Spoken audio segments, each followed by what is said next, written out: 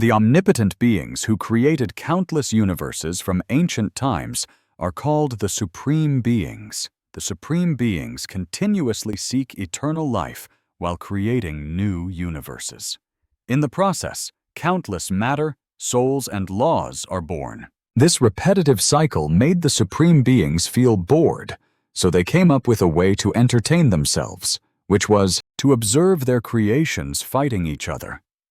Humans were just like pawns on a chessboard to the Supreme Beings. The destruction caused by their creations seemed interesting, meaning that countless creations would have to fight continuously, die, be reborn, and repeat the cycle to alleviate the boredom of the Supreme Beings. And then, something happened. However, an accident occurred when a Supreme Being was killed by one of its creations while observing an endless battle. The Supreme Beings from other dimensions gathered to observe the world that had lost its master after hearing the news. The death of their fellow being was caused by a creation they had made. However, the Supreme Beings ignored the matter, and they all shared the same thought.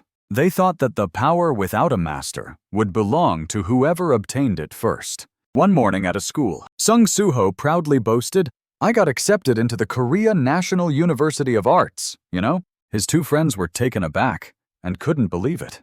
They found it hard to believe that he, who was considered a chicken by them, could get accepted into such a prestigious university. One of them was crying, while Soo-ho laughed loudly, saying, "Finally, I'm out of this hellhole." Suddenly, someone else walked in, changing the atmosphere. "Congratulations, Sung Soo-ho. I heard you got accepted into the Korea National University of Arts." It turned out to be Lee Un-chol. "I didn't know you were so talented. When did you become so good?" Kim Sung-chol said, seemingly familiar with the situation. "Yeah, it's me."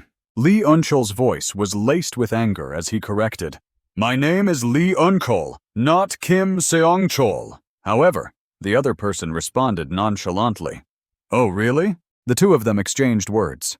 "Thanks to you, my plan to be the school's top dog was ruined. And thanks to you, I was able to graduate."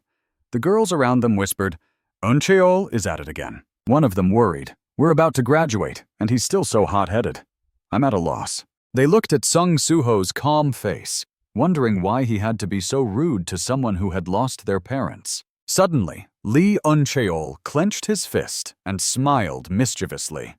"Soo-ho!" Before he could react, Soo-ho was hit with a knee strike. "Then," Un-cheol said nonchalantly, "why don't we get along before we graduate?" For some reason, Soo-ho's eyes widened in surprise. It turned out that the other person was still standing and getting back up.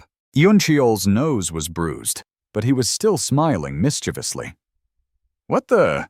He clenched his fist tightly, and it seemed like there was a surge of energy. Un-cheol sneered and said, "It doesn't hurt at all." He swung his fist, and Soo-ho dodged to the side in surprise. The cabinet became the victim, taking the full force of the punch. Soo-ho was frightened by Un-cheol's terrifying strength. The girls around them jumped up in shock. The cabinet had been destroyed by Lee Un-cheol. Dust and debris flew out from the large hole that had been created. Even Un-cheol himself was puzzled. Sung Soo-ho sat on the ground, looking stunned and bewildered, unable to understand what was happening. 2 years had passed since then. A young man stood there, lost in thought, as a gentle breeze blew by. It was Sung Soo-ho, now a second-year university student, walking down the street. Suddenly, he noticed something on the road. There was a small evacuation notice. "All classes in the main building. Please move to the annex building." "Please move," he said curiously, walking closer to the hunters who were currently raiding a dungeon. "Everyone, please stay back." A man in a black vest asked, "How long has it been since the hunters went in?" The guard replied, "About 8 hours, sir. Since this gate is only rank D, they should be out soon." Sung Soo-ho stood among the crowd, surrounded by noise. "It's dangerous, everyone. Please step back." He seemed to be overthinking, wondering what would happen if they couldn't complete the dungeon.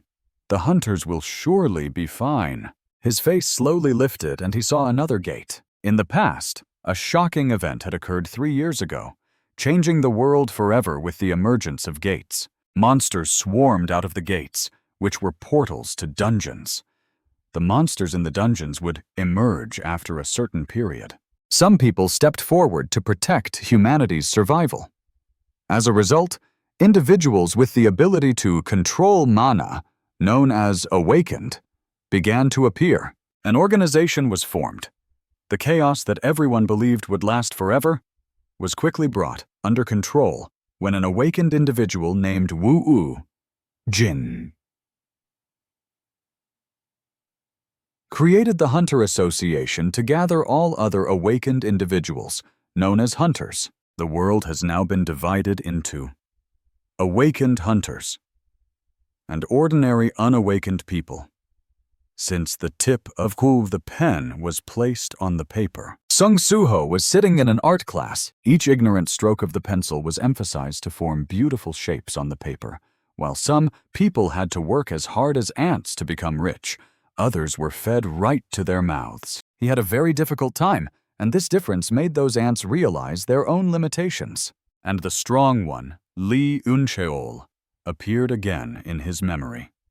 No matter how hard the unawakened tried, they couldn't bridge the gap between themselves and the awakened. His face was expressionless, his eyes lifeless. The world would end if hunters couldn't close the Otuaham. In other words, while the unawakened could live without the awakened couldn't live normally without them. He moved his pen quickly, and people were very grateful to the hunters. After all, weren't they the reason why the unawakened like himself could live peacefully? The pencil marks were evenly spaced, but a concern began to arise in his mind. Sung Suho seemed lost in thought. Was he getting used to having nothing? His life was dependent on others. He thought about the images behind the pencil marks. His parents were missing. He also remembered the precious time he spent with his friends, even the time when he thought he could do anything. After losing that feeling, a sense of helplessness gradually arose in his heart. The images were now just thick, dense pencil marks, and the back of a man appeared. His mother often said that the more he grew up, the more he resembled his father. So what would his father do to escape this feeling of helplessness? Suddenly, a voice called out, startling Suho. Suho. It was Lim Dogun. "You're focused today," he replied. "Yes, sir." He asked again, "How can you enjoy drawing like this?" Suho replied hesitantly, "I just draw what's on my mind, sir. I'm drawing ants." "They look creative," he said, hand on his hip. "Well, I think it's more accurate to call them ant people," Isa added. Suecho thought helplessly, "Why am I drawing this?" It was a monster with a black body, sharp claws, and a fierce appearance. At that moment in this dungeon, the guards were still on high alert. People cheered when they saw someone coming out. The hunters were coming out. They looked very calm and didn't seem to have any problems. They looked too relaxed. They must have succeeded. A guard approached them and congratulated them. "Well done, Hunter Kim Jong-soo," he replied. "The dungeon raid was successful. And there's something I need to report to the Hunter Association." His expression was serious. "We've encountered a new type of monster." According to his account, they were humanoid monsters with green flames coming from their eyes and mouth. They attacked with their claws, but their attacks didn't seem to have much impact. He forced a smile and said, "Since I'm still okay after being attacked, it shouldn't be a big deal." But someone interrupted. "There's still a new type of monster we've never encountered before. It's good that they're not dangerous." The other guy said, "In that case, Hunter Kim Jong-soo, please submit a simple report about what happened during the raid." On Kim Jong-soo's arm, there was a cut, and suddenly, green flames erupted from it, just like the monsters. He froze, his entire body stiffening. He dropped his weapon. He bowed his head, making the other guy puzzled. He called out, "Hunter Kim Jong-soo?" The other guy spoke again, but before he could finish, suddenly Kim Jong-soo opened his mouth, ready to bite the guy. Green flames appeared. In an instant, the guard was eaten, to the shock of everyone present. People witnessing the scene froze. A female hunter muttered, "The green flames are just like the monsters in the dungeon." Kim Jong-soo opened his mouth again, and the girl didn't react in time, meeting the same fate as the guard. People were now frightened and started running away. Some hunters with open wounds started to erupt with green flames. Scream of fear echoed everywhere. Sung Soo-ho, still in class, heard the desperate screams. People started to pay attention and went towards the window. What's going on? What's happening? But after witnessing the scene outside, they all grimaced. Down on the street, people were in chaos, clutching their heads in pain, and the green flames were still burning. Were they attacking each other? A guy trembled and said, "Their eyes are emitting a green light. They're monsters." A girl added, "Don't tell me it's a dungeon break." People started panicking. "What are we doing? Run! We can't wait for the hunters." The classroom became noisy. "Teacher Lim, you're an awakened. Do something, but he's only a rank E." Sung Soo-ho stared at something with wide eyes. It was a person infected with the green flames, walking on the rooftop. Suddenly he crouched down. Then he jumped down, ready to leap. Soo-ho realized and shouted, "Run!" But it was too late. He crashed into the window. Then he spat out a terrifying green flame. All the students were scared, their faces pale and bloodless. Sung Soo-ho ran as fast as he could.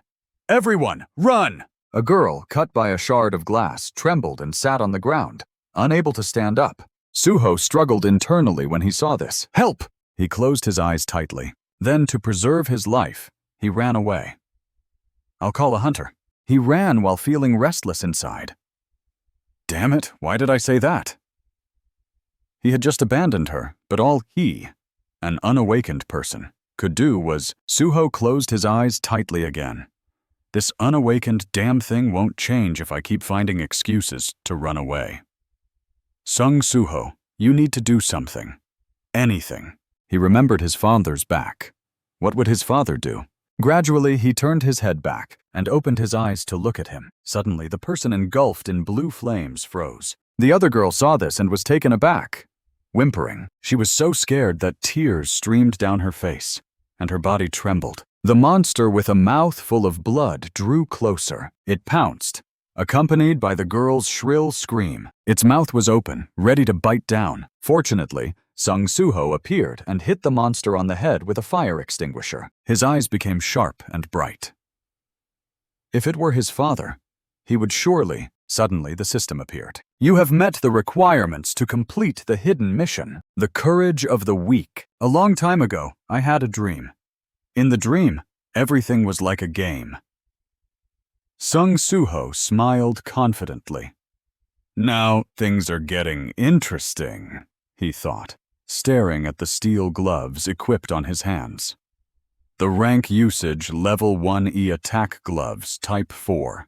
He charged into the monsters alone and easily defeated them. To defeat the increasingly stronger monsters on each floor, a group of snake-armored monsters appeared. They were as numerous as an army, with no end in sight. I leveled up and fought repeatedly. Sung Soo-ho charged forward without hesitation, easily defeating them and receiving a level-up notification from the system. His eyes gleamed with a cold light, the eyes of someone who had been through many battles. With a confident and passionate demeanor, he said, I don't need anything. Men should fight with their fists. As the monsters grew stronger, I also became stronger. The final bosses in the gates were similar to the ones he had fought. Everything relied on his fists, hard as steel. His eyes shone, and he gritted his teeth, never backing down. One punch pierced through their bodies.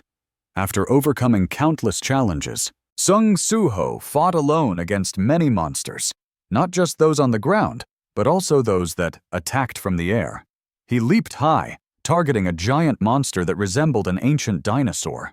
Without fear, he punched it, followed by a series of kicks. He ended the battle with a beautiful kick, defeating the monster completely. Finally, he reached the highest floor, where a fierce battle had taken place. Everything around him was almost leveled and shattered into pieces. The final boss I faced was incredibly strong. It had a humanoid form, its face hidden behind a hood, exuding an intimidating aura. It held a long sword, standing with a powerful posture. Although it was my enemy, I couldn't help but feel envious and even admire its strength. And somehow, the true identity of the final boss was revealed. It placed its hand on his head, gently stroking it. and asked in a gentle voice, "Was the game fun?" Sung Suho's mind was filled with question marks. Instinctively, he looked up at it. His face was still covered in blood, not knowing if it was his or the monster's. He showed a confused expression and asked back, "The game?" After seeing the boss's face clearly under the hood, Sung Suho exclaimed in shock, "Father!" "My father." The dream must have reflected his image from my memories. He remembered his father's strong and steady back. My father was a very strong and reliable person. How did he become so powerful? Returning to the present, a fire extinguisher appeared before him. He repeated his thoughts. "Father." And then, without hesitation, picked up the fire extinguisher. Sung Suho held the fire extinguisher and rushed towards the monster, thinking, if it were father in this unbelievable situation, he would... The ugly, ferocious face of the monster drew closer, its disgusting mouth open, ready to attack. The blue flames coming out of its mouth and eyes were somewhat terrifying. The fire extinguisher in Sung Suho's hand suddenly appeared in front of the monster. He used all his strength to swing it and hit the monster's face before it could react. The reddish-brown liquid from the monster's wound sprayed everywhere after Sung Suho's attack. His eyes were now filled with determination. He thought, father would do the same, right? In an instant, the monster was knocked back by Sung Suho's surprise attack. He looked at it, feeling a bit confused, thinking, what should I do now? I heard that an unawakened person's attack without mana wouldn't be effective against demonic beasts. I acted without much thought. Suddenly, as if noticing something unusual, his eyes widened in surprise. He saw the monster being knocked back, but not falling to the ground. Instead, it remained still, in a strange posture. His mind was filled with question marks. What's going on? He turned to look at the woman who had just been attacked by the monster. She was still in a state of panic, tears frozen in midair as if time had stopped. His heart was filled with confusion. He looked back at the monster in front of him. It remained still, showing no signs of movement. Sung Suho was shocked and wondered if time had stopped. Suddenly, a screen appeared in front of him, making him jump in surprise. The screen displayed 2 notification frames that kept updating. Notification. You have met conditions to complete the secret mission, Courage of the Weak. Notification. You now meet the requirements to become a player. Do you accept? Sung Suho was stunned as he read the notifications. This situation reminded him of when he fought the monsters in his dream. The notification frame had appeared then too, just like now. Level up notification. He was surprised and thought, can these things move too, just like in my dream? He thought about the dream where he had enough strength to fight the monsters. With that strength, he could completely defeat them. If he could fight in that dream, why not become a player in this critical situation? Sung Suho was silent, his head bowed. The darkness hid the expression on his face. As if he had made up his mind, he decisively chose to accept. A blinding light then enveloped the floor he was standing on. The system continued to display notifications. Notification. Congratulations, you have become a player. Notification. Mission reward. Secret mission. Courage of the Weak. Blessing of the Great Mage, Kandiru. The Great Mage Kandiru has given you a special spell. Blessing of the Great Mage Kandiru ensures you will always be healthy throughout your life. Notification. Mission reward. Permanent effect. Longevity. Cures all poison and status effects. And sleep will enhance regeneration. Notification. This system will help players develop.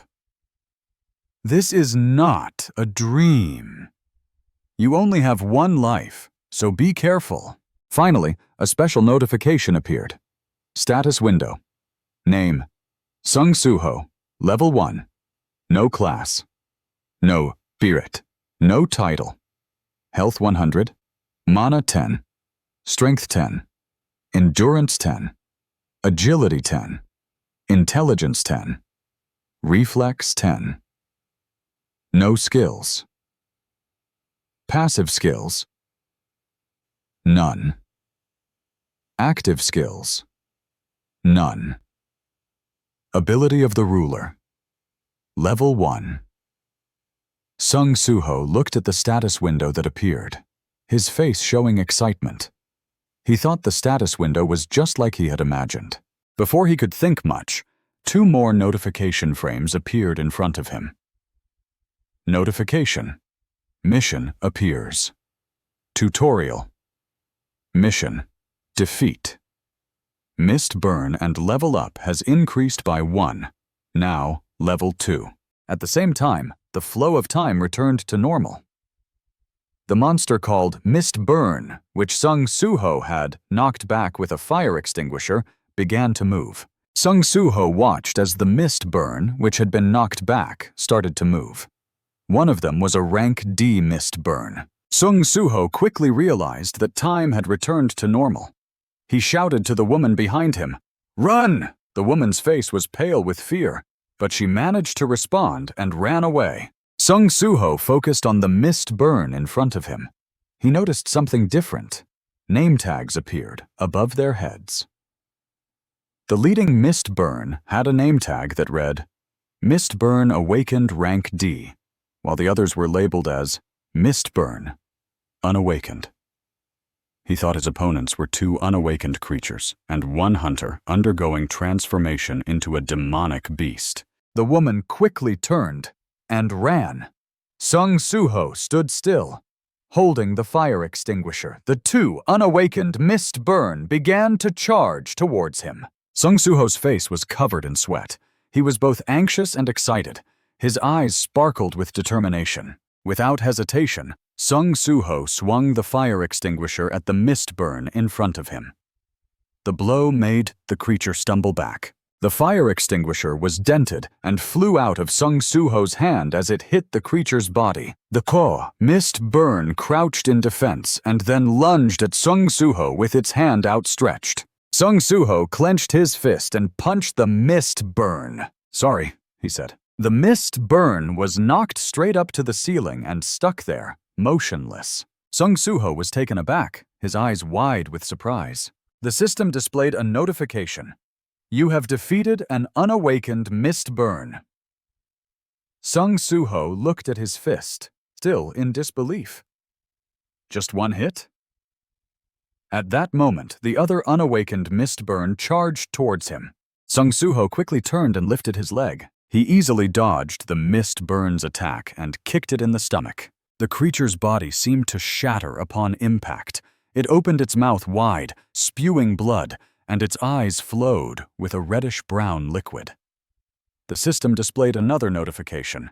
You have defeated an unawakened Mist Burn. Following that, a series of notifications appeared, notifying of level ups, completion of tutorial missions, and mission objectives, including defeating Mist Burn and leveling up twice. Sung Soo-ho turned around. There was still an awakened Mist Burn behind him. The system continued to display 2 notification frames. You have received a mission completion reward, and check your reward. Below were 2 selection boxes. Accept or decline. Sung Soo-ho didn't make an immediate decision. He was slightly distracted, thinking that he was now, definitely. Sung Soo-ho charged forward without hesitation to attack the awakened Mist Burn rank before him. The sound of their collision echoed, and he thought to himself that he had truly awakened. Sung Soo-ho's fist deformed the face of the awakened Mist Burn. Blood spurted from its mouth, but it wasn't immediately defeated. Sung Soo-ho was surprised. How could it withstand that blow? Before he could think further, the Mist Burn in front of him swung its hand to counterattack. Sung Soo-ho dodged by, leaning his body. The awakened rank D Mist Burn didn't give him a chance to catch his breath, swiping its hand in a claw-like motion right in front of his chest. Hot blood gushed out from the wound. He endured the pain, gritting his teeth and groaning, then struggled to lean back and avoid the attack. Sung Soo-ho stamped his foot hard on the ground, generating force. The floor beneath him cracked. He used the force to push himself backward, maintaining a distance from the mist burn in front of him. Sung Soo-ho lowered his head to look at the claw mark on his chest. His clothes were soaked with blood. He was shocked and disheartened. Sweat dripped onto the ground. Damn it, if it had clawed me, I would have turned into a demonic beast, he thought. However, a miracle happened immediately after. The system displayed 2 consecutive notification frames. Detected harmful effects in your soul. The notification stated that the longevity field effect had dispelled the negative status effect. Simultaneously, the wound on Sung Soo-ho's body glowed with a faint light and gradually healed at a visible speed. Sung Soo-ho's eyes widened in shock. He stood still, unable to believe his eyes. He recalled the longevity field effect he had seen in his status window earlier. Before he could think further, the mist burn pounced at him. It grabbed Sung Soo-ho like a beast and pinned him to the ground. Its attack was so strong that the ground beneath him cracked and shattered. Sung Soo-ho used both hands to barely withstand the mist burn's attack. He was sweating profusely, struggling. He thought to himself, if I'm weaker than a rank D person who has become a demonic beast, that means I'm rank E. I've just become an awakened person, and I'm already worried about my rank? In the heat of the moment, the mist burn pinning Sung Soo-ho down opened its mouth wide, revealing saliva-filled jaws that looked disgusting, preparing to bite him. Sung Soo-ho gritted his teeth, resisting with all his might, thinking, there must be something. Sung Soo-ho remembered something. His eyes lit up. He chose to accept the reward. Immediately after, a notification frame appeared. Mission reward.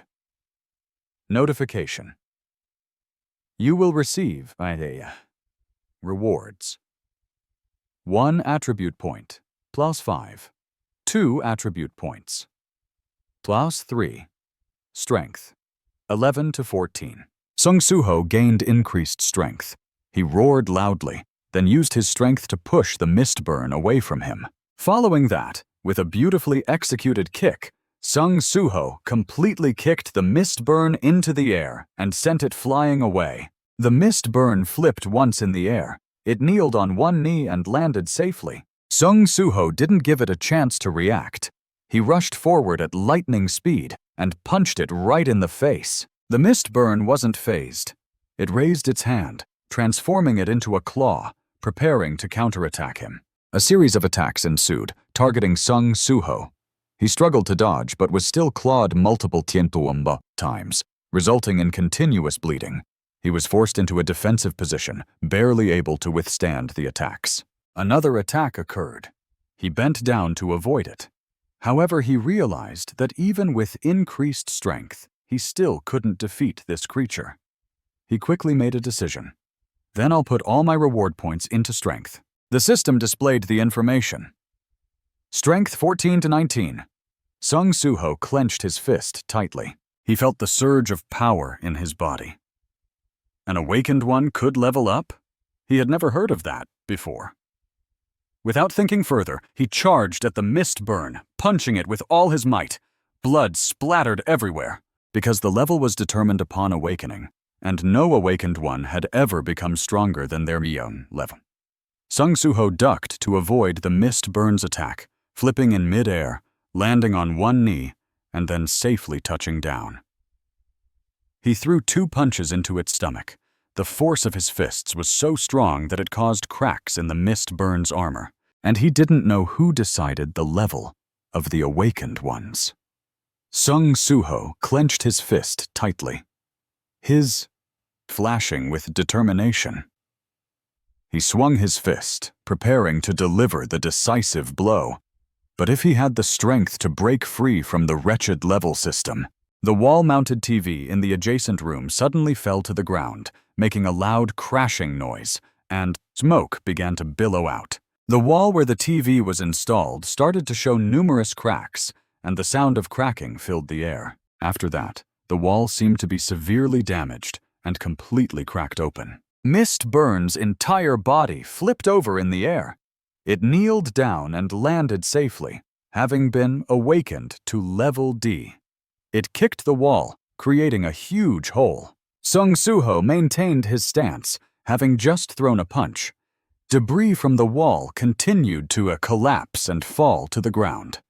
His face was shrouded in darkness, but at this moment his eyes shone particularly bright. Sung Soo-ho stepped over the rubble and launched another punch directly at Mist Burn's face. Mist Burn was awakened. The level D Mist Burn was punched by him, flying through the broken wall along with the TV and debris, and crashed to the back. Sung Soo-ho clenched his fist, still stained with blood that could be either Mist Burn's or his own. He stood still, exhausted and panting. Mist Burn was completely defeated, lying motionless on the ground. Its armor was nearly shattered, and a status update appeared, notifying that Mist Burn had been defeated. Notifications of level-ups followed. Sung Soo-ho, almost exhausted, leaned on his knees and sat down on the floor. He couldn't quite believe it and muttered to himself, "I won." Sung Soo-ho looked at his hand, still covered in blood. He panted heavily, and sweat dripped down his face. Sung Soo-ho clenched his fist tightly, feeling joyful and hopeful. "So, I'm an awakened one too." Just then, Sung Soo-ho heard someone nearby shouting. He was startled and froze. Just then, Sung Soo-ho heard someone nearby shouting. He was startled and froze. Immediately after, he became somewhat excited and turned around, thinking, "I can do it. Now that I've awakened, I can save those people and resolve this crisis." Thinking this, he immediately stood up and stomped on the ground to gain momentum. Next, without hesitation, he charged towards the Mist Burn in front of him. A loud explosion occurred, and debris flew everywhere. He easily knocked down 2 Mist Burns, sending them flying in opposite directions. Sung Soo-ho leaned against the windowsill, looking down and thinking that the current situation outside was terrible. Suddenly he was startled, his eyes widening, and sweat dripping down his cheeks. Sung Soo-ho was taken aback. Before him stood a Mist Burn, holding a sword in both hands and jumping towards him to attack. Its body was robust and looked extremely powerful. Above its head appeared the name Mist Burn Awakened, Level C. It swung the large sword behind its back, preparing to strike down.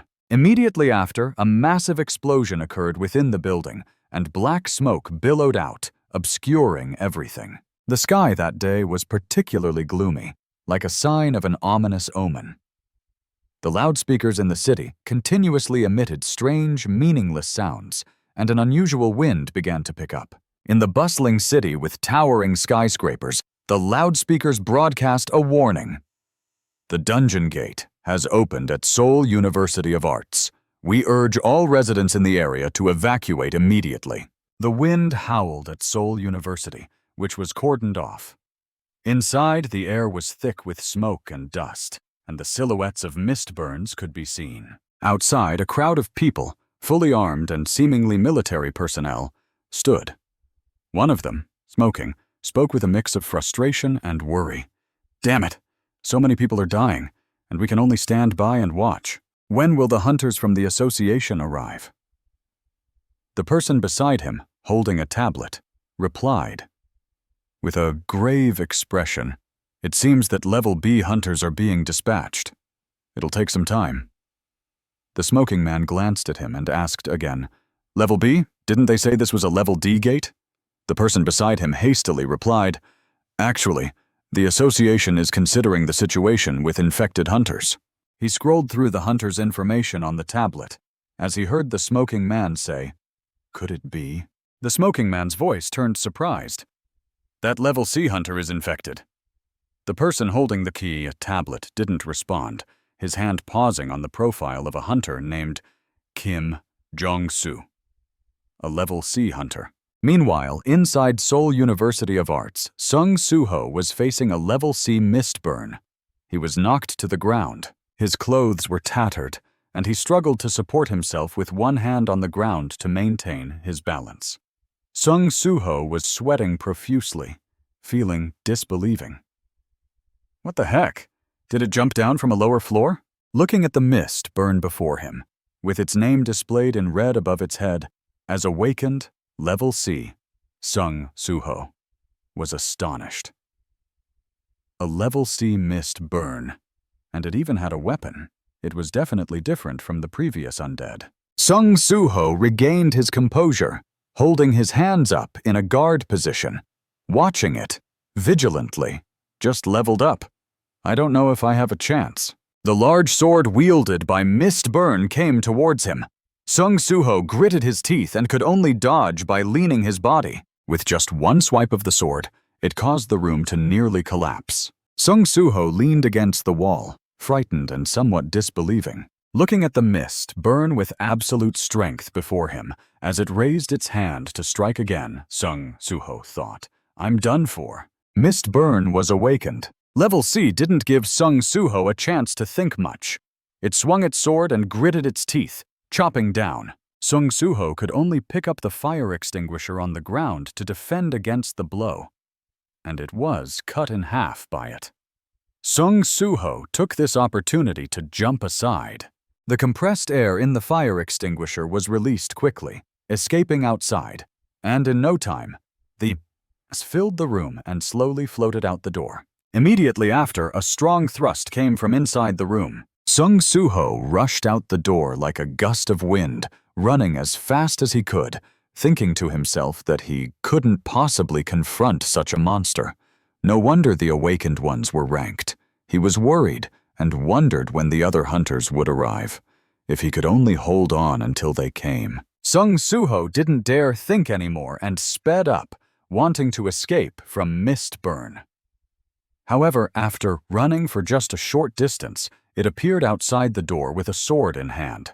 Its eyes blazed with green flames, and its mouth breathed out flames, looking terrifying. Suddenly, it didn't chase after Sung Suho, but turned its head in a different direction. Sung Suho saw that it wasn't making any moves towards him, so he paused, feeling a bit surprised, and wondered why. At this moment, the now-awakened Rank C Mist Burn was looking up towards the rooftop where the three girls were standing. The three girls on the rooftop were frightened and trembling. One of them tried to comfort the others, telling them to wait for the hunters to arrive. Another girl clutched the hand of the remaining one, asking if the hunters were about to come. The last girl looked down to the second floor, her eyes wide with horror, as if she had seen something terrifying. The awakened Rank C Mist Burn, holding a sword, jumped from the window of the lower floor up to the rooftop and swung its sword, aiming straight for the three girls. The loud noise from that direction caught Sung Suho's attention, and he couldn't believe his eyes. The awakened Rank C Mist Burn was now standing on the rooftop, which was partially destroyed. The sound of the wind whistling through was somewhat melancholic. Sung Suho was so angry that he gritted his teeth, looking at it with a vengeful gaze. Sung Suho cursed under his breath and didn't hesitate to jump after it onto the rooftop. He had no time to wait for the hunters anymore. Sung Suho, filled with rage, kicked it right on the head. The surrounding dust hadn't settled yet. Although he knew he wasn't a match for it, he had made up his mind to stop it. He used all his strength and the power born from his anger to kick, but it didn't even scratch Mist Burn. It turned around and swung its sword at Sung Suho. He quickly jumped up and retreated backward to avoid the attack. Seeing the ground crack into pieces under his feet due to its slash, his expression turned grave. Just one hit would be fatal. He caught sight of a girl's corpse sinking in a pool of blood beside him. Filled with anger and determination, he clenched his fists and resolutely faced Mist Burn as it charged towards him. He couldn't let it escape. Countless punches were thrown by Sung Suho, directly hitting Mist Burn's body. Mist Burn wasn't afraid at all. It continuously swung its sword to attack Sung Suho. Sung Suho could only dodge by leaning his body. He clenched his fists, his eyes shining bright. Immediately after, another punch was thrown. His anger gave him extra strength, and he alternated hands, punching it.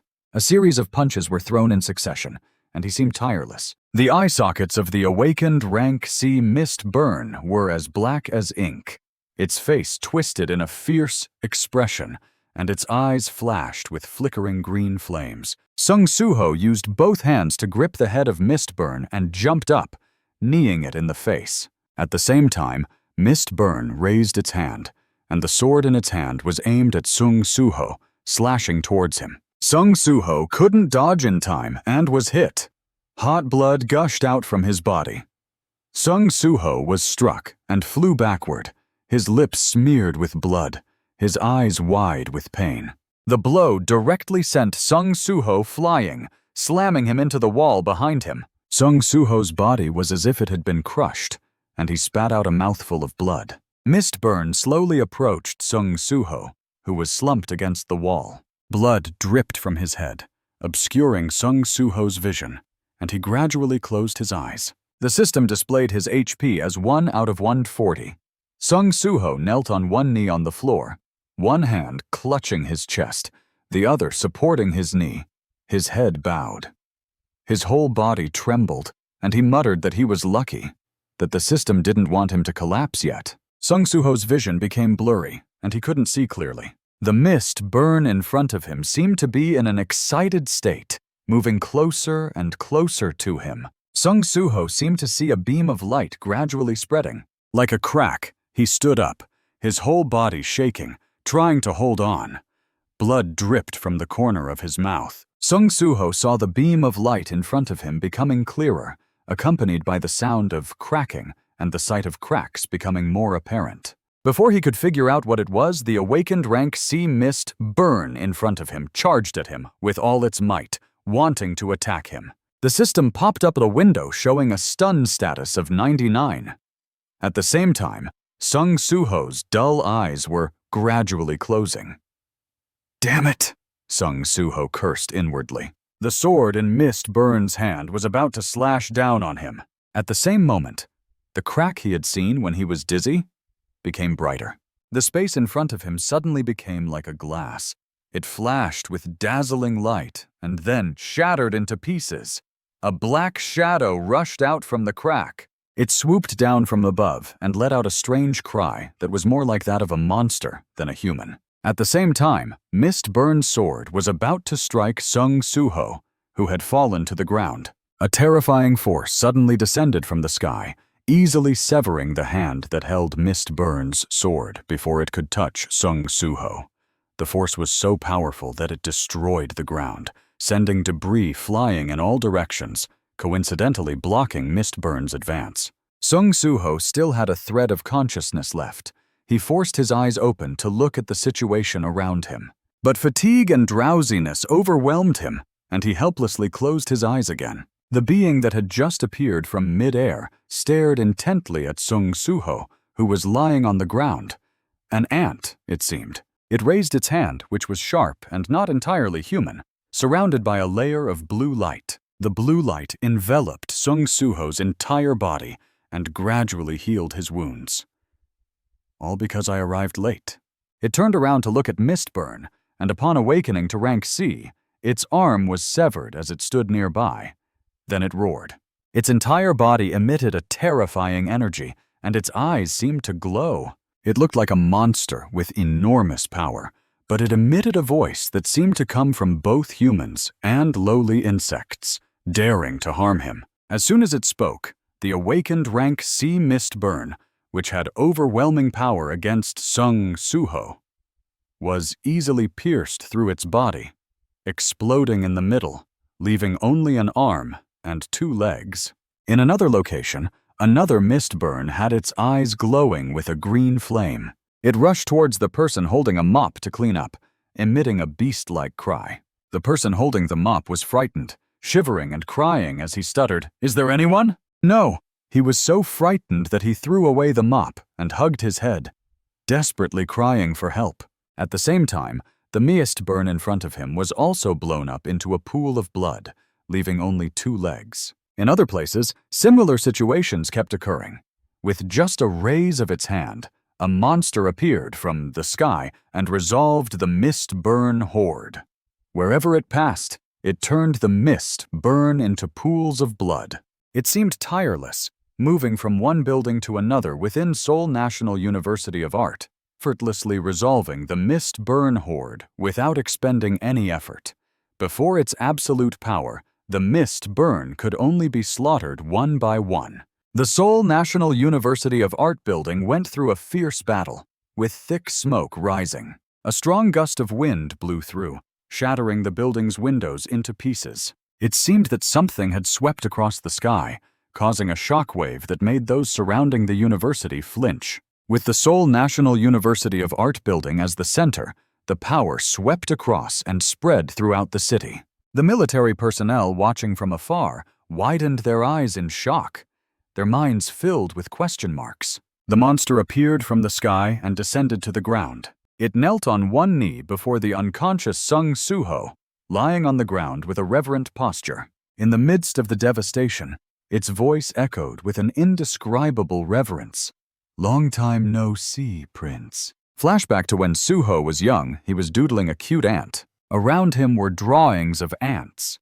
Strangely, all the drawings he made were of ants standing like humans. As he was drawing enthusiastically, Soo-ho suddenly stopped and focused his gaze on something. His eyes widened, and his face lit up with excitement as he saw an ant standing like a human. The ant approached him, picked up the drawing Soo-ho was making, and said, "Peru, young monarch, is this me that you're drawing?" The ant was so moved that tears streamed down its face. "This Peru is being bullied." Soo-ho gradually regained consciousness in the hospital. The memory just now was probably a dream. He opened his eyes, confused and unaware of his surroundings. As he woke up with a dazed expression, the two doctors examining him recalled the dream he just had, and Soo-ho seemed to vaguely remember something about ants. In the hospital, Soo-ho's uncle anxiously called him. "Soo-ho, what's going on out there? Are you okay?" Soo-ho sat tiredly on the bed, continuing to listen to his uncle's ramblings. "The world is too chaotic now. Your uncle will arrange for you to have a bodyguard who's awakened." Hearing this, Soo-ho hurriedly replied, "I'm fine, uncle." Soo-ho opened his eyes. 2 days had passed since then. The news kept reporting on the chaotic battle at Korea University of Art, related to the issues there, causing a nationwide sensation. First was the appearance of the flame demon due to the discovery that Mist Burn, a real monster, could infect even hunters, turning them into similar creatures. Second, despite the incident occurring within the city, the slow reaction of the Hunters Association was undeniable. Finally, when the hunters arrived, they found a vast number of bodies lying in front of them, and the mystery of what had destroyed the ants within the university still remained unsolved. A young man being interviewed kept pointing at the people who had turned into monsters. They suddenly exploded in front of me. Soo-ho sat in the hospital, watching the news report on TV. He recalled the memory from just before. His face suddenly lit up with joy. It wasn't a dream that he had awakened, and it was to a much stronger level. Soo-ho's status window appeared. Name: Soo-ho. Level: 5. Class: Tireless. Title: None. HP 142, MP 4, Strength 22, Health 14, Agility 14, Intelligence 14, Perception 4, Available points, none. As if remembering something, Soo-ho's face tensed up. Wait, didn't I get slashed by an awakened rank Seat Mist Burn? How am I still alive? Suddenly a voice echoed. That's because I, Peru, eliminated that trash for you, my lord. Soo-ho heard the voice, bewildered, unsure where it came from. And then a shadow in the shape of an ant appeared on the hospital floor. The shadow gradually turned into a glowing mist in the shape of an ant. And it had been a long time since it last saw young monarch. The ant saw Soo-ho and was moved to tears, crying continuously. Soo-ho heard the ant speaking in his mind and felt a sudden emptiness. The ant continued. "Young monarch, when did you grow up to be like this?" I couldn't control my overwhelming emotions just now. Like scattered fragments, Soo-ho's memories gradually returned. He knew this ant. When he was a child, the ant was one of the dark entities that stayed with him. Why had he forgotten about it until now? Peru was indignant. I, Peru, crossed through space to meet young monarch. Soo-ho looked at Peru once, thinking to himself, why did I live with these dark creatures when I was young? I really have too many questions about it. Looking at the ant before him, Suho questioned, "First of all, in my memory, I didn't think you'd be this small. You're an ant, right?" Peru explained, "This is the consequence of consuming too much magical energy when crossing through space. I'm usually much larger and more terrifying than this." The system window said, "You are an individual of a certain rank." So Peru proudly introduced himself. "Peru, rank 1. It was a joke. Peru was actually a martial rank, so that stupid system." Suho sat up and stepped down from the bed. "Yes, Suho," he said cheerfully. "After all, I was able to recover thanks to you, wasn't I? My name is Peru, and I'm actually a therapist." "My goal in coming here was to release the seal on you," Peru said. "But I didn't expect you to exceed my expectations."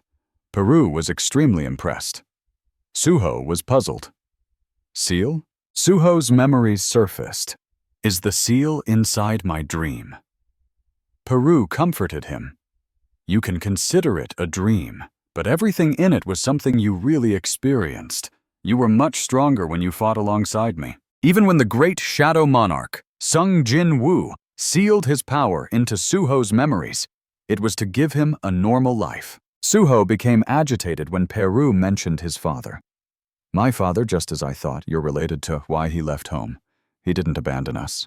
He's in the outer world." Suho was skeptical. "What do you mean by outer world? Explain it simply." In the room, black ants gathered and assembled. The great shadow monarch, Sung Jin Woo, was in a place called the outer world, fighting against those who were trying to invade this world. The black ants revealed to Suho the image of the outer world. The figure of his father appeared. "Is my father protecting the world?" A black hand seemed to manipulate everything. That was Itarim, the gods of the outer world. The chaotic monsters were tearing each other apart. Itarim was sending their emissaries to invade their world. Before coming here to meet young monarch, Peru had also torn apart numerous enemies. The truth was that the portals and monsters appearing on Earth were a result of this war. Suho couldn't say anything, just sighing. Suho asked Peru, "Was my mother with him?" "No, she disappeared on the same day as your father. So I thought they were together." Suddenly, the black ant became faint and cried out, "Kit X!" Heian's incarnation had disappeared. Itarim's emissaries on Earth had concocted a sinister plot. "Was it those damn Itarim?" Suho was sorrowful, lowering his head. "So that's why my parents couldn't return." The black ant curiously asked, "Does young monarch want to see them again?" Suho trembled, clenching his fists. "Of course, I've been alone for so many years." "Then there's a way." Suho's heart was racing as he heard that there was a way. The black ant continued, "The Lord cannot return to Earth when the war is escalating like now, but if young monarch becomes stronger, you can search for and rescue Lady Heian on your own." The black ant looked at Suho with a determined gaze. "Let's level up." A mission report appeared. The mission information board appeared, detailing the mission. Shadow's trial. You are the son of the great shadow monarch, but now your innate power is sealed. To regain that immense power, you must prove yourself. Enter the shadow dungeon and prove your worth. A strange key appeared in Suho's hand. The item was a shadow dungeon key of unknown rarity. Its immense function was to open the door to the shadow dungeon, and it could be used in Sung Suho's shadow. "Insert the key into your shadow." Suho hesitated, then slowly inserted the key into his own shadow. The key was inserted straight into the shadow. As the key was inserted into the shadow, it was surrounded by black energy. The key was completely inserted into Suho's shadow, and then enormous black energy enveloped the two. The door to the shadow dungeon was opened. The black ant urged Suho, "Come on, young monarch, go in and reclaim the power that belongs to you." Suho looked coldly at the door before him, still unable to believe it. Suho unbuttoned his shirt. The outer world, the war of the gods, or the shadow monarch? It all seemed too absurd. Suho stepped forward towards the door of the shadow dungeon with determination. In Suho's memories, he recalled his friends. If he could meet them again. By becoming stronger, Suho's eyes shone with determination. He would level up no matter what. The black ant beside him looked at Suho with admiring eyes. My monarch. Somewhere, Someone ordered Peru to return to Earth and unseal Suho's seal. Peru knelt down reverently. As you wish. The seal of the young monarch, the mysterious man replied, that if he responded to Etarim's invasion, it might spread to Earth. The mysterious man continued to speak. Return the memories and sealed power of Suho and let it protect the Earth by itself.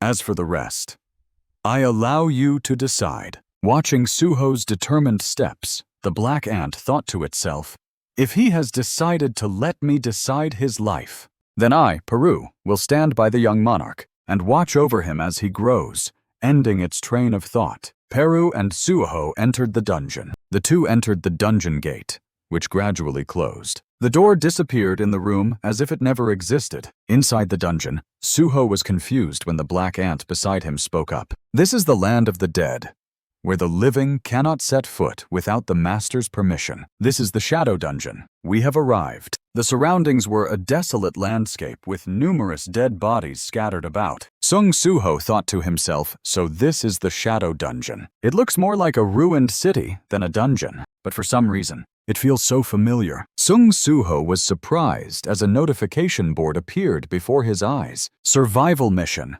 The inhabitants of this shadow dungeon will never accept a weak master.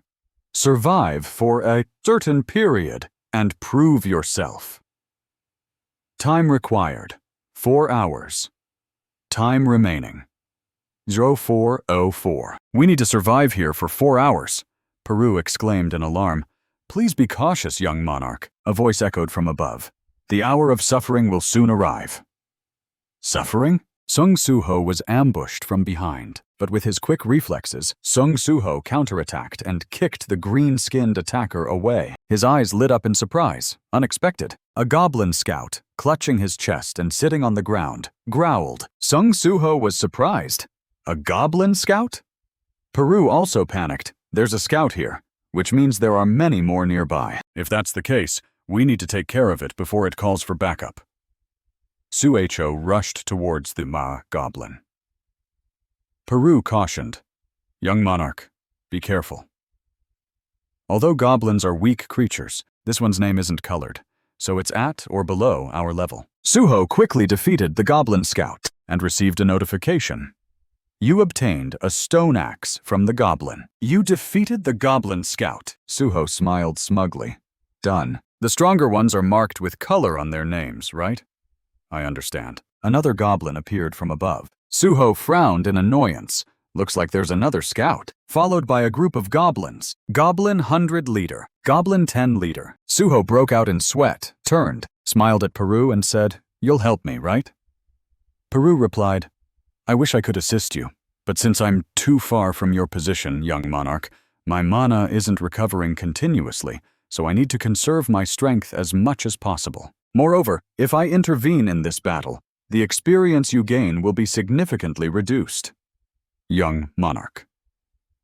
So you're saying you won't be much help?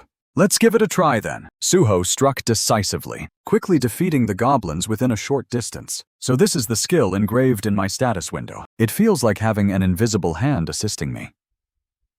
The Ruler's Hand, Level 1, an active skill that doesn't require mana, allowing physical interaction without touching. Suho caught an arrow with his bare hand. And there are archers too? Take this. Suho used his power to create a bow and arrow and shot back at the goblin archer, instantly defeating it. Peru thought to himself, the adaptation skill is truly remarkable. The young monarch's youth was like the birth of a legendary hero, as from the very beginning, he was able to use the ruler's inherited hand at his disposal according to his will. However, that power was meant for destruction, so it was just a shackle in this peaceful world. But now, when the monsters of Etarium are about to invade Earth, the young monarch's power has begun to shine in this world. A level-up notification appeared.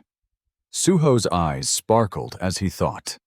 It seems the limit of the ruler's hand is around 10 kilos. At that moment, Suho was stabbed from behind by a goblin. He turned around in pain and punched it hard in the face. Peru exclaimed in alarm, Young monarch! From a distance, A goblin approached. Goblin 100 liter. HP pound 190. Suho pulled out the dagger stuck in his body and thought, that really hurts. But Suho became more aggressive, defeating each goblin. I feel more energized than when I was helpless. Suho fought with renewed energy. HP 1890. HP 84, HP 100, HP 5390, followed by a series of notifications. Level up notifications appeared after defeating the goblins completely. Suho was exhausted and sat on a cart. Notification: time remaining 0 hours 0 minutes.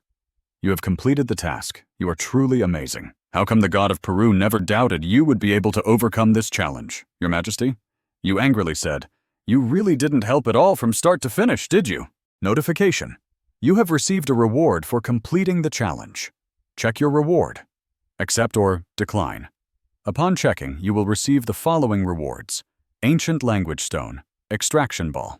If we use this, can we learn the Extraction Ball skill? Peru joyfully said, Your Majesty is learning the Extraction Ball skill. Now that I think about it, I also received a skill called Endurance during the battle. It seems that I received additional skills beyond those obtained upon awakening and leveling up. Endurance Level 1, a passive skill that doesn't require mana. You possess remarkable endurance, increasing your physical defense by 20%. Sung Suho said as he moved, compared to when I wasn't awakened, it feels like I've become a cheat character. The wounds also healed upon leveling up. This leveling mechanism is based on the system used by the monarch in the past. It's a support system designed to ensure safety during development, Your Majesty. To summarize, I thought I was someone who wasn't awakened, but I was actually born with the strongest Shadow Monarch's power, or something like that. He helplessly said, Anyway, I accept the reward. Ancient Language Stone, Extraction Ball. You can absorb skills by breaking ancient language stones. You have learned the Extraction Ball skill, a skill that allows you to extract. Shadow energy doesn't require mana. It extracts mana from the bodies of the deceased and turns them into shadow warriors. The failure rate of extraction increases in proportion to the subject's stats and time of death. Number of extractions available: 0.3. We can create shadow warriors, right? This skill can turn corpses into warriors like me. Extraction Ball is truly the essence of the power that created the current Shadow Monarch, Lord Sung Jin Woo. It's like a form of necromancy, right? But if we want to command our soldiers, we need to hunt them first. So doesn't that mean we can only control those weaker than us? I heard that summoning-type skills aren't very popular among hunters. Extraction Ball can be used on this subject. Extraction Ball. Please set a command for the Extraction Ball skill.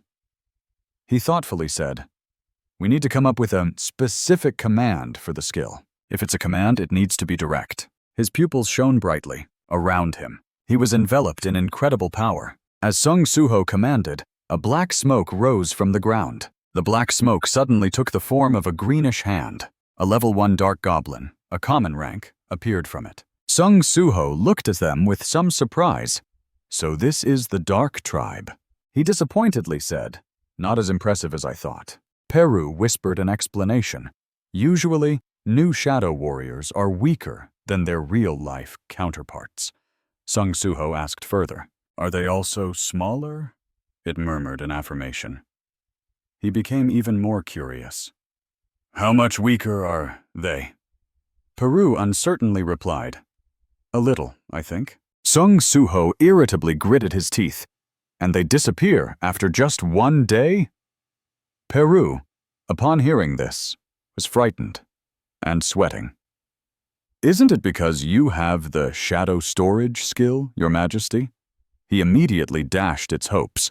No. Peru dejectedly said, I think it's because of the intelligence stat and the level influence of the shadow energy. It sighed dejectedly. But it's still a very good skill. Really, it's amazing.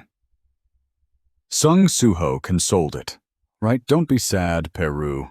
Suddenly, his stomach growled violently. He rubbed his belly and complained, Now that I think about it, I haven't eaten anything for 2 days. Sung Suho asked Peru, How do we get out of here? Peru quickly responded, Your Majesty can leave at any time using the Shadow Dungeon key. He thought for a moment and decided, then let's go find some food first. It agreed immediately. Yeah, the system's notification board appeared. Do you want to exit the Shadow Dungeon? A little later, Sung Suho had satisfied his hunger, rubbing his cheek in satisfaction. He continuously scooped food into his mouth, savoring it and remarking, I didn't expect hospital food to be this delicious. Peru, lurking beside him, clenched its fists and said, Your Majesty, from now on, I will explain what you need to do. You have a total of 3 tasks. It began to list them. First, protect the Earth from external monsters. Sung Suho, upon hearing this, asked, So I should go to the dungeons and hunt monsters, right? Yes, Peru didn't deny it. When you hunt monsters, you will level up, and the stronger you become, the safer the Earth will be, just like your father did. It continued to inform him, the second task is to find your mother by any means necessary. Sung Suho asked, Is there a way to find my mother? Peru suggested, When you hunt external monsters, you will find clues, right? He sighed. So I still have to enter the dungeon. Suddenly, Peru's voice became serious. And the third task, this one is very important. This task is very important, it said, holding its cheeks and tearing up. It's to restore my strength. I can't believe I'm only at the individual level. I want to show you my true power, Your Majesty. Sung Suho was somewhat intrigued and wondered how he could restore Peru's strength. Peru replied that he could absorb magical elixirs and knowledge from targets by drinking them. This was an ineffective method that existed before he became a dark warrior, but he had no other choice because he couldn't absorb strength from you. It concluded that, in general, he just needed to consume a little magic. He bit the spoon, revealing a fact. This also meant they had to enter the dungeon. After finishing the meal, Sung Suho neatly arranged the bowls and chopsticks back onto the tray. He stood up and told Peru to prepare to leave. It suddenly reminded him that they needed a hunter's license to enter the dungeon. First, they had to go to the Hunter Association for a magic evaluation. Upon hearing this, Sung Suho's face turned gloomy as he thought about the magic evaluation. He was already an awakened person who had leveled up. As the sun set outside, casting a twilight glow over the bustling city, his mind was preoccupied with a few questions. He wondered what level he would achieve, and what if he reached level S. After the evaluation, the staff at the Hunter Association handed him a report and informed him that his level was 46. Sung Suho couldn't help but feel disappointed upon hearing the result. He was a level E awakened person. Outside, on the streets, people were bustling about. He put his hands in his pockets and walked out of the association alone. But Peru poked his head out to comfort him.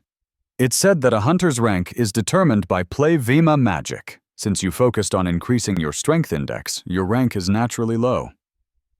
Sung Suho stopped him, feeling disheartened. You don't need to comfort me. It just makes me feel worse. A feeling of anxiety and self-doubt kept rising, making him extremely uncomfortable. He had lost his dark power, and now his hunter rank was low. Could a level E hunter like him really protect the Earth? Peru offered some advice, saying that he could level up. Sung Suho looked at his rough palms and said dejectedly, I've heard that conquest teams rarely hire level E and F hunters. If this continues, just entering the dungeon will be difficult. Suddenly he shouted, as if he had thought of something. Sung Suho's exclamation startled Peru, who was confused. There might still be a way. According to what he knew, in dungeon conquests, the division of labor was very strict. The assault team would conquer the dungeon. The transport team would follow and collect the minerals. The extraction team would extract resources from the dungeon. Except for the assault team, the transport and extraction teams could accept lower-ranked hunters. In other words, even a level E hunter like him could enter the dungeon. Thinking this, Sung Suho immediately decided to join an extraction team. After a tiring session of work, he raised his hand, gently wiped off the sweat, and let out a long breath. Then Sung Suho turned to the person beside him and said, Thank you for introducing me here. I just awakened, and you're the only person I know." He spoke softly to Lim Dogan. Lim Dogan was a professor at the Korea University of Arts, majoring in awakened studies, with a rank of E. Sung Soo-ho turned back to continue working and added, "Luckily, I know a senior awakener. Thanks to him, I can work here." Suddenly, Lim Dogan called out to Soo-ho, who turned around curiously and replied, "Yes?" Lim Dogan bowed seriously at a 90-degree angle and apologized to Sung Soo-ho. "I'm sorry about what happened at the university." Lim Dogan mustered up the courage to confess, "I was the only awakener there, but I was scared and ran away." He recalled that moment when the monster appeared, and many people urged him to do something. "You're an awakener. Do something." But Lim Dogan just waved his hand and refused. "I'm just a level E, so..." And then he ran away in fear. Now, Lim Dogan was still bowing to Sung Soo-ho, apologizing for not being able to do anything. Sung Soo-ho was taken aback and tried to reassure him. He continued to comfort Lim Dogan, saying that as level E hunters, they should run away immediately when they see monsters. "I'm just following the guidelines," he said. Lim Dogan asked in surprise, "You're a level E?" Sung Soo-ho replied calmly, "Yes, my mana level is 46, which is still quite low for a level E." Lim Dogan couldn't believe what he was hearing. "Your mana level is lower than mine?" Lim Dogan recalled the previous chaos and couldn't understand. He thought he had seen Sung Soo-ho fighting monsters on the rooftop while fleeing. Lim Dogan looked at Sung Soo-ho, who was focused on extracting resources, and wondered if he had misjudged the situation. He adjusted his glasses and sighed. "A level E awakener who can fight monsters and survive is truly amazing." Just then, Peru flew out and added, "Yes, young monarch is extraordinary." Lim Dogan was startled and turned to look at Peru. He shouted and fell to the ground, "Monster!" Sung Soo-ho scolded Peru. "Why did you suddenly come out?" Peru explained briefly.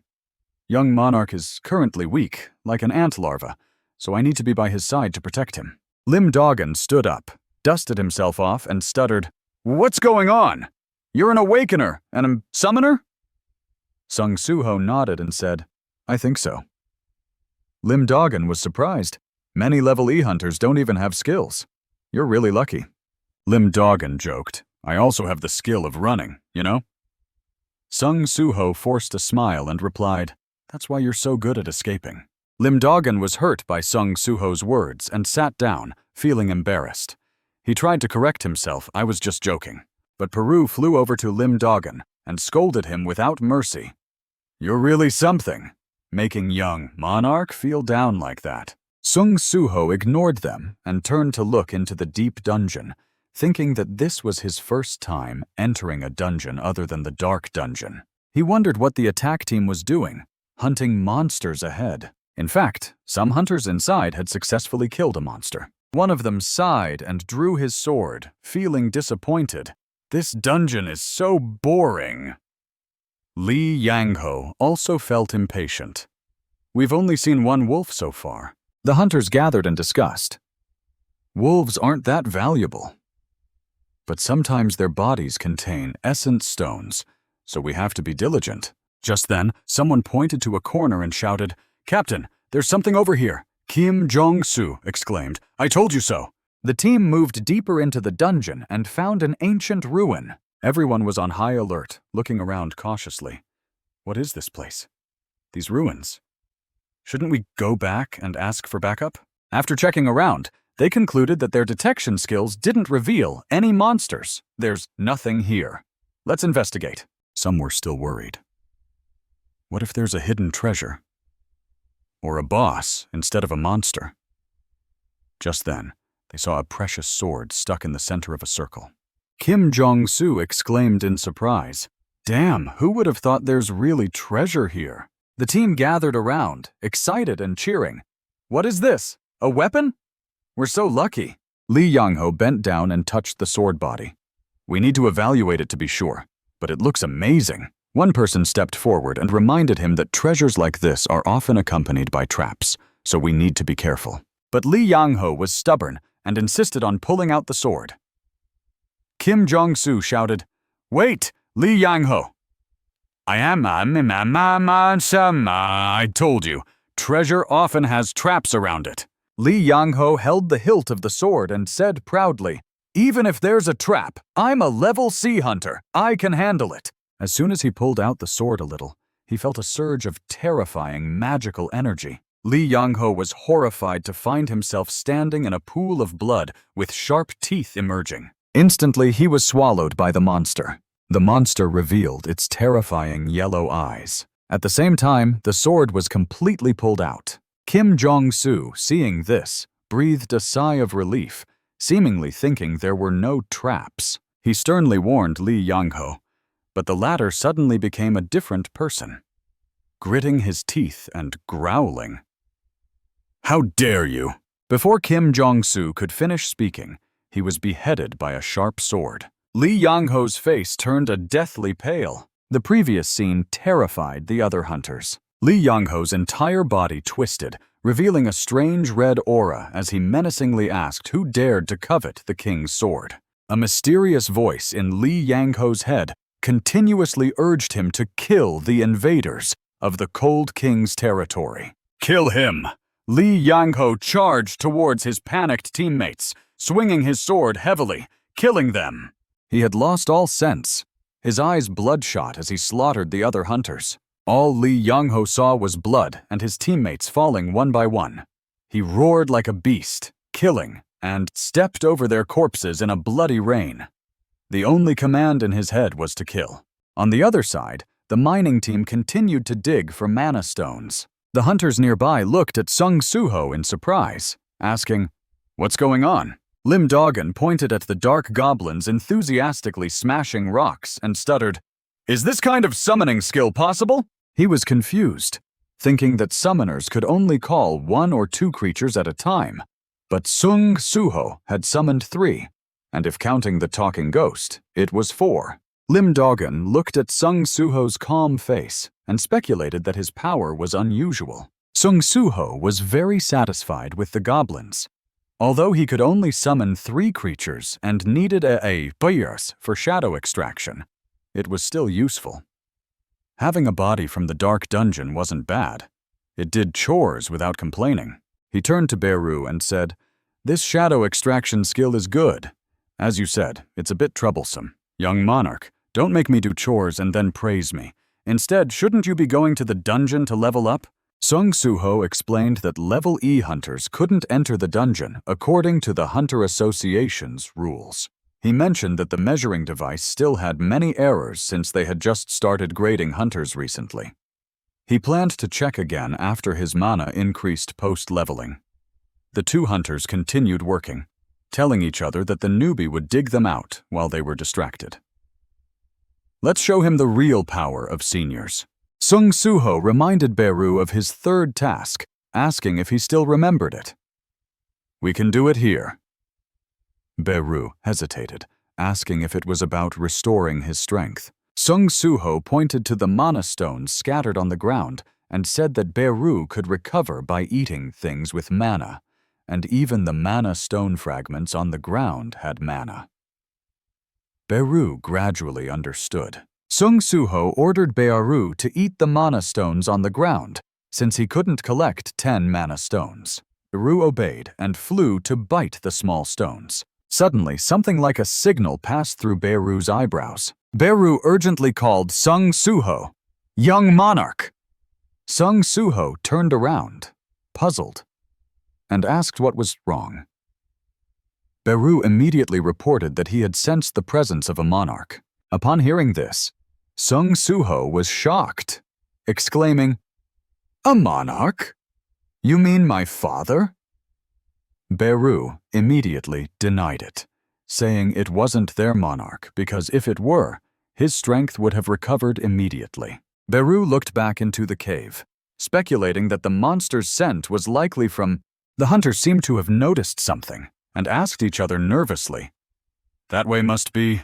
They looked into the endless blackness where the attack team had gone. Suddenly, 3 pairs of terrifying, glowing red eyes appeared. The hunters took a step back in fear as they saw the monster clearly. They were now face to face with 3 ferocious wolves, ready to attack. One hunter quickly reacted, shouting, "Why are these monsters here? Everyone, run!"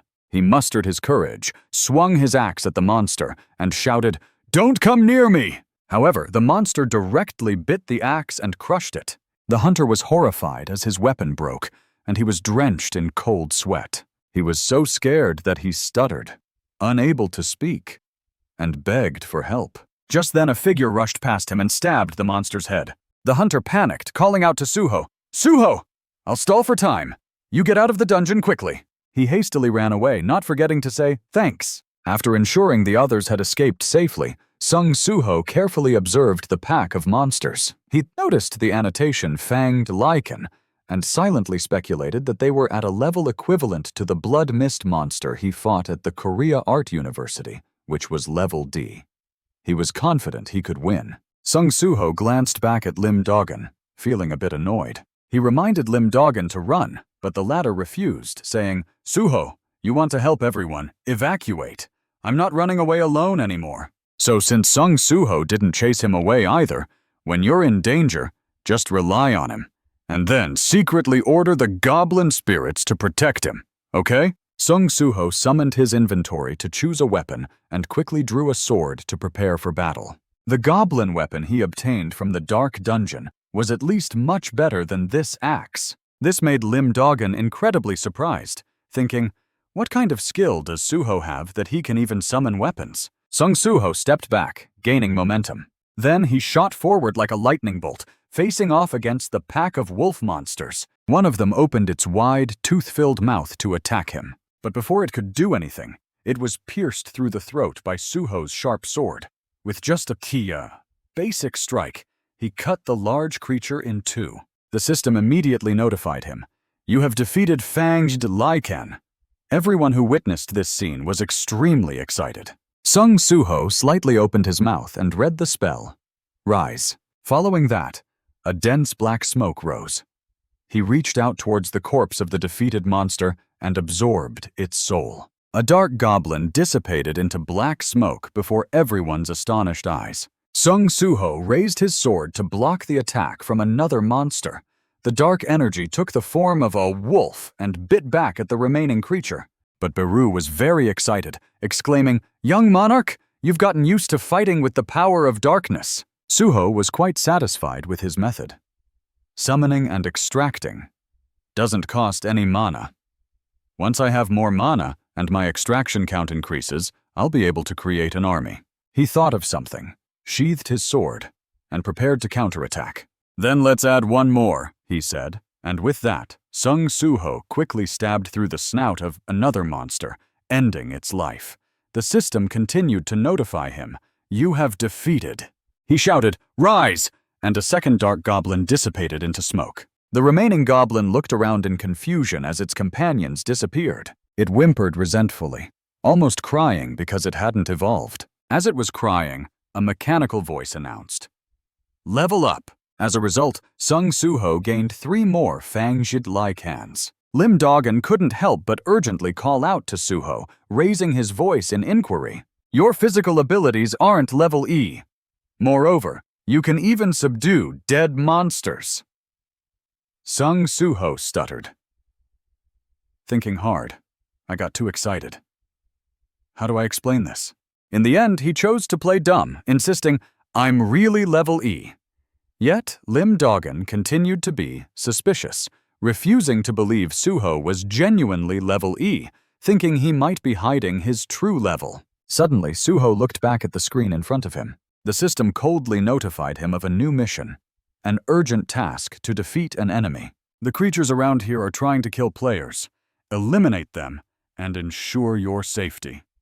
Number of enemies to defeat, 1. Number of enemies defeated, 0. Sung Suho looked into the depths of the cave, confused, wondering, why does the mission say there's only one enemy when I've already taken care of all the Fanged Lichens? That means there's another enemy. Footsteps suddenly approached from inside. Both of them looked at him with suspicion. Lim Dogan discovered he was from the assault team. He immediately rushed forward, wanting to ask for his help to save us. But the beasts suddenly arrived, and it was about to be a disaster. Sung Suho seemed to have noticed something unusual and hastily called out to him. "Wait!" he shouted in alarm as Li Yang-ho's yellow, trance-like eyes appeared, and Lim Dogon was frightened by that terrifying gaze. The man viciously swung his sword towards him. Fortunately, Sung Suho was quick to react and pulled him back just in time, avoiding a disaster. The heavy sword struck the ground, causing rocks and dirt to shatter. Sung Suho supported Lim Dogon, who had lost consciousness, and shouted to the wolf pack. He ordered them to attack Li Yang-ho immediately, and the wolves charged forward, biting him. Sung Suho struggled to carry Lim Dogon back, cursing in anger. "Damn it, another hunter has gone mad. When did hunters start turning into beasts?" He noticed the red text, "Fanged Lichen," on the enemy's forehead, and became even more cautious. Sung Suho was a bit apprehensive. The redder the name tag, the more dangerous the monster. He remembered how powerful the red name tags were during his time at the Korea Art University. He thought it was best to escape with Lim Dogon. However, he turned to ask Beru, "He's not a monarch like my father, is he?" Beru explained that although he possessed dark energy, he was too weak to be called a monarch. But that didn't mean Suho could face him in his current state. Sung Suho rummaged through his bag again, and Beru panicked. "Young monarch, don't!" He pulled out a pile of weapons and said, "You said the system would support me to ensure stable growth, right? Since it's given me a mission, it means I have the potential to win. What's more important is that I need to become stronger as quickly as possible." Li Yang-ho was fiercely fighting the wolves. His terrifying face gradually appeared through the black smoke. He was met with a level E awakener, abundant energy, and a row of weapons. Suho affirmed that he would defeat him and quickly become powerful. Beru, in its spiritual form, called Suho Young Monarch for some reason. It had witnessed him bravely fighting enemies many times. Despite facing insurmountable challenges, Young Monarch never ran away. Beru's thoughts about him were sincere. Beneath its fragile exterior, it saw the shadow of a monarch. It had identified the true form of the enemy as a sword. If it was severed from its host, it wouldn't be able to move. Suho was still unsure what was happening. Li Yang-ho, now a fanged lichen, stared at Suho with a crazed gaze. His eyes were no different from a cat's in the dark, standing there with a ferocious appearance. To restrain the fanged lichen, dark creatures like hunting dogs were attacking him. One of the hunting dogs bit Raken's fangs. It was a test to see whose teeth were harder or whose sword was sharper. Suho was surprised by his own action. They actually got back up after I infused them with magic energy. Beru told him the principle that dark warriors like them could be revived as long as there was magic energy. Just as it finished boasting, the hunting dog was split in two by a sword strike. You see the power of dark warriors? Other dark warriors met the same fate, struck down by a single blow. Another one was immediately pierced through by Li Yang-ho's sword. Suho turned to Beru and asked, "Why did you lose faith in the power of dark warriors?" Beru was flustered, sweating, and blamed Suho, saying it was because Young Monarch's magic energy was too weak. Suho was still in shock from Li Yang-ho's swordsmanship. How is this possible? The sword in Li Yang-ho's hand emitted not only killing intent, but was also extremely sharp. Li Yang-ho was still proud of his swordsmanship and mocked Suho. "You're just a trivial pest, but you're using the power of the Dark Monarch." Suho was more curious than angry. Beru quickly intervened, updating his status and rebuking Li Yang-ho. "How dare you call the bloodline of the monarch a trivial pest?" Li Yang-ho's teeth were all sharp. He became increasingly frenzied. "The bloodline of the monarch. I never thought we'd meet here." Before he could finish speaking, something was thrown towards him. "Enemy of the monarch!" Li Yang-ho was enraged and flustered by the sudden attack from the axe. It turned out that Suho had noticed him and was testing his strength. He swung the axe towards Li Yang-ho. At the same time, Li Yang-ho counterattacked and narrowly avoided Suho's attack. As Suho expected, the red-named monster was indeed powerful. He could easily withstand this attack. Suho hesitated, seeing the many weapons stuck in the ground. Yang-ho was furiously screaming, having lost his consciousness. Suho finally dared to make a decisive decision that we had to use quantity to win. He was surrounded by the moves created by himself, aimed at countering the attacks from all directions that An had given him. But Beru, who was behind him, opened his eyes wide and watched Suho's back, exclaiming that this was indeed the talent of someone born with the power of a ruler. But each move from Yang Ho was powerful enough to cut the weapon in half, making An worried. Despite that, he continuously turned the weapons thrown by Suho into fragments in the air. Yang Ho, holding Raken's fangs, charged forward with eyes shining like stage lights. Suho didn't lose his spirit because of that. He still held the axe and decided to fight to the end. But he still had to admit that Yang Ho's strength was terrifying. A single blow had shattered An's axe. Suho was lost in thought when he saw Yang Ho destroy the goblin's weapon with just one attack. In return, An now had no weapon in his hand and could only dodge the attacks. If it continued like this, wouldn't it be like having no way to counterattack? His mind was filled with thoughts of the situation. Suho envisioned that if he took a risk and got hit by just one blow, it would be the end. If the battle dragged on, he wouldn't have any chance of winning. Yang Ho was clearly using a provocative tactic against An, intending to make him continue to flee like a coward. The Dark Monarch was apparently someone who hid behind his soldiers. Beru cursed, "You bastard, Yang Ho." Suho released his grip on the broken axe and officially got angry, saying that insulting someone's parents was a sign of being uncouth. Yang Ho swung Raken's fang straight at An.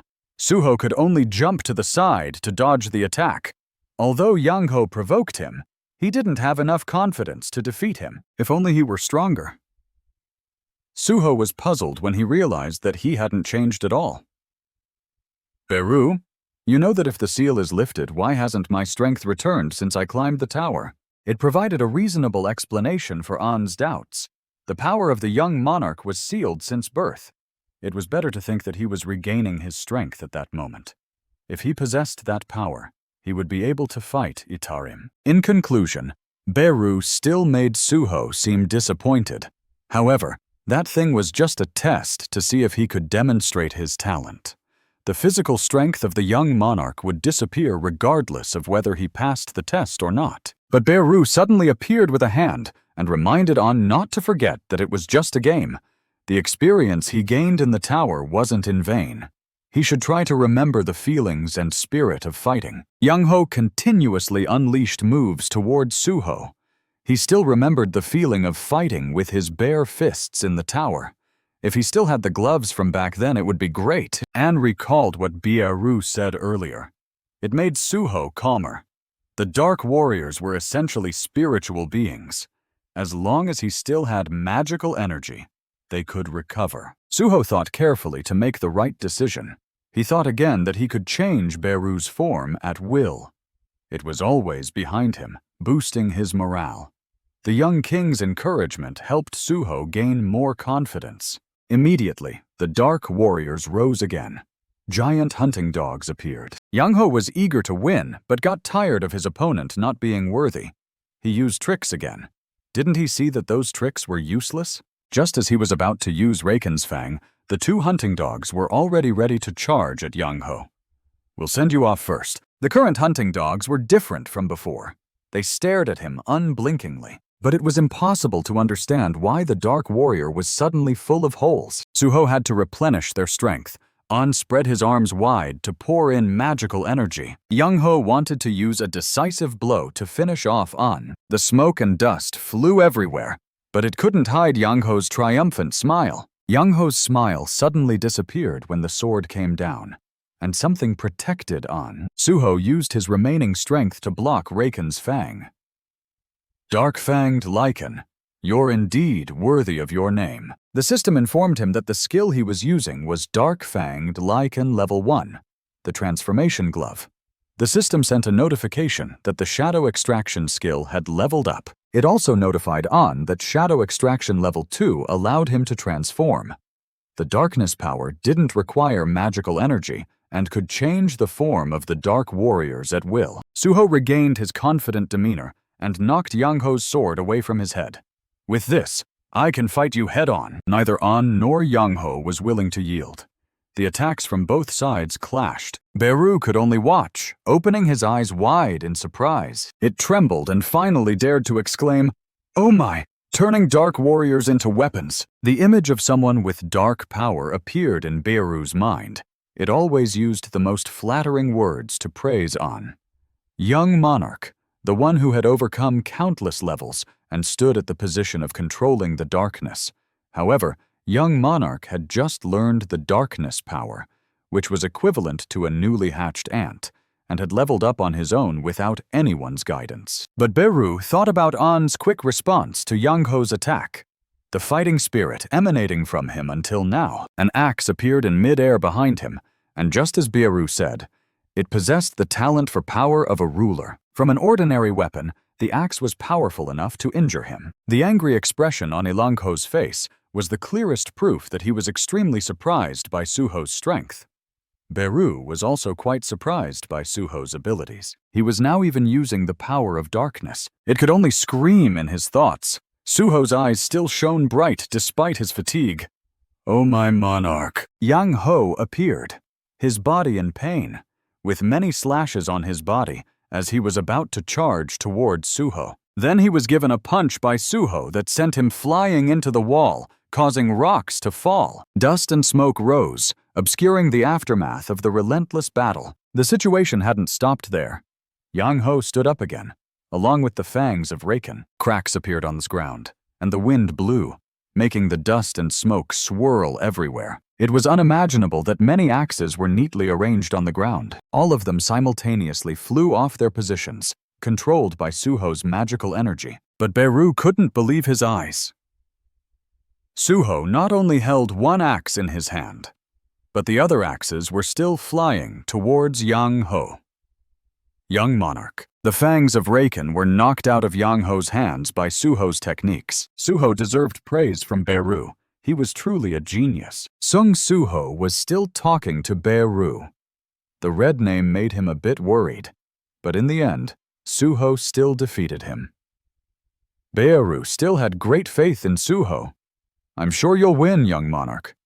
Suho knew that Beru was just trying to comfort him. Don't lie anymore. Although the outcome wasn't too satisfying, Suho still felt a bit lucky. Thanks to this battle, he learned a new way of fighting, so it wasn't too bad, was it? He excitedly said, "Now let's take a look at the reward." The system sent a notification. After completing the mission, you will receive a reward. Do you want to view the reward? On the notification board, there was a yes or no option. Of course, Suho wanted to view it. He replied, yes. After selecting yes, the system sent another notification. You will receive the following rewards. The reward included Ancient Wind Slash. The notification was sent again.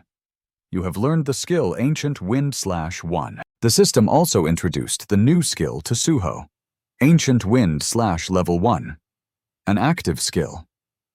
The required mana was 50. The power of a whirlwind had covered his sword. He could attack multiple enemies at once. Suho was enjoying his reward, a skill he had been wanting. He had automatically understood how to use this skill. Suho was curious. Let's try it out. Suho began to use the new skill. Suho looked at the sword. A thought suddenly appeared. How humiliating. He didn't expect to be defeated by the bloodline of the Dark Monarch, but he still didn't submit. Suho in front of his victory. But everything wasn't over yet. Human greed is endless. Suho bent down to pick up the sword. The man seemed very satisfied with Suho's action. He was complacent. Right after someone picked up the hilt of his sword, they would be swallowed by their own greed. Suho's hands moved towards the sword, but what the man expected didn't happen. The system notified, "You have obtained the item, Fang of Raken." Suho held the sword, evaluating. It was indeed better than the goblin's weapon. The man was surprised. "I've inherited the power of the monarch, the fangs, but there's someone who isn't controlled by me?" Suho was eager to try the new sword in his hand. He drew the sword. Let's see what this skill is like. The system sent another notification. The blessing of the great mage Kadieru. The great mage Kadieru had given him a special blessing. With Kadieru's blessing, he would have a healthy and robust body. a permanent effect. Longevity. All diseases, toxins, and status effects would be cured, and the recovery ability would be significantly increased. Suho tightly gripped the sword in his hand. Suho raised the sword high. The system notified. Ancient Wind Slash has been activated. Rocks were thrown everywhere by Suho's slash. The stone seemed to be about to crack. Suho evaluated. Each time he used this skill, it would consume all his mana, which was a bit troublesome, but he liked its destructive power. Beru commented, "Compared to this, the reaction to the shadow extraction skill was too calm. The power of darkness was even more powerful than this, hundreds of thousands of times more." At this time, Suho's brother slowly regained consciousness. Suho was surprised. "Brother, you've woken up." He was holding his head in pain, curiously asking, "What happened?" Suho hadn't had time to explain. He had seen a horrific scene before his eyes. His mouth was agape. Suho knew that his brother was agitated now, so he began to speak. "It's a long story. Do you want to hear it while we walk outside?" In a bustling city with many people passing by, Suho spoke first. "I'll go check if there are any survivors in the dungeon." Suho's friend agreed. "Okay, let's go." Looking at Suho's disappearing figure from afar, he silently evaluated Suho from a distance. An E-rank hunter with summoning skills. Even if he was in a small alley, he wouldn't stand out much. Why was Suho so strong? His eyes looked at Suho with full suspicion, but he quickly shook off those thoughts. Now thinking about these things is pointless. The people on the road just kept passing by them. "Don't worry, I'm not injured." Why did this happen? It was only now that he realized the important thing was that Suho had saved all these people. The ferocious dogs barked loudly. They charged at Suho, attacking him. Suho calmly took them down, one by one. The system sent a stream of notifications. "You have defeated Fanged Lycan. You have defeated Fanged Lycan." The notifications of level-ups kept coming. After Suho finished dealing with the dogs, he told Beru, "There are still many beasts of the wolf species inside." Beru reminded him, "It's all experience, so don't waste it, sir." Suho was taken aback. "You're questioning Raken's Fang. Why has your attack power decreased?" Raken's Fang replied, You think I'll cooperate with the one who carries the bloodline of the Dark Monarch?" The information panel appeared. Raken's Fang Quick Attack. Rarity undetermined. Attack sword. Damage 3100. Adjustable stats. This sword is made from Raken's Fang, the king of the beasts. Raken's spirit resides in this sword. Using it will cause low-level hunters to be possessed. The sword's Contempt for the Weak effect causes the target to fall into fear for 1 minute, with all stats above 50%. The Critical Wound effect has a 15% chance to deal double critical damage. But Beru said to Raken's Fang with disdain, "You have a skill to counter enemies weaker than you. How shameful!" Raken's Fang retorted with disdain, "Shameful? What hunter targets prey stronger than themselves?" Beru said sarcastically, "You're a bit stronger than young Monarch, but he still defeated you." Raken's Fang stuttered in response. Suho was speechless at their exchange, first with a talking insect and now a talking shadow. It was getting chaotic. Suho sighed. He stood silently observing. Suho stepped forward towards the source of a strange, red, eerie light. Countless people had sacrificed themselves there, lying scattered all over the ground. Suho observed silently. Beru suddenly spoke up, reminding Suho that they had been standing there for a while, and everyone was already dead. Raken's Fang retorted, I only kill those who dare to intrude here. My duty is to guard the monarch's territory." Suho suddenly grasped Raken's Fang, catching it off guard. Suho, in a fit of rage, thrust it into the ground and ordered, "Shut up for a moment." The system notified, "You can use shadow extraction on this target." Suho was surprised. "Can shadow extraction be used on humans too?" Beru responded respectfully, "Yes, young monarch. You can turn all the dead bodies into your own troops. regardless of their race. Suho held out his hands. He grabbed the corpse lying on the ground. He quickly dealt with the pile of corpses. They were scattered all over the place. Beru asked in surprise, "Won't you prepare to perform shadow extraction, sir?" Suho responded indifferently. "Yeah," Suho said with a tone of compassion. "They're already dead. Forcing them to fight again is just a punishment. It seems I don't have the heart to do such things." Beru was taken aback. "Young monarch!" Fang was also silent, unable to say anything. Everything had been resolved by Suho. Suho suddenly spoke up. "Beru, you said this is a sacred site of a monarch. Is that right?" Beru confirmed. "Yes." Suho asked further, "Is your father also a monarch? Did he kill other monarchs? What are they exactly? Are they related to Itarim?" Suho was curious. Beru replied, "According to its knowledge, you can consider Itarim as the current enemy of the king, and the monarchs as the old enemies of the king. There are a total of 9 monarchs, including the current king." Beru proudly introduced the first kings. Sung Jinwoo, the Great, is the king of the dead, the Dark Prince. In addition, there were the king of the beasts, the queen of insects, the monarch of plague, the king of the monstrous humans, and the monarch of the ironclad, the king of demons, the monarch of white flame, the king of giants, and the monarch of origin, the king of the snow clan, the monarch of ice, the king of evil spirits, the monarch of transmutation, and finally the king of dragons, the monarch of destruction. The 9 monarchs. Beru was about to run out of breath, but it continued to speak with enthusiasm, without showing any signs of fatigue. Although the 9 monarchs possessed unimaginable power, when the other 8 monarchs invaded the earth, they all died at the hands of the king.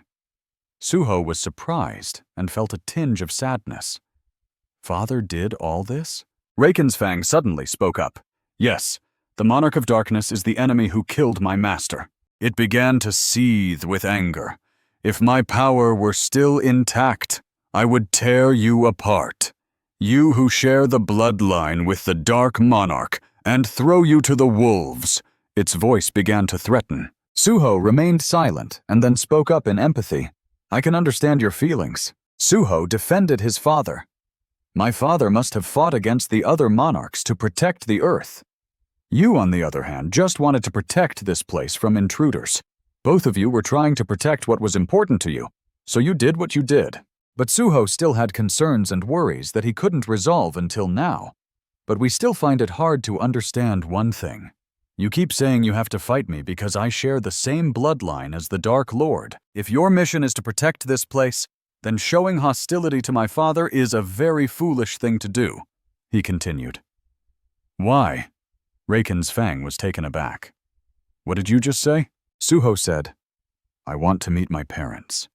But because of the invaders from outside the boundary, I couldn't meet them. As long as I can achieve my goal, I can use any kind of power." He continued to ask, "If Itarim starts invading, this place will also start to fall into chaos, right? If you help me, I'll help you protect this place." He made a condition to Fang. Fang was taken aback. Collaborating with someone who shares the same bloodline as the Dark Lord? It looked straight into Suho's eyes. Suho grabbed Fang tightly. "What do you think?" He knelt down. The Dark and the Fanged became allies. Elsewhere, on a beautiful day, in a coffee shop, many people were present to enjoy the wonderful atmosphere. Now, in a corner, a group of reporters were surrounding Lim Do-gyun. "Can you tell us in detail about the annihilation incident that happened in the dungeon yesterday?" They continued. "Mr. Lim Do-gyun, you're a survivor of yesterday's event. I'll tell you everything." Do-gyun thought to himself, although he's only an E rank, if he's recognized, Suho's treatment will definitely improve.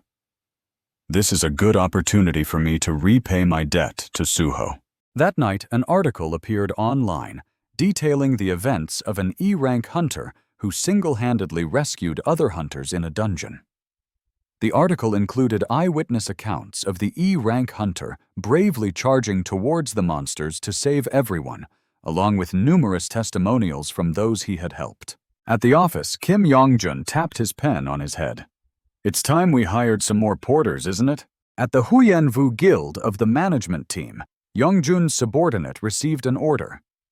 "Yes, the 10th team is clamoring for more personnel. I think we need to recruit another E-rank hunter." Yongjun nodded in agreement. He proposed, "I'll send you some candidates. What do you think of this one?" The staff received the information Yongjun sent. "Let me take a look. An E-rank hunter who evacuated and fought against monsters in a D-rank dungeon, helping the hunters of the raid team escape." The staff member's jaw dropped. "An E-rank hunter?" Yongjun responded. "If we can get him, won't we be on the front page of the news?" They observed Suho's profile, a hero rising from E-rank. Yongjun decided, "I'll contact him right away." The next day, after checking his work, Yongjun slammed his phone on the table. Yongjun asked his subordinate, "Has the hunter Sung Sueho responded?" He was invited to join the Huyenvu Guild as an E-rank hunter. He should be thrilled, according to my judgment. Yongjun's subordinate seemed hesitant. As soon as the assistant's answer came, Yongjun raised his voice. "What? He rejected us?" Yongjun couldn't believe his ears. He needed to confirm again. Did he really reject the offer from a major guild? Isn't it absurd for a new E-rank hunter to reject an offer from a major guild like ours? The subordinate read out the message from Suho. "He said he has no plans to join any guild." Yongjun's voice suddenly rose. "A hunter who doesn't join any guild? Does he think he's an S-rank hunter or something?" Yongjun's tone gradually lost patience. The assistant knew Yongjun was angry and tried to calm him down. "Well, he'll probably contact us sooner or later. He'll soon realize how impractical it is not to join any guild." As for Suho, he was at home, responding to text messages on his phone with a tired sigh. Suho scrolled through his phone, tired. He had received numerous offers from guilds after returning from the dungeon. Beru praised, "Many people covet the talent you have, Your Majesty." Suho tiredly ran his hand through his hair after washing it. "But they all seem to be trying to recruit me just as if I were a collectible. Why do they contact me so much?" Suho lay down on the sofa, complaining. "If I join a guild, it'll only hinder my growth through the leveling system." "So joining a guild is unnecessary," Suho affirmed. He turned to Beru and said, "That's how it is. And Raken's Fang, too. Let's continue our conversation," he said. Raken's Fang reminisced a little. After grasping Raken's Fang in his hand, Raken's Fang spoke to Suho. "What do you think?" Its voice continued to question. "Darkness and ferocity become allies?" Raken's Fang was taken aback. "What's going on with this kid?" he wondered to himself. Suho seemed utterly surprised by Raken's Fang's words, questioning how he could so casually utter something so absurd. However, Raken's Fang reconsidered, realizing that if Darkness and Fierce Tooth were to become allies, Suho's eyes deepened. Raken's Fang, before accepting the request, wanted to make a proposal. "We have one condition. Take us to another territory of the Fierce Tooth Emperor." Returning to reality, Suho asked, "Do you know how to get to that territory?"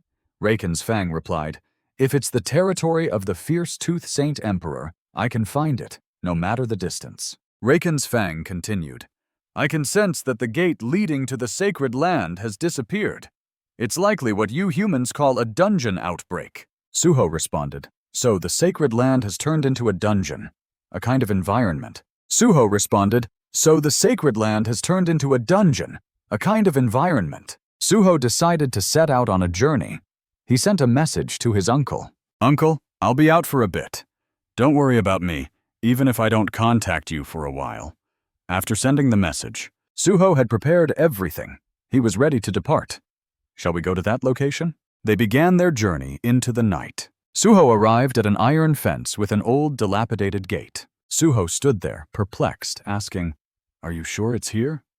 Raken's Fang replied, "Certain." Looking around at the surroundings, which seemed like a prohibited sea area, Suho felt it was going to be tough.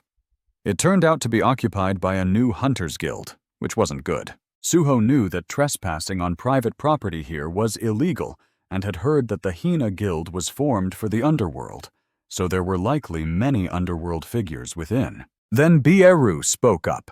Instead of listening to that tiny creature, it would be better for you to level up and increase your strength. But before Beru could finish speaking, he had to stop. Beru questioned, "What are you doing?" Suho was preparing to move forward. Beru looked at the camera in confusion. "What about the Hina Guild?" Suho reassured him. "We'll figure something out." Suho clenched his fist. He used his strength to smash the camera. Suho calmly explained, "If we do this, there won't be any evidence, right?" Beru was surprised. "The way you work without hesitation is quite regal." Suho stepped forward. As he entered, Suho couldn't help but be surprised.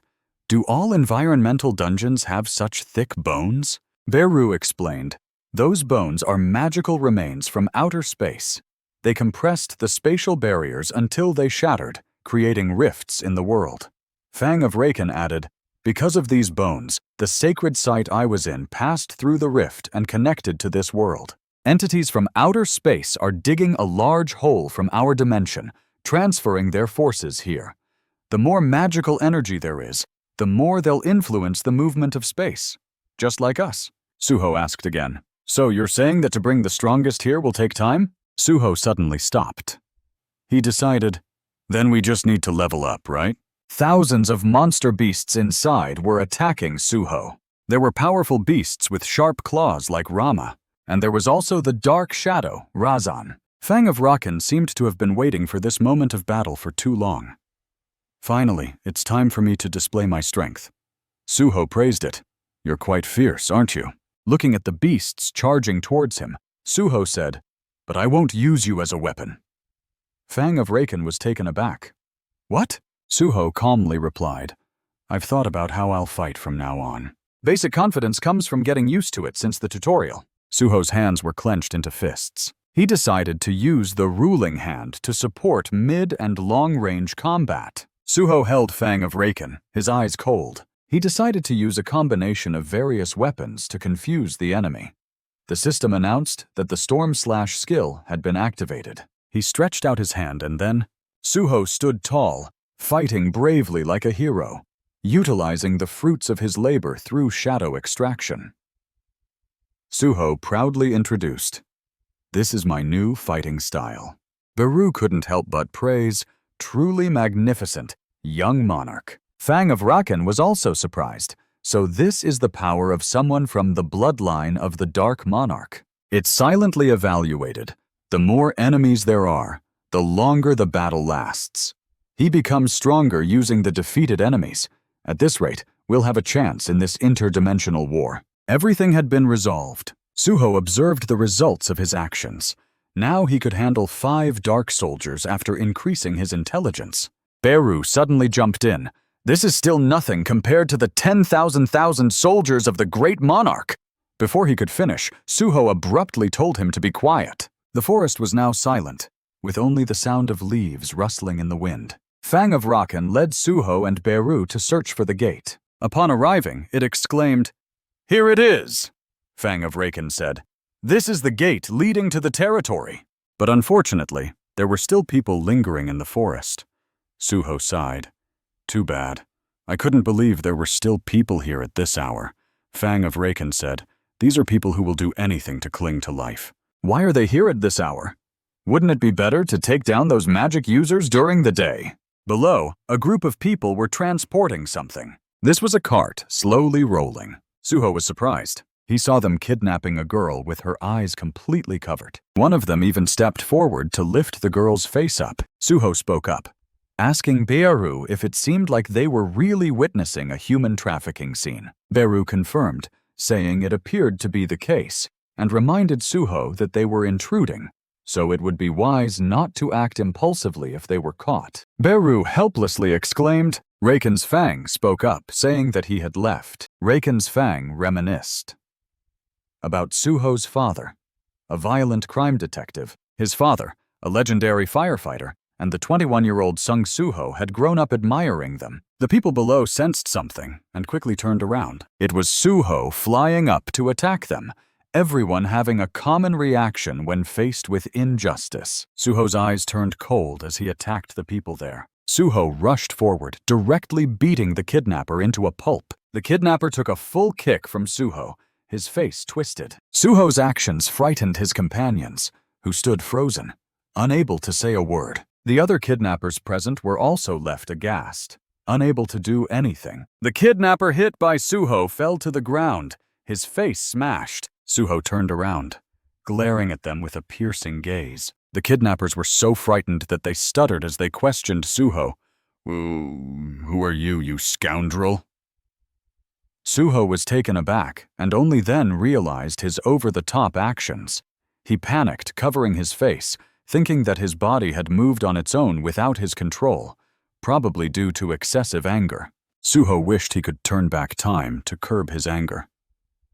Clenching his teeth, he realized he had made a grave mistake. Infiltrating another guild's territory was illegal. Now he had to figure out what to do.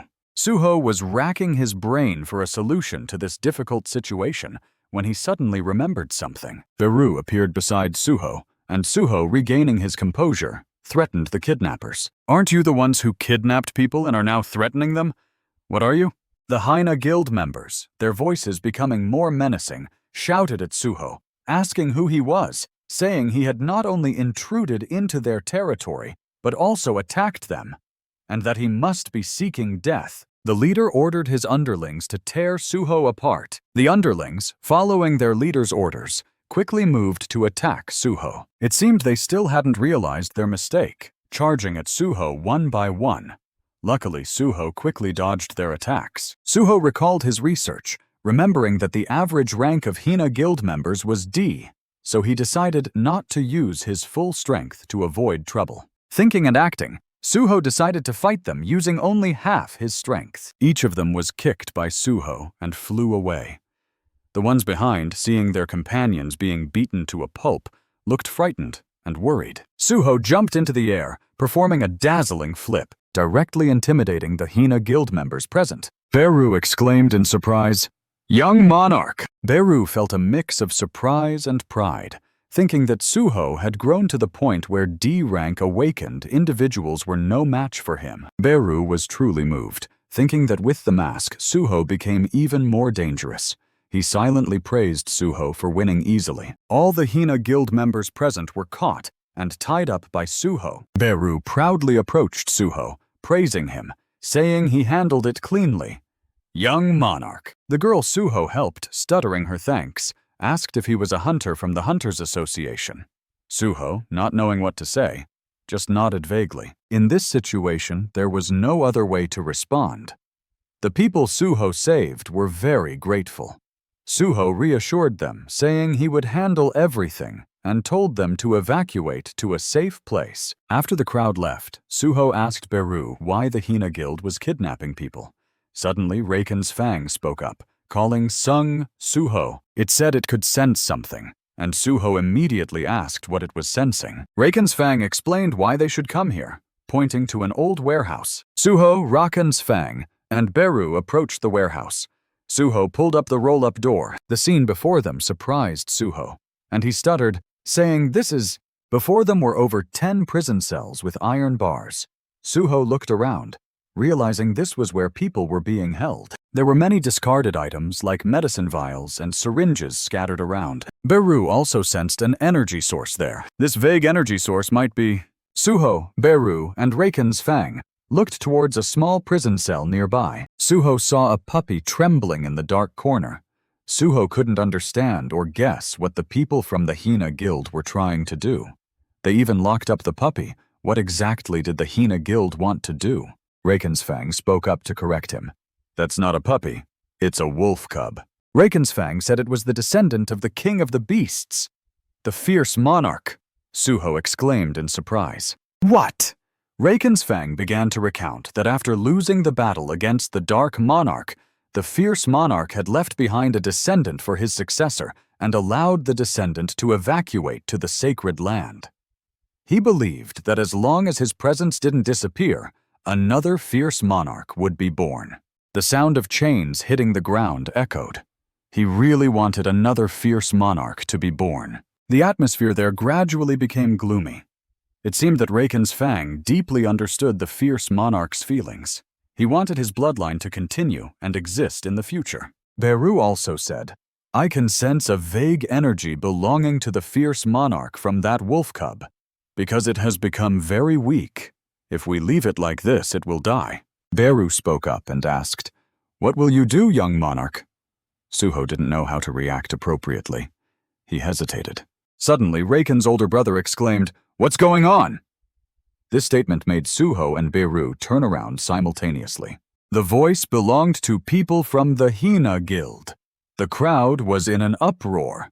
The people outside had all been taken down, so there must still be a few people inside, right? It seemed like there was only one person left. Suho cast a hateful glance at them. "Damn it, there are still people from that guild here?" Suho suddenly discovered something. In front of him was not a person, but a monster. The monster was furious at the situation. "The Hyena Guild, those damn useless people. Just as I thought, you can't trust humans." Raken's Fang said in surprise, "Rocky, you're still alive?" Suho was curious. "You know him?" It replied, "Yes, I know him. He's the guard who was entrusted with the descendant I mentioned earlier." But Brokey saw Raken's Fang and asked, "Haven't seen you in a while, Raken's Fang. You're still alive?" Raken's Fang angrily questioned Rocky. "Don't you remember your mission to protect the descendant of the fierce monarch? What did you do to make things turn out like this?" It questioned Rocky again. Suho's hands began to clench into fists. Rookie stared straight at Suho. "What's going on?" It leaned its face close to Suho and sneered, "Human." Rocky spoke up. "You dare to touch something that belongs to me?" Suho remained silent, only marveling at its speed. It was too fast. Rocky bared its teeth. Then it released a massive amount of power. It directly crushed the stones there, shattering them into pieces. Its speed was truly too fast, and it was also too strong. It sent Suho flying into the wall. Then Beru saw the critical situation and shouted, "Run quickly to Suho, young monarch!" The entire ground was covered in a thick layer of dust, making it hard to see. Then Beru ran to Suho, who had been hit, and sat down, worriedly asking, "Are you okay, young monarch?" Suho evaluated with a half-joking tone. "Among all the hits I've received recently, this one hurts the most." Beru anxiously exclaimed, "Your head is bleeding." Suho responded calmly, "My head is buzzing, don't shout." Beru's system suddenly notified that the defense skill had leveled up, increasing physical defense from 20% to 40%. But Beru still couldn't hide his worry. "Young monarch, when we arrived here, I sensed a vague energy. Now I know what it is." Then Beru continued, "I can sense the energy of Itarim from that person." Raken's Fang stepped forward and said to Rocky, "Rocky, do you know what you're doing to the descendant of the fierce monarch?" Rocky replied, "Do you think I've lost my territory? I can still maintain the sacred land and retain this amount of power." Raken's Fang was taken aback. Then Rocky continued that for the survival of the most powerful nations there, only the strong can survive. The survival of the weak can only depend on the stronger, and this is also the law of nature that the weak will become nourishment for the strong. Rocky said that although this guy was too weak, its origin was from the same bloodline as the fierce monarch, so it could be considered an optimal source of nourishment. Rocky revealed its true nature. That's why I've always wanted to absorb it. Rocky was delighted. "I wanted to drink its blood, the blood of the monarch." Raken's Fang disappointedly called out Rocky's name. "Rocky is adamant, and we are sure we will kill you. You can't even do anything alone.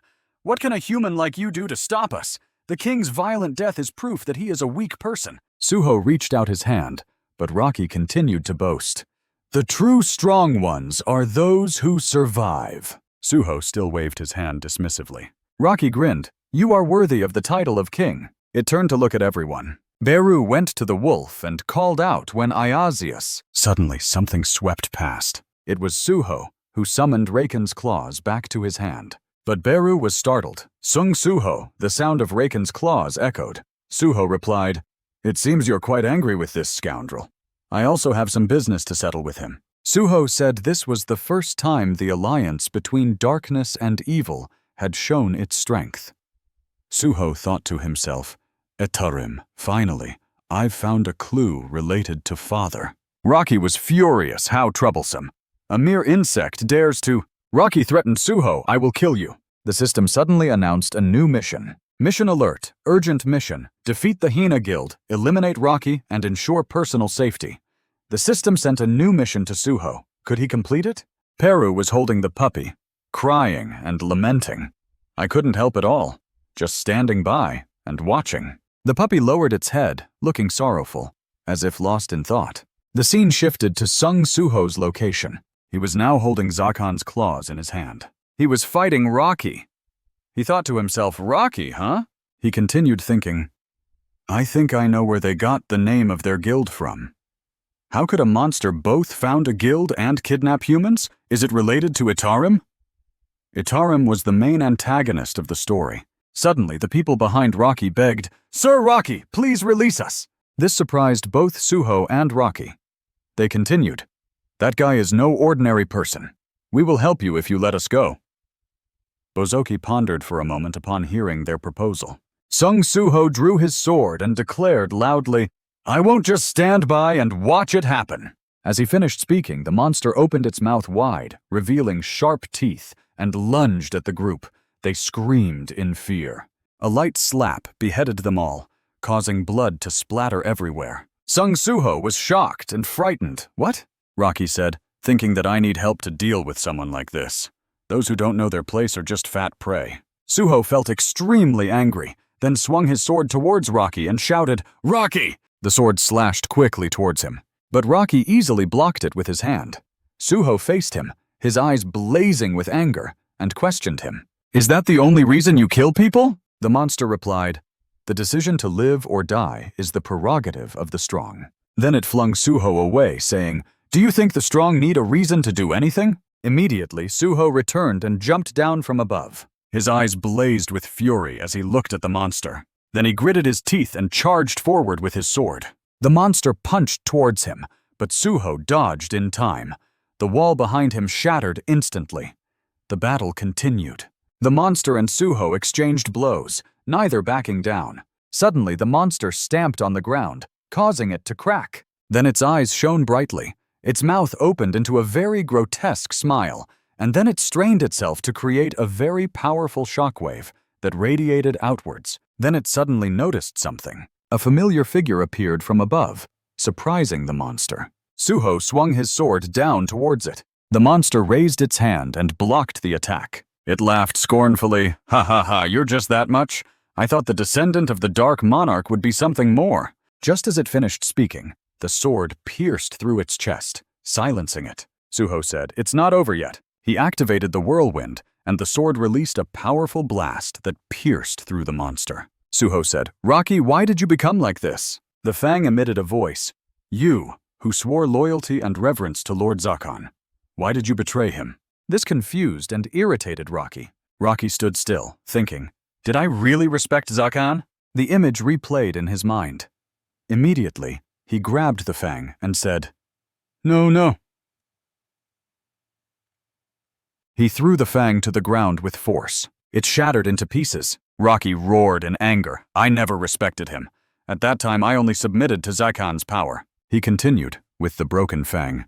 You think I'll remain weak forever? Sung Suho watched the scene and shouted, Fang! Immediately, Rocky punched Suho with great force in the stomach, saying, This isn't the time for you to worry about others, you insect. Suho felt extreme pain, as if his bones were about to break. But when he remembered his father, who might still be fighting somewhere, he immediately broke free from the punch. His eyes blazed again. He turned around, emitting a powerful aura, and raised his fist. Then he punched the monster's stomach with great force. I can't fall here. The monster was sent flying. Peru shouted, My young monarch! At that moment, the sword lay broken on the ground. The jade in the Than sword has also been shattered, and its power is leaking from the cracked sword. If this continues, I will be destroyed. After that, I will disregard the survival of the descendants of the Fang clan and the future of the Fang clan. Everything is placed on Sung Suho's shoulders alone. I want to fight more.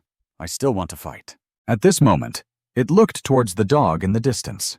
What will happen to your descendants, Mr. Jia-kan? I understand now. At this moment, Sung Suho was still fiercely fighting the monster. Yes, the Fang thought. So you were inspired by the spirit and fought for the noble deeds, not tolerating evil. I understand now, the last thing I can do. It started to glow brightly, and then the light began to move closer to the dog. I can transfer the remaining strength in my body to the descendant of the fierce monarch. With that, the power was directly transferred into the dog's body, healing all its wounds completely. At this moment, Sung Suho was being beaten relentlessly by the monster. He was punched and flew far away, then crashed into a nearby wall. The wall crumbled and he lost consciousness. He looked pitiful at this moment, his hair disheveled, and he sat motionless. His blood was at 212350, but he regained consciousness with a face full of killing intent and anger. It seemed he had become a bit stronger. The monster said, "You are just an insect, but you have lasted quite a while." With that, it moved closer to him. He thought, but can I defeat it? The monster charged towards him. Launch an attack. Go to hell. The monster's sharp claws were about to touch him. He gritted his teeth in anger and frustration. A loud explosion caused the surrounding rocks to scatter everywhere. The dog had timely bitten the monster's hand to save him. He was surprised by this and turned to look at the dog. He looked at it and said, "You are?" He looked at the bite wound on the monster's hand, which was bleeding. He began to realize something. The dog exuded an aura of anger and growled. Suddenly, the system's voice rang out, noting the descendant of the Fang clan's admiration for the player's fighting spirit. Do you want to recruit the descendant of the Fang clan as a companion? He was stunned, not believing his eyes. The descendant of the Fang clan? You mean the small wolf from before? Recruited as a companion? The monster looked at the wolf and said, "You are the descendant of Jia-kan. You have absorbed the magic power of Zakan's Fang." Suho was taken aback. It absorbed the magic power from Zakan's Fang? That means Zakan's Fang sacrificed itself to save the descendant of the monarch. The system's voice continued. Do you want to recruit the descendant of the Fang clan as a companion? He thought, since the beginning, I wanted to collaborate with the Fang clan. There was no reason to refuse. He pressed his finger on the control panel. The system's voice rang out once more. You have recruited the descendant of the Fang clan as a companion. At this moment, both his and the wolf's eyes widened. Something had entered his mind. He saw an image of the wolf and the monster. The monster said, "The descendant of Jia-kan has lost to the Dark Monarch." It continued, "This world is governed by the law of the jungle. Since I lost, I will lose many things. Become strong to make the Fang clan prosper." With that, it stroked the wolf's head. The wolf was stunned, unable to cry out. Before it, the monster knelt down before a group of people with a cross symbol on their heads to protect it. It said, "What are you? Why don't you kill me?" The child in the woman's arms replied, "It seems to be a useful monster. It's exactly what we need." It said, "I choose this."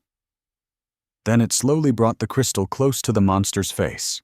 As the crystal touched its eye, a miserable cry was heard. It frightened the wolf standing outside. "Henaraki, from now on, your task is to capture humans and bring them to me. The power I transfer into your body will give you strength. Of course, it depends on who uses it. At this moment, the monster had transformed into an evil being. The wolf behind it wailed in despair. Then something terrifying appeared before the wolf's eyes. Rocky. He licked his long tongue, showing his sharp teeth, and laughed loudly. It seemed their aspirations had been distorted. Sung Suho was stunned, recalling the memories of the descendant of the Fang clan. These people had implanted something in Rocky's eyes.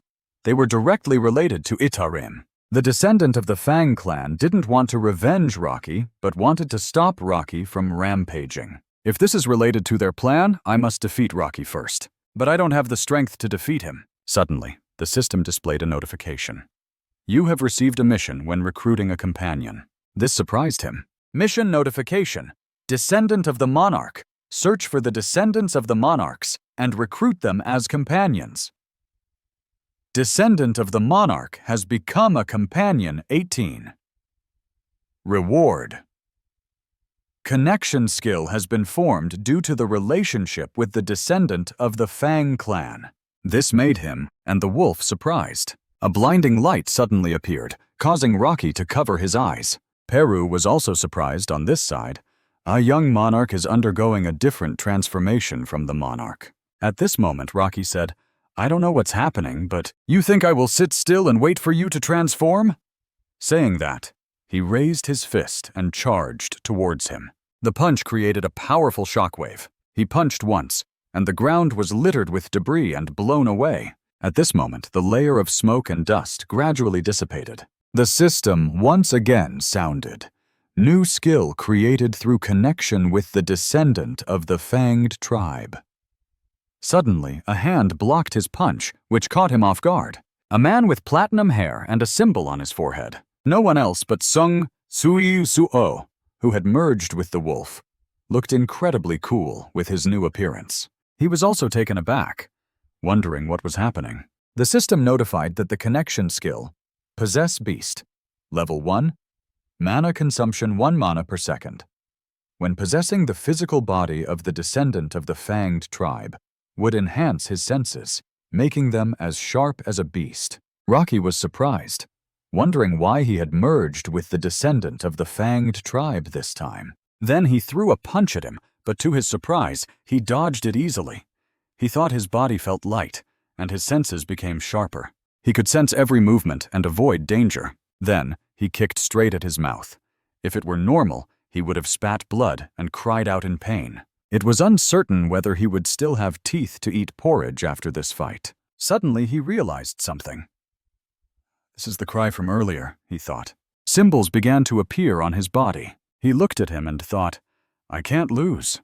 If I do, I'll lose everything. Then he charged forward and punched at him, but he blocked it. Peru thought that young monarch's magic power had increased. The demon beast said to him, I don't know what you've done, but I will never lose to a human like you. After all, the difference in strength came from the difference in species. It's all because you're human.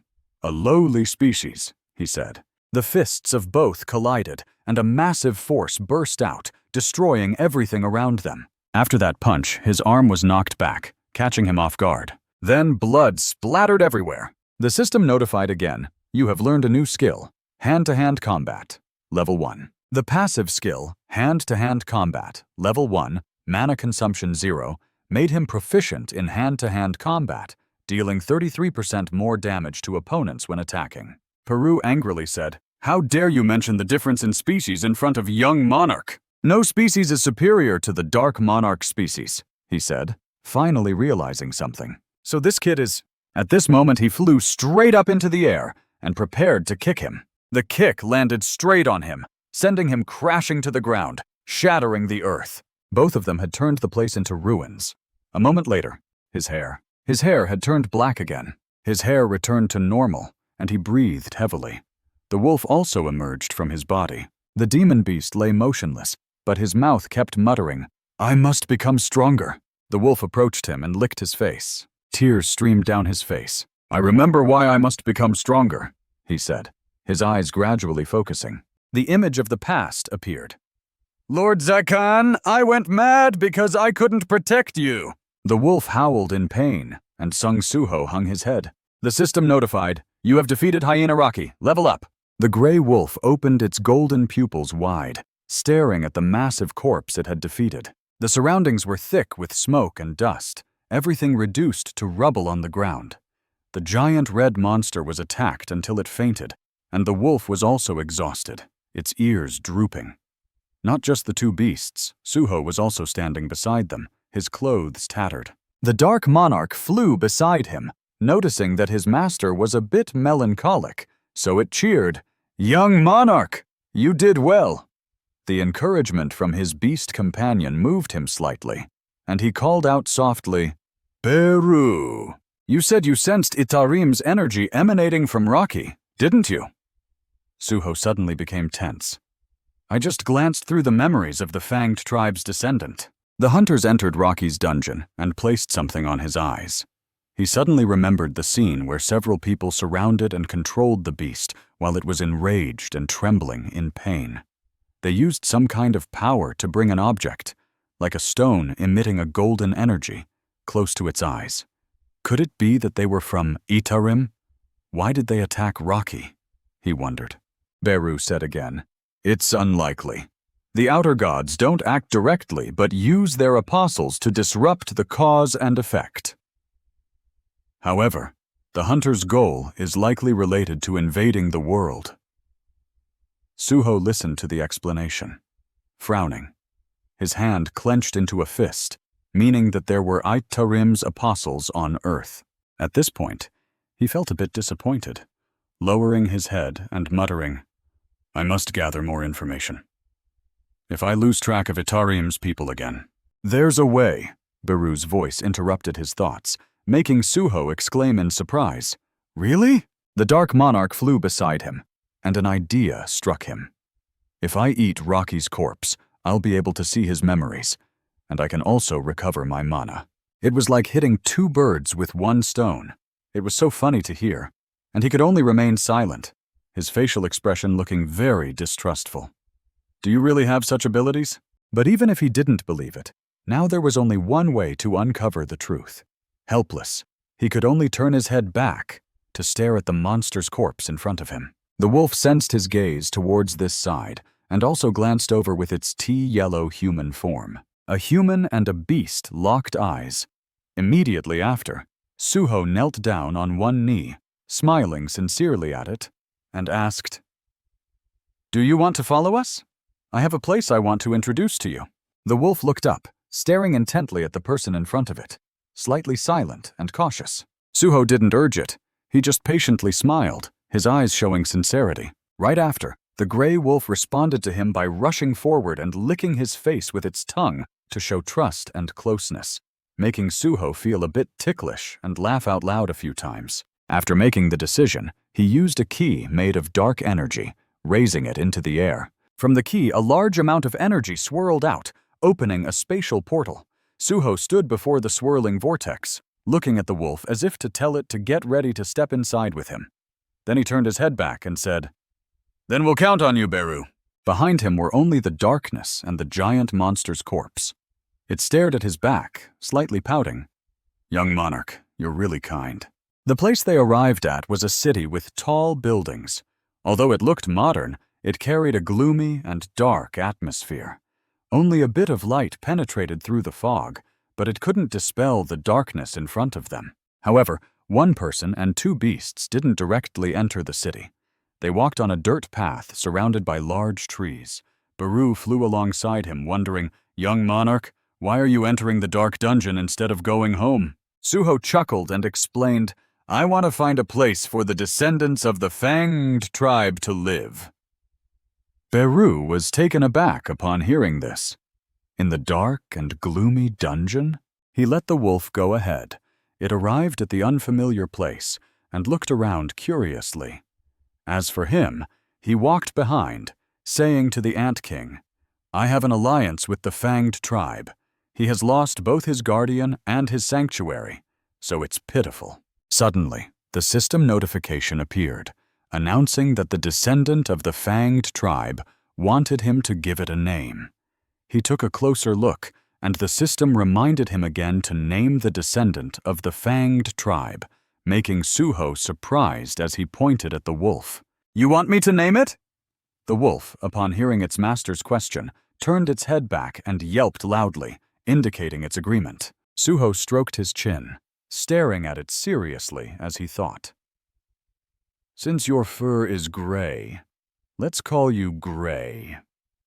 As soon as he said this, the Ant King beside him shuddered, suppressing a laugh that wanted to burst out. "Your naming ability is just like a monarch's." But the wolf seemed quite happy with the name he gave it. Its eyes narrowed as if it was smiling. The system panel also displayed Gray and their teammate relationship, trust, and respect.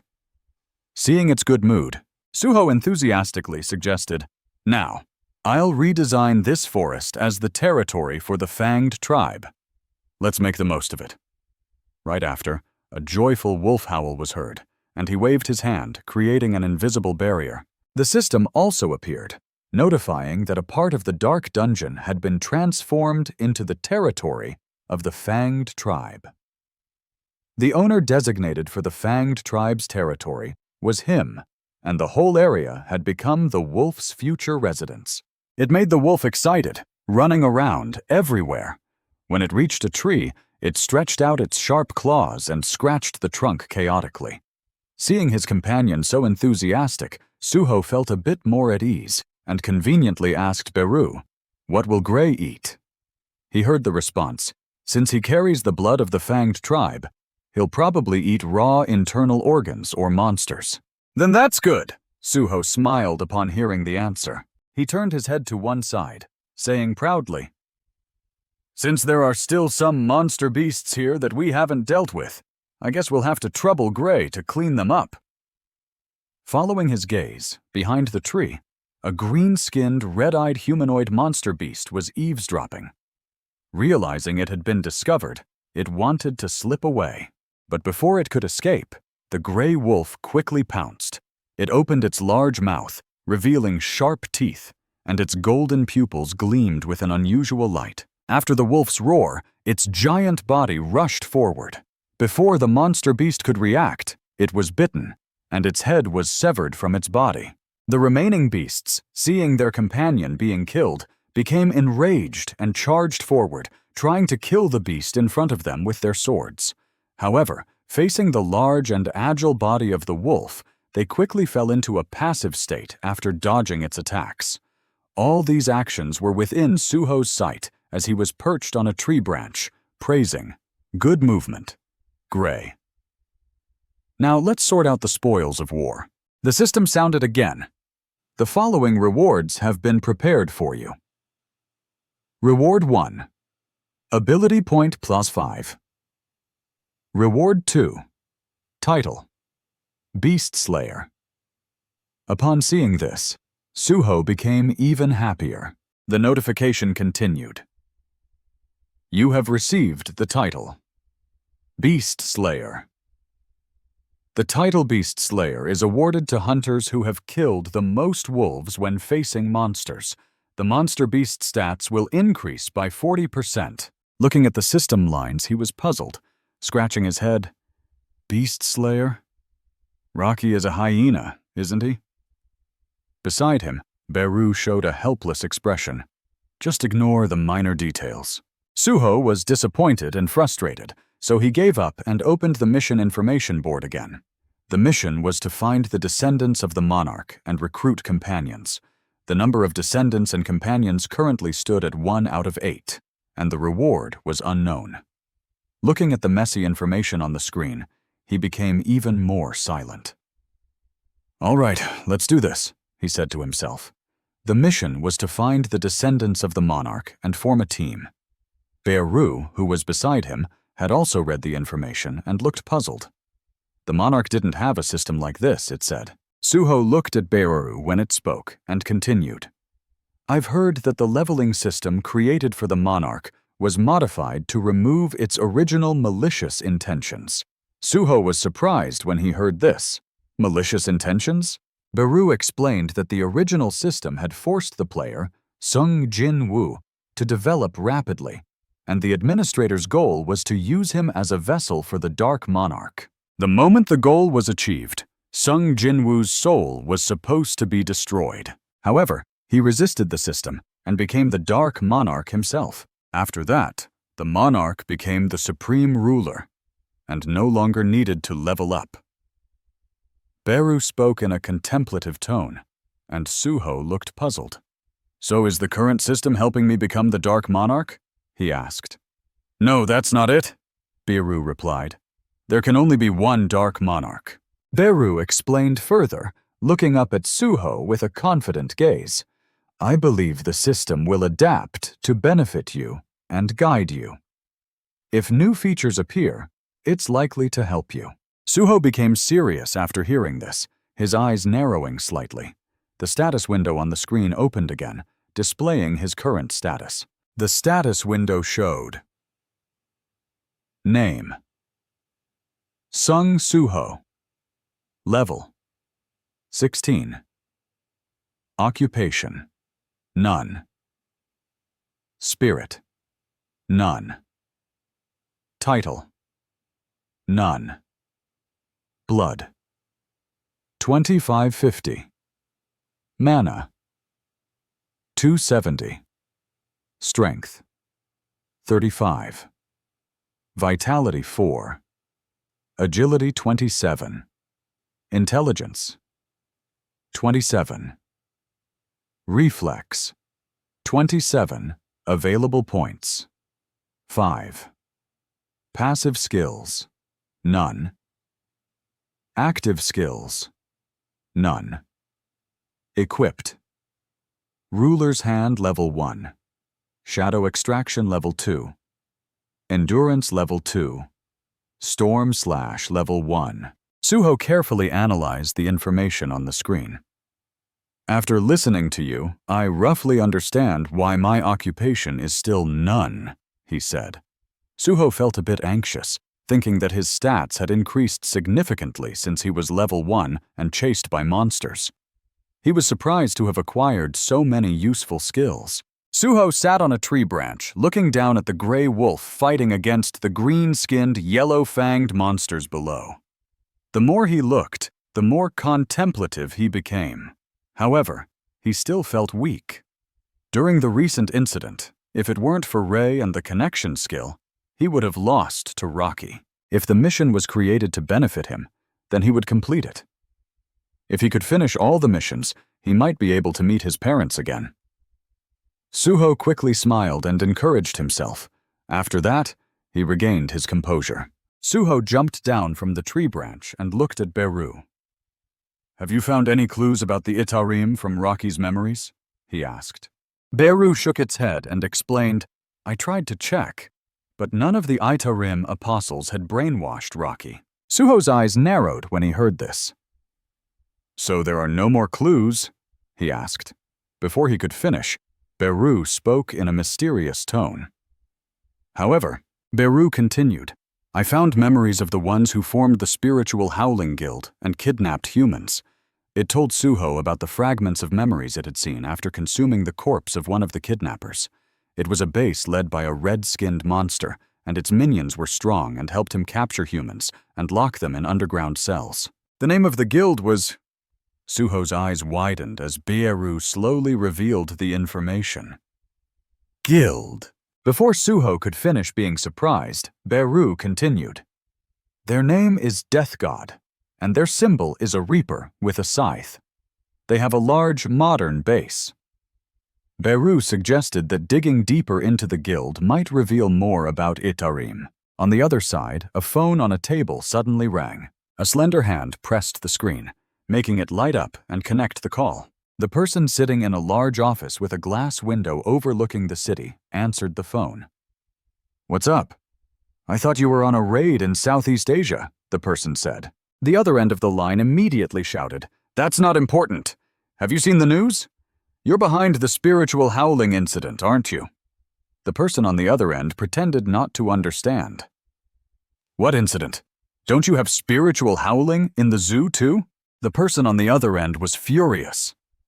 "Don't change the subject, Lee Min-sung," they shouted. Despite their anger, the person on the phone remained calm and uncooperative. "I know you've collaborated with the Spiritual Howling Guild. The association will find out soon enough," the person on the other end threatened. The person on the phone, Taegyu, smiled and said, "What can they do if I say no? If I hire a lawyer, even the association can't touch me." Taegyu was warned, "Don't be too arrogant. The law may not be enough, but the association's chairman is not someone to be trifled with. Remember to clean up before I get back," the person on the phone said. And the call ended. Min-sung didn't say anything else after that. After the call ended, Taegyu's expression turned menacing, and his eyes narrowed in anger. The veins on his forehead bulged. How dare he thought. He had once been just a driver, and now he dared to talk down to him just because he was a level S. Unable to contain his anger any longer, he turned around and punched the table with such force that the phone on it shattered into pieces, and the table suffered the same fate. Lee Min-sung stood up and spoke with a voice full of hatred, the one who defeated Rocky and destroyed the Spirit Hall. Although he had gathered information from the survivors, he only knew that the person was a young hunter wearing a black mask. "Enough! I don't have time to waste on someone I don't know enough about," he said as he reached into his chest pocket. Looking at the jade stone containing blue crystals that sparkled in his hand, he smiled wickedly. "This is more important than Lee Min-sung." The vice president of the Death God Guild, a rank A hunter, gazed at the jade stone reflecting his figure. "If this business succeeds, no one will be able to look down on me again." The stimulant that awakens the hunter stardust. Gray kicked the demon beast with his foot, killing it instantly. Seeing Gray's fierce hunting appearance, Suho praised, "You're getting better at hunting, Gray. Keep it up to serve young monarch." Gray growled. Suho continued, "Now, Gray, don't leave anything behind. Eat everything clean for me." Immediately after, Gray continuously tore and devoured without stopping. Suho wondered why Gray had transformed into this state, but at least it had adapted faster than he thought. Notification. Your companion Gray's experience from hunting demon beasts has reached a milestone and will be transferred to the player with a 50% experience loss. Upon hearing the notification, Suho was surprised and pointed at the screen, asking, "Beru, my experience just increased thanks to Gray's hunt, right? Is this also part of the system?" Beru was also curious and exclaimed, "Is that so?" Beru continued, "I'm not sure, but it's probably similar to how the experience points of dark soldiers are transferred to the king." Suho listened and nodded in understanding. "So it's like a guild system that shares experience, just like in games." He asked, "Although there's a 50% loss, isn't it good that the experience points increase automatically?" Beru replied, "Then from now on, just let Gray hunt here." Upon hearing this, Gray looked worried and frightened. Suho noticed something and opened the status window again. Notification. You have met the requirements to unlock a quest by defeating a certain number of demon beasts in the Dark Dungeon. Notification. Daily quest. Clearing the Dark Dungeon has appeared. Notification. Daily quest. Clearing the Dark Dungeon. 0100 demon beasts. 010 Decurion demon beasts. 01 Centurion demon beast. Suho was surprised and exclaimed, "A daily quest? It wants me to kill demon beasts?" He stood there thinking, if there's a quest, there must be a reward. "Since it's a daily quest, I'll receive the reward every day," Beru replied. "It seems the system wants this area to be completely under your control." Suho looked doubtful and said, "Do I have to find 100 demon beasts in such a vast area?" Suddenly, he remembered an item he had and exclaimed, "Inventory!" Item. Horn. Rarity. E. A type of musical instrument, horn used by Centurion demon beasts to summon their subordinates. Suho remembered that he had received this item after defeating a demon beast. Immediately after, he took the horn and blew it. The system notified, "You have used the horn item to summon nearby demon beasts." The surrounding space began to stir. The sound of running footsteps echoed on the ground. A group of demon beasts appeared and rushed towards Suho. Suho remained calm and said, "Just as I thought." Beru was surprised. "Wow, you actually attracted the demon beasts using the horn. That's amazing." Suho clenched his fist. Immediately after, his eyes shone brightly as he punched towards the demon beast. Suho's punch was extremely fast, and the demon beast was hit, feeling pain and gritting its teeth. Without stopping, Suho punched continuously at another demon beast. With that strength, the demon beast's face was severely dented. He continued to strike without stopping. Each demon beast that rushed towards him was beaten by Suho. Suho thought to himself, "I'm tired of fighting these demon beasts." But if he had to fight many of them, he used the horn again to summon more. The system notified, "You have used the horn item to summon nearby demon beasts," along with the sound of the horn, and the notification appeared, "You have used the horn item to summon nearby demon beasts." With the prolonged sound, more demon beasts appeared in large numbers, causing fear. But Suho looked delighted. At least it should be around this number at once. Suho, Gray, and Bearu stood facing the group of demon beasts. Suho raised his hand and shouted, "Let's go!" Gray rushed forward, pressing down on a demon beast. The other demon beasts charged forward, but were blocked by Suho and Gray. The battle intensified as Suho fought with increasing ferocity, killing most of the demon beasts. Notification. Daily quest. Clearing the Dark Dungeon. 1,100 demon beasts. 107 110. Decurion demon beasts. 10 and 11 Centurion demon beasts. 11. After 3 hours of continuous hunting, Gray was exhausted, lying on the ground and panting heavily. Notification. Daily quest. Clearing the Dark Dungeon is complete. Notification. You have received a reward from the quest. Notification. Check your reward. Accept or decline. Suho stroked his chin, hesitating. Seeing his expression, Beru asked, "Is there something wrong, young monarch?" The young monarch said, "It seems like the quest counter is glitching. We've completed the objective, but it keeps counting." Quest notification. Daily quest, clean up Dark Dungeon. 100 demon beasts. 107 110 demon beasts. Decurion 1011. Centurion 11. Suddenly Suho smiled. Contrary to Suho's calm demeanor, Gray was extremely flustered, looking shocked. The young monarch excitedly exclaimed, "If it continues counting, there might be a hidden reward. Let's see how far it counts." Quest notification. Daily quest, clean up Dark Dungeon, 100 demon beasts, 2,110 demon beasts, Decurion 1211, Centurion 21. Quest notification. Daily quest, clean up Dark Dungeon, completed. Notification. You have received a reward from the quest. Check your reward. Accept or decline. Gray was lying still on the ground, frozen in shock, while Suho was getting more excited, shouting, "There really is a hidden reward!" Without hesitation, Suho said, "Accept." Notification. Quest reward. You will receive the following rewards. Reward 1. Status restoration. Reward 2. Stat points plus. 3. Reward 3. Blessed random box. Reward 4. Cursed random box. Choose to accept all. Accept or decline. Suho happily said, "Accept." The first reward, status restoration, was displayed. Suho was delighted, as he had fully recovered, just like when he leveled up. This would be very useful if he got injured during combat. Suho continued to receive rewards, accepting the second reward. At higher levels, stat points were harder to come by. But thanks to the daily quest, he could become stronger.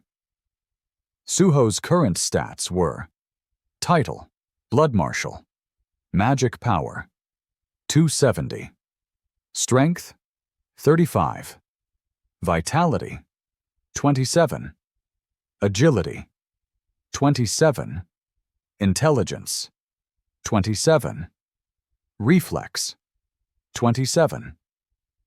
He had 8 passive skills and no active skills. The Power of the Ruler, Level 1. Suho looked hesitant, and finally, the system notified him.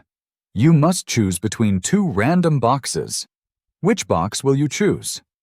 The Blessed Random Box grants the player what they want, while the Cursed Random Box gives them what they need. Suho leaned against a tree, analyzing the situation. If I choose what I want, it might turn out to be useless. But if it's what I need, it could be something I don't want. He was torn, but the scope of what he wanted was too broad. Currently, there were many things he needed more. After a long time thinking, he decided to choose the Cursed Random Box. You have received the item, Vulcan's Horn. The item appeared, and Suho was surprised. Star Gauntlets? The system explained. Item, Vulcan's Horn. Rarity.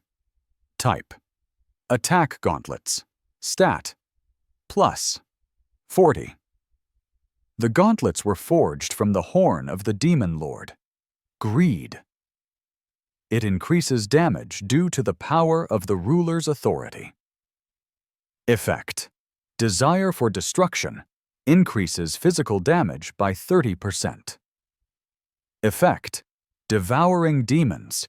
The power of the ruler's authority becomes stronger in proportion to the number of demon souls devoured. Number of demon souls devoured. 0. Suho said, I won't always be able to turn dark soldiers into weapons, so I really need a personal weapon. This is just right. Suho put on the gauntlets he was given. He started throwing punches, feeling the increase in physical damage. A 30% increase in physical damage means the value will rise with the number of demons I hunt. It's a bit too much, so I'll invest all my points into strength. Strength increased from 35 to 43. Suho was overjoyed, not thinking about his companions. Now I should increase the number of weapons by defeating more monsters, he said happily. Notification, companion status is changing. Quest notification. Companion Gray's loyalty has changed from admiration to fear. Beru spoke up. Young monarch, Gray is not a dark soldier with infinite vitality. Right now, Gray is shaking with fear. Seeing this, Suho apologized. Sorry, buddy. Let's stop here for today. I have something to investigate outside anyway. The system notified him. You have exited the dark dungeon. Suho looked puzzled and asked, Is the guild related to Reaper? The guild associated with the Hellhound? Beru replied, Yes. Suho wondered, where should I start investigating? Suddenly his phone rang. Suho looked at the screen in surprise. It was a message from Lee Min-sung. Suho, help me! At the Seoul GA, a dangerous area. Lim Dogan waved his hand and shouted, Suho, over here! Thanks for coming! He walked towards Suho and continued, I was supposed to enter the dungeon today, but no porters responded. Suho asked, puzzled, No one is working today? Lim Dogan replied, Yeah, that's the situation. Lim Dogan clenched his fist in anger, shaking with rage. Those damn people must be out drinking somewhere. Suho intervened. I'll help you, calm down. Lim Dogan handed Suho a set of clothes and said, You're the best, Suho. Suho received the clothes and asked, surprised, Isn't this smart gear? Lim Dogan explained, Porters are more likely to be in danger than miners, so smart gear is a must. Lim Dogan continued, Miners can safely excavate in cleared areas, but porters have to carry the demon beasts killed by the raiding party, so we have to follow them closely. He explained other potential dangers. We have to be prepared for any situation, including attacks. And we might also get pierced by the spikes on the demon beasts' bodies. Suho put on the protective gear and exclaimed, So this is the purpose of Hatsmart gear. A group of people approached, and the leader looked displeased. What's going on? The porter team is too small. Lim Dogan hastily apologized. Sorry, the porters who were supposed to be here today are absent. He was furious. We've signed a contract, so why are you so irresponsible? Do you know how much we paid the Reaper Guild for the entrance fee? If we get left behind, I'll report this to the guild, and you'll never work as porters again. Lim Dogan hastily replied, Yes, we'll do our best. Please trust us. They left, but the leader muttered under his breath, That's why I hate irresponsible people. Lim Dogan leaned against Suho and complained, I'm not even the team leader of the porters. Suho, summon them and teach them a lesson. Suho stood still for a moment. He thought, 4 Class D magicians, 4 Class D fighting hunters, and 1 Class C healer. The loud-mouthed guy just now seems to be the leader of this raid team. The cursed random box he had just received, the Horn of Vulcan, was a weapon for the Ghost Eater. Lim Dogan reminded Suho to be careful not to slip.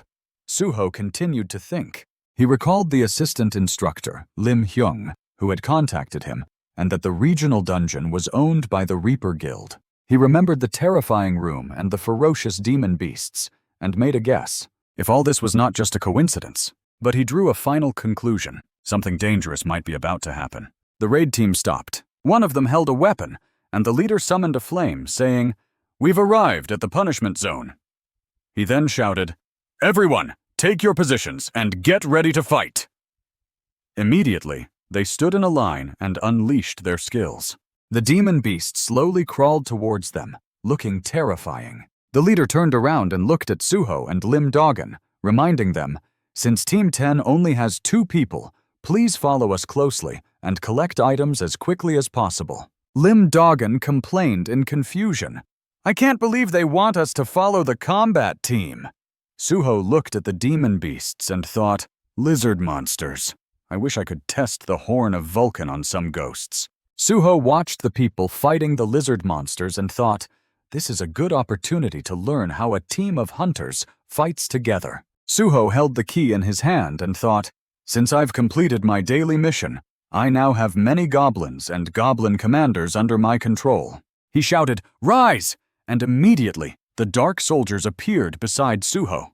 He thought, "Since my intelligence stat has increased, I can now control 7 dark soldiers." The lizard monsters lay defeated on the ground. The hunters stood there, observing the situation, and one of them said, "I think we're done here.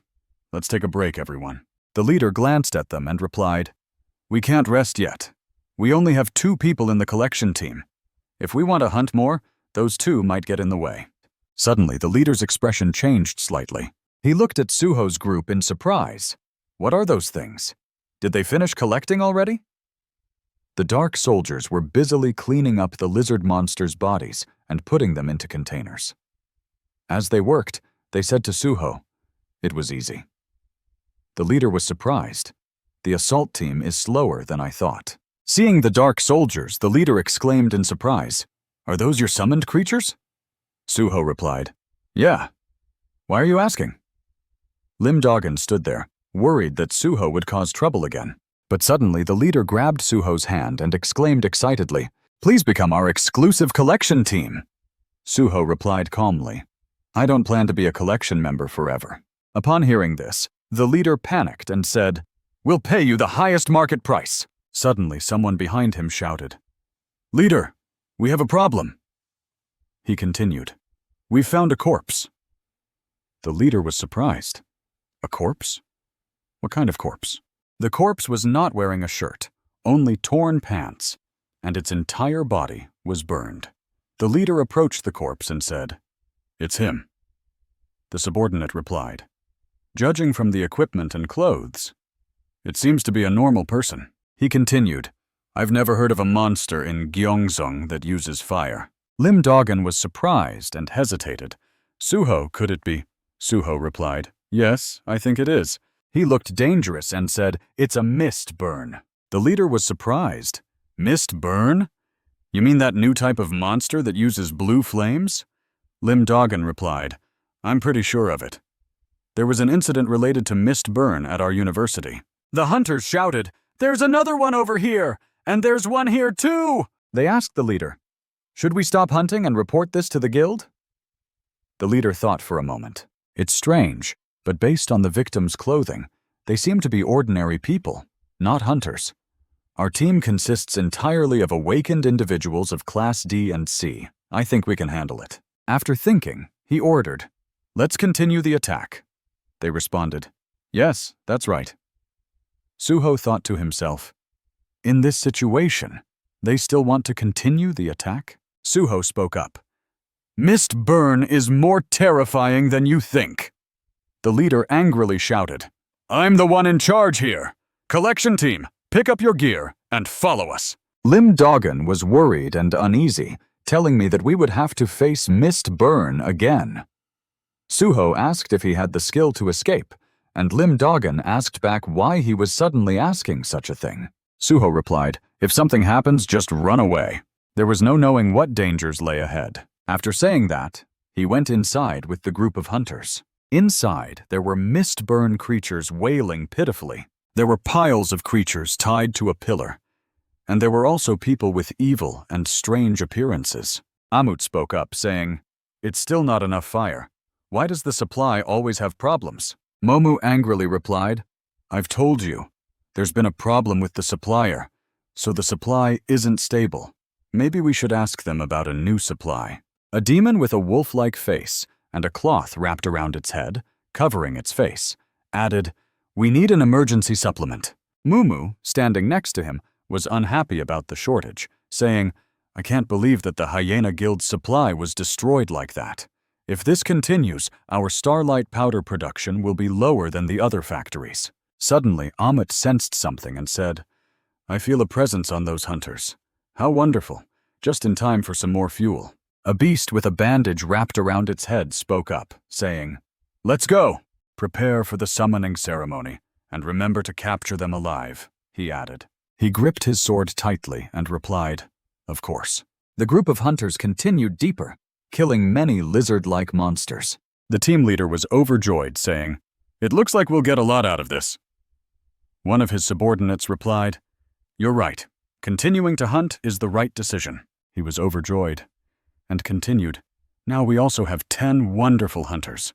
I've been saving it for this moment. Should I use it now?" Then he took out a gemstone and said, "This is stardust.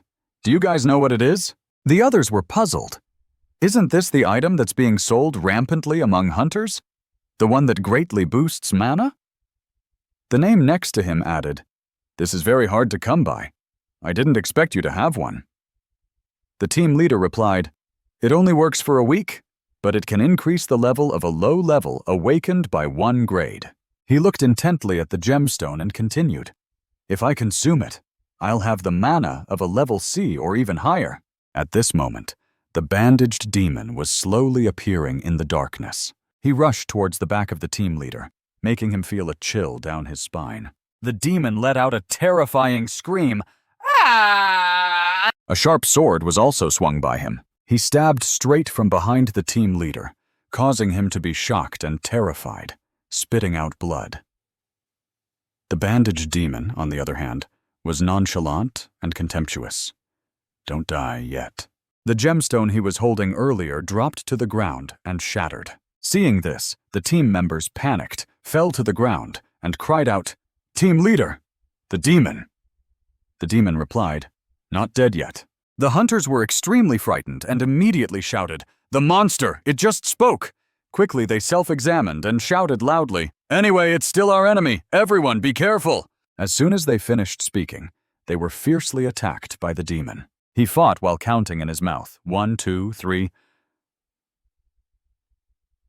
Then he concluded with the sentence, "A total of 10 tough opponents." The ferocious demon held the stardust gemstone in its hand and shouted, "I don't need 10 strong hunters, I'll kill them!" The gemstone shone brightly in the demon's gruesome hand. The hunters panicked and shouted, "Stardust! The monster can use stardust too?" He replied with a joking tone, "Exactly." Seeing this, they quickly shouted, "We need to kill it before stardust takes effect! Everyone, charge!" As they charged, the ferocious demon was already ready, gripping its sword tightly and swinging it decisively. The team members were beaten one after another. A flame appeared. A hunter panicked upon seeing the scene before his eyes. The flames gradually extinguished, until the last one was completely extinguished. They were terrified and shouted loudly, "What's going on? It's too dark, I can't see anything! Help! There's a monster!" The desperate cries echoed in the darkness, and the air was filled with the smell of fresh blood. Only the ferocious demon was left, its body covered in fresh blood, holding a sword in one hand. With the other hand, it dragged the body of a human, exclaiming triumphantly, "I've collected firewood!" A notification appeared. Mission initiated. Suho stood still, silently reading the notification. The mission was to rescue survivors. Some had been taken by a demon. The reward would be based on the number of people rescued. Current survivors, 7. Rescued, 0. Upon hearing this, Suho removed his hood, looking curious and slightly surprised. "A demon, huh?" Suho's expression turned worried and anxious. Seeing this, Biaru asked, "Little Prince, is everything okay?" He replied, "A new mission has appeared. It seems demons around here have been kidnapping humans." Suho continued, "It says that the more people I rescue, the bigger the reward." "It means those people will be in danger soon," Suho said anxiously to Lim Dogan. "Brother, I think something happened to the assault team. Let's get out of this dungeon quickly." Lim Dogan was surprised. "What? How did you know?" Suho replied, "I just have a feeling." He was worried and quickly made arrangements. The beast spirits would take him to the Lindogyeon gate. Before he could understand what was happening, he was dragged away by the beast spirits. He exclaimed in surprise, "Hey, wait a minute." Suho then said, "What about you?" He replied, "I'll go find the assault team. Upon hearing this, Lim Doggin was slightly surprised and immediately fell silent, lost in thought. Lim Doggin spoke up. "All right, if I stay, I'll just be a hindrance. When I get out, I'll ask the Hunters Association for help." Suho replied, "Thank you, brother." At this moment, Suho called out, and Ray responded with a woof. From an ordinary Suho, he has transformed into a fighting stance, and he is also wearing a pair of gloves received as a reward, then continued, "We have to hurry." "Wee." As soon as he finished speaking, Suho rushed off immediately. In the tunnel, the railway tracks were covered in cobwebs, looking very gloomy. The walls around were full of scratches and bloodstains. The deeper they went in, the stench of blood grew stronger, and there were corpses. The wounded and the dying lay scattered on the floor. The ferocious demon had returned to its lair, proudly displaying its spoils. "I've collected firewood," Mumu responded. "You're back quickly." Then he continued. "The portal will open soon, and the demons will be summoned." The bandaged demon spoke hesitantly. "We won quickly." Upon hearing this, Amut told him, "All right, to celebrate your quick victory, go stack the firewood." After that, he turned and walked away, his hand gripping the head of the hunter team leader, looking displeased and unfair. Amut was delighted. "We're very happy that we can supplement our firewood. With this, we can produce a batch of stardust easily." He continued, "The poison we were taught to make uses the demon's dark art, and the stimulant derived from the madness poison." Momu further explained that the crazy frenzy could help enhance magic power, but its side effect is that it corrodes the vitality of the user. The side effect of the burning flame on the demonic crystal will be soaked with demonic blood, thereby making it possible to alleviate it by replacing it with the flame of hellfire. Amit continued, "All of this is thanks to the apostle who guided us." He added, "Even the monsters created by destroying the souls of living beings, making them lose their sanity, were brought to this world by the apostle. That's how we low-ranking demons now have the chance to become stronger." The frost-wrapped demon just now responded, "That's right." Suddenly, Amit seemed to notice a strange noise. He spoke up, "There's an aura rapidly approaching." Momu was slightly surprised. "Still a hunter?" The frost-wrapped demon replied in a hesitant tone, "High possibility. New teammate, Hunter." The quiet door was kicked open by Suho with all his might. This made the three demons extremely shocked, with one of them being flung away. He asked, "Is this the place?" Suddenly, his eyes became cautious, looking at the demonic creatures before him. Suho thought to himself, "They are demons, aren't they?" Then he glanced back at the people bound and burning, thinking, "And what's behind them? They bound and burned hellfire demons. Is that some sort of ritual?" The notification still read 7 survivors, 0 rescued. Seeing that the notification hadn't changed, Suho felt a bit more at ease. Thankfully, the survivors were still safe.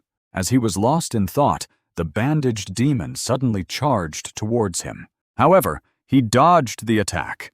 The demon was surprised, not expecting this turn of events. Suho's face twisted in anger as he asked, "You are the ones who killed the hunters I met on the way here, aren't you?"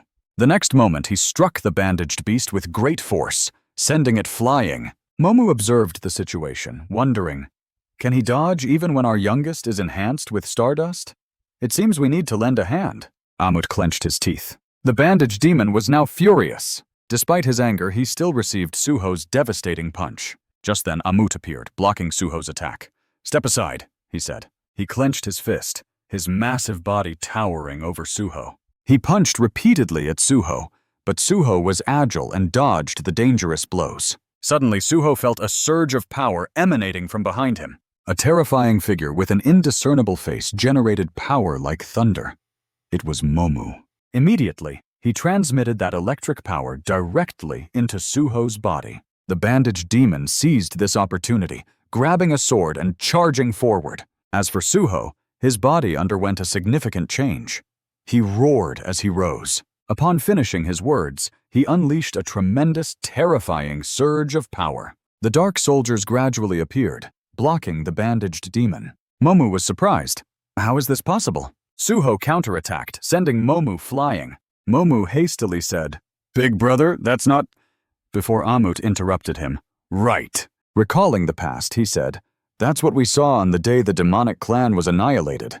It's identical to the power of the Dark Lord. Then he said, however, Amut scoffed. Compared to the Dark Lord, it's still far inferior. At that moment, the bandaged demon was furiously slashing at the dark soldiers. Suho stood motionless, his demeanor terrifying. Momu replied, if he weren't the Dark Lord, there's no need to be cautious. Momu approached the bandaged demon.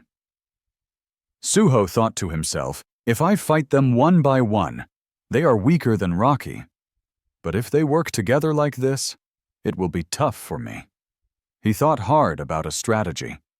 Even if I continue to revive demonic beasts, it will only waste magical power. I must use that method. Then Bieru appeared, saying, as you know, Dark Lord, I only consume corpses to a degree that I can read their memories. The rest, I have to abandon. The longer the dark soldiers have been dead, the weaker they become. Is there a reason you chose to keep this corpse? Suho thought back and replied, I was just thinking about something when I saw Rocky's final moment. He recalled the past battle. If Rocky's final battle was filled with regret because he was controlled by Itagrim, perhaps he would have helped me and become a warrior together if I had used the power of darkness on him. Then he said, but to do that, I need to get permission first. Suho turned to Gray and asked, is it okay if I do this? Gray nodded in agreement. The next moment, Suho took the specimen in his hand and planted it in the ground. He shouted, rise! He thought to himself, Rocky, if you regret, I will give you a chance to fight. If you have the desire, respond to me. The corpse lying motionless, its body now only wearing tattered pants. A tremendous power emerged and merged with the corpse. It seemed to have been awakened, creating a powerful shockwave. Suho still stood in the summoning stance. Before him was a towering, monstrous figure. It roared, binding Tai. It was Rocky, a level one, a common level. Momu exclaimed in shock, Rocky of the Hyena Guild! He is the one who defeated Rocky! Suho said, then it seems we are evenly matched, me and Rocky. Baru heard this and felt sorrow. Young lord, I am also here. Suho's eyes burned with determination. He shouted, let's fight! The Suho gang rushed towards the demons, fighting fiercely. Suddenly, a beam of light appeared. From green, changed to red. Now it has become even darker red. A foot gradually appeared in the rubble. A long-haired girl with 2 perked-up ears appeared. Seeing this, Suho said that it was in the rubble. That girl appeared. She wondered who summoned her. Is it the demon's trick to kill me? Suddenly, her eyes looked incredibly surprised. Before her eyes was the intense battle scene between the vicious demons and Rocky, whom Suho had just summoned. The girl was surprised. Why is there a dark soldier here?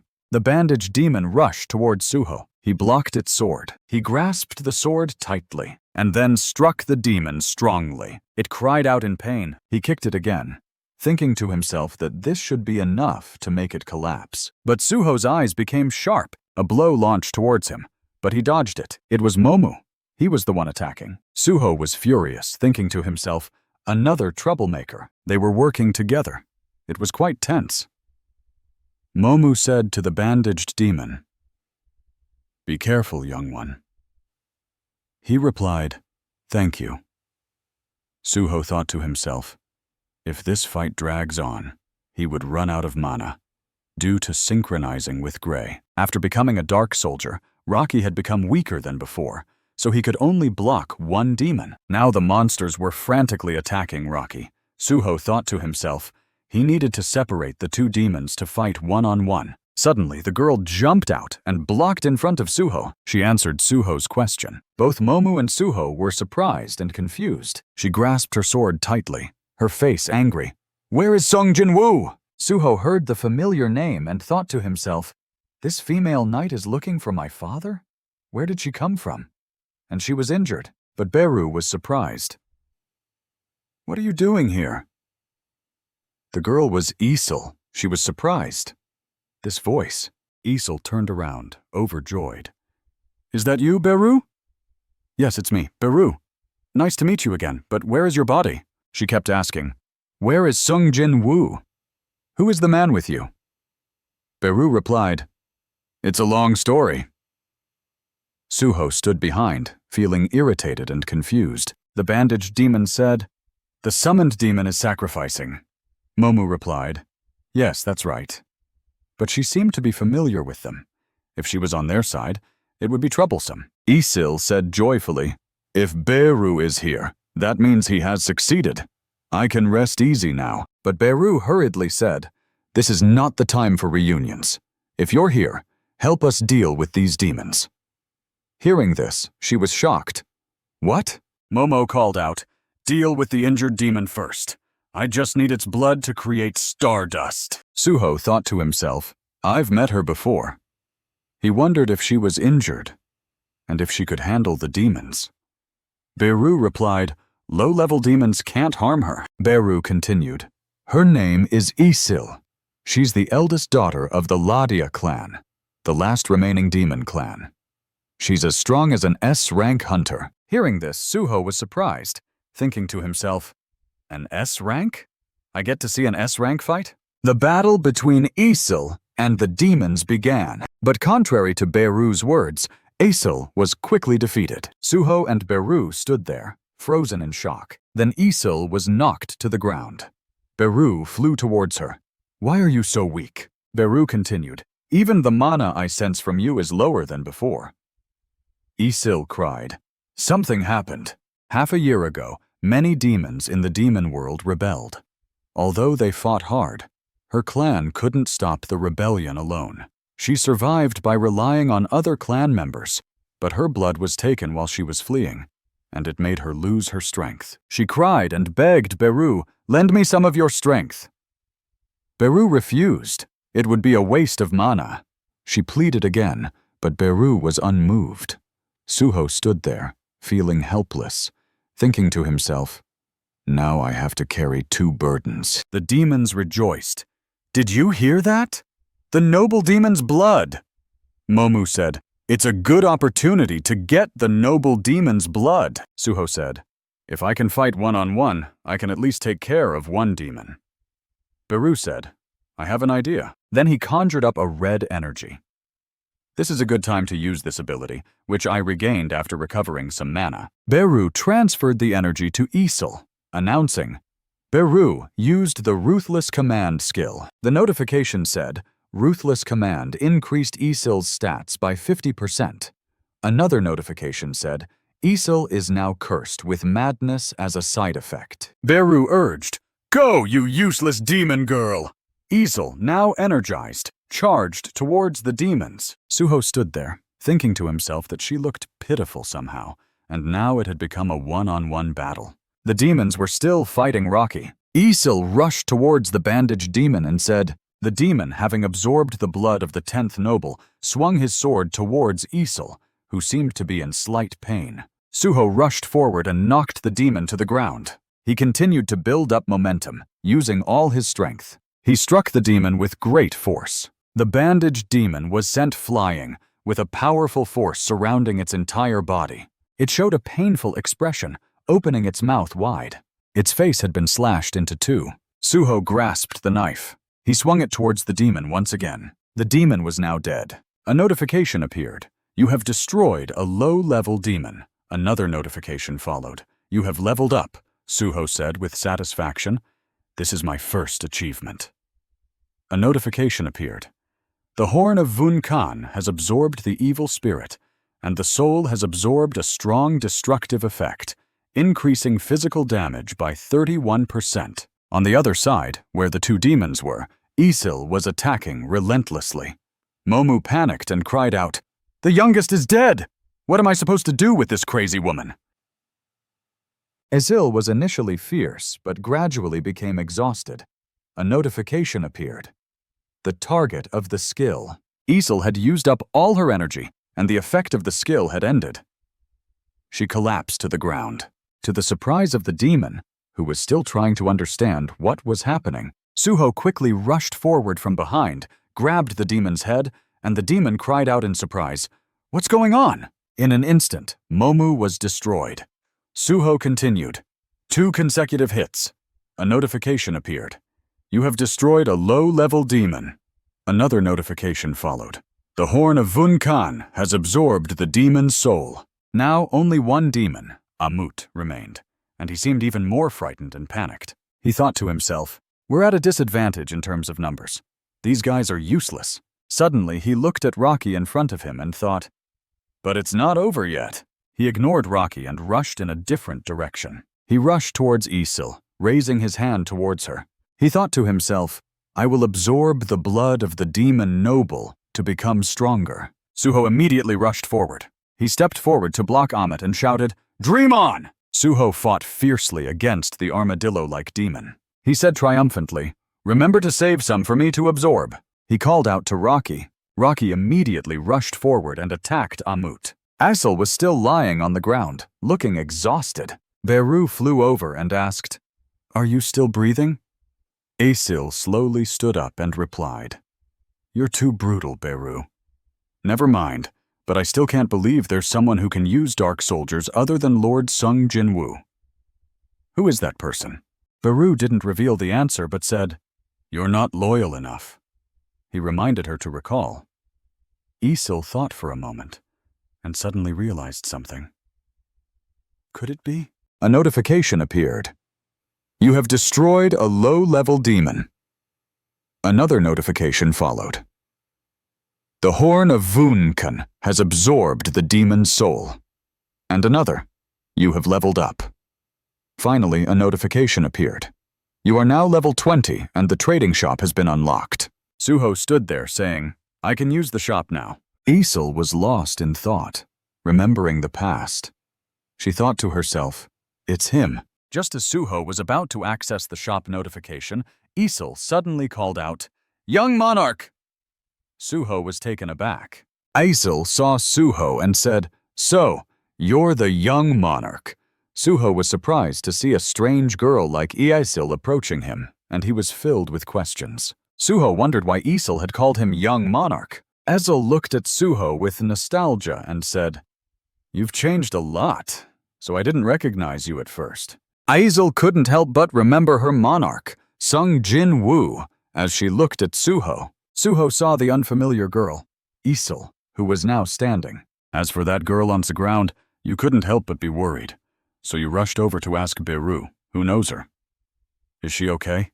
Beru rushed over to grab Isil's face to check on her. It seemed like she had fainted from exhaustion, but Beru spoke up to reassure him. She's not dead yet, so don't worry, sir. Suho sighed in relief, thinking, That's a relief. Deep down, however, Suho felt a pang of guilt towards her. Kim Jong-soo was now sitting against the wall, exhausted. After a long battle, everyone was drained of their energy. The system sent a notification to Suho. You have completed the mission to rescue survivors. The number of survivors rescued is 7. Notification, you have received the reward for the Suho mission. With a sigh of relief, Suho was truly glad that all 7 of them were safe. Suho checked the reward notification. The mission reward has been received. The following rewards have been received. Reward 1, Attribute Point Plus. 1. Reward 2, 700 gold. Notification. You have received 700 gold. Suho was unimpressed by the rewards, except for the gold. Suho ordered the shop window to open, revealing the prices of the items. Suho thought to himself that he could use this gold to buy items from the shop window. There were quite a few spiritual medicines and items that he could purchase here. Receiving money as a reward made Suho nostalgic. Receiving gold as a reward reminded him of his childhood, when he used to do chores to earn pocket money. Suho smiled slightly. Suho clenched his fist, thinking positively about using the gold wisely, remembering that his father had given him the system.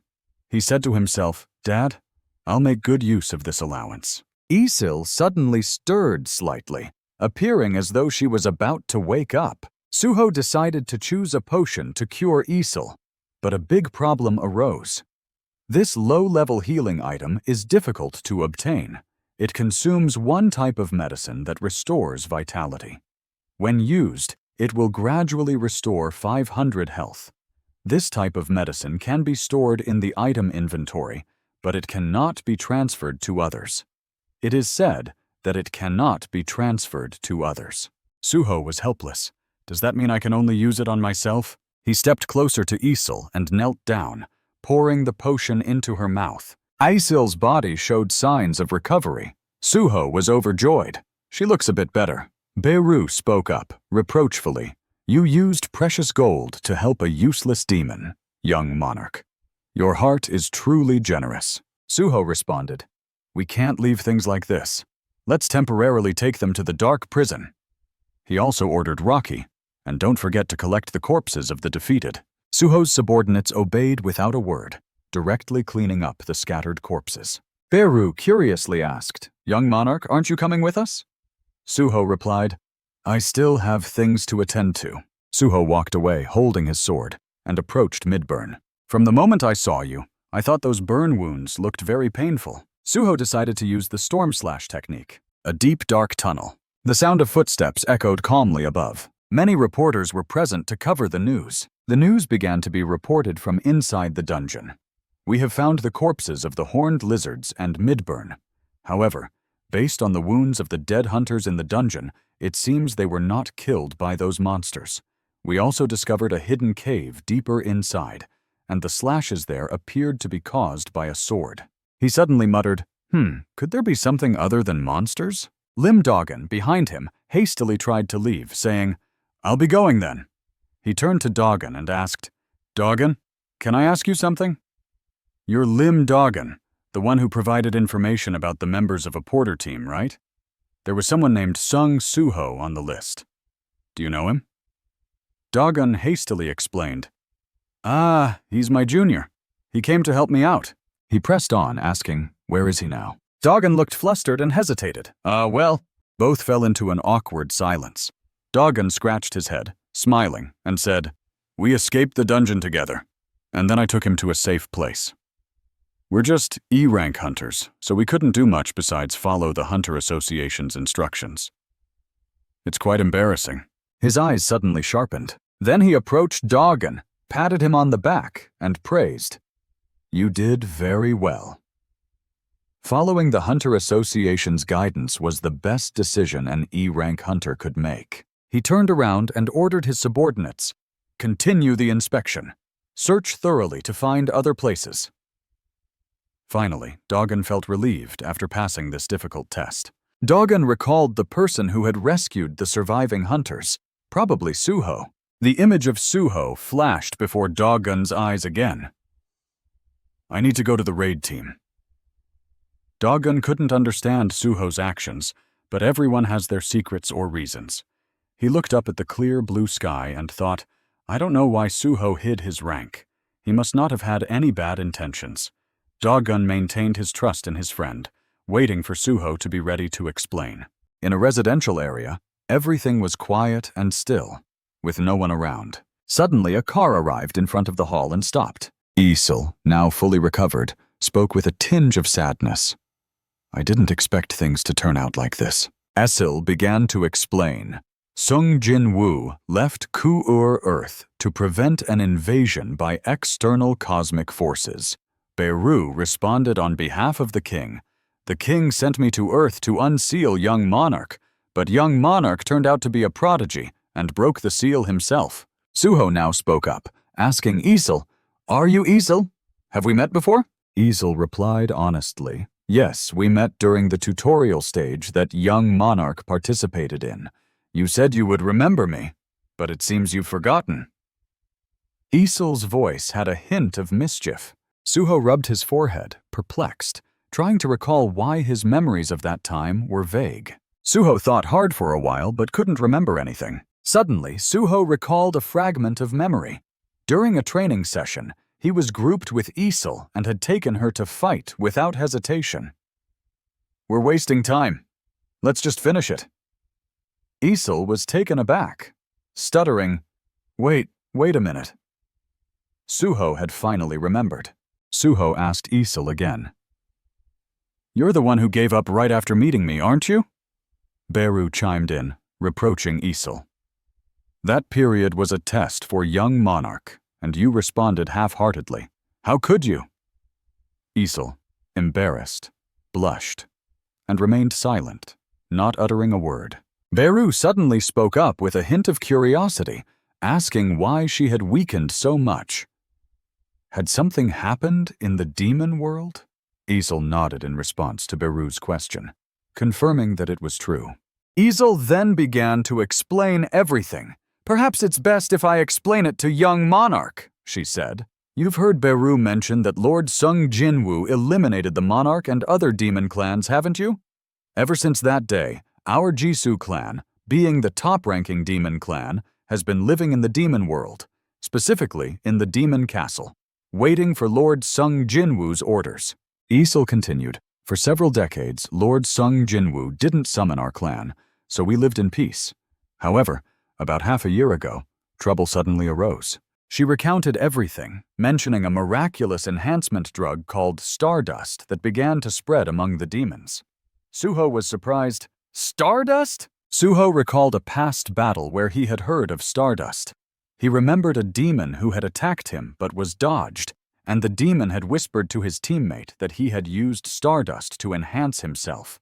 Suho's teammate had then ordered the elimination of the injured demon, stating that they needed the blood of the female demon to produce Stardust. Essel explains that Stardust is not very effective against high-level demons with strong magical abilities, but when low-level demons use it, they can greatly amplify their magic without having to pay any cost.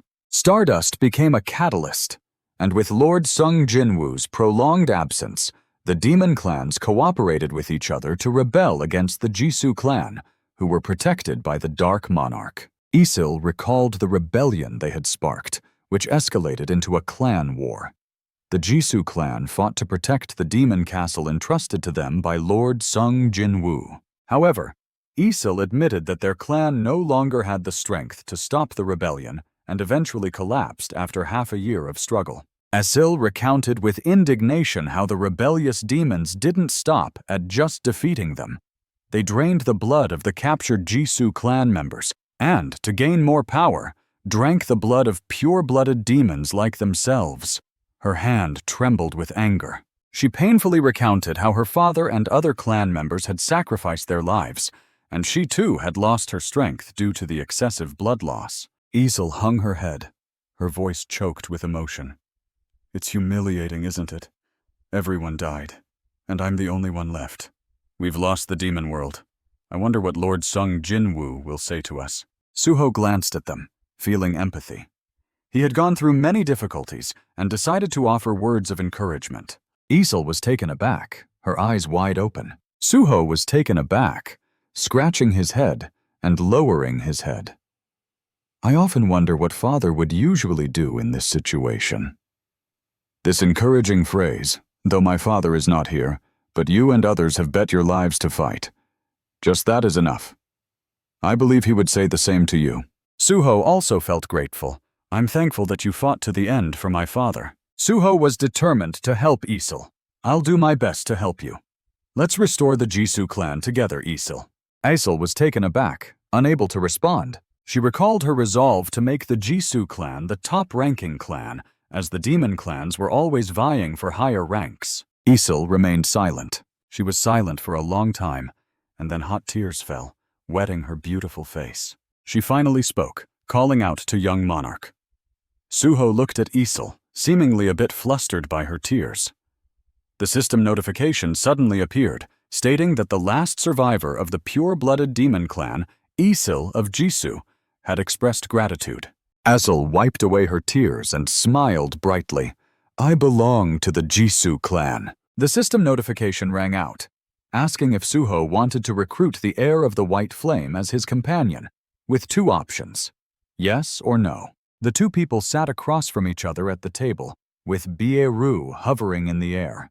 The system notification appeared again, stating that the last survivor of the pure-blooded demon clan, Isel, had expressed gratitude to Suho and asked if he wanted to recruit the heir of the White Flame as his companion. Sung Suho's expression was unreadable, his eyes cold and unwavering. Could Isel be the second person with the identity of the White Flame's descendant? Suho looked at him in confusion. With one hand, he touched and stroked a strand of hair.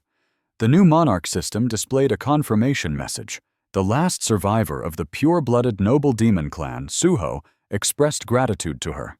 Suho then hesitated, wondering if it was because she was the only surviving pure-blooded noble of the demon clan. A low, mysterious voice barely whispered a single word. Yes. The system notification unfolded, displaying a series of messages. The heir of the white flame had become Suho's companion. A linked skill had been established, and the skill, Demon Binding, was activated. With 0% charge. Suho received strength from the heir of the white flame and released a powerful explosion. Then Isel was shocked and opened her mouth wide, her two eyes wide with surprise. What was this? Why did a status window appear suddenly like this? Suho turned to talk to Byaru, his face calculating, because Ray couldn't speak, so we didn't know. But we guessed that anyone who became our teammate could see the status window of young monarch. Perhaps. Byaru hesitated and asked again, "Is that true?" As soon as the words left her mouth, Isel, who had become her teammate as a descendant of White Flame, was shocked and couldn't believe what she had just heard. Am I a descendant of White Flame? Yes. So Suho, Isel, Rocky, and Hyena came to stand in front of a cracked and desolate building. Are you ready to go to war? He turned around and asked the guest politely. Now, let's try out the new link skill right away. Isel, are you ready? Isel was caught off guard by the sudden question, but still hurriedly replied, Yes, my lord. The swirling aura was rising. The system immediately displayed a notification. You have used the link skill, Demon's Protection, Transformation. His white eyes gazed, his two palms rotated, a ball of energy surrounded by conflicting aura. Suho looked strangely at his fist, which was covered with red aura and black lightning. He stared intently at his clenched arm, which was emitting a powerful aura. But behind him, Isel suddenly collapsed. This was Isel's link skill. Her face suddenly became haggard, her cheeks sunken and withered, her eyes dull and tired. Suho saw this and shouted, Isel, try to hold on! She struggled to say a few words. I'm sorry, I'm exhausted. After using the skill just once, he comforted her with a few words. Don't worry, rest well. He looked painfully at the remaining mana on his palm. It's still powerful. Just one use and it drained her strength. How strong is this skill exactly? Suho, although lying listlessly on the ground, when he looked up at his fist, thought painfully about having a skill that could grant strength to the new monarch. Suho punched strongly once, with a hopeful thought, this must be a very powerful strike, right? The result was a deep crater, small rocks and dust still pouring out. Suho and Byaru, the two of them, looked at each other in confusion. Unable to say a word, Byaru evaluated, looking at the remains on the wall. I don't think it's any different from usual, he argued with it. I think it's different from Gray's link skill, Isel worriedly thought to herself, looking at the two of them, and thought, is this all the damage caused after my strength was drained? Suho looked at the notification board, puzzled. Is it because the energy input is 0%? It didn't just show how to input energy, so he didn't know how to use it. The system displayed information about the link skill. Demon's Protection. Energy input 0%. Received power from the descendant of White Flame and released a powerful explosion. Byaru flew close to him, whispering, Young monarch, I have a request. He looked down at it, his face unclear. The demons that were killed and lying all over the ground were actually food that Byaru loved. Can I eat the bodies of the demons that you brought to the dark prison? Suho didn't allow it because he had a purpose for those bodies. No, we'll leave them here. I want to use the shadow extraction technique on them. Byaru didn't ask further and understood his intention. Oh, you haven't tried shadow extraction on demons before. Shall we try it now? He opened his palm, 5 fingers long and beautiful. He stood tall in front of the group, reading the incantation. Rise. The bodies of the demons didn't change. The system confirmed failure. Mana is not pure, cannot use shadow extraction. Suho stood there, telling Byaru the information he received. We just got a notification that we can't use shadow extraction on them because their mana is tainted. It flew nearby, analyzing and calculating. Even the Dark Lord can't extract the shadow of demons because their souls are all tainted. That's why he used a contract to summon them. Sung Soo-ho sighed in disappointment. Then we can't do anything with an impure soul like this. Beru heard this and responded, "Thank you, my lord." The girl sitting far away heard this and thought, "They just said I'm tainted. How rude." He walked closer, handed her a healing potion and said, "Drink this, you'll feel better." She smiled gratefully. "Thank you. It feels like I'm being a hindrance to you." In conversation with her, he still maintained a gentle tone.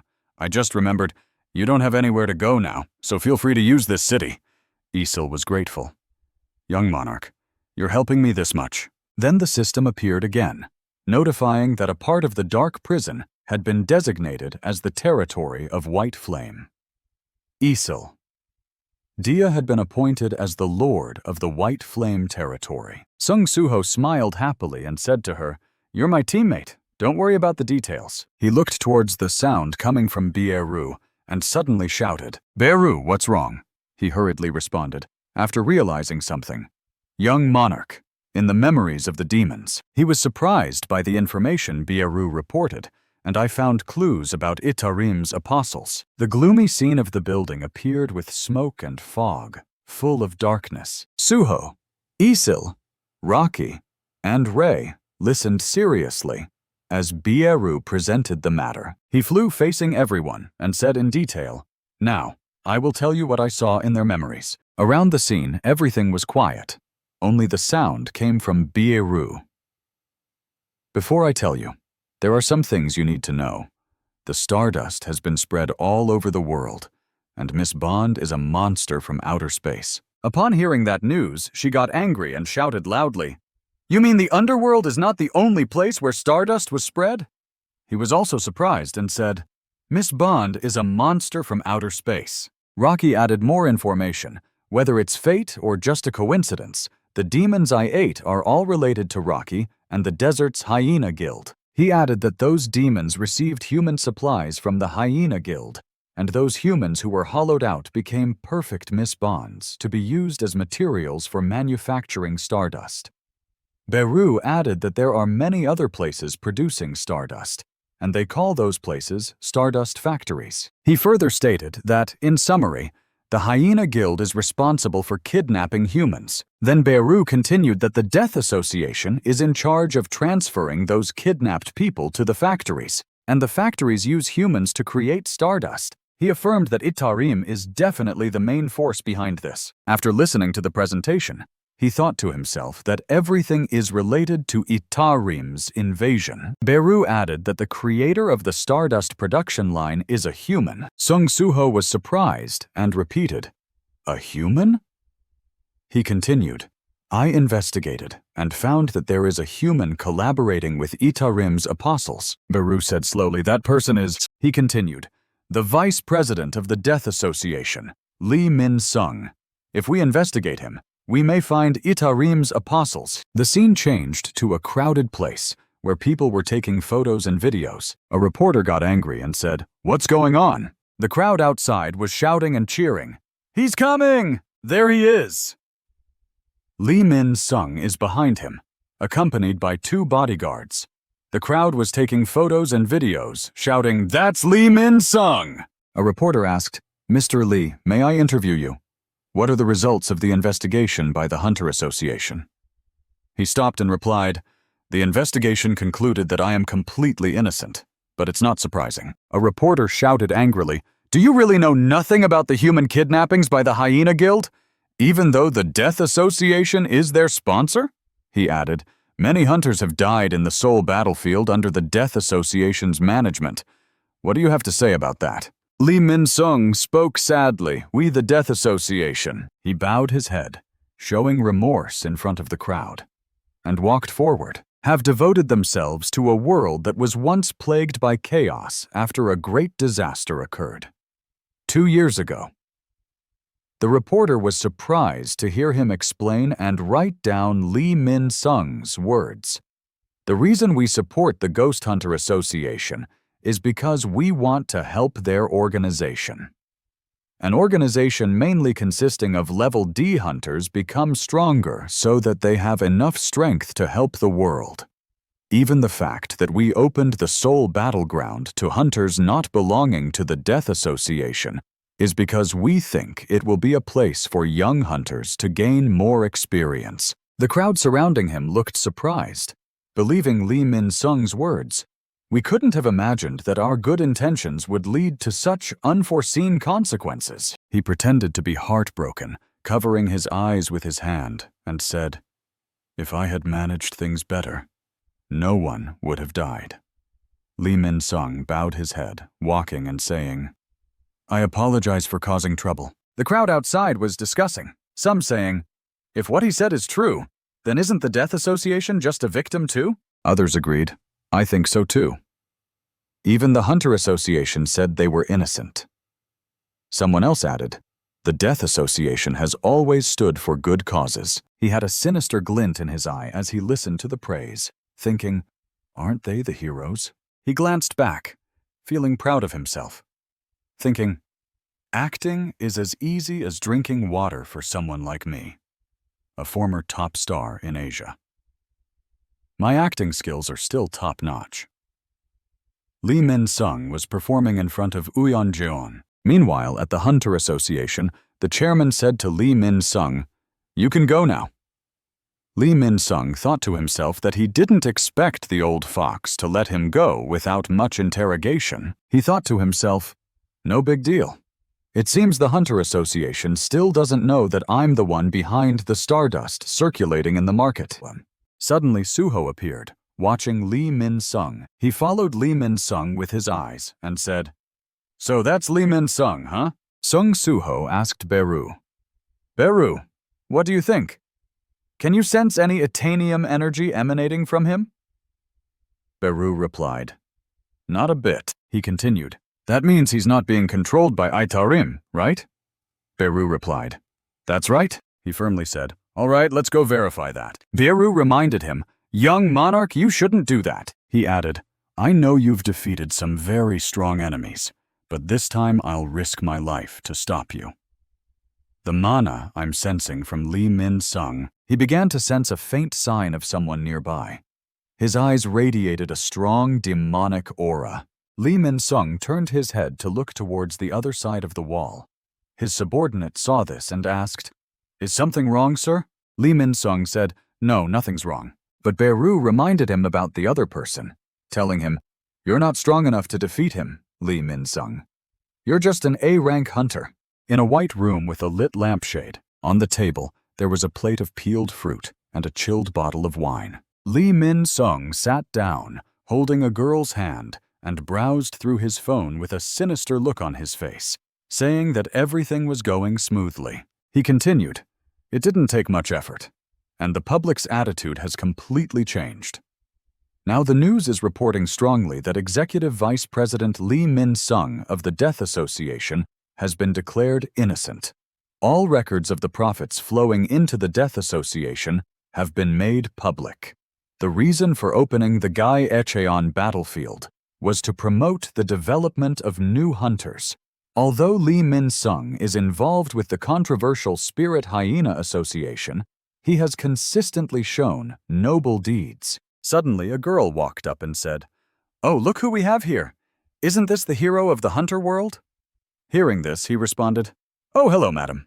The girl, with her seductive curves, gently said, "You should have told me you were coming." Then she immediately asked the other girls to leave, saying, "Everyone, please leave." Hearing this, he calmly said, "Do I have to report to you everything I do?" The girl, taken aback, replied, "No, I didn't mean it that way." In her heart, she thought, "He really has a difficult personality." She looked at him browsing his phone and thought to herself, he was born with a silver spoon in his mouth and became a Korean star at a young age. No wonder his pride is so high. Then she poured him a glass of wine and thought, however, his pride was completely crushed after the great disaster. She continued thinking, after the great disaster, it was shocking enough that someone as famous as him became an A-rank hunter. But what's even more surprising is that his driver also awakened and became one of the rare S-rank hunters in Korea. The story was reported in the news, and the public started to focus on his driver. For the first time, people saw the hierarchy being turned upside down with Lee Min-sung not being at the top. He was always at the top, but somehow his driver joined the Death Association, founded by Inteliju. At this moment, she closed the wine bottle cap and said, "Shall we discuss business now?" He responded by asking, "What business?" She leaned in close to his ear and whispered, "No need to play dumb. I'm talking about stardust." Then she asked, "Can you supply a large quantity this time?" Lee Min-sung immediately slammed his wine glass on the table and said, "Haven't you heard the rumors? One of the distribution systems and a factory have been destroyed. How can we meet such a large demand?" Hearing this, she smiled at him and said, "I'm sure Lee Min-sung, being the genius he is, must have a plan, right?" He spoke up, "I'll try to discuss it with my business partners and see what we can do." Hearing this, she was overjoyed and said, "That's great to hear, Executive Vice President." At this moment, he thought, "I need to contact that person. Has he stopped taking my orders recently?" The scene changed to a city where a hand was placed on the glass window of a room. The face of the young man, Nam, turned dark. This made the people behind him gasp in shock, exclaiming, "That kid!" The scene changed again to reveal a group of terrifying blue monsters charging towards them. Immediately, they were torn apart by Gray with a single bite from the other side. These monsters were executed by Isil with just one slash. At the same moment, Sung Soo-ho, with his sharp hands, immediately struck down the blue monster with a slash. Just one slash was enough to behead the blue monster. The monster's body was cut in half, and then he continued to attack, killing many of the other monsters. The power emanating from him was extremely terrifying. He wiped the blood off his face with his hand and called out to Beru, saying, "All right, let's summon a new batch of goblins." "Now we will summon a batch of new goblins." Beru responded, "Young monarch must be feeling impatient due to our previous conversation." Beru then turned to the three people and continued, "Our goal is to extract information about Itarim's apostle from Lee Min-sung, who is currently the head of the Stardust distribution chain. We must accept that a fight is inevitable once we approach Lee Min-sung." Sung Soo-ho listened and asked in confusion, "How will we extract the information from him?" Beru replied, "If he refuses to talk, I'll just eat him to get the information. The Dark Monarch has allowed me to consume humans as long as they're identified as demons." Beru continued, "However, that's only if we can defeat Lee Min-sung while we're touring the association." He thought to himself upon hearing this. Then Beru continued to speak on the same level, where the difference in power was usually 10 levels apart, and a level D could defeat a level C. The ability of our team was still too weak to defeat the Death Association and the diver level Lee Min-sung. At this moment, Sung Soo-ho asked Beru, "So what level are you?" Then he asked again, "Isn't it because of the non-ranking list?" Sung Soo-ho looked puzzled and asked, "Is the secret reward only available once? Open the random box." The gift box immediately opened, and a notification appeared, saying, "You have obtained the item, ring for the left hand." The ring appeared in his hand.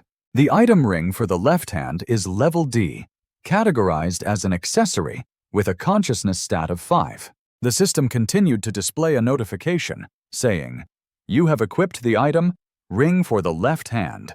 Immediately, his consciousness stat increased by 29+5.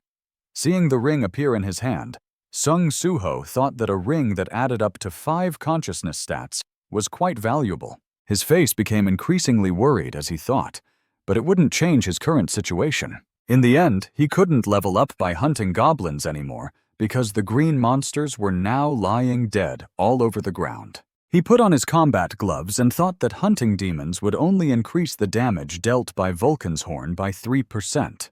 The system notified him that the item Vulcan's Horn had an effect called Destruction Desire, increasing physical damage by 33%. He clenched his fist and thought that he wanted to become stronger quickly, but there weren't many ways to achieve that.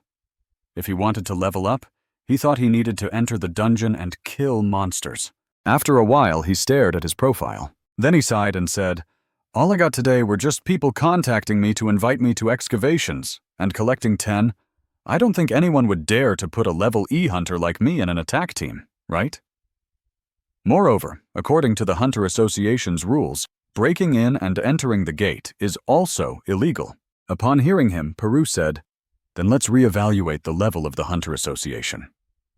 Hearing that, he responded with information about the reawakened individuals being posted on the Hunter Association's homepage, and they should avoid being caught in that situation.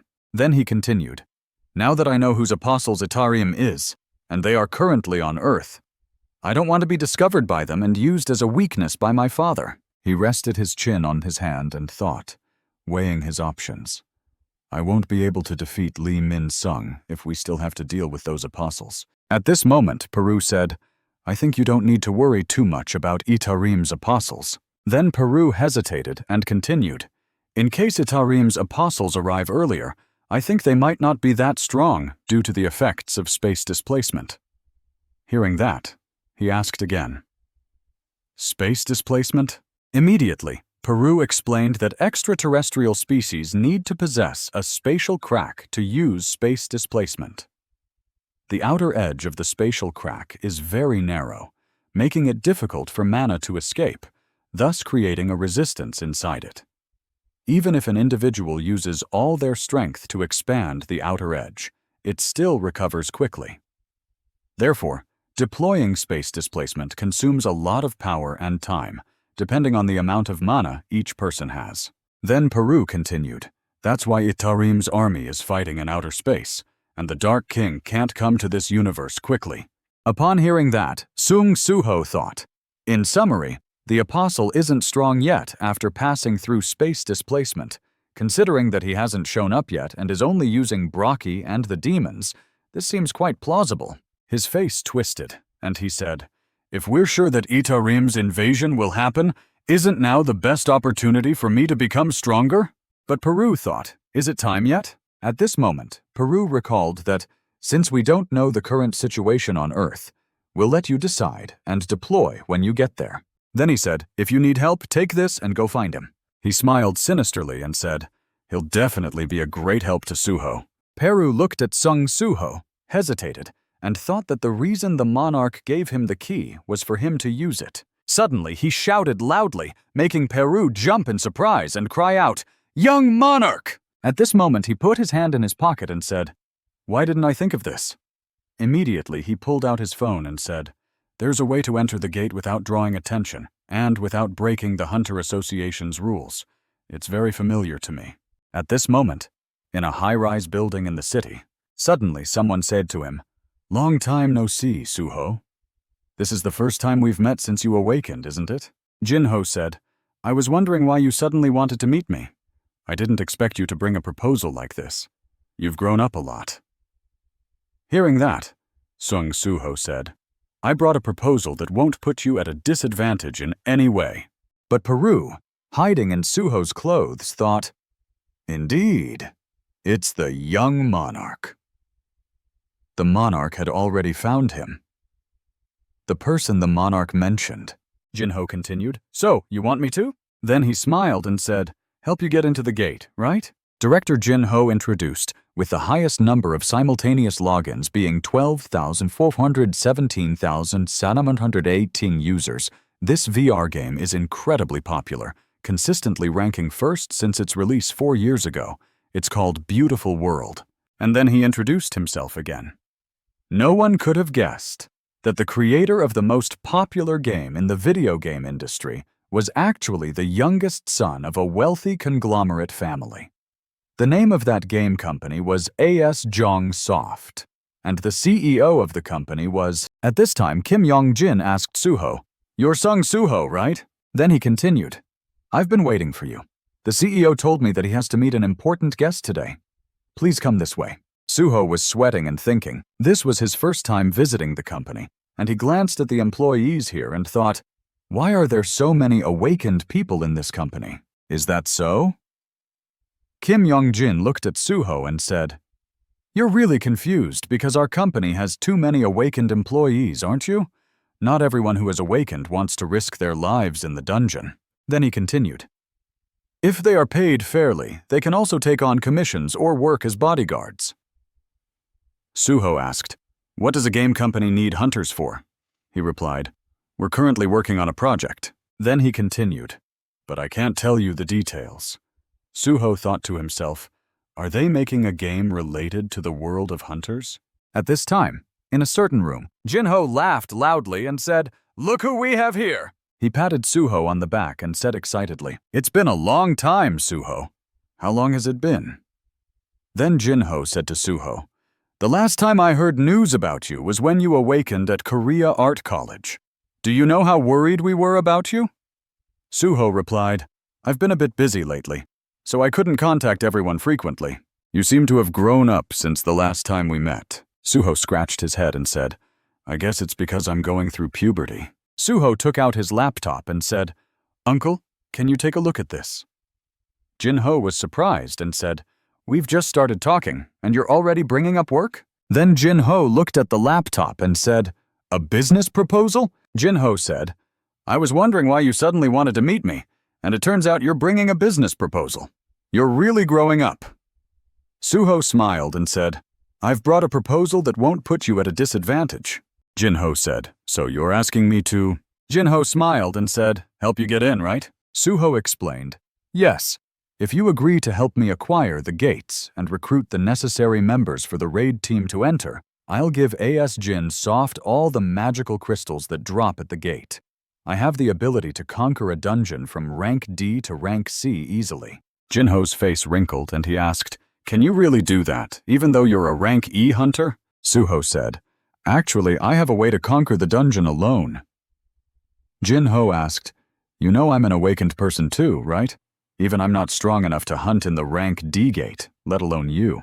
Jinho's face darkened, and he asked, "Is the reason you're doing this because you think your parents might have been sucked into one of the gates during the disaster?" Then he said, "If that's the case, I'll still hire hunters for you. So I hope you'll continue waiting." Suho thought to himself, "I knew it would be like this." Peru popped out and asked, "Young monarch, are you going to reveal the truth?" Suho replied, "Yes. You're still the one I trust the most, uncle." Suho said, "Uncle, you see." Jinho looked puzzled and said, Suho's face turned serious and he said, "I'm actually an awakened person who can level up." "I'm an awakened person who can level up." Jinho was shocked and asked, "Level up?" Suho continued, "There are currently invaders from outer space hiding on Earth. To stop them, I need to kill monsters to level up."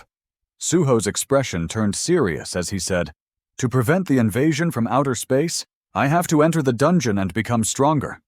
Suddenly, Jinho asked, "What are you talking about?" Jinho asked, "Have you heard about the solo leveling project?" Jinho laughed loudly and said, "Ah, now I understand. This must be a prank with a hidden camera, and you're going to make a ridiculous request to see my reaction, right?" Then he laughed until tears came to his eyes and said, "What you just said is actually the storyline of the game we're currently producing." Jinho continued, "It's about an awakened person who can level up alone. At first he's the weakest, a rank E, but eventually he conquers rank S and becomes the strongest awakened person, protecting the world. If someone has already told you about it, then what's the point of keeping it a secret?" Suho thought to himself, "Could this story be about my father?" Jinho laughed loudly and said, "Anyway, if you're trying to trick me and my employees, you've failed. You're not good enough to deceive me." Peru flew over and said, "It's impossible. This uncle of yours still has some vague memories of the old world, or something like that." Suddenly, Jinho looked at Peru and stopped. He saw Peru and shouted, "Suho, what is this face?" Peru turned around and asked for Suho Young Monarch's help, saying, "I was wondering if you could help me." When he heard that, he said, "Peru, since when?" Jinho's face was trembling with fear. Peru said, "During the time you were forgotten, you were once a trusted vassal who served the king, protecting countless humans. You participated in most of the battles that our king fought. Those magnificent and heroic moments must have been deeply etched into your soul, making Jin-ho exclaim something. Then Peru held a sword and said, "It's faster to do this than to waste words explaining." Peru stabbed the sword into Jin-ho's body and said, "This is a gift from the King of Darkness." Seeing this, Jin-ho shouted. Jin-ho froze at that moment, and around him, everything was white, making Jin-ho exclaim. Someone was approaching from a distance. The person was getting closer to him. The person was getting very close to Jin-ho. Seeing him made Jin-ho surprised. The person looked at Jin-ho and said, "What's wrong with me?" Jin-ho began to reminisce about the past, recalling the image of himself. Jin-gu once said, "You're at level E, right? I'll protect you." When he saw Jin-gu carrying a heavy load, he asked, "Is your luggage heavy? Are you okay?" Hearing this, he replied, "It's fine, I can still carry it." Seeing this, he asked, "You're always so quiet, aren't you?" Jin-woo responded, "You're always talking so much, aren't you?" The enemies were getting closer to the two. The enemies asked, "Are you going to side with him and fight against us?" Hearing this, he stood in front of Jin-woo, ready to fight. The scene shifted back to the past, where his face was serious, and he slammed his hand on the table, saying, 20 times. Not with me, 19 times more. He still left after hearing that. This made him cry his eyes out and beg, "Please listen to me." In another memory, he was wearing armor, and excitedly said, "A complete set of armor and accessories made by the most skilled craftsmen. It will enhance my strength. If we're going to conquer these dungeons, I should at least prepare something. Don't you think so?" Hearing this, he just lightly touched the armor, making him fall backward. His face turned serious, and he said, "Take it off while I'm still calm." He reluctantly obeyed. Jin-ho said, "With this, the raid was a complete success. You not only saved my life, but also helped me in the raid. You're more like my older brother than my actual brother now." He looked down, his face red, and then he spoke up. "If you consider me like an older brother," he handed over a cup of wine and said, "then I also consider you like a younger brother." Back in the present, Jin-ho was choked with tears. He wiped away his tears and said, "If that's the case, in this world, to meet Jin-woo again." Suho turned to Peru and whispered, "What did you do to my uncle?" Peru reassured him, "Don't worry, sir." Looking at Jin-ho, who was still crying, Peru continued, "He just regained his memories of the previous world." A hot cup of tea was still on the table. Jin-ho spoke up, "I understand. The power that Jin-ho possesses is infinite. His grandson also has it, right?" Suho was taken aback and replied, "Yes, but it's a bit different." Jin-ho had stopped crying, his eyes swollen. Then he said, "The outer god, beyond the universe. He is protecting this world from the so-called Itarim. He is indeed in a completely different time and space." Suecho responded, "Yes, to prevent Itarim's invasion of Earth, you need to become stronger as soon as possible. Seriously speaking, although the situation has become critical, you still brought me a business proposal. You're just like your father." Hearing this, he laughed. Jin-ho continued, "Now that I understand the situation, I shouldn't treat you like a child to be protected anymore." Jin-ho agreed, "I accept your proposal." This made him overjoyed, and he shouted, "Great!" Jin-ho sat down, thinking, Jin-woo is suffering alone again. Jin-ho looked out the window, thinking, but the reason he allowed me to regain my memories is because he wanted to give me a chance to support him, right? This time, I'll believe in you. I'll do everything to help Suho. The scene shifted to Suho, who was wearing a mask, looking mysterious. The people there looked at him. Suho looked back at them, thinking, are they the assault team that the uncle hired? He did an excellent job finding enough people. An older man with a wounded leg asked him, "You're going to pay us 4,000 just to join this assault team without even entering the gate?" Suho replied, "That's right." The man asked again, "You're going alone?" Then he looked at Suho and said, "I don't know how confident you are in your abilities, but underestimating the gate is very reckless." The man continued, "If you feel like you can't do it anymore, feel free to ask for our help." The man said, Although my body is in this state, I can still support you a little. Hearing this, Suho responded, "Thank you." Then he walked in alone and said that if he needed help, he would call him. At this moment, the thoughts in his mind were that his father had taken on countless responsibilities and continued to live until now. Suho had now walked to that place, but beside him were two ESIL teammates. That was the reason in this team system he received. He immediately wore gloves and said that he could feel his father's warmth through the hidden intentions. Suho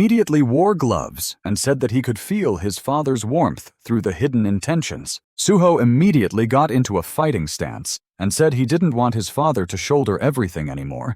He said it was time to level up. Lee Min-sung's car was parked in front of the large building. He stepped out of the car and told his subordinates to keep watch around. The person in the car obeyed. "Yes, boss." At this moment he thought to himself, "It's been 3 months, hasn't it?" Lee Min-sung's entrance caught the attention of the guard, who was wiping leaves. Seeing him, the guard asked, "Oh, I've seen you on the news. You're Lee Min-sung, the Vice Executive Director of the Death God Association, right?"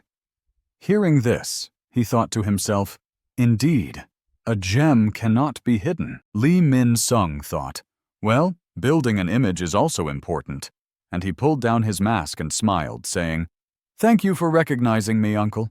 Then he continued, "Have a good day, uncle." The uncle happily replied, "I'll always support the hero of the hunter world." Lee Min-sung thought to himself that it was true. Those jealous glances were all meant for him. This is how the crème de la crème is born. The deputy CEO of Eugene Construction Company is him. He continued to reminisce about how the one who died early became a star and a king in the advertising industry, which is also him. He advanced smoothly in the world of celebrities and was known as the Asian Prince.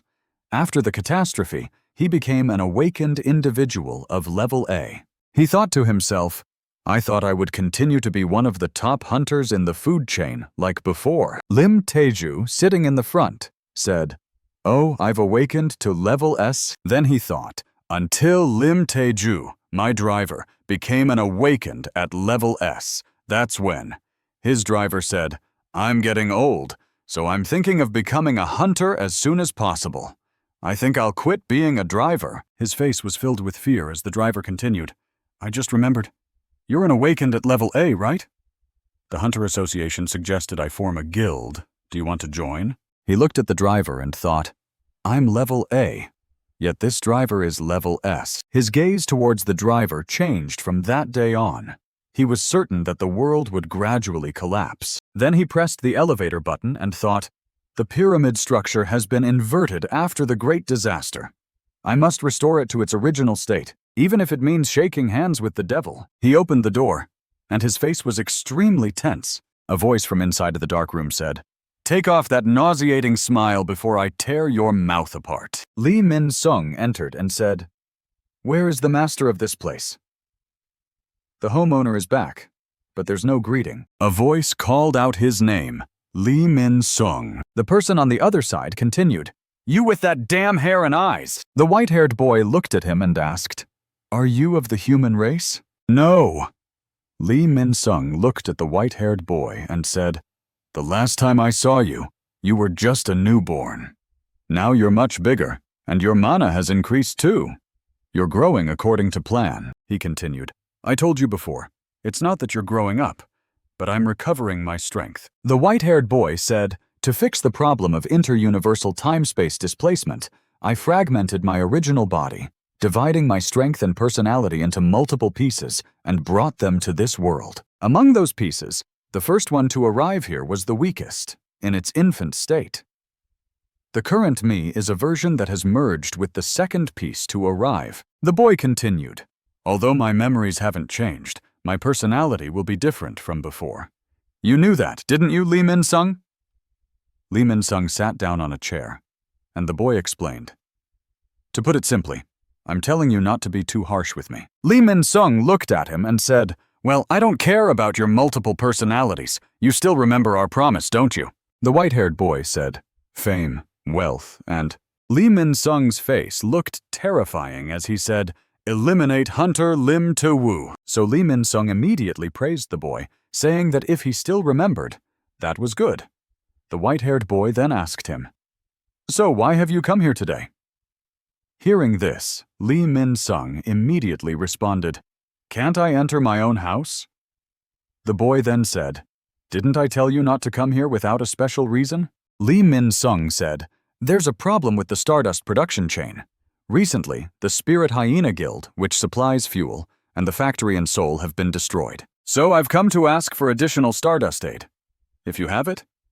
The boy asked, "Were they attacked? Have you found the culprit?" He heard that the person who destroyed the Spirit Hyena Guild was a masked hunter using a sword. Then the boy called Lee Min-sung and said, "Lee Min-sung, you are the one who uses our Stardust production method, and you are also the one who created the distribution system. Didn't you once swear that the system wouldn't have any problems?" Lee Min-sung replied, "Kid, if you keep worrying about every single problem, you won't get anything done." The white boy's eyes now appear yellow. "Lee Min-sung, you're so incompetent," the boy said with his hands in his pockets. "Was it a mistake for my previous persona to choose you as a pawn?" The boy drew his sword from its scabbard and said, "You outsider." Instantly, the blade was pressed against the white-haired boy's neck. Lee Min-sung leaned in close to the boy's ear, threatening him. "I'm not a brainwashed shell like you. I'm a level A hunter, capable of taking your life before you can even muster your strength. You'd better be careful when you're around me." "You're not the pawn. You're the one who's being used," Lee Min-sung said. The sharp blade was still pressed against the white-haired boy's skin as Lee Min-sung continued, "The ranking of hunters is determined by their mana, which is a symbol of their strength." The boy's voice was soft and hesitant. "It's so frustrating." The guard was now approaching them. The power emanating from the two individuals caused the guard immense pain. This power was extremely terrifying. Lee Min-sung, still holding the knife to the boy's throat, began to think, "Mana is surging from all directions." The boy continued to think, could it be that everyone at the dinner table started losing consciousness, and soon the other two people also lost consciousness, followed by a girl? The entire building seemed to be losing consciousness, including the two people in the elevator. Even the people sitting in their cars were affected. Lee Min-sung thought to himself, "Has he brainwashed everyone in this building?" The white-haired boy spoke up. "My previous persona thought you were useful because you were necessary for our existence. But now that I have the power to sustain myself," the boy continued, "our relationship can change based on your abilities." The people who had lost consciousness were now holding weapons and advancing towards them. The approaching crowd was terrifying. Lee Min-sung's face turned menacing. Then Lee Min-sung let him go and said, "I was just joking. Why so serious? I just wanted to see if you had the ability to kill that S-ranked guy." Seeing him let go, the boy said, "All right, because you still have some use, I will spare your life this time." The guard clutched his head in pain. "Ah, my head."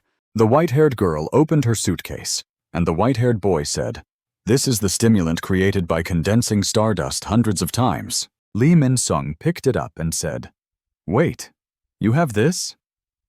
The boy replied, "If you dissolve it, you can produce a large amount of stardust." The boy continued, "It is different from the stardust that only low-level hunters can use. If you use it, it will be effective even for a level A hunter like you. Do you want to try it?" At this moment, Lee Min-sung picked it up with a hesitant expression and asked for help, thinking to himself, who would be stupid enough to use something so unclear? He continued to think, "I seem to have unleashed a monstrous creature onto the earth." However, Lee Min-sung stood up, walked away, and said, "All right, remember to keep your promise." In his heart, he thought, "It's not my problem anyway." The white-haired boy immediately dropped his book to the ground. A red energy flowed through the body of the white-haired boy. The boy said, "I can sense that another piece will arrive soon." He continued, "Once I reunite with that piece of power, I won't need to hide anymore." At that moment, a hyena brookie appeared. Essel and Gray began to attack this strange creature. The hyena brookie started to crawl to its feet. The monster stood upright, preparing to attack. Essel and Gray were also ready for battle. Suho took a running start and jumped towards the Hina Brookie. The monster was thrashing about violently. Seeing this, Isol shouted, "Young monarch!" Suho's face was filled with a fierce determination as he charged forward. He grabbed the monster with his hand and squeezed tight. The Hina Brookie's eyes were bleeding. Suho's strength was too overwhelming, causing the monster to disintegrate. The Hina Brookie was destroyed under Suho's hand. The white-haired boy spoke in a terrifying tone. He continued, "The invasion will officially begin soon." The girl wearing a cap spoke up. "This isn't really dangerous, is it?" She looked around at everyone and said, "We just need to sit here until that person leaves the gate, and each of us will receive 5,000 won. The only condition is that we can't reveal what we've seen or heard here." She couldn't understand why he was willing to pay them so much. A man sitting there replied, "This is the 4th time, and they have never broken their promises to us as a gate-closing hunter who is also serving the community. This doesn't hurt anyone." But the girl responded back, "Something didn't feel right." The girl responded hesitantly, "But something doesn't feel right." The man immediately replied, "Then don't work for them anymore." Hearing this, she hesitated, scratching her ear, and said, "Well, it's a bit." The older man thought to himself, "This is indeed suspicious. He didn't bring any excavation or collection team. He just cleans the gates. If he wasn't collecting or excavating, he wouldn't gain anything from the gates." He continued thinking. At first, he only entered D-level gates. But recently, he started entering C-level gates. What is he doing in there? A hammer blow smashed the rock, and the green monsters were now smashing rocks with hammers. Peru, who was behind, urged them to move faster. On the other side, Isol was picking up items and said to Gray, "The task of collecting 10 requires true skill." "Don't you think so, Gray?" Isol turned around and said, "And the new monarch is fighting a C-level boss alone. I wonder if he's doing okay." Suho was moving extremely quickly, dodging the monster's attacks. The giant spider was ferocious, but Suho remained calm and skillful. He drew out his sword. Suho immediately struck the monster. The system announced, "Paralysis effect activated. The target has strong resistance, so the effect will be weakened." Suho thought, "You can withstand it?" "I wanted to test the paralysis effect of this dagger. Perhaps it's not effective against spiders." The system continued. Item: Kasaka's Venomous Fang. C-level dagger. Consciousness plus 25. This dagger is made from Kasaka's venomous fang, retaining its poison. It can cause paralysis and bleeding in the target. You can store this item in your inventory, or sell it at the shop. Paralysis effect will take effect after a while, and the target will be paralyzed. Bleeding effect will cause the target to lose 1% HP per second. Suho thought, as I thought, to deal with these insects, and immediately launched an attack. His attack struck the giant spider with great force. Suho continued to attack the ferocious spider with his fists. His punch was incredibly powerful, striking the spider directly. Suho's muscles bulged as he shouted, "Fists are still the best!" A sword appeared in the sky. It created an extremely powerful aura. Suho thought to himself, "I'm strong enough to face a C-level boss alone now. I can move on to B-level gates." The monster became even more ferocious. Suho charged forward with great momentum, thinking, "I'm getting used to using royal power during battles. Not only have I leveled up, but I'm also becoming more skilled in combat." Suddenly, his thoughts shifted to another direction. "I've only used royal power to move objects so far." He continued to charge towards the monster, thinking, "I wonder what would happen if I combined the invisible hand with my attack." He began to clench his fist. If he combined the invisible hand with his attack, he clenched his fist and focused all his strength into it. Immediately, the punch flew straight at the monster. The spider was knocked back by the punch. As soon as he defeated the giant spider, the system notified him, "You have defeated the giant Arak.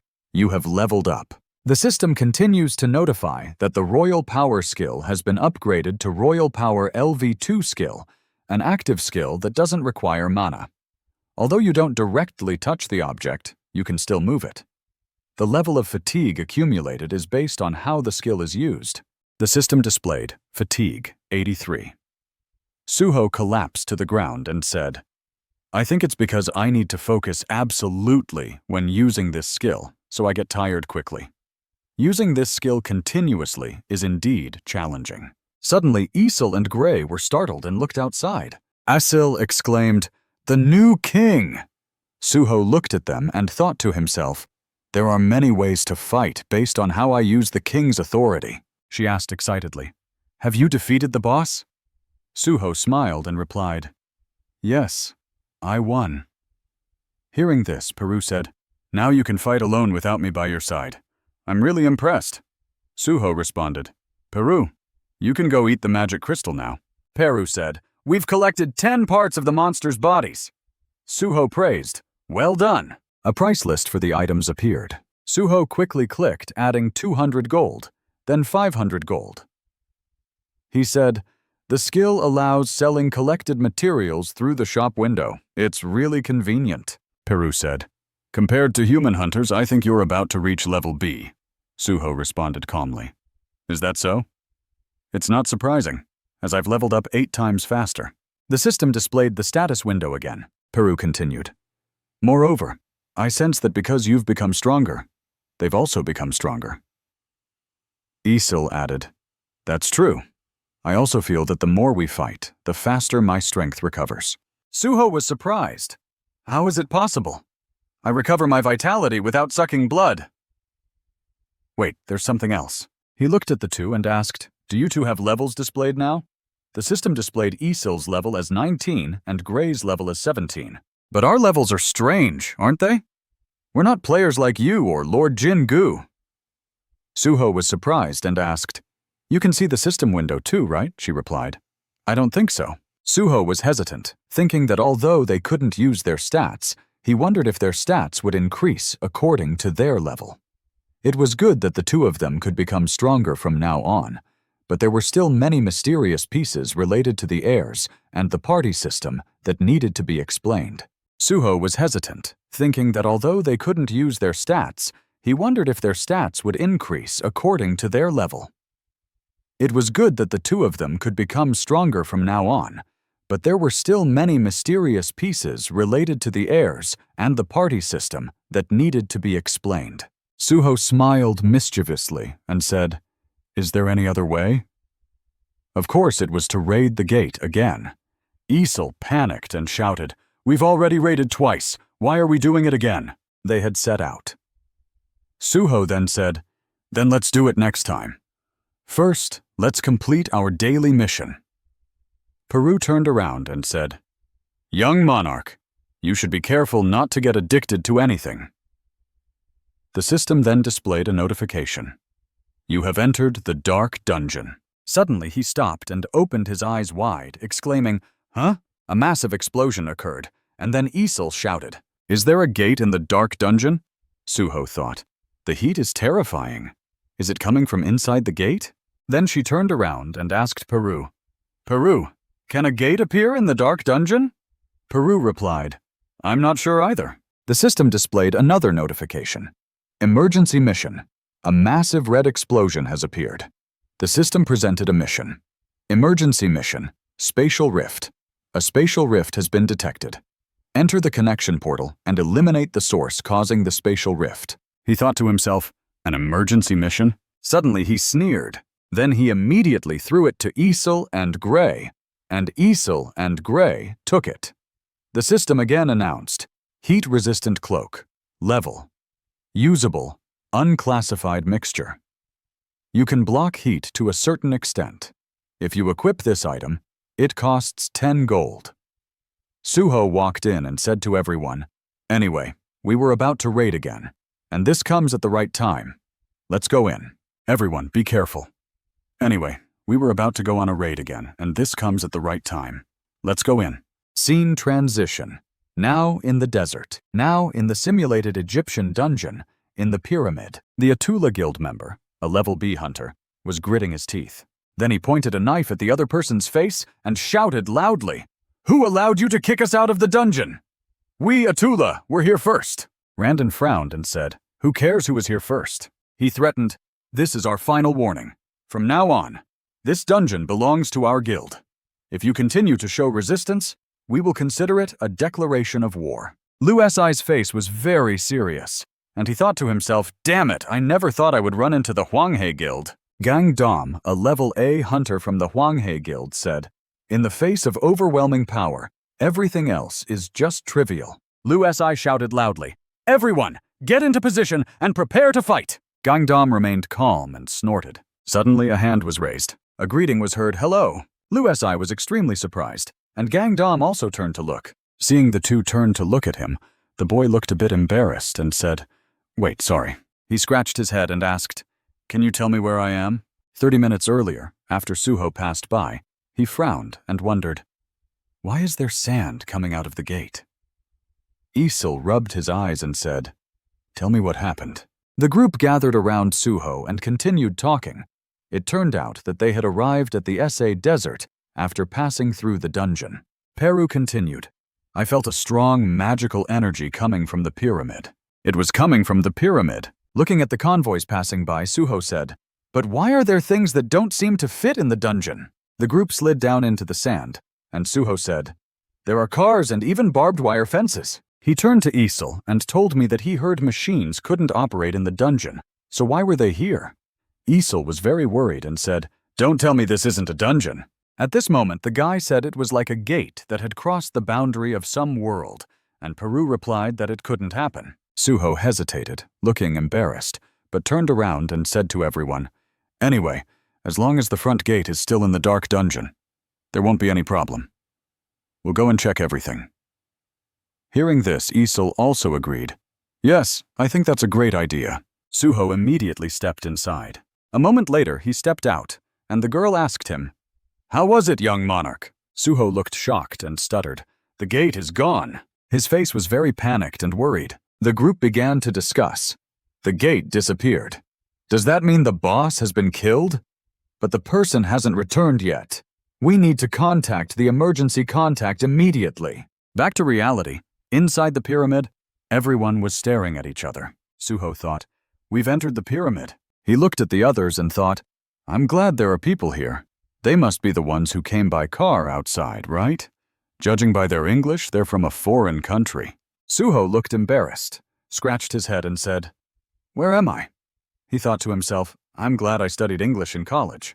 Liu Si looked at him and said, "A social hunter? Will an Asian hunter be able to claim ownership of this dungeon?"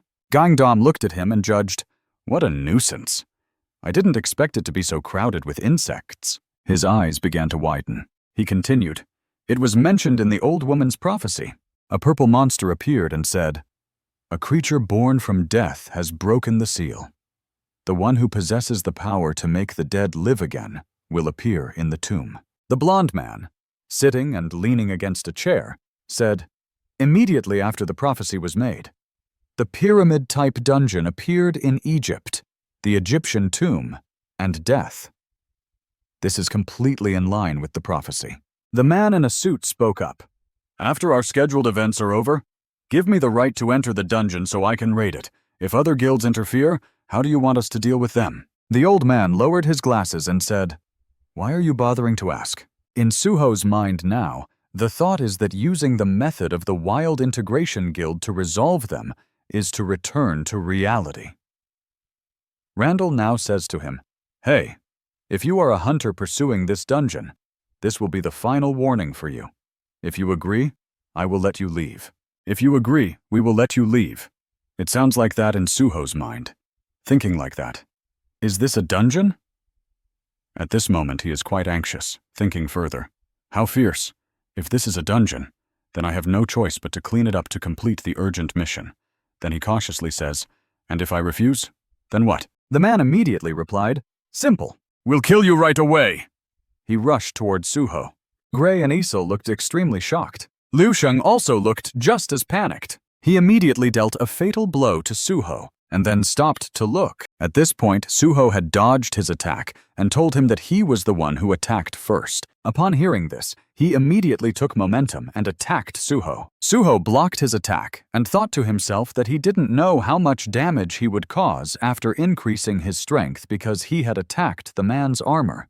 The man wouldn't die, would he? Suddenly, the man's face changed color. Suho was taken aback by this and exclaimed in surprise, and immediately, the man was flung away. At this point, the man gritted his teeth in anger and said, "How dare you be so gentle with me? Kill them all! Whether they are from the Atula Guild or some Asian kid, kill them all for me." Upon seeing this, Isel and Gray immediately charged in, with Isel shouting, "How dare you harm the young monarch?" Lucy, holding a large sword, gritted his teeth and said, "I guess a battle is unavoidable." Suho was thrown far away, crying out in pain, "Oh heavens!" Seeing this, Peru asked, "Young monarch, are you okay?" Suho replied, and then continued, "The hunters are fighting each other, aren't they? If I want to complete the urgent mission, I have to win this fight, right?" Peru responded, "I think we need to do that for the sake of this raid." Suho's expression turned serious, and he said, "The guild of the armored man who attacked me must be the enemy." Immediately after, Suho took momentum and jumped up quickly like a cut, then flipped back using the walls and charged straight at the armored man head-on. Suho charged straight at the armored man head-on. The armored man received the kick and sneered, "How remarkable." The two then clashed, with the armored man saying, "A weak hunter dares to defy the Hoang Jia Guild? You should listen to the strong ones." Suho thought to himself, "I've tried my best to defeat him, but he's still withstanding my attacks.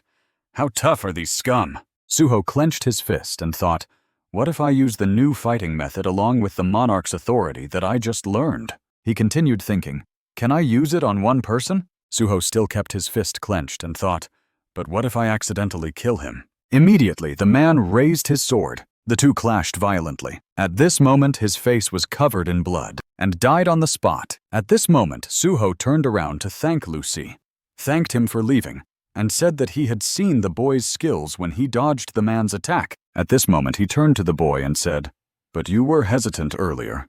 Are you afraid of killing others?" Looking at the boy who was panting heavily, he continued, "Monsters are not the only things that are dangerous to hunters. You need to have the determination to protect yourself from dangerous people like those unofficial hunters." Suho listened, his eyes fixed on the dead body, lost in thought. He thought to himself, "Fighting with one's life is not enough." Is it still not enough? He remembered the recent battle and thought further. Until now, I didn't need to kill people. Even when fighting the spirit gang, I could still restrain myself and fight them, because their strength was too different from mine. Suho thought further. But it's not always the case that I'm in a situation where I'm stronger. He glanced at Isel, who was still fighting fiercely, and thought, situations that don't involve killing can lead to my own death or my inability to protect what I want to protect. Perhaps the changes that happened in this world will continue to occur. He thought further, I missed that because I only thought about leveling up. I forgot that I had to let go of my previous emotions. Only then, his face looked terrifying at this moment as he thought, I can fight Lee Min-sung. Lusai introduced himself. I am a hunter from the Atula Guild. My name is Lucy. He then said, we are having some trouble because of the Wild Fake Guild. Why don't we form an alliance with us? Suddenly, Suho swung his fist and grazed past Lucy. It passed by his face and punched the man behind him. Then Suho punched straight down at the ground, causing the man to be thrown far away. The system displayed the skill, Royal Authority Level 2, an active skill that doesn't require mana. Although you don't directly touch physical objects, you can move them. The accumulated fatigue depends on how you use it. Seeing this, Suho thought to himself that he wouldn't hesitate anymore. The man immediately lost consciousness. His face was full of injuries. Randon thought to himself, he defeated a rank B hunter with just one hit. Thinking of this, he smiled and said, how interesting. At this moment, the boy spoke up.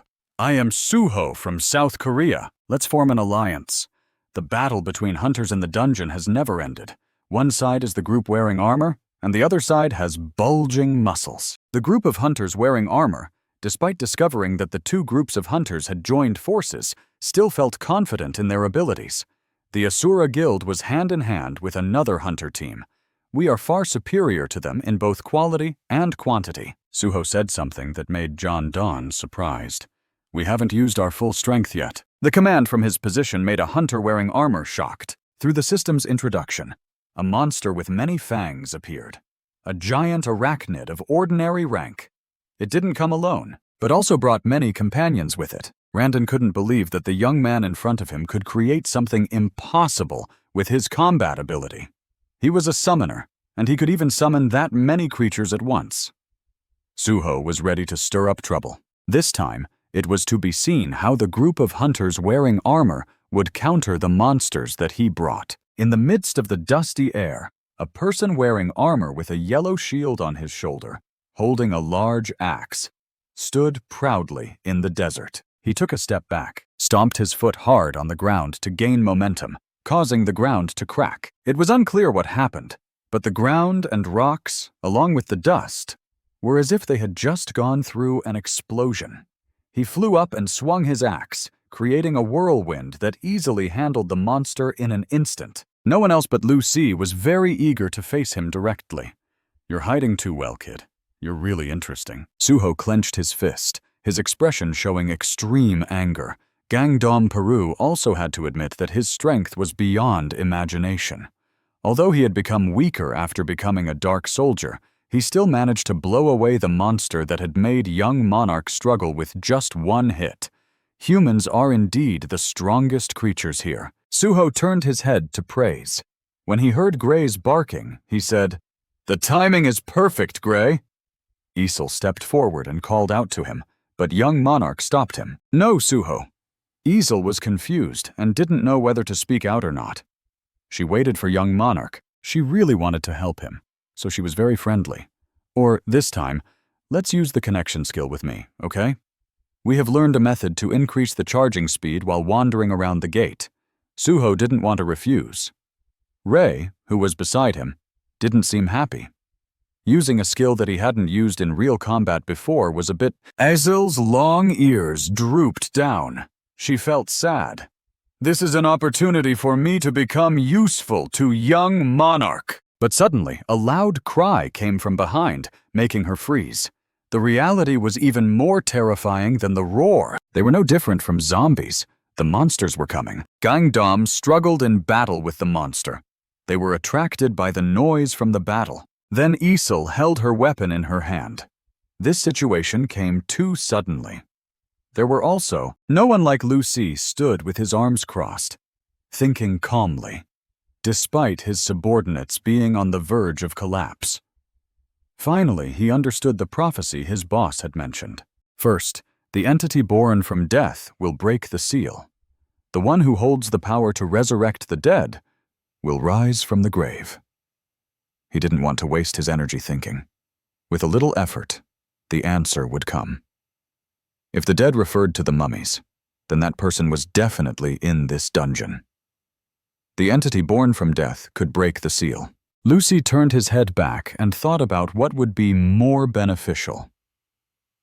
The boss's order was to take control of the dungeon, but based on the current guild war, obtaining the power to resurrect the dead would be more in line with the boss's intentions. His eyes suddenly turned green, and his eyebrows were about to stand up. While seeing him still fighting fiercely against the monsters, Lucy was hesitant. However, retreating now would be... Suho's eyes were filled with confidence, which remained unchanged even in the face of danger. Lucy didn't do anything. Instead, he stood still, closed his eyes, and calmed his mind. Gangdom, with his skilled sword dance, left the monsters in pieces. Not surprisingly, Lucy ordered his subordinates to charge in. "All guild members, follow me! Ignore the hunters and head straight to the boss room." Of course, Gangdom didn't want that to happen. The scavengers were heading towards the boss room. They had to stop them. But it wasn't easy to get past the zombie-like monsters in front of him. Randon was furious because those hunters were trying to take advantage of the situation. They were trying to use the monsters to pin them down. Why do we always have to go that way? Suho is behind us, and he's not doing much better. If this continues, they'll take all the rewards. He looked at it, surrounded by a yellow aura, gray. But for some reason, a giant monster appeared in front of Suho. It was frantically trying to attack him with its long claws, but Suho had already moved away without being noticed. The scene became extremely chaotic in the desert dungeon. For some reason, the bodies of the monsters quickly fell to the ground. Suho was standing in the middle of the area, taking care of all the monsters. Even Gangdom was stunned, his eyes wide open, and didn't dare to blink. For Suho, this was just a normal performance. Let's clean this up quickly and move on. He was momentarily stunned. How is this possible? Not only did he summon them, but he also merged with them. Easel was still upset because he didn't get to participate. Gangdom's eyes were wide with surprise. Suho, who are you? Deep within the dark path, there were guards standing on both sides. When the guard stepped forward to block the guild's actions, a sword was already at his neck. Lucy swung his sword lightly and beheaded the guard in front of his subordinates. Lucy was more eager than ever to determine the outcome. That young man wasn't just capable, he wanted to confront him as soon as he obtained the power to resurrect the dead. Something caught his attention. It seemed Gangdom knew about this place. It turned out he was just guessing from outside the door. Is this the boss room? It took a while to push the door open, bit by bit. As the door gradually opened, dust rose into the air.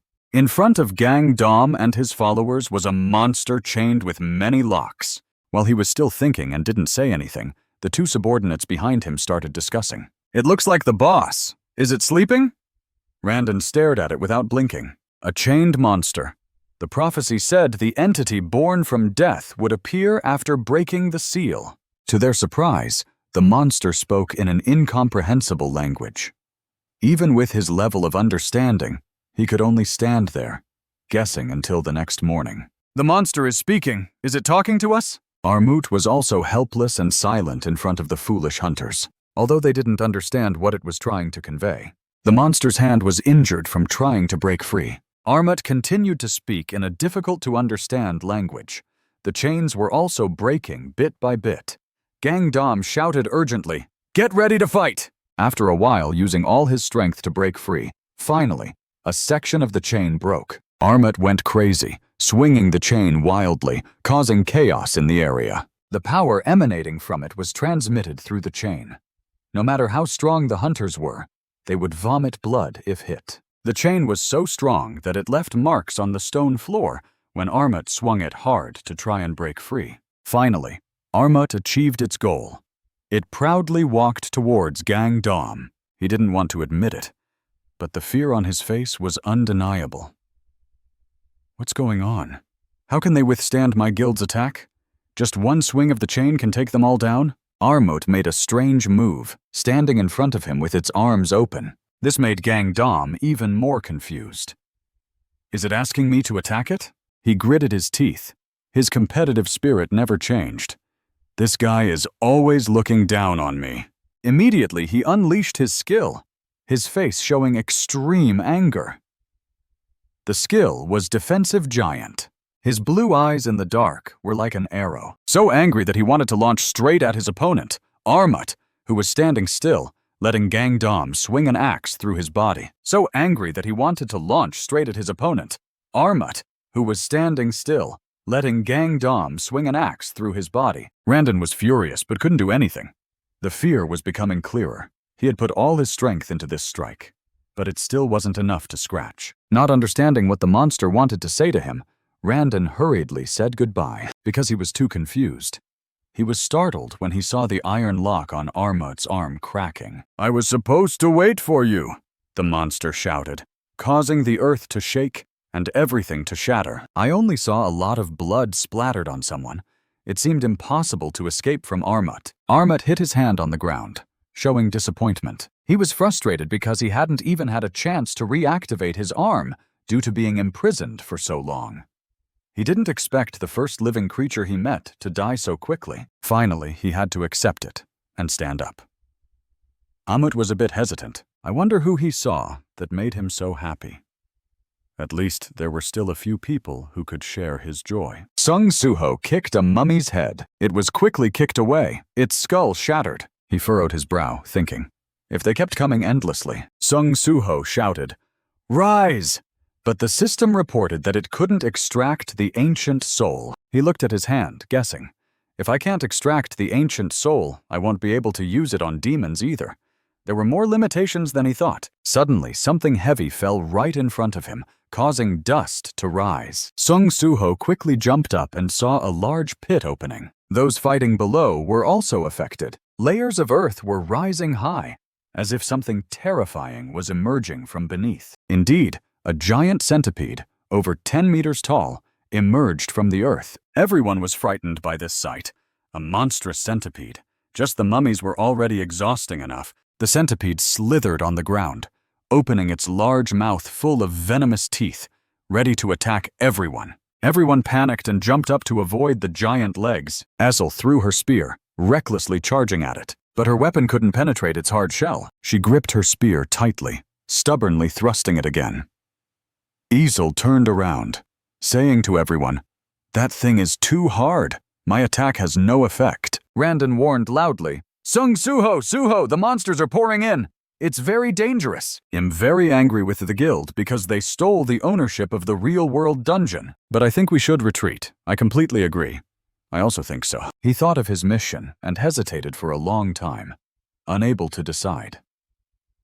He said that he had to resolve the cause of the time-space crack, but he wasn't sure if the Scavenger Guild was fighting a boss and would let him complete the retreat mission like this, and whether it was okay. The ground suddenly shook violently. A giant, terrifying foot stepped forward. The pressure from it was so strong that Gang Dom was frightened. His eyes wide open, the enormous monster crushed the ruins, gradually revealing itself. He was frightened, shouting, "That path is where the Scavenger Guild went in, and now a new monster is coming out from there." Sung Suho's body trembled slightly, perhaps because his sensory index had increased due to leveling up. He could feel the murderous aura emanating from the monster was suffocating. The red name, a prisoner of the tomb, Armut, made him even more terrified. The monster with the red name was another calamity. Armut, with a heavy tone, ordered the other monsters to disappear. Essel looked at the departing mummies, puzzled and wondering. "I heard the voice of the monster. It told them to disappear." The mummies returned after hearing it. She was frightened, turning to Armut. "What was that?" Sung Suho suddenly called out to her. "Essel," Armut asked with interest. "Just now, you understood the monster's language. How did you do that?" Essel replied hesitantly, "Yes, because I'm from the demon clan, so." He suddenly burst out laughing. "The only one I've seen here every day is the stupid corpses and scattered insects in the desert. It's been a long time since I've met someone who can talk to me." Essel was a bit surprised, thinking, "He seems friendlier than he appears." Just then, the giant centipede suddenly turned its head to attack her, but it was quickly smashed by Armut with a single hit. This made her open her eyes wide in shock. "He killed the monstrous centipede with just one blow?" He said, "Before we talk, I think I should clean up the monsters that don't understand me." With that, Armut rushed off like a gust of wind. He swept through, slaughtering the centipedes as if it were nothing. This action of Armut left everyone aghast and amazed. Sung Suho looked up, his eyes full of disbelief. A monster going to kill other monsters? Armut wasn't bothered by their gazes. He was focused on pounding the centipedes into oblivion. A centipede made a desperate attack, charging at him. Very quickly, it was counterattacked under the chin, and a flash of light suddenly appeared. Armut powerfully spun around and kicked the giant centipede's massive body, and immediately it was brought down, with purple blood spurting out densely into the air. Armut performed an extremely beautiful move, directly tearing apart the opponent's body. He tilted his head back, bathing himself in the blood of the centipedes, and spoke in a deep, solemn voice. "I loathe insects and vermin." The people present here witnessed the entire horrific scene, their 2 feet heavy as lead, standing still like statues. Randon exclaimed in shock, "The monster is so strong that it can kill countless monsters in an instant. What is it doing here? According to the investigation, it's only C or B rank, right?" Armut took heavy steps on the cracked stone floor, complaining, "It seems there are many people I can't communicate with, aren't there?" He didn't say another word and directly charged forward, wanting to attack and kill. Gangdam reacted quickly, raising his sword to counter. Essel was shocked and opened her mouth wide. Just then, Suho rushed forward, blocking Armut's path, and angrily questioned him. "Killing people just because we can't communicate with you? What's wrong with your values?" But Armut looked at him with interest. "Oh, there's a human who can talk to me?" Then he stamped his foot on the ground, and a murderous aura surged out. "You talk about values?" Armut took a step forward and punched strongly towards Suho, saying, "I've never thought about that." The pressure from that punch was so strong that it blew away large rocks, causing Gangdom's group to struggle to counter. Suho, caught off guard, took the full force of the punch and coughed up blood in pain. Cao Dain cried out in pain, "Young master, you monster, how dare you do that to the young master?" He remained calm. "Ah, you're his companion, aren't you?" Armut turned to Suho sincerely. "This isn't exactly an apology, but I won't kill you. If you're a demon, you must know a lot. It would be great if you could answer my questions." He continued to ask, "Has the battle between the Dark Lord and the other lords ended? If so, who won?" Isel was on guard, holding her spear tightly, wondering, what's wrong with this monster? Does he know about the battle between the lords? Now Armut turned towards Suho and the others, who were collapsed on the ground, slowly saying, "You're not going to answer?" He seemed to have lost patience. If that's the case, then so be it. At this moment, Peru crawled out, urgently calling out, "Suho, young master, young master!" Over there, Isel was still being threatened by Armut, on the verge of tears. "Even if you're a monster who doesn't understand language or a devil, refusing to answer me. If you can't communicate with me, you're all the same." He showed no mercy, raising his foot to stomp on her. "Die!"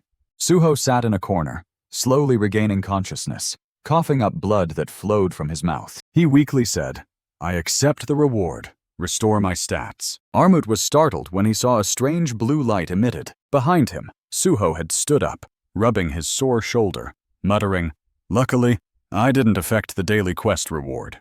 If you ask about the great war between the lords, I do know a bit." He looked up, revealing sharp eyes. "All the lords are dead." Suho paused for a moment before continuing. Under the Dark Lord's hand, then Isel saw that he was okay and was overjoyed. "Young master." Armut was surprised after hearing Suho's answer. "Really?" He couldn't believe it. "You mean while I was stuck here, the great war between the lords ended?" Suho responded calmly. Yes, in his mind, he was guessing. If he asks about the great war between the lords, he might be a subordinate of one of the lords. Suho was on guard, thinking, "The strength of this crocodile monster is at least S rank. If I provoke it even a little, I'm done for." Armut suddenly stepped forward, making Isel jump in fright. "So the Dark Lord won in the end." His next words made Suho frown, thinking, if he killed all the lords. Armut raised his fist.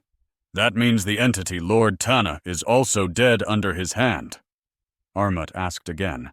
"So it means the entity Lord Tanat is also dead under his hand, right?" Suecho secretly glanced at the prisoner. Armut was holding, guessing. This monster seems to be a subordinate of the entity lord. Suho looked up and was horrified to see Armut's giant foot coming towards him. "If he knows who my father is, he might attack me right away." Isel witnessed this scene and was terrified, shouting, "Young master!" Armut showed no mercy, stomping heavily on the stone floor. Luckily, Suho quickly jumped back to avoid it. Suho questioned, "What are you doing?" Armut justified. "You answered slowly, as if you were thinking. Are you trying to deceive me? If you don't answer quickly, I'll kill you." This made Suho think, this monster is quite intelligent. Armut asked again, "Am I right? The entity lord died under the Dark Lord Jinwoo's hand, right?" Suho responded cautiously, "Yes, he defeated all the lords." Suho observed and guessed. If I say this, he won't get angry and attack. Suddenly, an invisible pressure weighed on Suho's body, making him shocked. Armut slowly said, "I've been wondering why he didn't come to see me." Contrary to his imagination, he was overjoyed and excited when he heard the news that he had been destroyed. It seemed that he had to thank Sung Jinwoo, the ruler. Suho couldn't believe it. "You're happy about it?" He couldn't help but ask, "Aren't you acquainted or related to the ruler?" He denied it immediately. "I'm not related to him at all." Armut clenched his fist and prepared to strike, shouting, "You say that, but I don't like it. Die!" Suho quickly got into a defensive stance, raising both hands. But surprisingly, as soon as he swung his fist, numerous chains emerged, binding his hands tightly. Suho was shocked. Chains? Armut was extremely annoyed. How can I be restrained like this? These chains are holding me back. It seemed that he couldn't reach Suho, but the chains suddenly moved as if they had a mind of their own. Armut was no longer standing steadily, but was pulled back by the iron chains. He struggled, even using his feet to dig into the ground to resist. But ultimately, Armut couldn't withstand the enormous strength of the chains. He shouted angrily, "These damn chains! Damn it, your spell has harmed me too much!" Armut was dragged into the dungeon and disappeared, leaving only his curses echoing. Suho witnessed the whole scene, his mouth agape. He was dragged away by those chains. He breathed a sigh of relief, thinking to himself that he was lucky. Isel approached him, concerned. "Han, little ruler, are you okay?" He quickly reassured her, "I'm fine."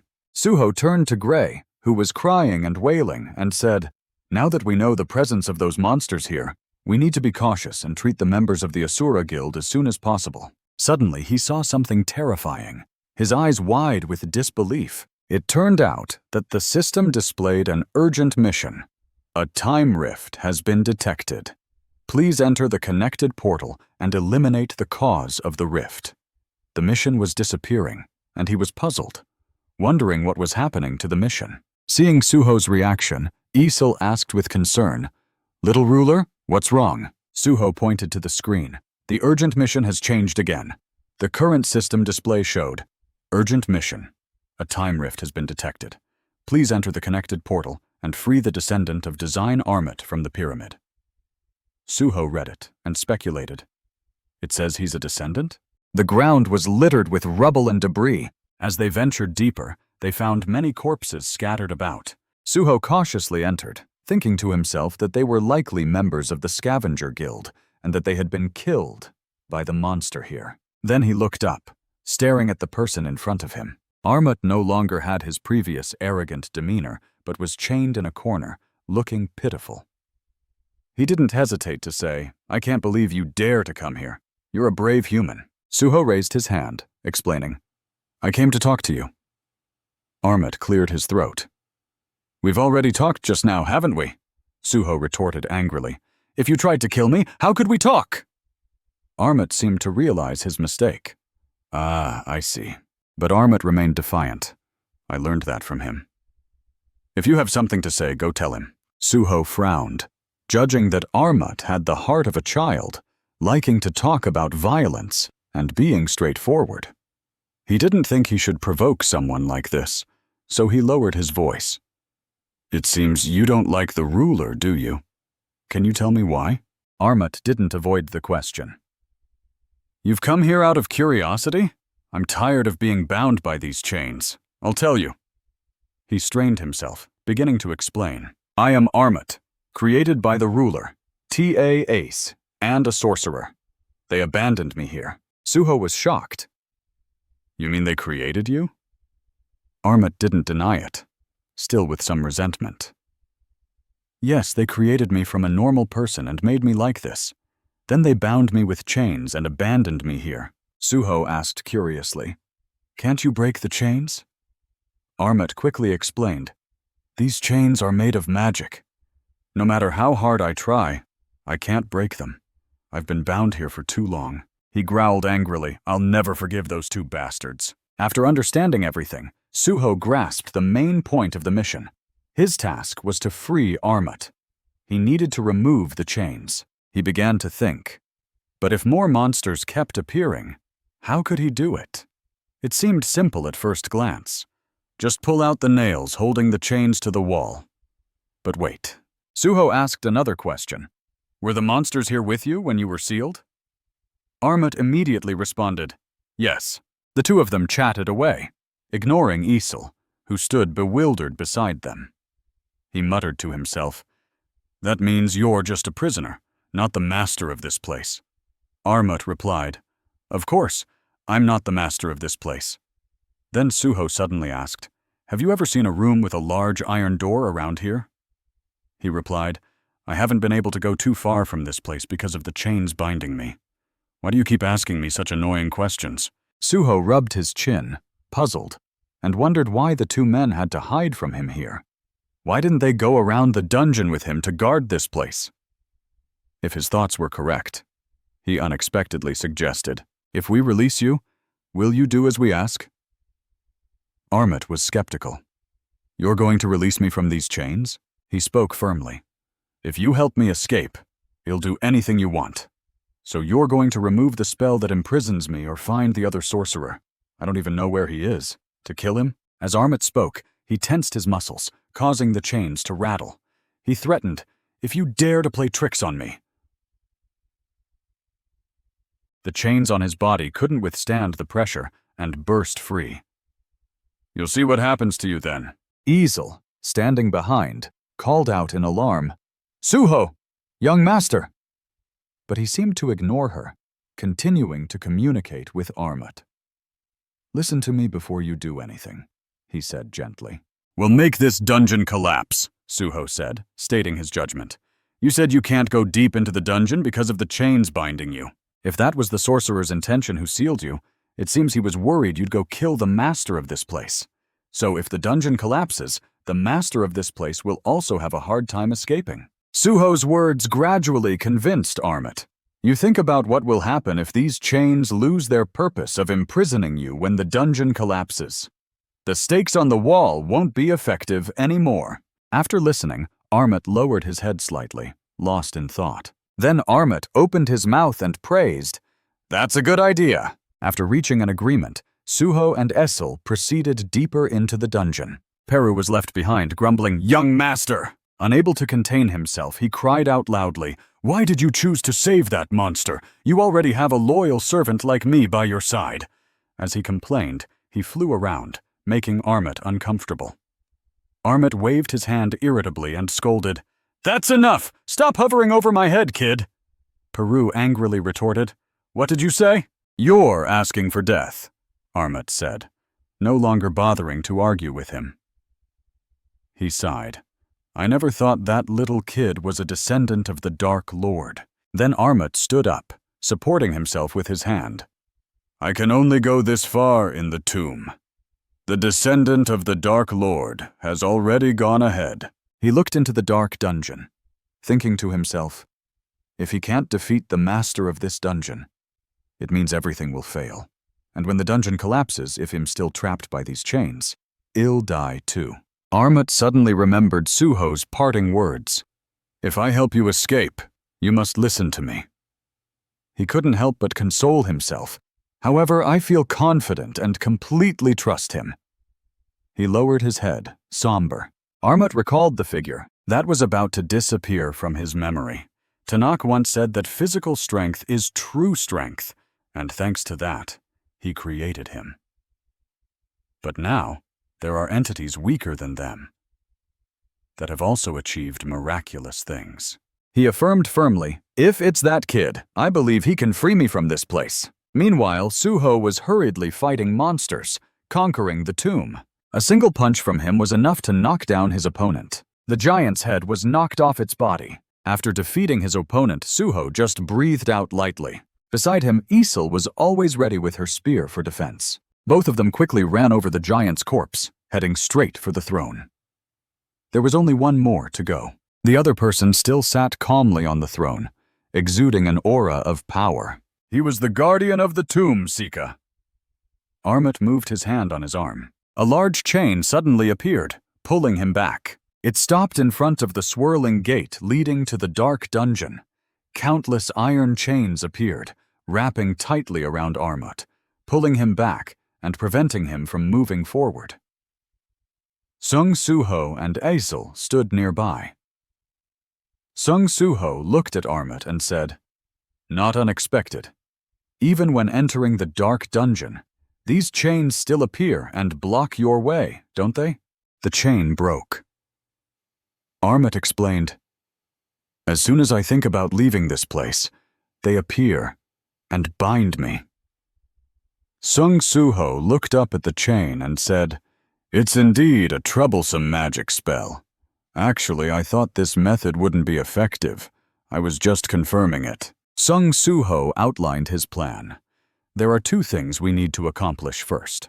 One is that Isel and I will defeat the boss and make this dungeon collapse. He continued to the second step, breaking the chains on Armut.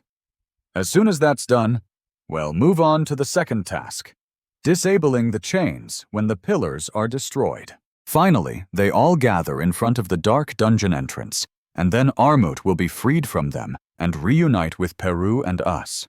Finally, we will enter the dark dungeon and escape from this collapsing dungeon. Armut doesn't dare to be certain about this plan and asks, if we fail in one of the two missions, this plan will be ruined, right? Sung Suho responds seriously, we also have a backup plan for that situation. Armut doesn't ask much further and interrupts, forget it no matter what. It's better than being stuck here. A large pile of sand suddenly appears and continuously flows onto the ground. Sika stands in the center, holding a glowing yellow ball in his hand, which is where the sand is constantly pouring out from. Sika controls the sand to transform into terrifying monsters with destructive power. Sung Suho can only temporarily retreat to avoid the sandstorm. He holds Raken's fang, piercing through the sandstorm, and his eyes shine brightly. Countless slashes are unleashed, but the sand monster controlled by Sika tries to engulf him. Clearly, these attacks can only block it, not destroy it completely. Sung Suho is engulfed by the sand. He looks troubled, with sweat dripping down his forehead, and grits his teeth in frustration. Looking at Sika, who can control the sand, Sung Suho thinks to himself that Sika, the Tomb Guardian, is at least A rank with his red name, making it impossible for him to get close. The sand almost covers Sung Suho's entire body. He pulls up his shirt to cover half his face to prevent sand from getting into his nose and mouth, his eyes shining brightly. If this continues, his mana will be exhausted before he can defeat Sika. He needs to end this as soon as possible. Aesel, who is also surrounded by the sandstorm, takes action. She throws the spear in her hand outward. Sung Suho's hand pierces through the sand, and he uses mana to burn the surrounding sand, creating a hole to clear a path. Sung Suho covers his whole body with mana and charges into the sandstorm in front of him. Meanwhile, the spear thrown by Isel is also piercing through the sandstorm towards its target. Sika waves his hand lightly, and the incoming spear is easily deflected and rotates in the air. Clearly, Isel's attack didn't pose any threat to Sika. Sung Suho, being wrapped in sand, shouts to Aesel, "Aesel, use the linked skill." Isel's eyes widen, and she responds, "Yes, young monarch," feeling a surge of excitement in her heart. She uses her linked skill, and her whole body transforms. Her hair turns white, and she creates a ball with energy streams emitting red and black light. The condition for charging her linked skill is to destroy monsters and absorb their souls, thus increasing the charging speed. Then Isel pushes the ball forward, emitting red and black energy beams. Finally, she has a chance to show the results of her hunting experiences in the dark dungeon. The black energy streams are absorbed by Sung Suho, increasing his strength. With a fierce determination, Sung Suho jumps up, carrying the newly linked power, and charges straight at Sika in front of him. At this moment, Isel, after using her linked skill, exhausts her strength and falls to the ground, her silver-white hair gradually returning to normal. Aesel temporarily loses her combat ability and can only open her eyes to watch the battle in front of her, thinking, "By now, I've only shown my worst side to young monarch." Seeing Sika raising his hand to prepare for the upcoming attack from Sung Suho, Isel silently prays in her heart, hoping that the linked skill between them this time will be helpful to him. The system displays the status window of the linked skill. Orb capacity charge, 67%. Receiving energy from the descendant of white flame and releasing a powerful force. Sung Suho doesn't hesitate and throws a punch, focusing all his strength on this single blow, deciding to put everything into this attack. The fist representing Sung Suho's and Sika's strength collides, producing a sound that shakes everything around them. Sika's body is shattered by Sung Suho's single punch. Peru feels the ground shaking and jumps in surprise. The collapsing sound shakes a corner of the sky, making Armut astonished. It looks up at the ceiling of the dungeon and murmurs, "This is." Peru, beside it, wipes off cold sweat and continues, "The dungeon is collapsing!" Armut says with a hint of joy, "It means they have successfully defeated the master of the dungeon." On the wall where the iron chains are fixed in the dungeon, which has imprisoned Armut for so many years, cracks begin to appear. Immediately after, the fixtures holding the iron chains in the dungeon separate from the wall and fall down. Immediately after, the fixtures holding the iron chains in the dungeon separate from the wall and fall down. 1, 2, and then many. Even the dungeon itself starts to crack and shows signs of collapsing at any moment. Peru flies forward, turns back, and urges Armut, "Hey, crocodile, follow me. We will reach young monarch." Armut stood still, looking at Baru in silence. It didn't move immediately, but thought to itself that if those chains were no longer obstructing it, it would finally be free. It was destroyed.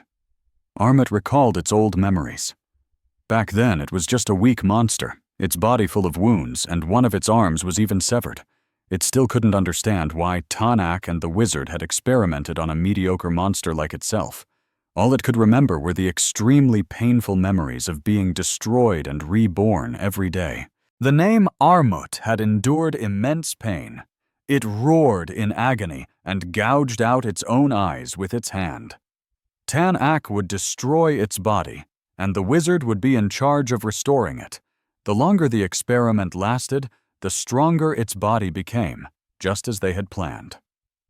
However, its mind couldn't withstand the pain, so it had gouged out its own eyes and gradually transformed to enjoy this pain. It recalled those days of terror.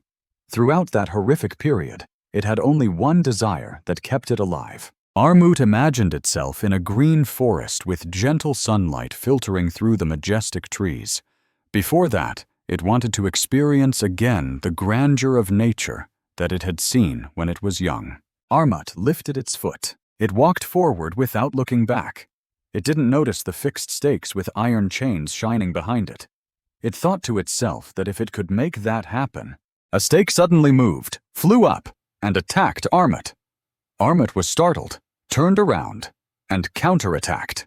But Peru was shocked, sweating profusely, and shouted loudly, "Crocodile!" Armut touched the stake that was stuck on its back, its mouth corner twitching slightly, not daring to believe that the stakes were flying towards it. Armut gritted its teeth, and blue blood was flowing in its body. It flowed out from the corner of its mouth. The stakes kept coming, and Armut stood still, roaring in anger. "Tanak, you damn wizard!" But Armut couldn't understand. It looked pitiful, feeling desperate. "You're releasing me to kill me, aren't you? Isn't it better to let me go?" Just then, Sung Suho appeared. He kicked away 2 stakes connected to the iron chains. His calf was bleeding, clearly injured. Peru was worried, tears welling up. "Young monarch Sung Suho." Sung Suho gritted his teeth. "These stakes are too hard." The stakes that Sung Suho had kicked away seemed to have a mind of their own, and turned back to attack Sung Suho. "Are you going to attack again if these chains don't release Armut?" He jumped high to avoid the stakes attack. Under his feet was a transfer portal. "I'll move these stakes."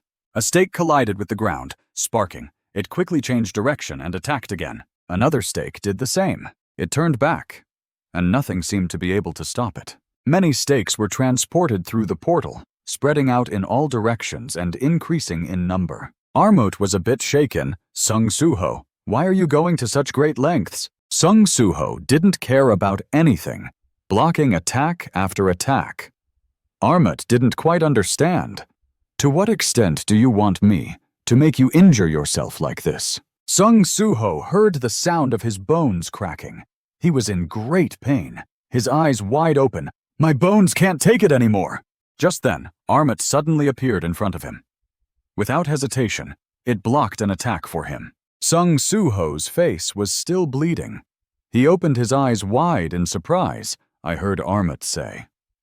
"Now I understand why all the other monarchs failed before Monarch Sung Jinwoo." Sung Suho shouted loudly, "Armut! Armut! Let's endure the pain! We just need to get these stakes into the portal, right?" On its back was a large wound from the stake. It muttered, "Then let's fight together until the end, Sung Suho." There were still many stakes coming towards them.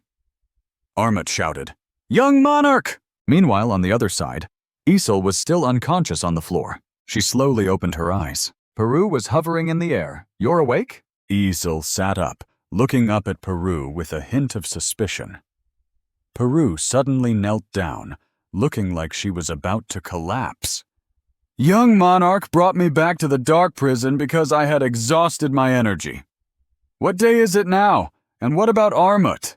Peru gestured with her hand, placing a finger on her lips, signaling Isel to be quiet. "Be quiet for a moment," Isel heard Peru say. They were resting.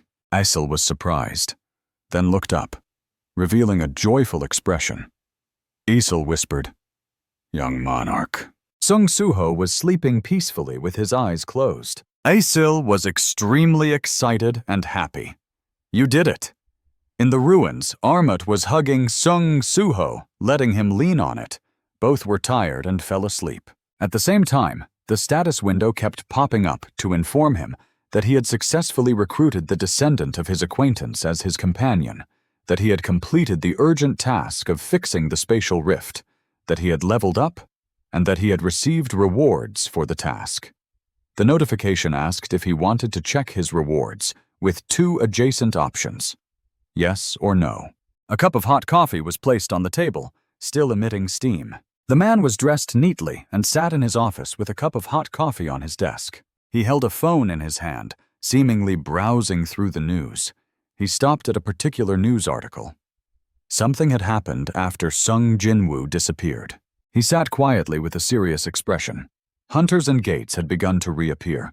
Thanks to the memories from the old world that Sung Jinwoo had left behind, he was able to quickly establish the Hunter Association and calm the chaos of the catastrophe. And then, stardust, which didn't exist in the old world, began to appear.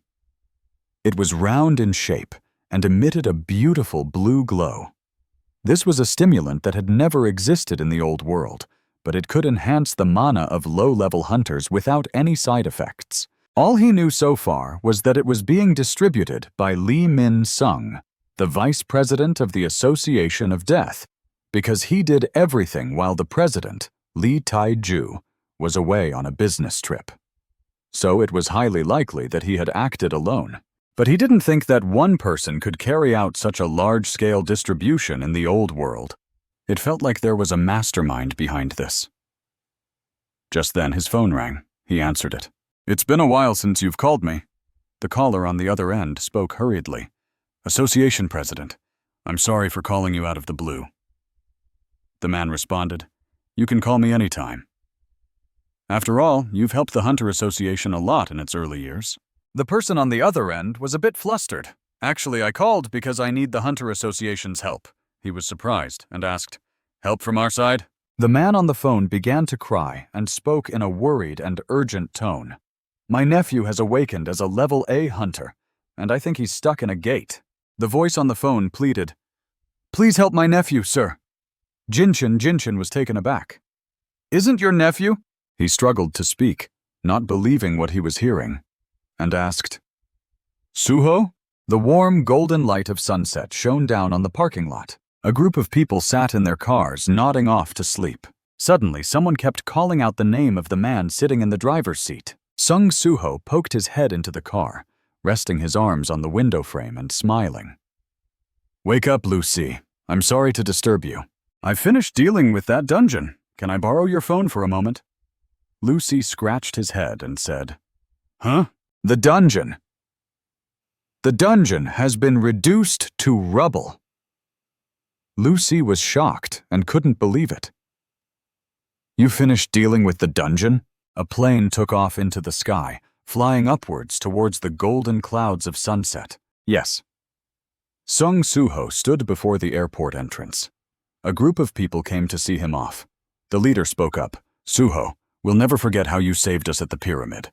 Let's stay in touch, even after you return to Korea." Sung Suho smiled awkwardly, scratched his head, and replied, "Thank you very much for helping me get a flight back to Korea." Sung Suho remembered Jin Ho, who had cried when he received his call. Jin-ho had been excited and asked, "What's going on? You went to Egypt because of a gate, right? You're okay, right? I'm relieved. I was worried something bad might have happened to you." Sung Soo-ho forced a smile and continued, "Thanks for helping me contact my uncle." Sung Soo-ho recalled that Jin-ho had said he would report this to someone he knew in the Hunter Association. He thought that he would likely need to visit the Hunter Association soon. The person standing opposite Sung Soo-ho, Ryo, stroked his chin thoughtfully and said, "This is strange. A monster, possibly of S rank or higher, retreated and caused the dungeon to collapse." Sung Soo-ho was taken aback but quickly responded, "Yes, it was strange." He forced a smile, showing his teeth, and continued, "I was just lucky that day." He gripped the strap of his bag tightly, feeling a bit tense, and thought that he couldn't reveal what had really happened with Armut. Armut moved its arm, pulling the iron chains attached to it, which clanked loudly. It sat in a somewhat ruined place, facing Sung Soo-ho and Isil. Sung Soo-ho looked at it and said, "In the end, we couldn't remove Armut's chains. You can't leave the dark dungeon because of those chains. I didn't release your seal, so are you going to keep your promise to me?" Armut replied, "Don't worry. You've kept your initial promise to me by getting me out of the tomb." The iron stakes that bound Armut's arms were driven into the ground. It continued, "It's because the stakes are everywhere, but here I can move around more freely. It's much more comfortable than being in that tiny tomb." Sung Soo-ho looked at Armut and thought to himself that Armut had changed him too much. Armut suddenly used his hand to grab Sung Soo-ho's hat and lifted him up. Moreover, Army dragged Soo-ho and flew high into the air. Soo-ho was surprised and exclaimed, "Wow!" Isil, standing below, looked on anxiously and shouted, "Young monarch!" A moment later, Armut safely descended onto the rooftop of a high-rise building. He let Soo-ho look down at the magnificent view below and said, "Although it's just a little, we can feel the grandeur of nature that we've missed here." Armut said to Sung Soo-ho, "I will follow you as I promised, young monarch." Sung Soo-ho turned his head back to look at him, smiled, and said, "Armut." Returning to the present, Sung Soo-ho thought to himself that a portal had opened in the dark dungeon and an urgent mission had appeared. It seemed that this was to allow him to meet Armus as his teammate. He turned back to wave goodbye to the people seeing him off at the airport, saying, "See you later, uncle." Lu Sai watched Sung Soo-ho's back and couldn't help but think that Sung Soo-ho was able to summon monsters to fight and even transform, despite being only a B-rank hunter. "I need to contact my guild and tell them to investigate him," Lu Si thought. Sung Soo-ho was completely unaware of what Lu Si was thinking about him. He walked straight ahead. Peru followed closely beside him and spoke up. "It's been a while since I last took a flight." Sung Soo-ho looked at him and said, "It can't be helped since the portal connecting to Korea is closed." Sung Soo-ho thought to himself that he could level up 7 times faster after defeating the boss and completing the urgent mission. The system notification window appeared on the status screen. Name: Sung Soo-ho. Level: 34. Occupation: none. Fatigue: none. Title: none. HP: 7,007,000. MP: 650650. Strength: 70. Endurance: 55. Agility: 44. Intelligence: 44. Perception: 49. Remaining points: 5. Used points: 0. After checking all this information, Sung Soo-ho asked Peru, "With my current status, what rank of hunter do you think I can be?" Peru raised his hand and thought seriously. "I think you're probably around A rank." Sung Soo-ho thought to himself, "An A rank hunter now?" His expression suddenly became more serious, as if his preparations were almost complete. He raised his hand, looked at it, as if examining the power within, and said, "It's time to counterattack against Lee Min-sung and Itarim's apostles." Then, a layer of light flashed beneath the pitch-black sky and shone upwards. The city at night lit up brightly. At the Hunter Association, someone inside spoke up. "Our guild has really grown strong." The person sitting in the chairman's position continued. "At first, we were just a guild consisting of C-rank hunters, but now we have the right to enter a B-rank portal in Incheon." One of the guild members immediately chimed in. "That's right, and now we also have a much larger office." The person sitting in the chairman's position smiled complacently, took out a blue orb, and held it in his hand, saying, "All of this is thanks to the status. With this, we can enter a B-rank portal, even though we're mostly C-rank hunters." A man with blonde hair, holding a can of drink in one hand and leaning against the sofa with the other, asked curiously, "Is it that good?" He seemed to sense something fishy. The man was immediately rebuked by another. "You wouldn't understand since you're a B-rank hunter from the start." The blonde-haired man was Kim Sung-soo, a B-rank hunter. He put on a serious face and said, "I heard that the Hunter Association is considering passing a law to ban the use of status." Just then, someone walked into the room. The man heard the voice coming from outside the Hunter Guild Hall, full of discontent. "What are they doing? It doesn't have any side effects, does it? Hunters can use this to clear more portals. Isn't that better? They're not helping low-ranking guilds like us, and it's infuriating." Kim Sung-soo took a sip from his can, saying, "Even if you complain to me, it won't change anything." Just then, the sound of footsteps outside caught everyone's attention. Through the glass door, they could see several uninvited people outside. Kim Sung-soo wasn't surprised. He turned his head to look outside. And saw 3 people entering. The leader spoke in an uncertain tone. "Is this the Hunter Guild?" He was a young man with white hair and golden eyes that shone brightly, giving off a dangerous aura. He continued, "Are you the guild that had the right to enter the portal that appeared in Incheon before?" Kim Sung-soo approached him, noticing the young man's height, and wondered, "A kid?" The young man looked up at Kim Sung-soo with a cold gaze and said calmly, "Hand over that portal to me." Kim Sung-soo was taken aback. The young man used his power, and a circle of light appeared above everyone's heads in the room. He repeated his demand. "I said, hand over that portal to me." The guild members stood up, and the circles of light above them shone as if they were controlled. They bowed respectfully to the young man and said, "Yes, Apostle. We will follow your words." Kim Sung-soo, who didn't have a circle of light above his head, was shocked and turned around, exclaiming, "What kind of joke are you playing?" White Sung-soo couldn't believe his eyes. He panicked and asked why everyone suddenly stood up and bowed to him. "Isn't this perfect?" said the white-haired teenager with his hands in his pockets, referencing the previous hunters who didn't use status. Having finished speaking, he commanded, "From now on, I don't allow any of you to use your sight or hearing."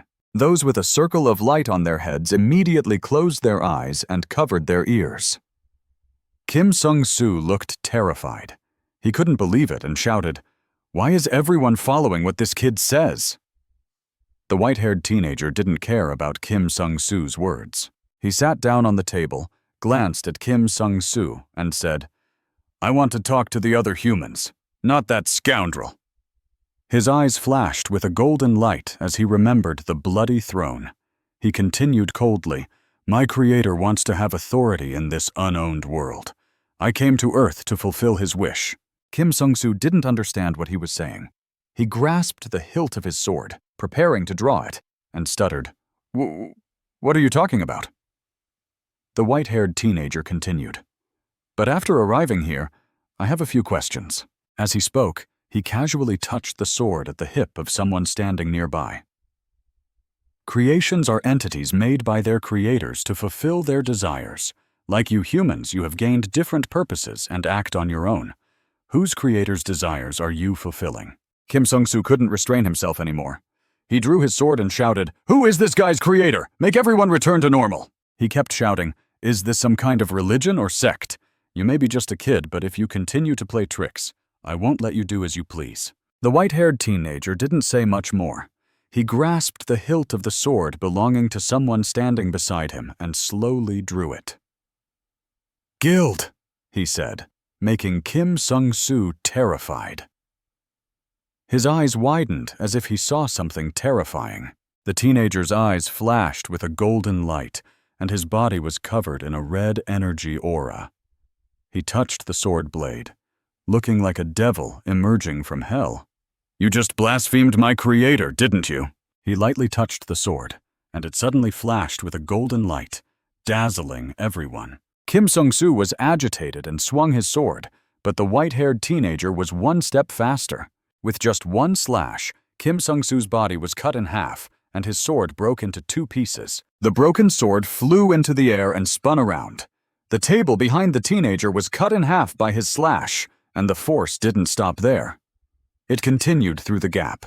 The distance between the 2 people was destroyed, and the ground beneath them was shattered. The broken sword blade of Kim Sung-soo was lodged in the head of the guild chairman, killing him instantly. One deadly strike.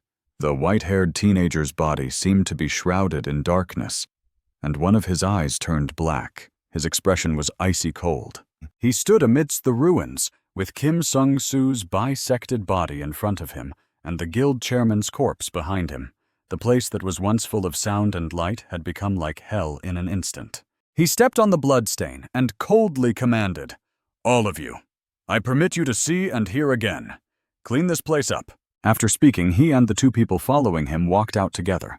Suddenly, one of the hunters asked loudly, "What was that noise just now? Are we going to destroy this place again?" The white-haired teenager walked between the 2 hunters, his face down. "Forget everything you just saw," he commanded.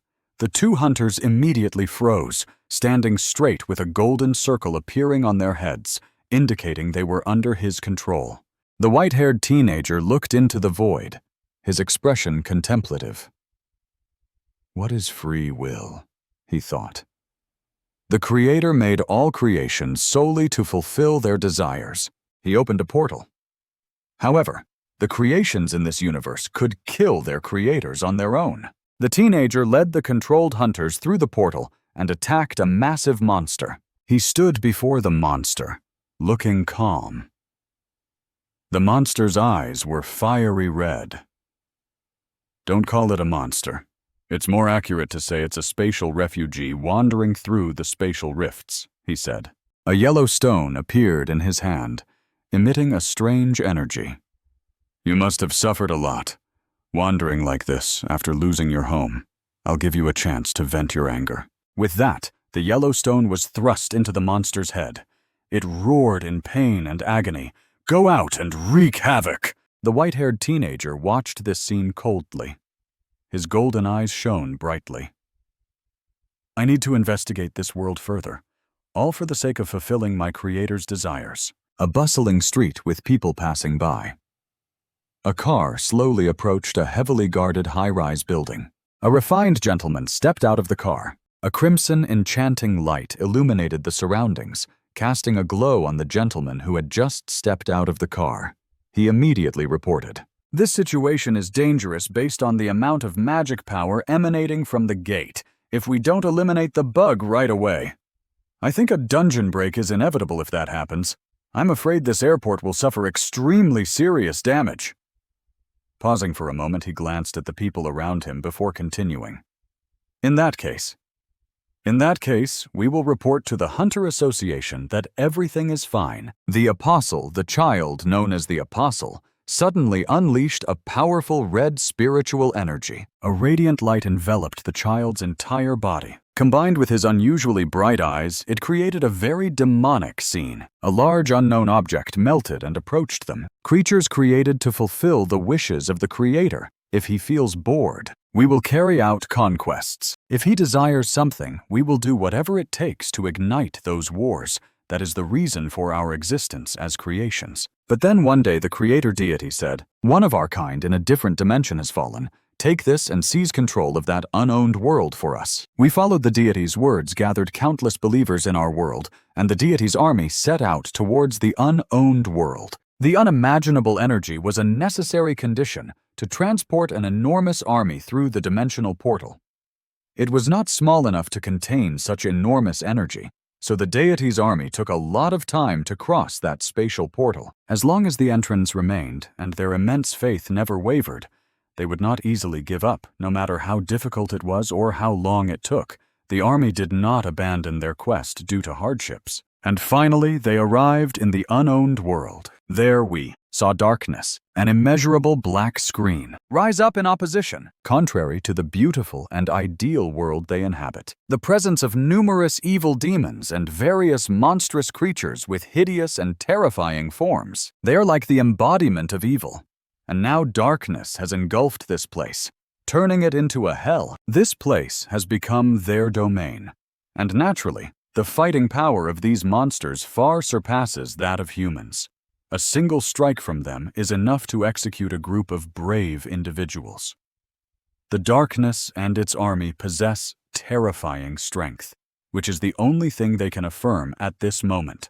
An absolute, savage power that forces humans to submit. Countless battles take place between humans and these monstrous creatures in the dark space. Obviously, the advantage lies with the Masters of Darkness. It can be said that darkness is terrifying in many ways. If the soldiers of the outer god fight and fall before the darkness, they will be possessed by the darkness and turn against, becoming enemies of ours. As the battle drags on, more and more soldiers fall, and the power of darkness grows beyond imagination. The army of the outer god is overwhelmed by the advancing darkness, and the battle in the ungoverned world quickly transcends the boundaries of space. The army of the outer god falls into despair as they cannot pierce through the darkness for a long time. At this moment, the messenger of the outer god, T-Hel, says that this is an opportunity. Just as we took a long time to leave that place, those who have escaped the darkness in the ungoverned world will also find it difficult to return due to the enormous magical power they possess. We cannot sense the magical power of the inhabitants of the ungoverned world. So if we use the bone fire, we believe we can destroy their world from within. These words awakened them all. Perhaps since entering this place, they had been befogged by the darkness spreading through space.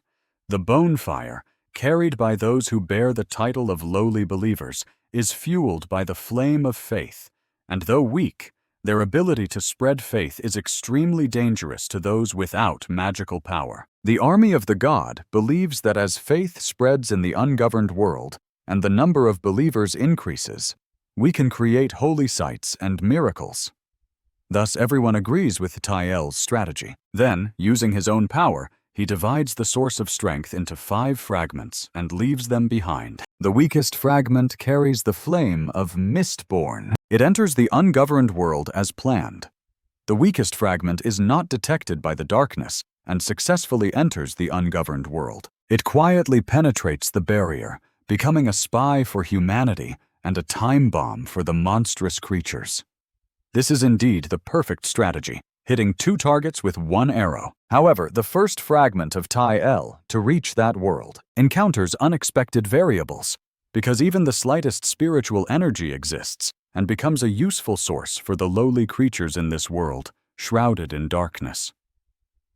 Whenever it accidentally passes by a group of wandering people, creatures without magical power in the ungoverned world gain magical power after being awakened, becoming an inevitable result. He then discovers that magical power appears in this world along with a great disaster. The first fragment decides to wait for the other fragments and successfully merges with the second fragment. Unexpectedly, they can change in a favorable direction in the battle against us. There must be someone behind this plan. Other failures must not occur in our plan.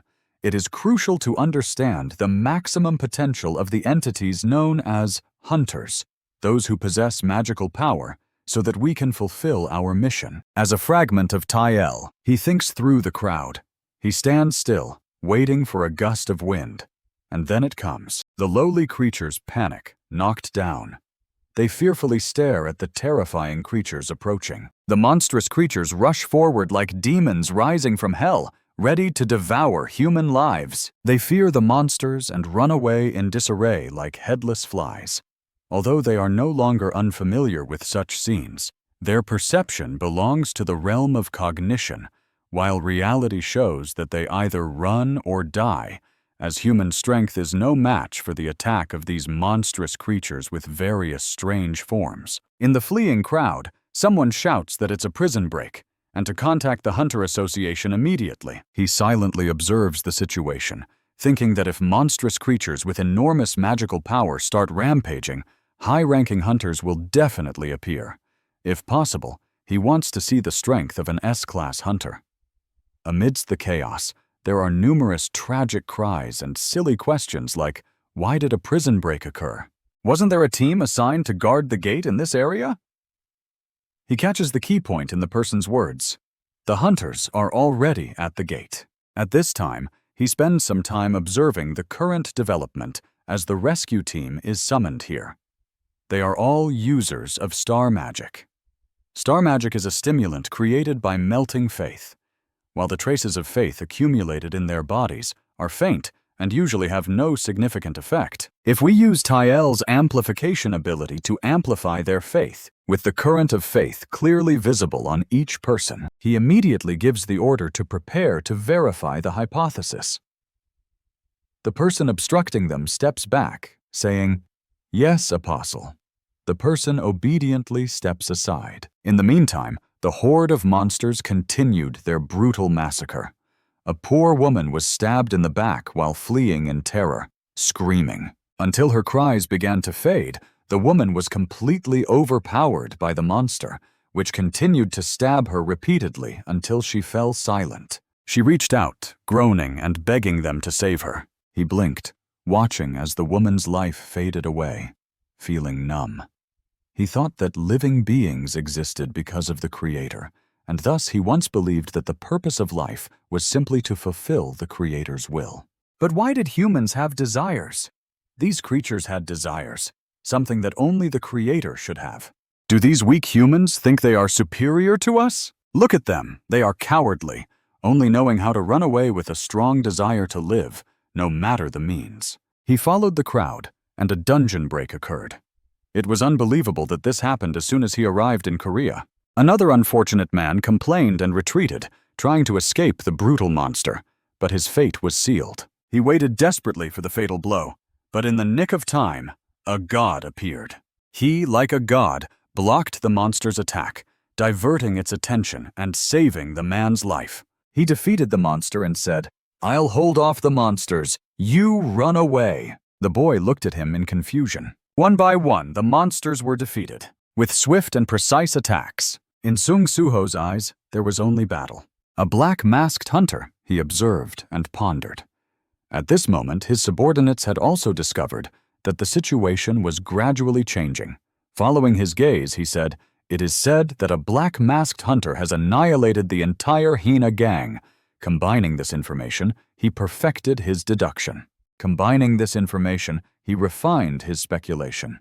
Could he be the troublemaker Lee Min-sung mentioned? In the midst of the fierce battle, those monstrous creatures still chased the innocent, their hands wielding swords and knives, causing the man to scream in terror. Their faces twisted into frightening grins with razor-sharp teeth. They seemed to want to devour the innocent without hesitation. Suddenly, Suho's powerful light swept through them. Although it was a gentle movement, it caused massive damage, tearing their bodies apart. He glanced back, thinking, there's no way the Hunter Association would approve of a dungeon break that would result in heavy casualties. What really happened?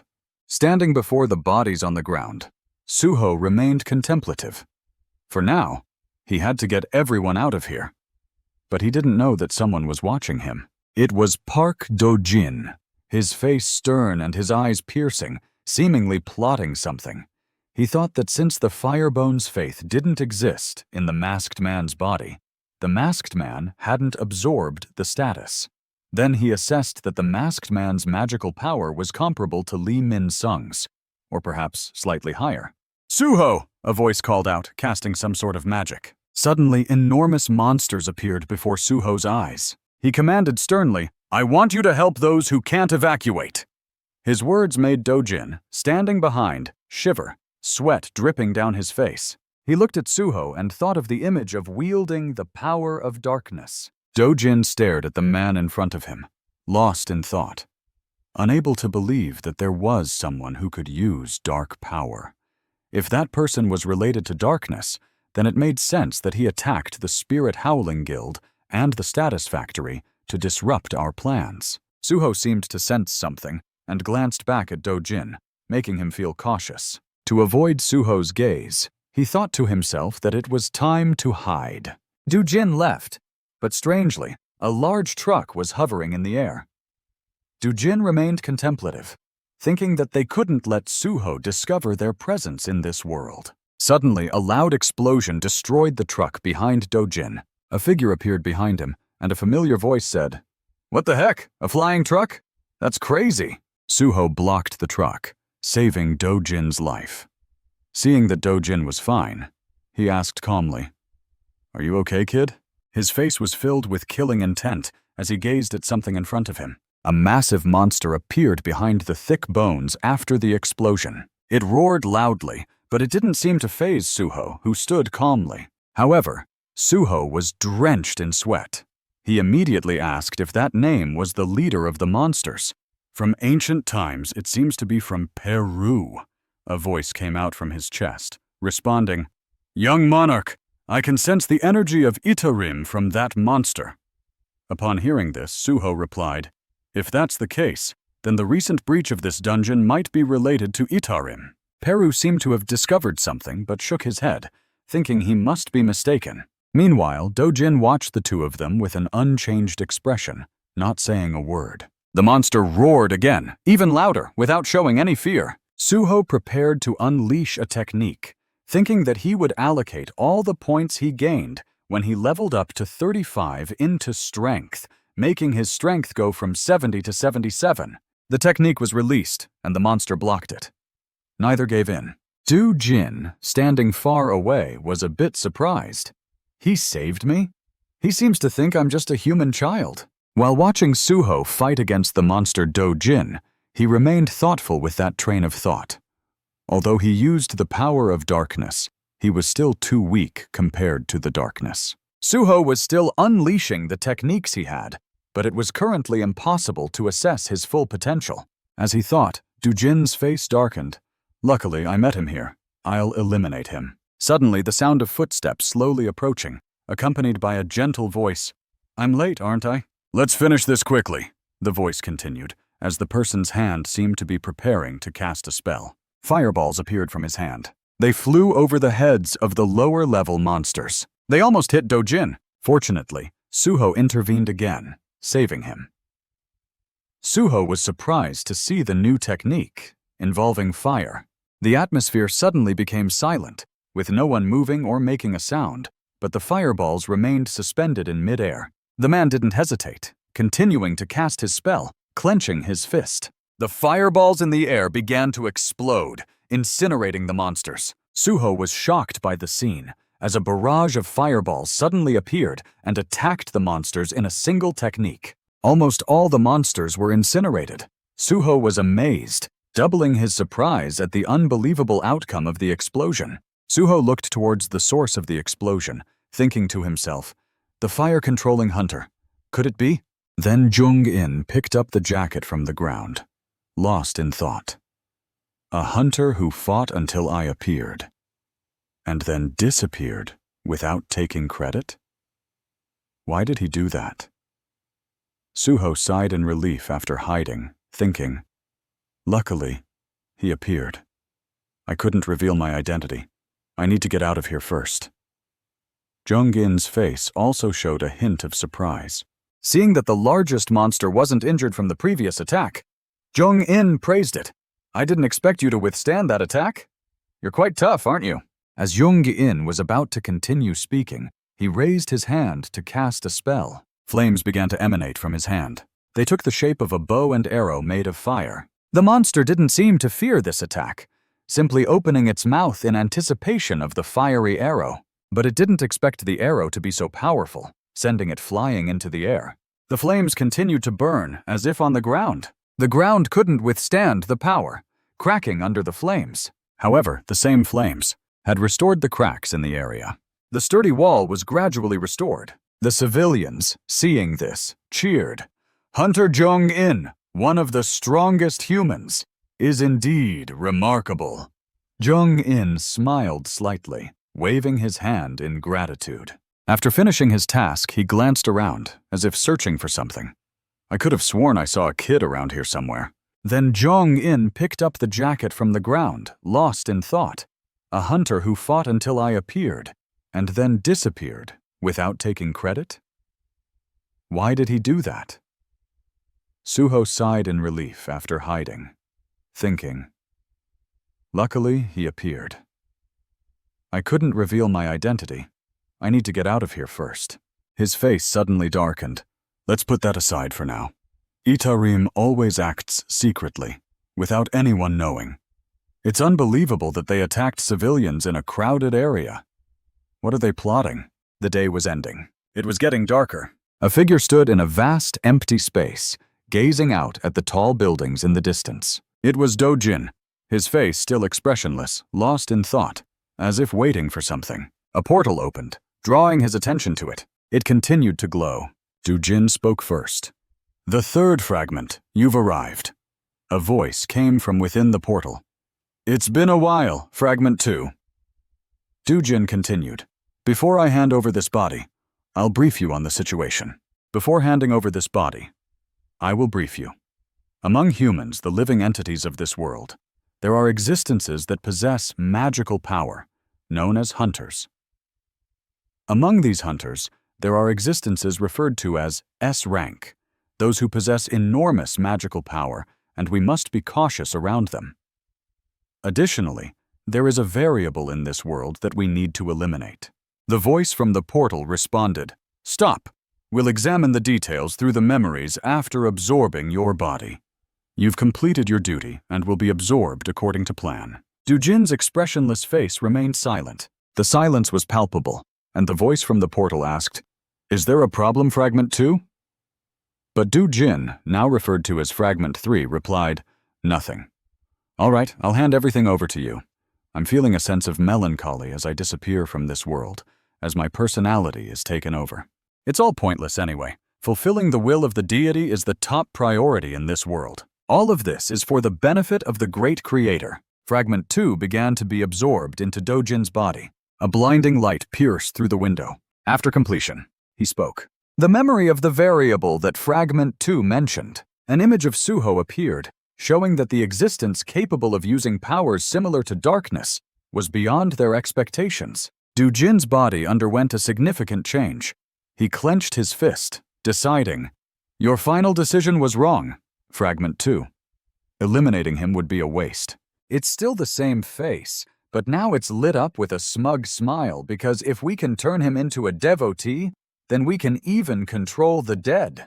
Tonight, Sung Suho sat leaning against the chair, looking up and sighing. Peru appeared from behind him and asked, You look tired, young monarch?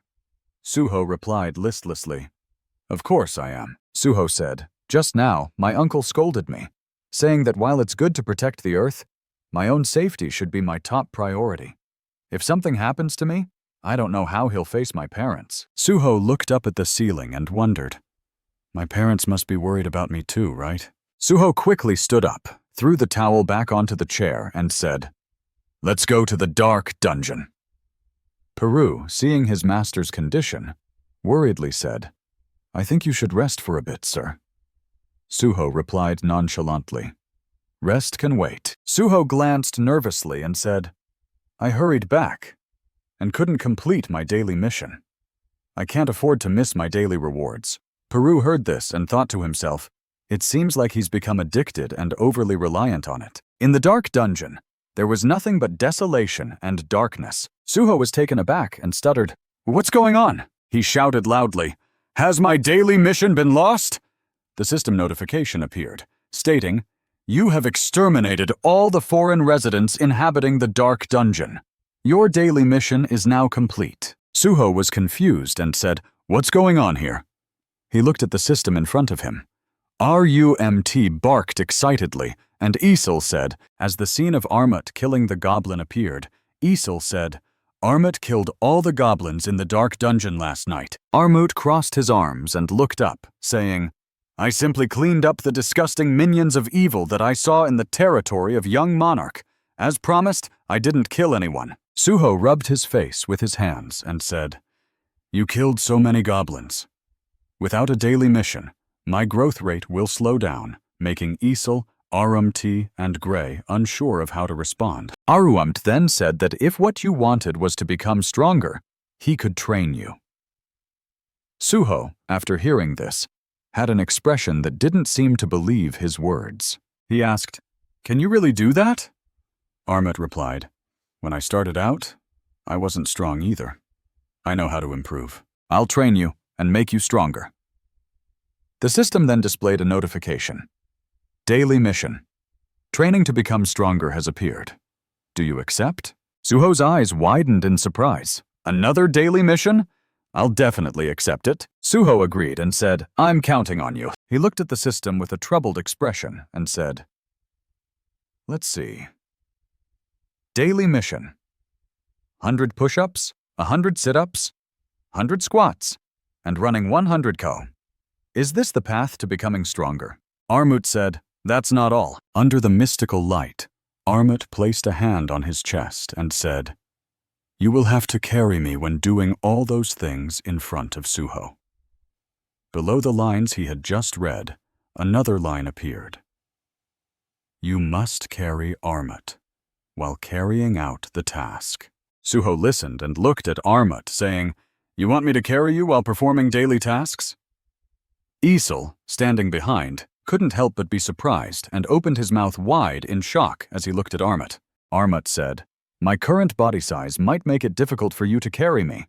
As Armut spoke, he shrunk his body. "It's okay, because my body has been destroyed and recreated by Tanakh many times, so I can change my form now."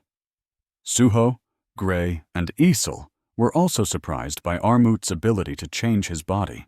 A pair of legs gradually appeared. Armut, once a giant monster, was now only slightly larger than Suho. He approached Suho, placed his hand on Suho's shoulder and said, "This should be fine now." Suho couldn't help but marvel at Armut's reduced size.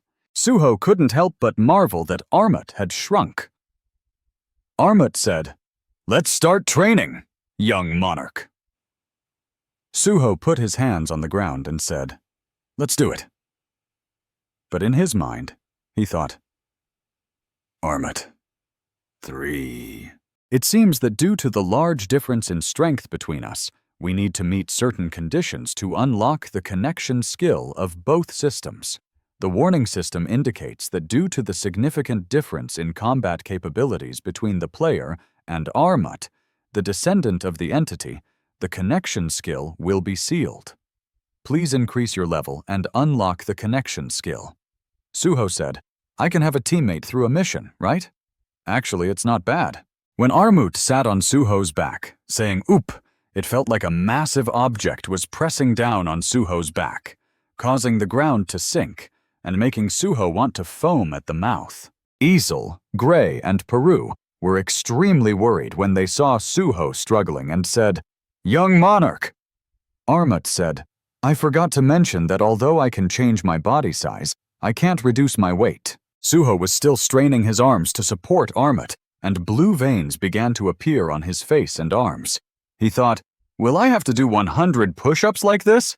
It feels like my arms are about to break." Armut rubbed his chin and said, "I know it's difficult, but you must persevere. Destroying and recreating yourself is the only way I know to become stronger." In a desolate place near Paru's environmental dungeon, the anguished screams of a person echoed. Lee Min-sung was not like that. He stood calmly, looking at the scene before him. He raised a cigarette to his mouth and asked, "How long do I have to do this?" Mar Yumyu, standing behind him, replied, "You humans should feel honored to become a part of it." He was the supervisor of the Stardust Factory and continued, "The Chosen One has saved us from that dirty life, hasn't he?" Lee Min-sung held the cigarette and asked, "A dirty life?" Very quickly, Marumu's tentacle was cut off by Lee Min-sung with a single strike. Lee Min-sung's face tensed up, and his eyes turned red with anger as he said, "How dare a monster like you judge my life? Do you want to die?" Marumu, seeing the angry man with a knife in front of him, fell silent. Lee Min-sung put the knife back in its sheath and asked, "Where is the child?" Marumu replied, "The apostle is busy." Lee Min-sung continued, "Lim Taegyu will soon return to Korea. Tell him to keep his promise." Marumu took out a yellow stone and said, "You humans must have received this too. Why don't you use it?" A vision appeared from a third-person perspective. Marumu facing a group of people, saying, "The Chosen One, the Savior, appeared before me after the Dark Monarch destroyed the demon realm, and I was expelled from the spatial rift. A scene of a kingdom sinking in a sea of flames appeared, with many people transforming into bloodthirsty, stardust-infected creatures spreading throughout the demon realm, allowing them to eliminate traitors." Lee Min-sung held a cigarette, took a drag, looked at the stone in his hand, and listened to Marumu continue. "If you submit to him, you will receive power beyond what you have now. You will be able to defeat even the one you call Lim Taegyu." Lee Min-sung threw the cigarette to the ground and said, "Do you know anything about Rank S? Don't pretend like you know everything." Lee Min-sung turned his back and walked away, leaving Marumu standing alone. He said, "Don't tell me about that cult. I won't use it." Marumu said, "You humans are so stupid. That's why you'll always be a 7th-level failure." Lee Min-sung walked out of that place. His face looked uncomfortable as he said, "I just need to endure everything until that child kills Lim Taegyu. Then I'll report everything to the Hunters Association, and they'll handle everything." He recalled his youthful image and said, "I'm returning everything to what it used to be, back to the great person I once was." As Lee Min-sung's car drove away, Min-ho was following him from behind. Min-ho stood on a power pole. She began to transmit to the other end. "Chairman Lee Min-sung has just left the environmental dungeon in Paraguay. I guess that's where Stardust was created." Kim Sung-soo frowned and said, "Continue to monitor him, Hunter Min-ho." After speaking, he hung up the phone and put it down. Choi Dong-in, sitting on the sofa, held a piece of paper and said, "It seems we're about to uncover Lee Min-sung's conspiracy. Chairman Taegyu." He thought about the staff rushing to explain and said, "During the incident at the airport dungeon, all the association staff managing the nearby gates reported losing their memories at the same time. They were all hunters who had absorbed Stardust." Jong-in continued, "We have discovered hunters with suspicious behavior in many places." Kim Sung-soo put the papers on the table and said, "All of them have one thing in common. They have absorbed Stardust." Kim Sung-soo said, "Because of these suspicious situations, the Hunter Association is considering banning the use of Stardust." Jong-in glanced at Kim Sung-soo and asked, "What do you plan to do with Lee Min-sung?" Kim Sung-soo's face darkened, his eyes sharpening as he said, "We must catch him, as well as those behind him." Jong-in also emitted a cold aura, raising his glass as he said, "The hunters of our association will support you." Kim Sung-soo fell silent, gazing at the photo on the table. He began to recall the words spoken in the past by the chairman, who had told him that Suho had returned safely. If Suho was also a hunter with growth potential like his father, then his abilities would increase. The system would also hinder him, just as it had his father. In the photo, no one else was standing beside Kim Sung-soo except Lee Min-sung, and they were very close. "As a hunter, I will do everything I can to help Suho." Back to Sung Suho, he was gritting his teeth, enduring the weight of Armut as he did push-ups, counting to 99. When he reached 100, his arms cracked, the flesh tearing. After completing 100 push-ups, Suho lay flat on the ground, blood gushing out from his arms like a waterfall. Ray and Essel rushed over in alarm. "Young Monarch's hands are broken." Armut remained calm, saying, "Young Monarch, you're done? You've only completed today's push-up quota." Peru angrily exclaimed, "Ah!" Suho still tried to lift his bloodied hands to open the status window. Peru rushed over, scolding Armut, "You damn crocodile! What have you done to the fragile young monarch? We should stop the training." Suho clicked the buy button on the status window. The four, Armut, Ray, Peru, and Essel, were taken aback. A bottle of medicine lay on the ground with a little red liquid left. Suho said. Great. Actually, I wanted to become stronger even before fighting Lee Min-sung, Suho asked. I only have 3 more missions left, right? After hearing this, Armut's face relaxed. After drinking the medicine, Suho's body was treated with a blue energy, healing the wounds on his arms. Sweat soaked through his clothes, revealing his toned physique. He raised his hand to wipe the sweat, continuing. Let's continue the training to become stronger. The numbers echoed. 21, 22, surprising Peru and Isel. Isel's eyes widened as she covered her mouth with both hands. Suho, with his white hair, was doing sit-ups with Armut sitting on his stomach.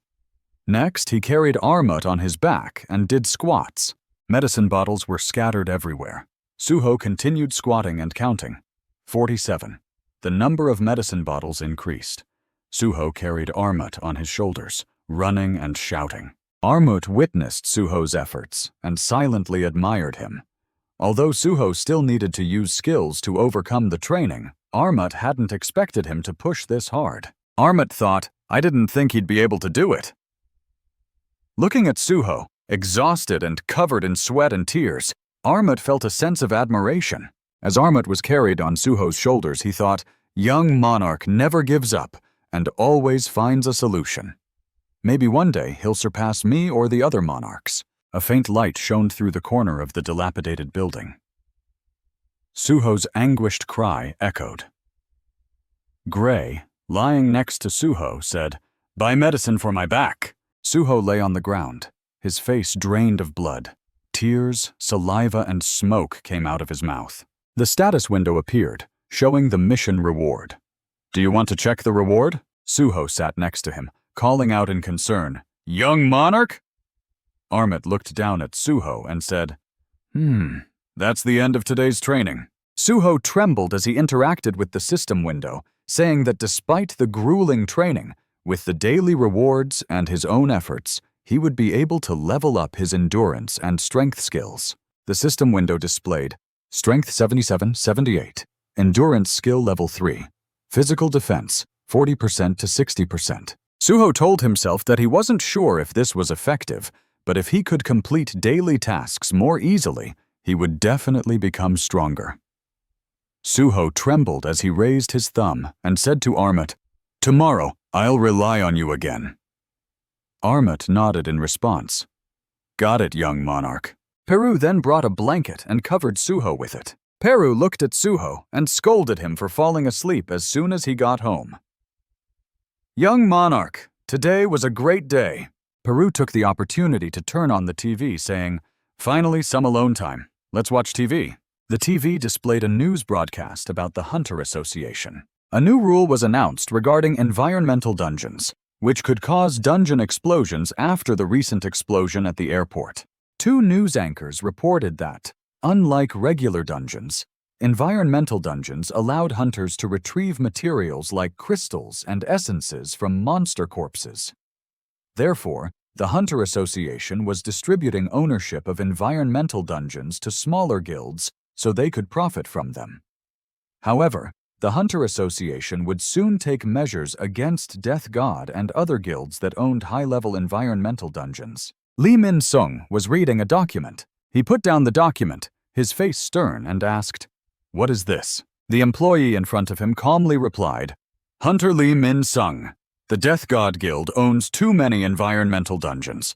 We cannot allow them to potentially cause significant damage to the world in their current state. The bespectacled employee continued, By order of our superiors, the Hunter Association must destroy the Level B environmental dungeon belonging to the Death God Guild. Moreover, in the past 6 months, you haven't been doing any hunter work. If you want to keep your hunter license, you need to participate in the raid on 3ZU. Lee Min-sung's eyes tensed up as he remained silent. Lee Min-sung thought about being controlled by Kim Sung-soo and suspected that Chairman Jin was targeting him. He decided to refuse the task, even if it meant becoming enemies with the Hunter Association, especially since they chose the largest factory, Peru. The long-haired man sitting in the middle spoke up. "We accept the Hunter Association's request," surprising Lee Min-sung, who turned to look at him. The bespectacled employees thanked the long-haired man. The leader of the Hunter Association, Lim Tae-gyu, was revealed to be the long-haired man. He sat calmly, holding a document, and said, "Of course we must follow the Hunter Association's orders." Lee Min-sung's face turned ugly upon hearing this, and he silently called out to Lim Tae-gyu. His inner voice, filled with resentment, was directed at Lim Tae-gyu's calm face. One of the employees said, "It seems he returned from his mission abroad quickly to hinder us. The Hunter Association will distribute hunters to raid Peru along with you." The room fell silent, with only the figures of the two men remaining, one looking dejected and covering his face, the other with a dark expression. Lee Min-sung covered his face and said, "Please form a team with them." "Lim Tae-gyu, are you out of your mind?" Lim Tae-gyu sat still, his arms crossed, and replied, "Do you know how valuable environmental dungeons are?"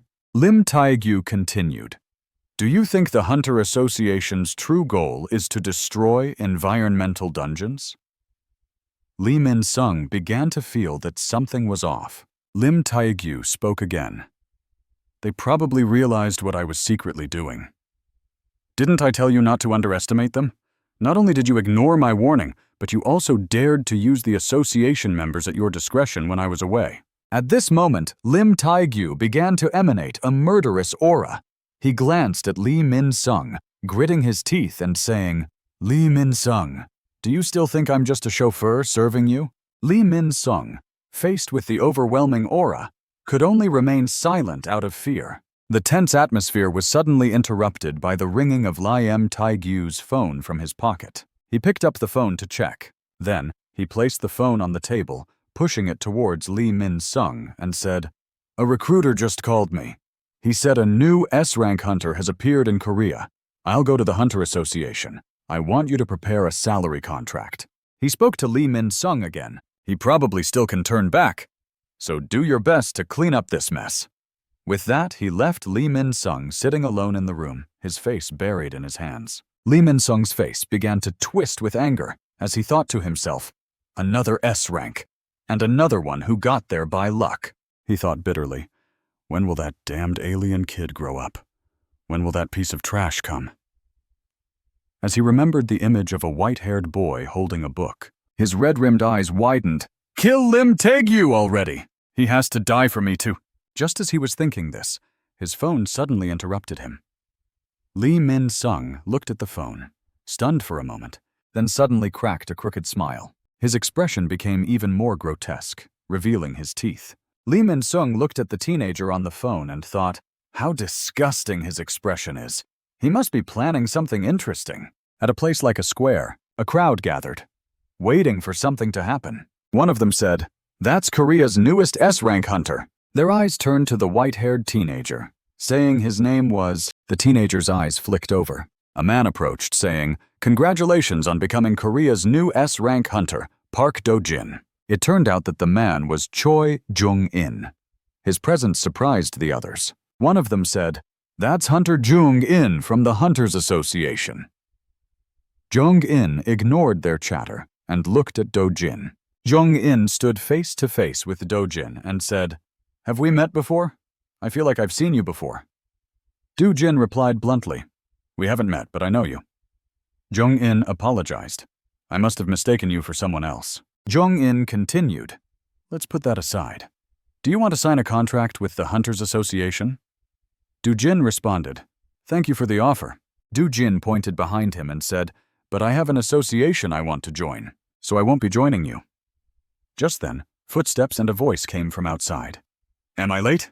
Lim Tae-gyu had just arrived, and everyone's eyes turned to him. Lim Tae-gyu, unaware of what was happening, looked puzzled. But Do-jin's expression turned sinister as he pointed at Lim Tae-gyu.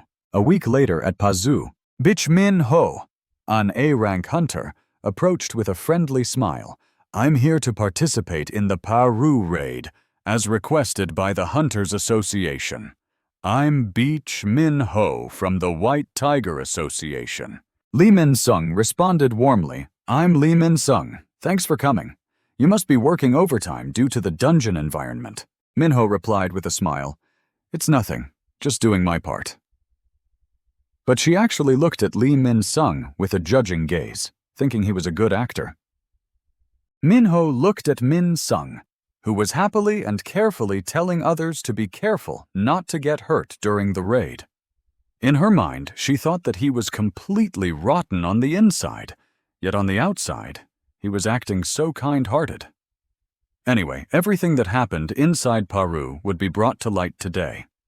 I myself would tear off his mask. Minho thought, her eyes glancing. If an unexpected variable appears, it will be... Her eyes landed on Do-jin, the new S-rank hunter who had joined the Death God Association and was participating in the raid.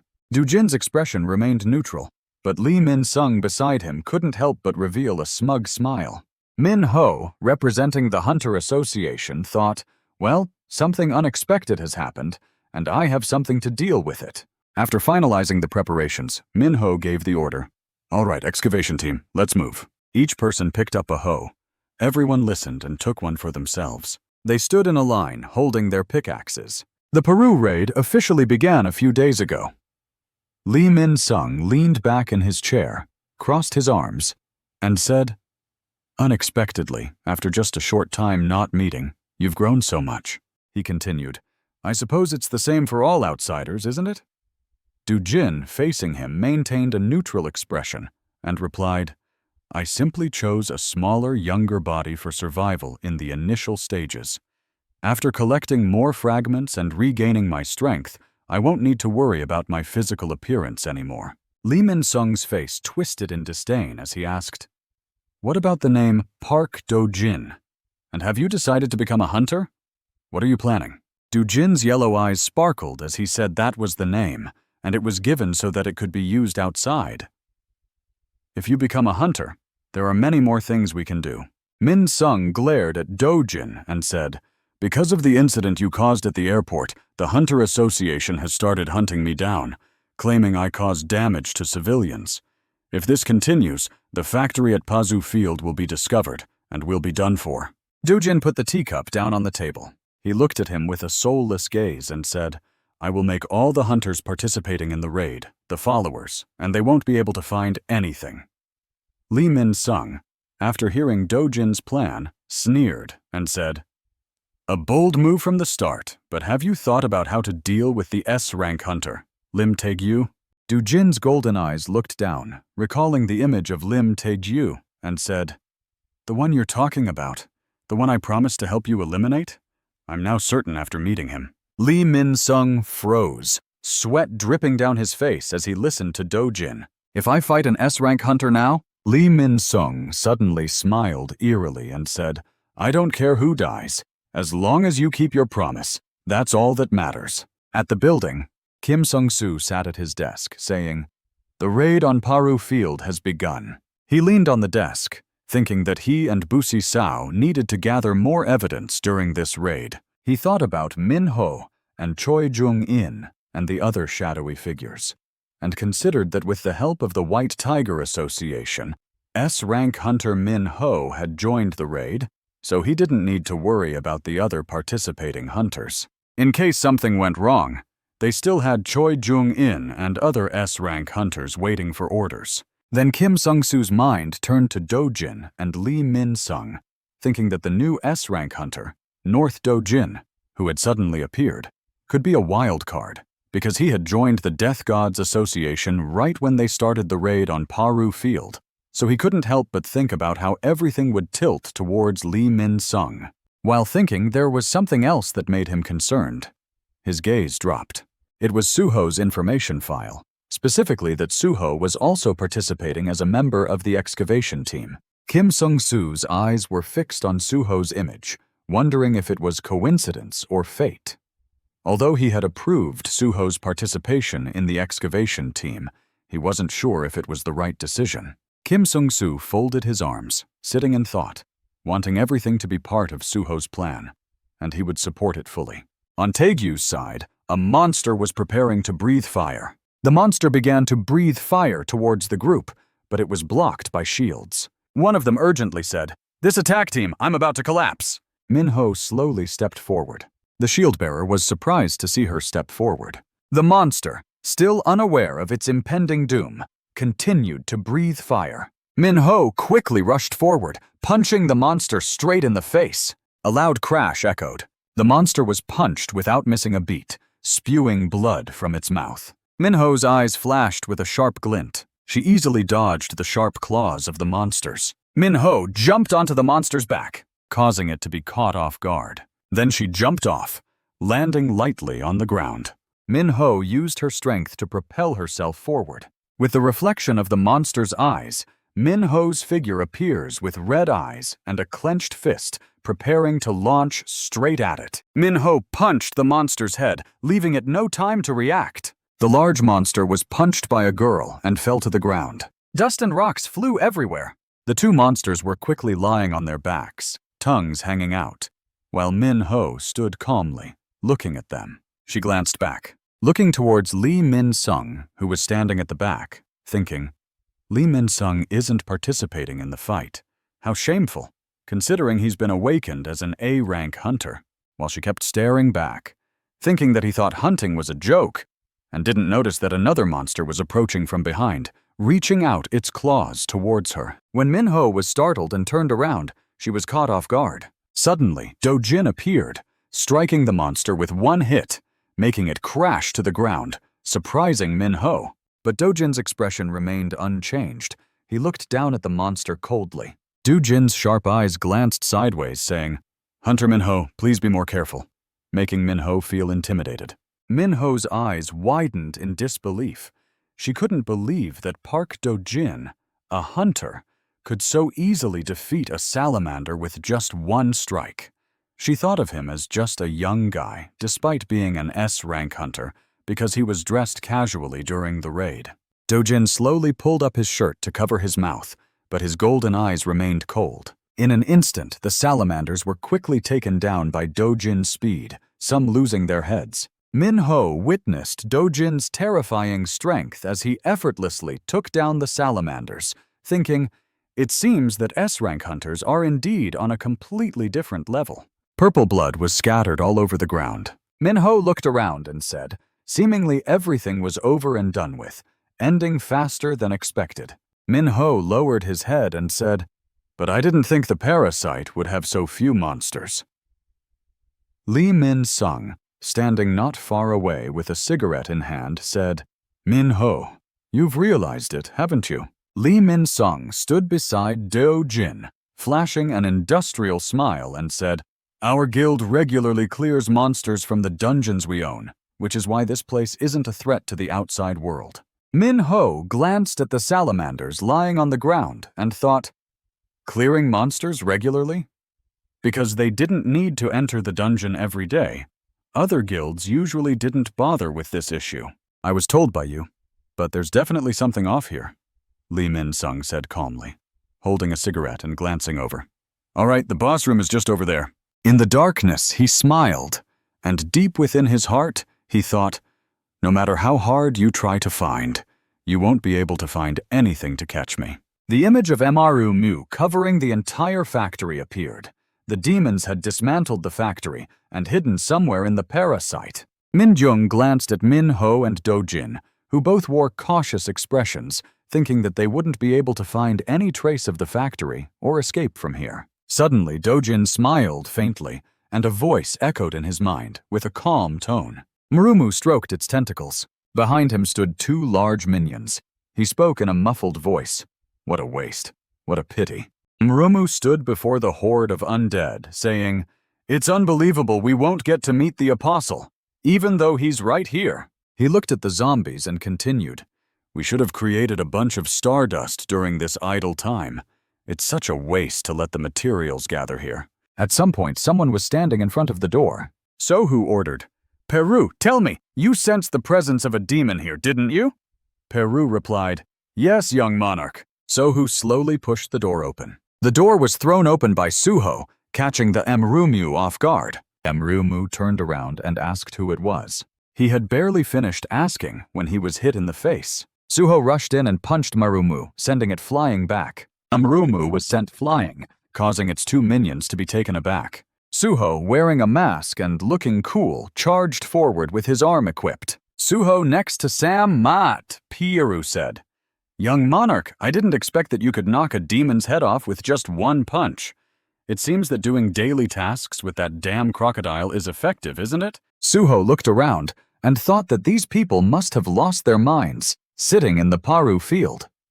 It really is a dusty factory. The sound of Marumu echoed the black mask. Suho's sharp eyes suddenly turned to Marumu. He was hit by a punch and lay stretched out on the ground, but still managed to say, "I didn't think that the human you mentioned by the apostle would come here." Those tentacles suddenly rose up. The large shadow began to cover Suho, but he was still not afraid, and looked at him with eyes full of hatred. Marumu said, "Very good." Marumu had now become bigger and more terrifying. He looked down at Suho and said, "Then you will become a great gift for us to give to Lord Dojin." The scene changed to the digging team striking again and again, repeating the motion countless times over who knows how long. Feeling tired, the hired man digging for mana crystals sighed and complained. Digging and never finishing. How could a dungeon managed by an association have so many mana crystals? Do they still need to earn money? In other ways, I wonder just selling these crystals alone would be a fortune. Wiping away sweat, the man continued to gossip, sharing his doubts, dismissing the matter.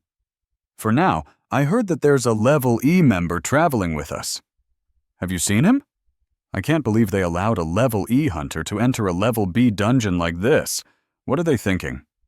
Kim stopped working and smiled, saying, "Don't be too hard on him. He's still young, aren't you? Happy to see someone so young working hard?" The man looked skeptical. "Don't tell me you gave the newbie the task at the dungeon entrance? The safe area?" He realized and smiled awkwardly, making the man furious. "You always push me to the dangerous spots." Suddenly, he changed the subject. "It seems like his cart can carry 4 times the normal amount. When we're done here, let's help him out. It's all the same. Digging, right?" Along the entrance to the tunnel, piles of mana crystals were stacked. In a different area, not illuminated by mana, a mysterious meeting was taking place. Baru quickly reported, "Your Majesty, this guy's magic power." Sung Suho interrupted, "My consciousness index has risen, so I can sense it too." At least he was on par with a hunter of the same level, like the hunter gang Dawn they met at the pyramid site. Not only his magic power, but also his physique was very muscular and monstrous. After speaking, he fell into deep thought. "I thought there must be a reason why the Hunter Association sent the Death God Association to raid this site, so I signed up for the excavation team. Could it be that the association has discovered something related to Stardust? If the association is interested in Lee Min-sung's unusual development, it will be difficult for me to gather information about the Apostle Itarim from him." Cautiously, he decides to ask straight out where the apostle is. The reason he chooses to ask, instead of continuing to probe, is that he thinks that just like the apostle is chasing after the black mask, the apostle is also being sought after. Successful people often have their own path.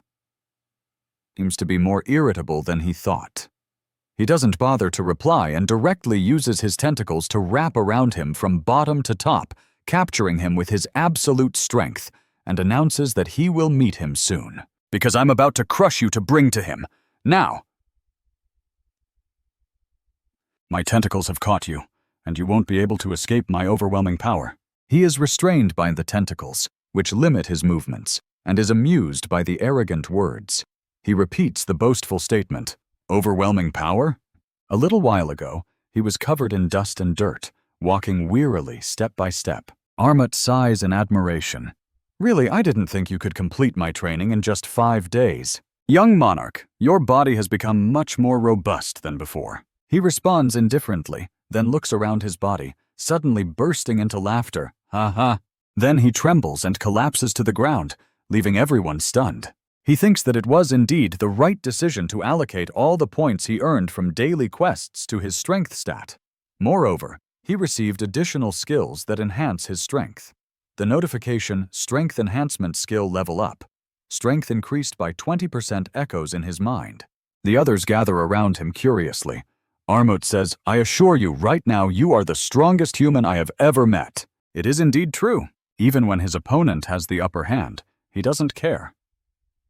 Sung Soo-ho shows him what is called absolute strength. He is caught off guard, unable to react in time. He is completely broken free from the restraint and calmly holds a severed tentacle of Marumu. His eyes gleam with a fierce light, indicating that the fun is just beginning. Suddenly, a powerful light appears around him, accompanied by lightning bolts. Sung Soo-ho dashes towards Marumu with lightning speed. The opponent is caught off guard and takes a few steps back. Sung Soo-ho doesn't show any interest. His entire being exudes a powerful aura. He stands before his opponent and asks, "I will ask again." His eyes become resolute as he stares at his opponent and shouts, "Where is Apostle Itarim?" The opponent is taken aback, then accelerates his attack. He taunts, "I will never tell you." "I will never tell you," he sneers in response. "Is that so?" The two engage in a fierce battle. Marumu charges forward like a god, and the two are evenly matched. The surrounding rocks are shattered by the impact. Suddenly, Sung Soo-ho grips his sword tightly and strikes his opponent. The sword glides lightly across Marumu's body, causing serious injuries. His hand firmly grasps Marumu's body. He wonders what kind of person this is, feeling a sense of unease, similar to Sung Soo-ho raises his powerful hand. "Then I will find out for myself, and you don't need to say anything." Suddenly, a voice calls out, "Peru!" He responds quickly, "Yes, sir." Peru's body begins to disintegrate. "It's a pity I won't get to see the picture you're drawing." As Peru disappears, he says, "Thanks to your help, we were able to eliminate the Ladia family, those despicable traitors among the demons. That's enough for me." With that, he vanishes into thin air. After an unknown period, Isel regains consciousness. She holds her head, looks around, and observes her surroundings with a puzzled expression, wondering what happened. "Why do I feel so light?" Beru, with a flushed face, says, "That octopus was quite resilient." Sung Soo-ho asks Beru, "Did you find any information about Apostle Itarim?" Beru hesitates, then responds, "He regards Apostle Itarim as a dazzling light, but I couldn't gather much information about him." He walks around the factory, suddenly stops, and sighs. Another dead end. It seems I have no choice but to get information from Lee Min-sung, the person in charge of the entire Stardust factory. Sun-ho thinks to himself that he needs to start evacuating the people here first. His friend in the group is startled and looks around. Then he stands there, lost in thought. The presence of the demon has disappeared. This isn't the work of the Hunter Association, is it? Isn't it? Everyone is ready. This is the environmental monster chamber of Peru. Big Min-ho wonders, "On the way here, I couldn't find anything. Isn't Peru the place where Stardust is produced?" Sung Soo-ho smirks, seemingly amused by her confusion. He glances at the person beside him and advises, "We will cancel the brainwashing plan for the hunters if everything ends without any issues. It will be better for us." Park Do-jin remains expressionless, saying nothing. He can't help but speak up. "That doesn't suit me at all." Min-ho looks around suspiciously, thinking to herself, "I need to check again after dealing with the boss monster, as there might be no other way." Suddenly she stops and announces, "Let's go in," not knowing what he had seen ahead. But his face was pale with fear. He glanced back, his face sweating profusely, and asked nervously, "What are you doing?" The other party responded simply. He continued, "All hunters in this group will become my followers." As he spoke, he implanted a yellow spiritual stone into Sung Soo-ho's body from the back of his neck. He added that the person they chose to side with must have a certain value. Cooperating with a hunter like you, an A rank, to kill Liem Tae-gyu, an S rank, was a proposal that was agreed upon from the start. Sung Soo-ho's body suddenly stiffened, and he stood frozen in place. The other party leaned in close to Sung Soo-ho's ear, preparing to whisper something. His voice was full of challenge as he said, "To catch Lim Tae-gyu, we will have to make use of you. Sung Soo-ho, listen carefully." The words struck him like a thunderbolt on a clear day, and his eyes widened in shock. Gritting his teeth in anger, he mentioned the matter of S rank again. "You think His face turned green with rage as he turned around and shouted, "You think I'll be brainwashed by someone like you?" Sung Soo-ho clenched his fists and stood up straight, showing his determination. He turned around, lifted his face, and looked up. His eyes were wide open, as if he had discovered something dangerous. Suddenly, a bright light shone down, and the other party shouted loudly, acting according to the will of the Supreme Being. Sung Soo-ho's face darkened, and his eyes became empty. He still stood there, looking into the distance. Park Do-jin walked up and placed his hand on Sung Soo-ho's shoulder. He smiled rarely. "Let's move on to the next target," he said, urging everyone to proceed. Just outside the training grounds, a luxurious supercar was parked. Inside the car, Young-in held a small flame in the shape of a bird on his hand. He spoke, breaking the silence. "If this summoning mark disappears, it's a sign that the team is in trouble." Jong-in narrowed his eyes and continued, "The summoning object will inform us of the situation. It's unexpected that we can solve the problem of devices not working in the dungeon like this. It's a great idea." He looked down at this flame in the shape of a bird with concern, hoping that the S-rank hunters wouldn't get involved. Jong-in looked at the man who was also worried and said softly, "I hope Lee Min-sung won't cause any more trouble." "Lim Taegyu, you're worried about him, aren't you?" Then Taegyu looked straight at Jong-in and asked, "Do you want to make me angry?" Jong-in replied, "Of course not." Taegyu sneered, his tone laced with annoyance. "I guess you're jealous because the S-rank hunter, Do-jin, joined the Reaper Association, right?" Realizing Taegyu's teasing, Jong-in became irritated and responded, "No, not really. We already have many talented hunters." Taegyu didn't react to Jong-in's response. He sighed deeply. Then Taegyu's expression turned shocked. He covered his face with his hands. "I can't believe Lee Min-sung is the one behind the distribution of unidentified stimulants. As the chairman, I'm responsible for what happened." Jong-in listened silently to Taegyu. "If something happens, I trust you'll keep your promise not to interfere if I can control the situation." Jong-in clasped his hands together. "I'll be glad if you do, because I don't like hurting people."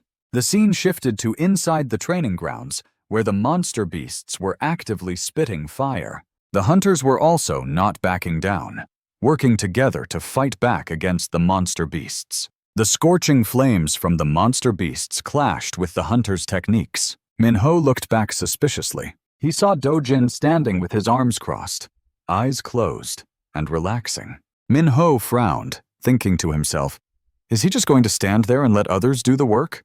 We're his seniors, after all." The monster beast stopped spitting fire. It charged directly at Lee Min-sung. Lee Min-sung used his sword to block the attack, but was pushed back due to the force.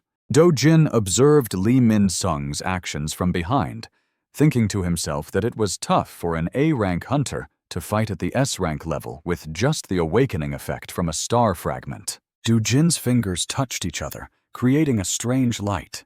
He thought, if that's the case, one of the 5 abilities of Tael, a body part with a blessing that enhances the user's stats, characteristics, and traits. Both the Trust of Firebone stored in Stardust and the unique properties of the weapon would be enhanced. The special characteristic that Lee Min-sung possessed was enhanced magical power. The special characteristic of the weapon Lee Min-sung possessed was enhanced combat strength. Do-jin smiled slightly, thinking, "Lee Min-sung, let's see if you can reach the level you desire after receiving the blessing." Looking at the monster beast swiping at Lee Min-sung, Do-jin thought with excitement, "The S-rank level you've been longing for." Lee Min-sung looked coldly at the monster beast and raised his sword. A strange mark appeared in his eyes. As the monster beast approached, Lee Min-sung thrust his sword forward, and a yellow power pierced through the beast's body. The power was so strong that it even shattered the ceiling. The explosion was so loud that Jong-in and Lim Taegyu, waiting outside the training grounds, were shocked. Minho was stunned, standing still as if hit by a spell. What the? Before the eyes of Mihos, the monster was defeated and lay unconscious after just one hit. Lee Min-sung stood still there like a god. After defeating the demon beast, Lee Min-sung's face gradually relaxed. He turned around and stepped past Do-jin. Dojin didn't show any emotions either. He thought indifferently that the fatigue caused by enhancing the level 6 hunters and above was enormous. One could only achieve S-class in a very short time. Most of the enhancement effects had disappeared. Finally, it was Dojin who spoke up, attracting Lee Min-sung's attention. "Too bad, Lee Min-sung.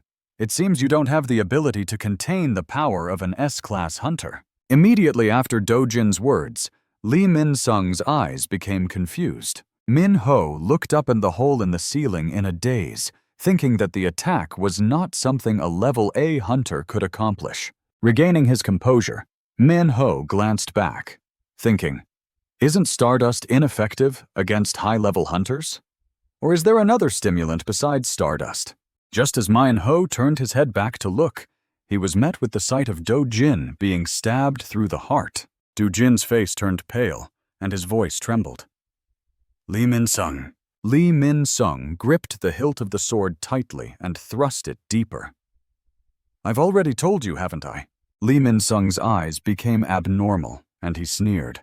"I won't be brainwashed by someone like you. I'll use the cursed power you've given me in vain." Dojin's body fell to the ground in front of the other team members. Min-ho looked at Lee Min-sung with anger and shouted, "Lee Min-sung, why did you attack your teammate?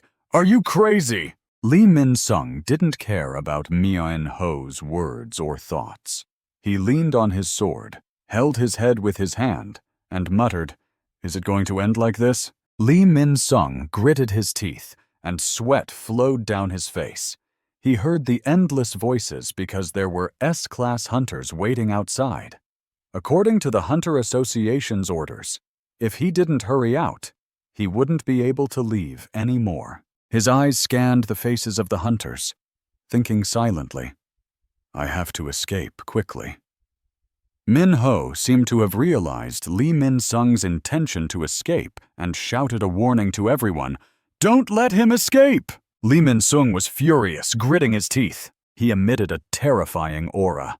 Lee Min-sung roared threateningly, "If you don't want to lose your life, get out of the way!" In the blink of an eye, Lee Min-sung had crossed the group of hunters to escape outside. Min-ho clutched her arm in pain, her voice filled with anger. "Damn it!" Min-ho turned to look at her teammate, Lee Cheon-seung, and sent a signal to the S-class hunters outside. Cheon-seung quickly responded, "Yes." Just when it was most intense, the person who was supposed to have been defeated by a fatal blow slowly stood up.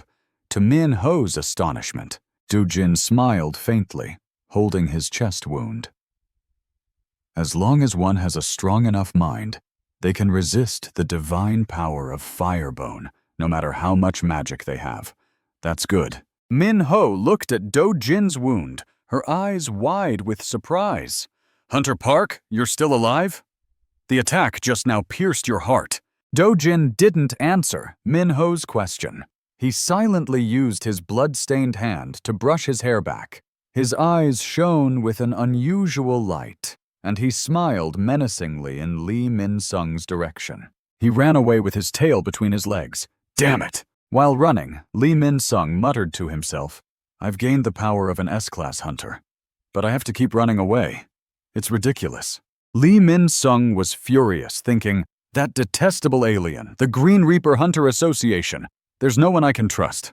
Now I have to escape to a nearby city." From somewhere, a sword imbued with power flew towards Lee Min-sung. Luckily, Lee Min-sung reacted quickly and dodged the attack. Otherwise, he would have been badly hurt. Lee Min-sung turned his face away, wondering, "What is that?" From the darkness of the forest, a cold voice echoed, "I was wondering what caused the sudden explosion. I didn't expect you to come out on your own." The mysterious person gradually stepped out of the darkness. "I need you to tell me everything you know about Stardust and the Apostle Itarim."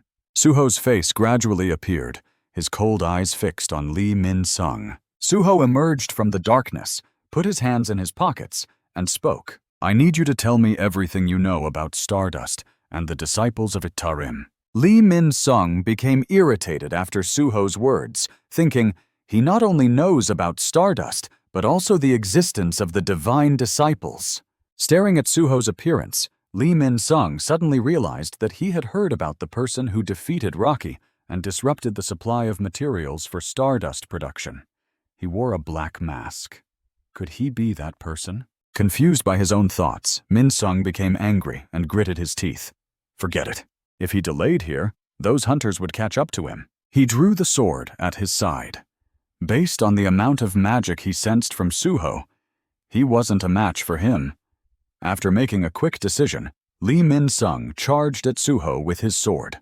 Suho exhaled calmly. He lightly used his hand to block Lee Min-sung's sword attack. This surprised Min-sung. He thought he had blocked his attack. He didn't draw his sword, but he was certain of his strength. Suho blocked the attack and then gently turned around and kicked Lee Min-sung, sending him flying several meters away.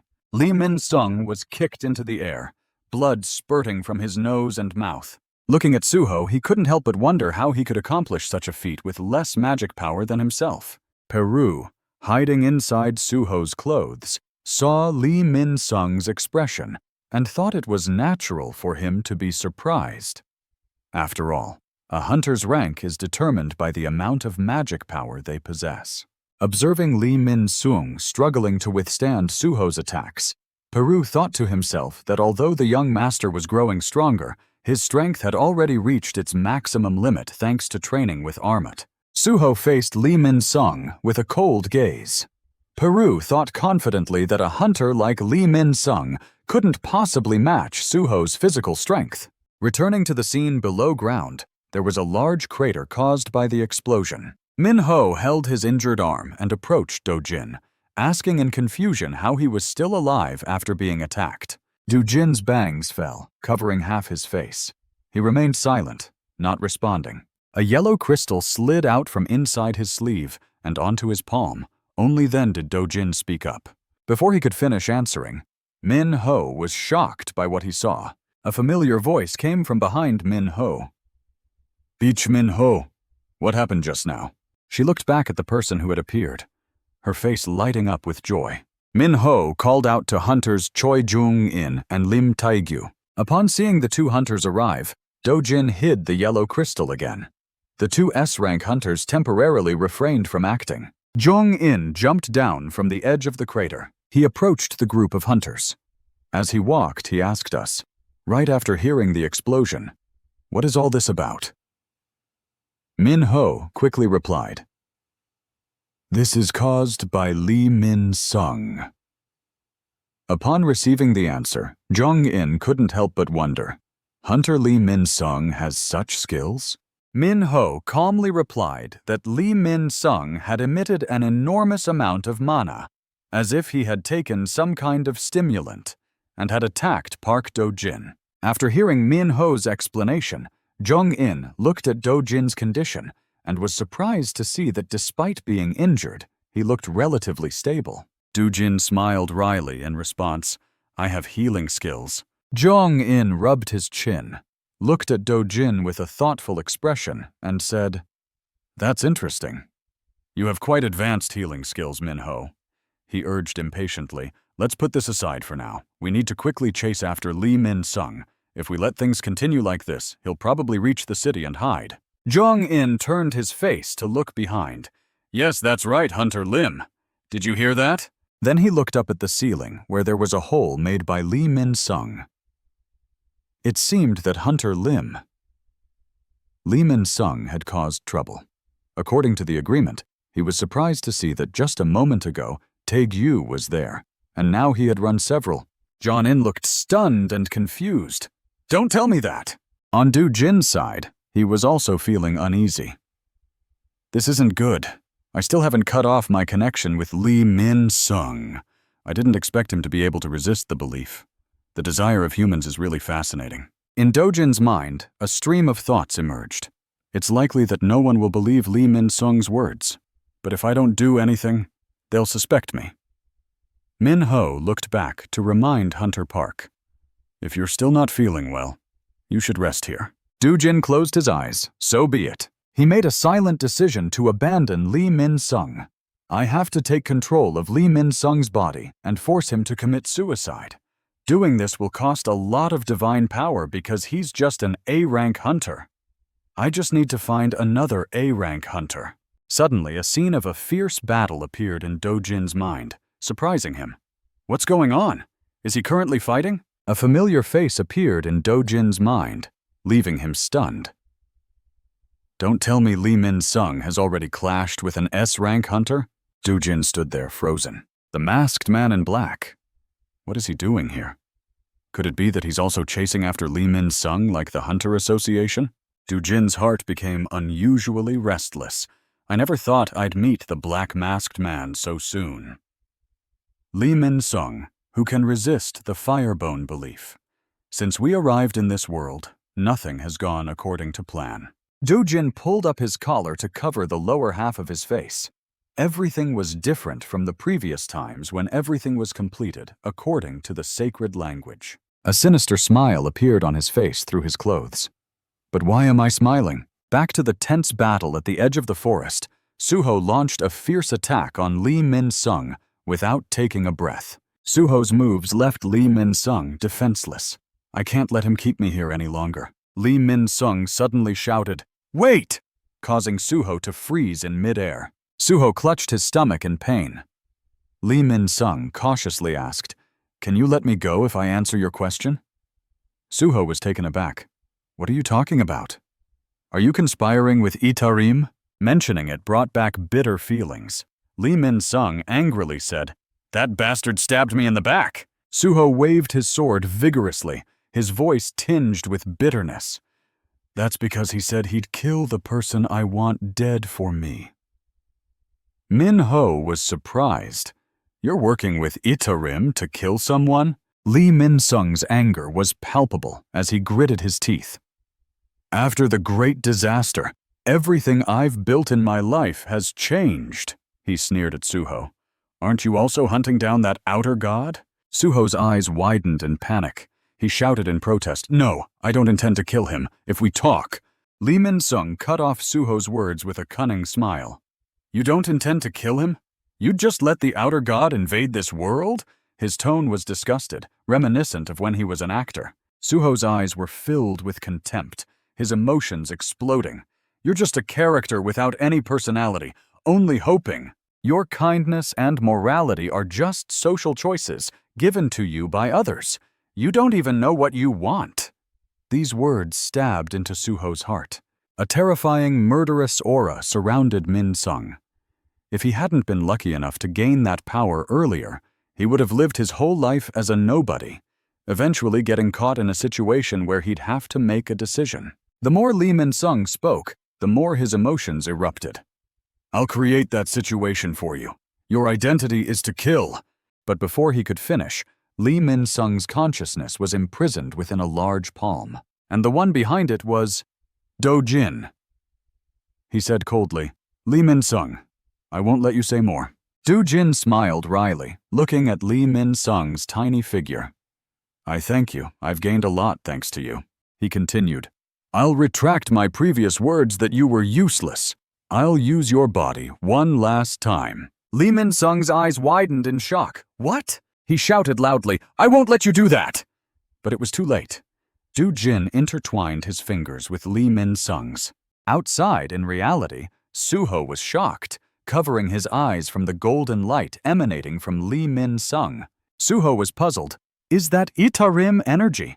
It's even stronger than Rocky's Itarim energy. Lee Min-sung's body transformed, and a gigantic sword appeared, looking both beautiful and powerful. On his arm, a pair of pure white wings also emerged. Suho had to step back because of the aura emanating from Lee Min-sung. A strange voice rang out, surprising Suho, I understand. Dojin, now completely in control of Lee Min-sung's body, spoke up about the attack on the Stardust Factory. He looked coldly at Suho.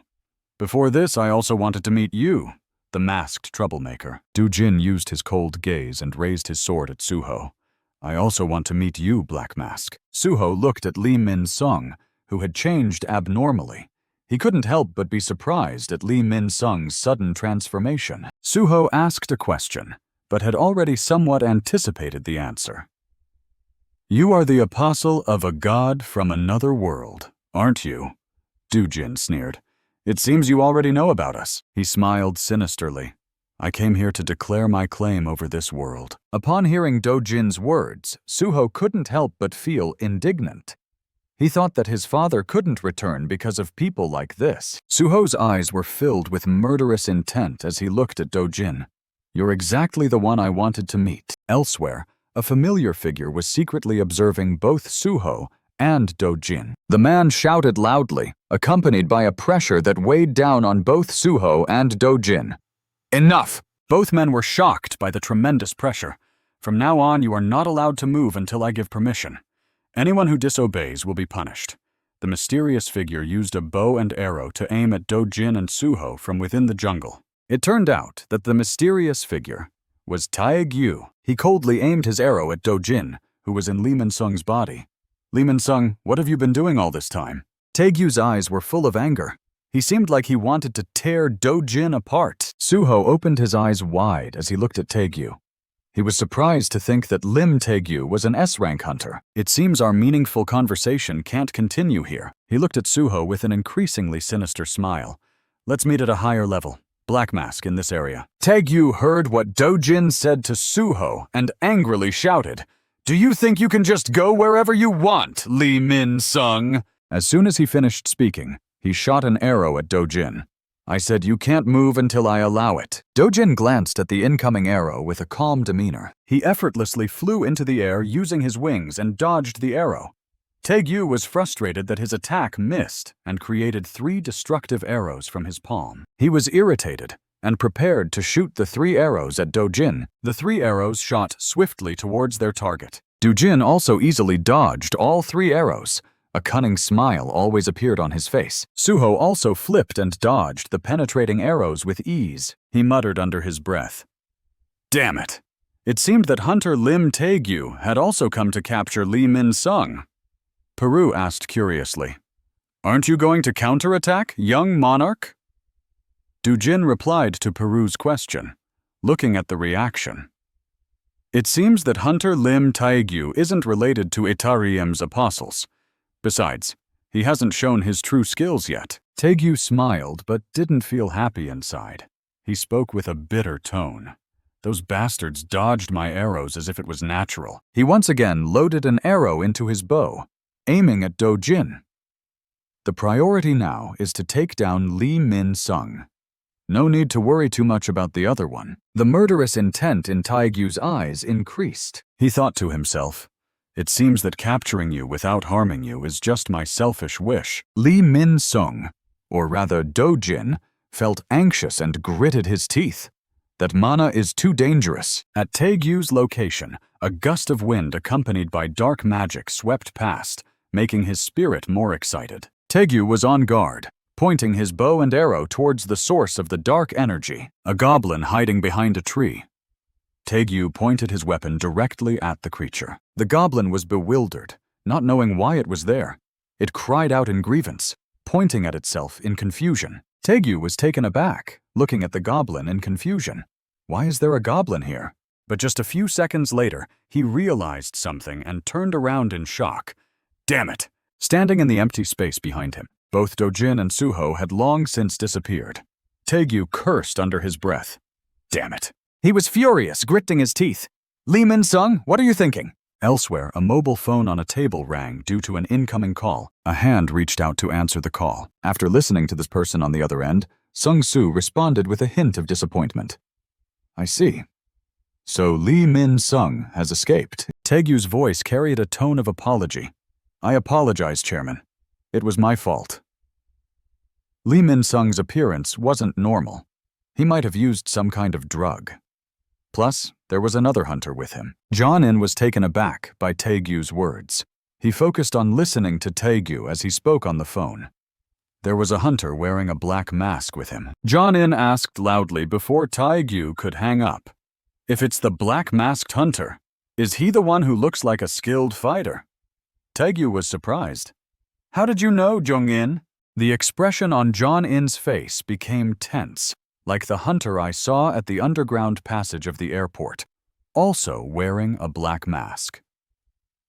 He alone stopped the magical monsters from running wild along with the dark magical monsters. If they are dark magical monsters, then they belong to Hunter Sung Jinwoo. In the office, Sung Soo sat on a chair with his hands clasped together, thinking to himself, has the missing hunter, Sung Jinwoo, returned? If it were him, he would quickly handle the situation, Sung Soo thought, or rather wondered if that was the case. The scene shifted to a mountain range, where a pair of feet quietly climbed to the top. Suho cast a sharp glance straight ahead. Sensing the person he was waiting for, Do-jin smiled with excitement. An too stood on the cliff, looking down at Suho, who was walking towards him with his hands in his pockets. Do-jin tilted his head and pointed his sword at Suho, saying, I didn't expect you to help me. Suho didn't show any reaction, continuing to walk while replying, It's obvious that you would discard Lee Min-sung's body and disappear if it became too dangerous. Do-jin's eyes slightly narrowed, and he continued speaking in a soft tone. I've heard from the demons that the darkness is a being known as the King of Darkness in this world. He coldly asked, What is your relationship with the King of Darkness? Suho narrowed his eyes, revealing a terrifying killing intent. It seems you have many questions, but I don't see any reason to let you hear them. I'll crush you and extract the information that way. Peru emerged from Suho's clothes and said, Be careful, young monarch. Suho reassured, Don't worry, Peru. I've prepared something for this moment. Suho's shadow expanded, gaining dark power. Suho whispered, Easy. It seemed Do-jin had anticipated Suho's next move, and he smiled smugly, feeling confident. Do-jin thought to himself that it was identical to the power of darkness he had witnessed on the battlefield. The first shadow beast summoned by Suho was Kasaka, the king of the swamp, a regular ranked beast. The second shadow beast was Sentik Green, also regular ranked. The next shadow beast was Mad Cow, an upgraded regular ranked beast. And the final, strongest shadow beast was Siga, an elite ranked tomb guardian. Suho's powerful voice echoed, All of these are corpses I've saved for this day. Two more shadowy figures appeared beside Suho, the fifth shadow beast and Isil. Suho clenched his fist and taunted, Let's fight with everything we have! Suho had fully summoned the shadow beasts. Do-jin gazed at the shadow beasts with great interest, smiling smugly. Suddenly, the system displayed a notification of an emergency mission. Defeat Lee Min-sung, Apostle of Itarim. Defeat Lee Min-sung, who has been possessed by the Apostle Itarim and taken his memories. Defeat Lee Min-sung, Apostle of Itarim. 01. Upon hearing this, Suho's expression turned solemn. He furrowed his brow, thinking, The mission is to defeat Lee Min-sung? Has it finally come to this? The moment when I have to kill someone else. Do-jin pointed his sword, provoking Suho. From within his subconscious, Do-jin clasped his hands together, closed his eyes, and bowed his head, feeling a strange sensation after understanding what emotions were. He recalled the memories of his original body, realizing he had experienced the feeling of encountering darkness. He felt curious about a strong being, a stranger from another space, who possessed the power to stop an entire legion from the outside world.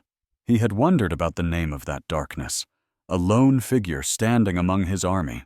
Do-jin slowly opened his eyes, which shone with a golden light, wondering if he could get an answer from that being. In reality, the shadow beast Kasaka initiated the attack on Do-jin. Do-jin calmly watched as Kasaka charged towards him. It took Do-jin only a few seconds to draw his sword and cut Kasaka in half. However, another beast immediately attacked him from behind.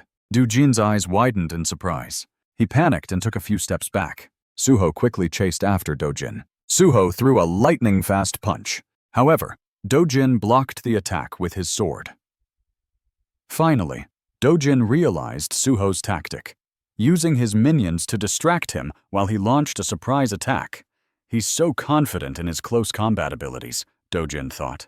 Do-jin furiously swung his sword, attacking Suho. Just as the sword was about to hit Suho, he quickly leaned back and avoided the attack. Suho landed on the ground, and Do-jin followed suit. Isil seized the opportunity to launch a surprise attack from behind. She gritted her teeth, determined to defeat Dojin and avenge Kasaka. However, Dojin easily dodged Isil's attack. He grasped Isil's spear. He hung Isil upside down, saying, "You're not a shadow soldier, are you?" Isil's tears fell as she glared at Dojin with hatred. Suho flew from the side of the cliff, saving Isil from Dojin. The mask on Dojin's face cracked. Dojin cast a cold, sharp glance at the person who had attacked him. "Why didn't you use your shadow soldiers in the battle?" Dojin asked, puzzled. Suho replied coldly, "Shadow soldiers?" Suho continued, "If you want to see them that badly, then watch this." No sooner had Suho finished speaking than Shiga appeared behind Dojin. It used a technique to envelop Dojin, trapping him inside with Siga's enormous hand. Dojin cast a cold glance toward Siga. Suho took advantage of Dojin being restrained and quickly used his strength to subdue him. Suho's eyes turned cold as he raised his clenched fist. Dojin's expression remained calm, showing no signs of wavering. A loud explosion suddenly occurred, dispersing all the dust and smoke. Dojin squinted, trying to observe his surroundings through the sand. He quickly retreated to escape the impact zone of the explosion. Suho exhaled heavily, struggling to breathe. The sand covering him had exploded. A faint figure emerged within the smoke. Dojin attacked Suho like a ghost. "It seems I can no longer feel the excitement I once experienced." Isil cried out in pain as she was hit. The mad cow beast, a target of Dojin's attack, lost a part of its body. Dojin's fangs were cracked and his eyes widened in surprise. Dojin ended his attack, shaking his head in disappointment. "He often says that the minions of that Dark One are all experienced warriors with their own will, as if they were a well-trained legion. Your strength may be similar to his, but your abilities are worlds apart." Dojin continued speaking while Isil and Suho struggled to defend themselves against the series of attacks. "I'm really surprised you can't win with such power," Dojin sneered. "You're too weak." Suho coldly gazed at Dojin. "Damn it, because that Itarim has taken over Lee Min-sung's body, things have become more difficult. His strength." Suho was astonished to realize it was almost on par with a level S hunter. Before he could process his thoughts, Dojin charged at him. The reason the Dark One looked lonely was because there was no one in this world who could be considered his opponent. Suho struggled to defend himself against Dojin's continuous attacks with his sword. No one can truly understand someone with absolute power, Suho thought to himself. Does Cha look lonely? A cracking sound of something shattering was heard. Looking down, the gloves were broken into pieces. The system displayed a notification that the glove item had been destroyed. Before he could understand what was happening, Dojin quickly approached Suho and stabbed him in the abdomen with his sword. Isil cried out in despair, "Young monarch!" Dojin gazed intently at Suho. "You don't know anything about the power you possess." A hint of ambition emerged from the depths of his heart. "That's why I'll take away the Dark One's power." Looking at Suho struggling across from him, a cunning plan formed in Dojin's mind. "I'll make him a disciple, and then I'll do whatever it takes to obtain that power. Once I do, I'll surely understand how the Dark One feels." Suho's body trembled with pain, but he still tried to pull out the sword lodged in his body. Sweat poured down Dojin's face as he endured the pain, gritting his teeth. "I don't know anything about the power I possess?" Lee Min-sung had said something similar. Suho recalled Lee Min-sung's words. "You're the type of person who always appears hopeful but lacks individuality. Your kindness and morality are just imposed by others. You don't even know what you want. If you hadn't been lucky enough to possess that power, you would have just been a background character your whole life. And you'll eventually face a situation where you have to make a decision." Suho wondered what else he needed besides his stats and skills. "Do we need to become stronger?" Peru suddenly called out, "Young monarch!" and asked why he wasn't using his manifested weapon. Suho, while adjusting the TV remote, glanced at Peru and replied, "That's because Horn has a higher attack power." Suho rubbed his chin, looking thoughtful. "Besides, it's a bit challenging for me to use both the linkage skill and the monarch's authority simultaneously while commanding the shadow soldiers in a battle like this. Moreover, I'm not confident I can use the manifested weapon." Peru said confidently, You're a genius. I'm sure you can do it. I'll vouch for that. Suho responded nonchalantly. All right. He glanced at Peru and asked, Didn't you say that Cha doesn't always use manifested arms to fight? There must be a reason he uses it. So I think something's off if I use it. Peru remained silent for a moment before responding. If you think so, then I guess that's it. A stream of thoughts emerged in Suho's mind. Since when did I start setting limits for myself? Recalling the image of himself sitting on a chair and drawing on paper, Suho sighed. His eyes drooped. Is it because of the habit of easily accepting failure? Was it before I awakened? Suho questioned himself. How long has it been since I last drew? I really loved drawing. Min Sung's words echoed in his mind once again. You don't even know what you want. If you're not lucky enough to possess that power, you'll just live like an extra throughout your whole life. Suho nodded in agreement, thinking it was indeed true. He had entrusted the system to help him meet his father again, and finding his mother had always been something he wanted to do when he became stronger. The reason he wanted to become stronger was because he couldn't find the strength within himself. Negative thoughts kept pouring out, gradually poisoning his mind. Why was he trying to follow in his father's footsteps? What his father needed wasn't a copy of himself. Suho made a silent determination to find something that only he could do. Returning to reality, although blood was gushing out like water, Suho swallowed the pain inside. Suho's trembling hand rose high, pointing at Do-jin. Suho mustered all his strength and shouted loudly, "Rise!" Do-jin was perplexed by Suho's actions. Then he realized that the Dark Soldiers weren't immortal. They would respawn even after death. He glanced back at the dark beasts that Suho's shadow soldiers had defeated, sneering. No matter how your soldiers attack me, they'll never stand a chance. Do-jin wondered, are they merging with each other? I've never seen this happen during the battle with darkness. He saw Kasaka Horn and Siga merging into one entity, and Do-jin thought, a chimera? Isilf suddenly cried out, "Ray!" as a dark beast appeared from the third dimension. A dark, ominous aura surrounded Suho's body, revealing only his emotionless eyes. Childhood memories flooded Suho's mind like a rewind film. Suho's voice became determined. I want to be a police officer like Dad. His father looked at Suho with a thoughtful gaze. Suho asked excitedly, Is it okay, Dad? You look cool. Then he looked at his mother with a big smile. Or can I be an athlete like Mom? Can I be as strong as Mom? His mother remained silent. His mother put her hand on his head. Suho, your father and I agreed when you were born. She gently stroked his hair. We won't stop you from pursuing your dreams. Do what you like, Suho. Suho replied. But I want to be cool like Dad and strong like Mom. His mother smiled gently. If that's the case, try to be like us. Just make sure it's what you really want. Suho smiled faintly, thinking about why he suddenly remembered his mother's words. He recalled a different time when Dogen commented on his drawing of a dark beast. Usually, when you draw something too many times, you get stuck in a loop, but it feels like you're getting better at it. Dogen pointed at the drawing, and Suho followed his gaze. Is this still a beetle? Dogen asked, leaving Suho speechless. Suho bowed, his hand still on the sword. The reason I learned to transform faster than Dad is because the system adapted to my body. I won't underestimate it anymore. He thought about his combat style using the King's Avatar technique with unlimited shadow withdrawal.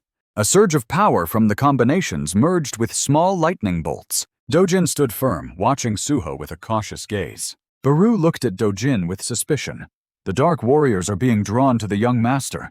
It's getting harder to maintain their forms.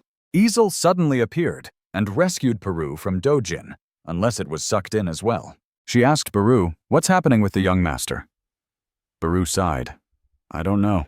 Baru continued, but I think the young master is undergoing a transformation. Dojin's eyes narrowed, thinking, is he awakening his potential? A warning bell rang in Dojin's mind. Trouble. I need to finish him off quickly and forcibly implant the star fragment into his body. The dark energy emanating from Suho's body sent Dojin flying back. Dojin's face twisted in displeasure as he flew into the air. What's going on? As far as I know, a hunter's abilities can't change. Is it reawakening?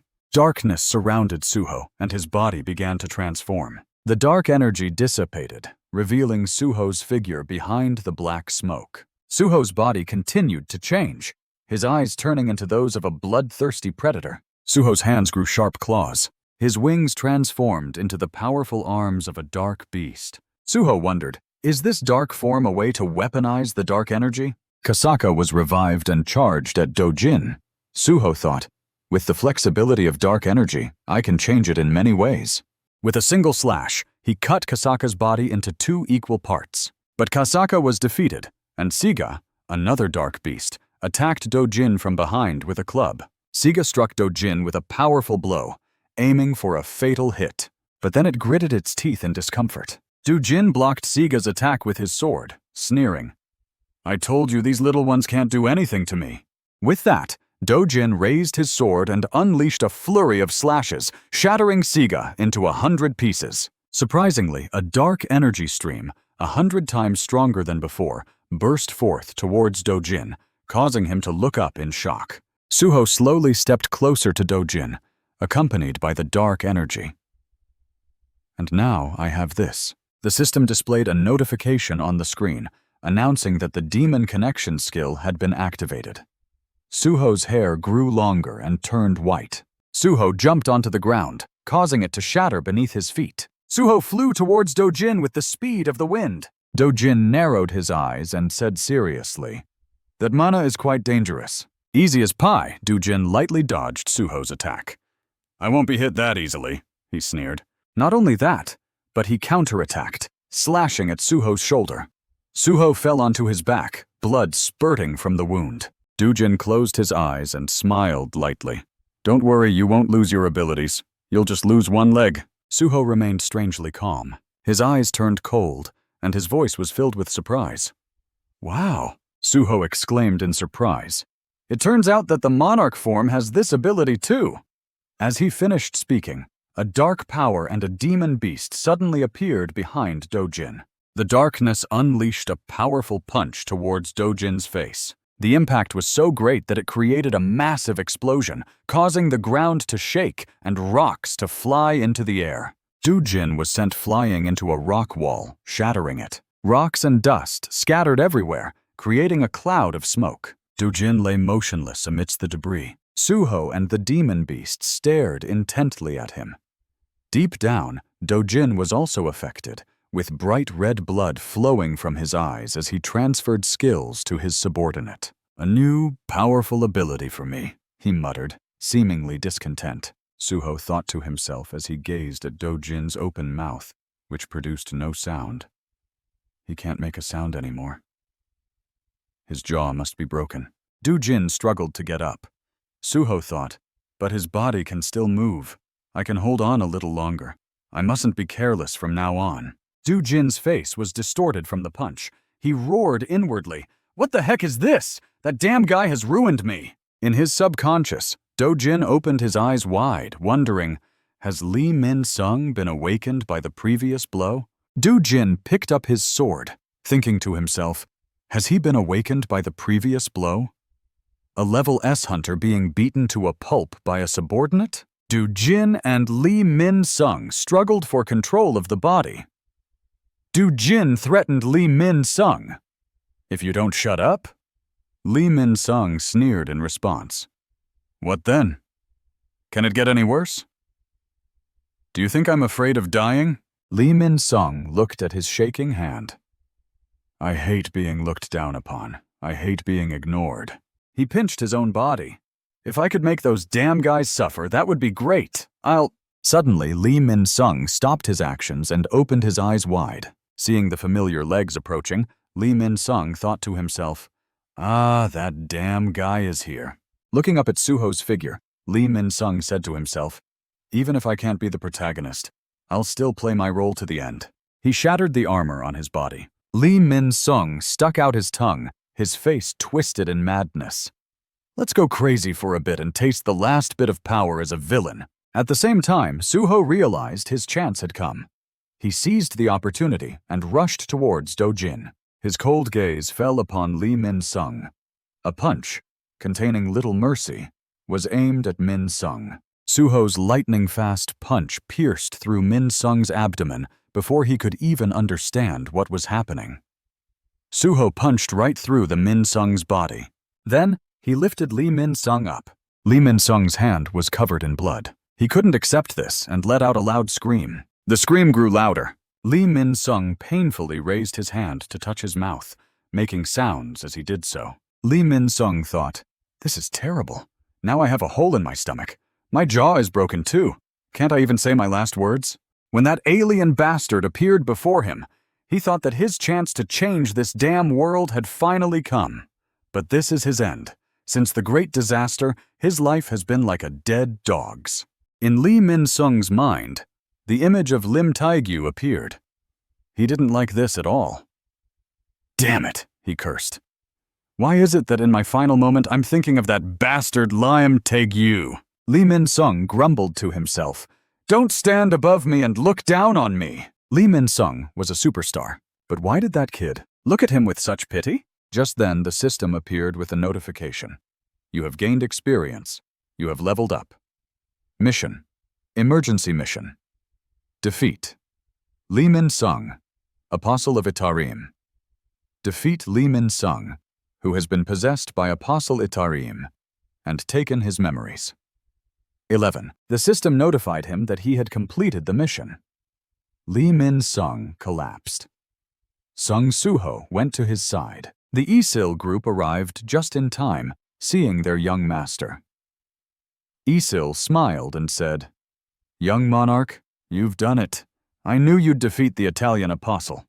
Sung Suho remained silent, his eyes filled with contemplation. Seeing Lee Min Sung's lifeless body on the ground, Sung Suho finally spoke up.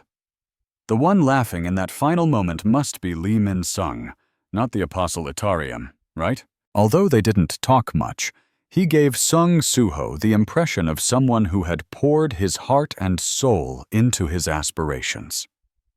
Peru seemed to understand Sung Suho's emotions at this moment, thinking that this might be the first time young monarch had killed one of his own kind, and that he was probably in shock. Sung Suho remained seated, staring at Lee Min Sung. He told his teammates that thanks to Lee Min Sung, he had come to a realization. After becoming a player, his sole purpose in life was to find his mother and become someone who could help his father. However, upon reflection, he realized he didn't have any personal goals. That was probably why Lee Min Sung said he didn't know what he wanted. Suddenly, he recalled the battle with his father at the end of the training session, which was when he felt his father's greatness. The voice of his father echoed in Sung Suho's mind. "Even though you are my enemy, I still respect you. I wish I could be as strong as you." At that time, he truly yearned to win, and now he felt extremely discouraged. He wondered when his father had become so distant and great, someone he couldn't even imagine reaching. He thought he needed to say something. "Having big ambitions is a good thing, right?" Sung Suho said suddenly, leaving Isil and Peru completely perplexed. Sung Suho seemed determined as he raised his hand to the sky and declared, "The stronger I become, the more I yearn to be the strongest. I will surpass the Apostle Itarim, the monarchs, and even my father. That is the model I want to become." Isil was slightly moved by his words and wanted to say something to Sung Suho. "Young monarch, But her words trailed off. But Peru also expressed its opinion, although I think that is unachievable, but I will still support Mr. Ray. Also chimed in, "I think it is too difficult to become stronger than the supreme monarch." Suho replied helplessly, "They thanked you for ruining this atmosphere." Although that was the case, Sung Suho also understood why they thought that way. He quickly put this matter aside and focused on checking the rewards. A system message appeared. "You have received a reward. You have gained experience. You have leveled up. You have reached a level requirement. You will receive an advanced mission. Do you want to accept the advanced mission?" Upon seeing this message, Sung Suho was hesitant. He thought that reaching level 40 would allow him to receive an advanced mission. The system continued to display information in the status window. Sung Suho, level 40, title, Tireless 0, Bloodthirsty, 8,250 mana, 780 strength, 100, 2 intelligence, 60 stamina, 4 agility, 47 wisdom, 54 plus 5 consciousness, 4 remaining points. Passive skills: endurance level 3, martial arts level 2, strength enhancement level 1. Active skills: King's authority level 2, shadow extraction level 2, storm slash level 1. Upon reading this information, Sung Suho felt happy, thinking that he was finally about to receive a job class. Sung Suho's group stood there, gazing into the distance, enjoying the soft glow of the sunset. Unbeknownst to them, someone was secretly observing their every move. It was Dojin. He smiled arrogantly. "It seems I let my guard down. That black-masked guy has great potential. I must make him one of mine." One of the powers he gained from collecting fragments was the equivalent exchange balance. It allowed him to exchange something of his own for something else of equivalent value. "I will convert the life force of the surrounding believers into mana." Dojin immediately used the power of equivalent exchange to gather mana. He savored the result, saying with delight, "It will be something like this." From Dojin's hand, a mana orb formed. Dojin looked at the result in his hand with satisfaction.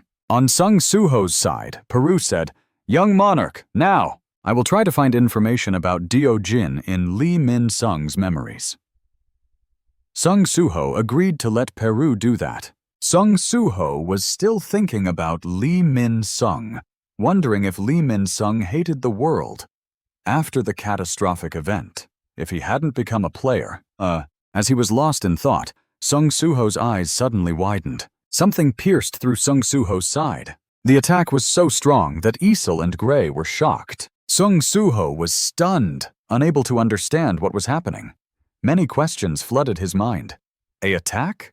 From where? It was Dojin, who had attacked from a distance using the mana orb he had just created. Knowing he had hit his target, Dojin laughed with pleasure. Another mana orb was launched. Sung Suho collapsed to the ground. He felt something invading his mind. The system issued a series of warnings. Passive effect: longevity. You will be immune to all diseases, toxins, and status effects, and have a strong regeneration ability when sleeping. Longevity is analyzing the abnormal status. Longevity confirms that the abnormal status is similar to poison fire. Longevity will attempt to remove the abnormal status using data from poison fire. Attempt failed due to the presence of foreign substances. The system has become unstable. Dojin watched from afar, observing the clear look of triumph on his face, and said to himself that he and his group would gain the power of darkness. His eyes widened, full of madness. Sung Suho's system was still analyzing his condition. 321. Analysis of abnormal state successful. Longevity effect has eliminated the abnormal state. System recovery process initiated. Sung Suho's whole body trembled. The Isil Peru group was in a state of panic. Sung Suho realized that the process of transforming his followers had been halted midway. Isil's voice echoed in Sung Suho's ear. "Young monarch, are you all right?"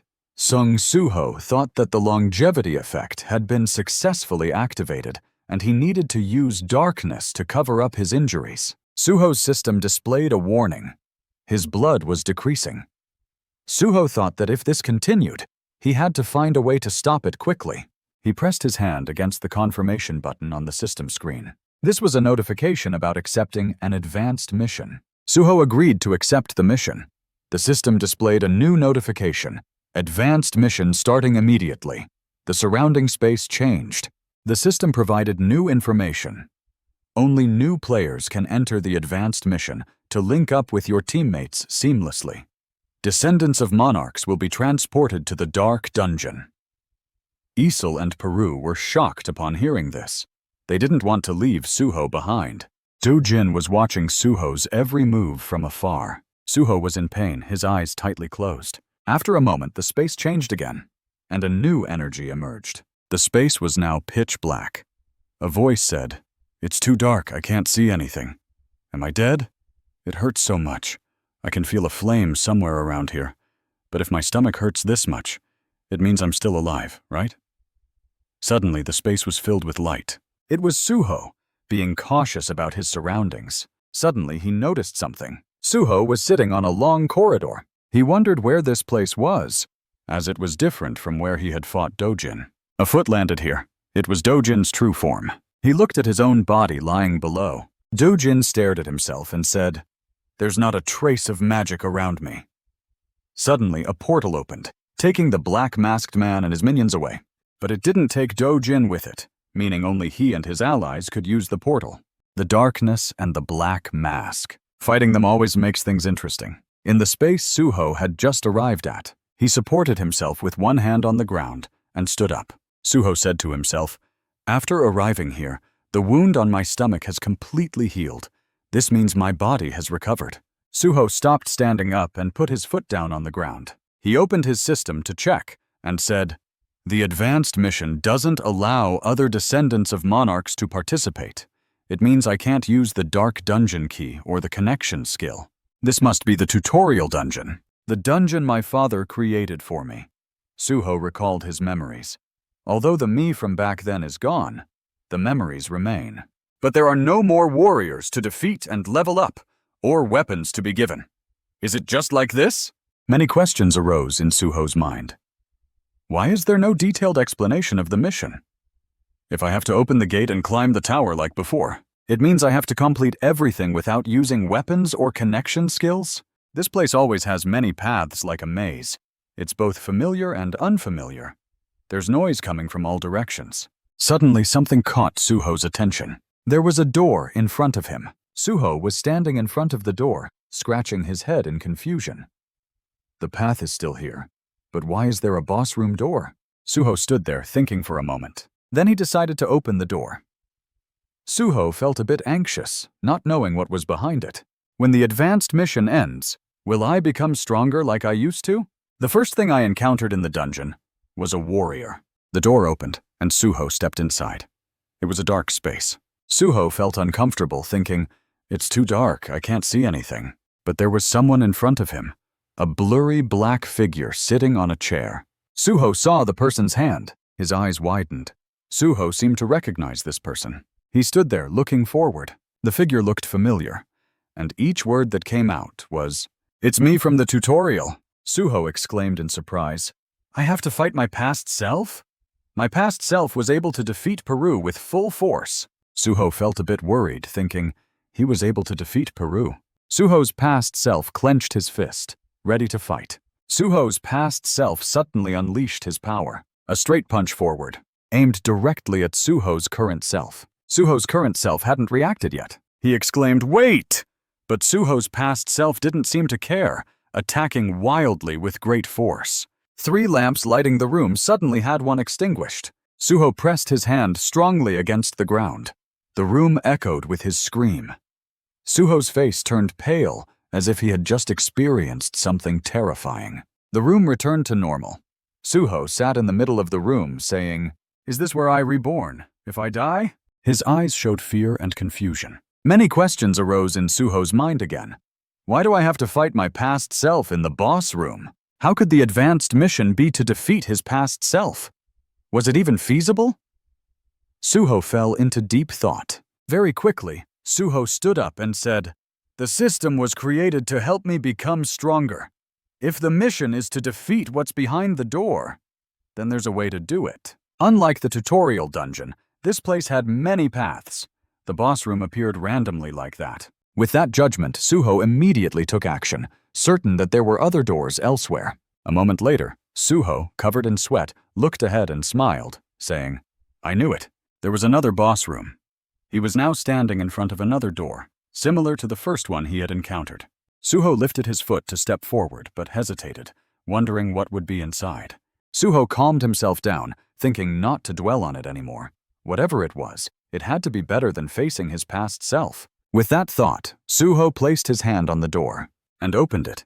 The space inside was filled with children's toys scattered all over the floor. A young boy was sitting there, playing with the toys. Noticing someone's presence, the boy looked towards the door. Suho was shocked again, thinking to himself, Is that me as a child?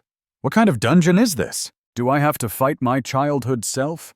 Even fighting a child version of myself is wrong, Suho thought. While Suho was lost in thought, the child began to attack, and the toys in the room started floating in the air, each imbued with power. Suho couldn't move, thinking that this was the power of the ruler. The boy pointed at Suho. His finger moved in a complex pattern through the directions. The space around them changed again. Another lamp went out. Suho found himself sitting in the middle of the room again, his whole body aching. Suho didn't understand what was happening.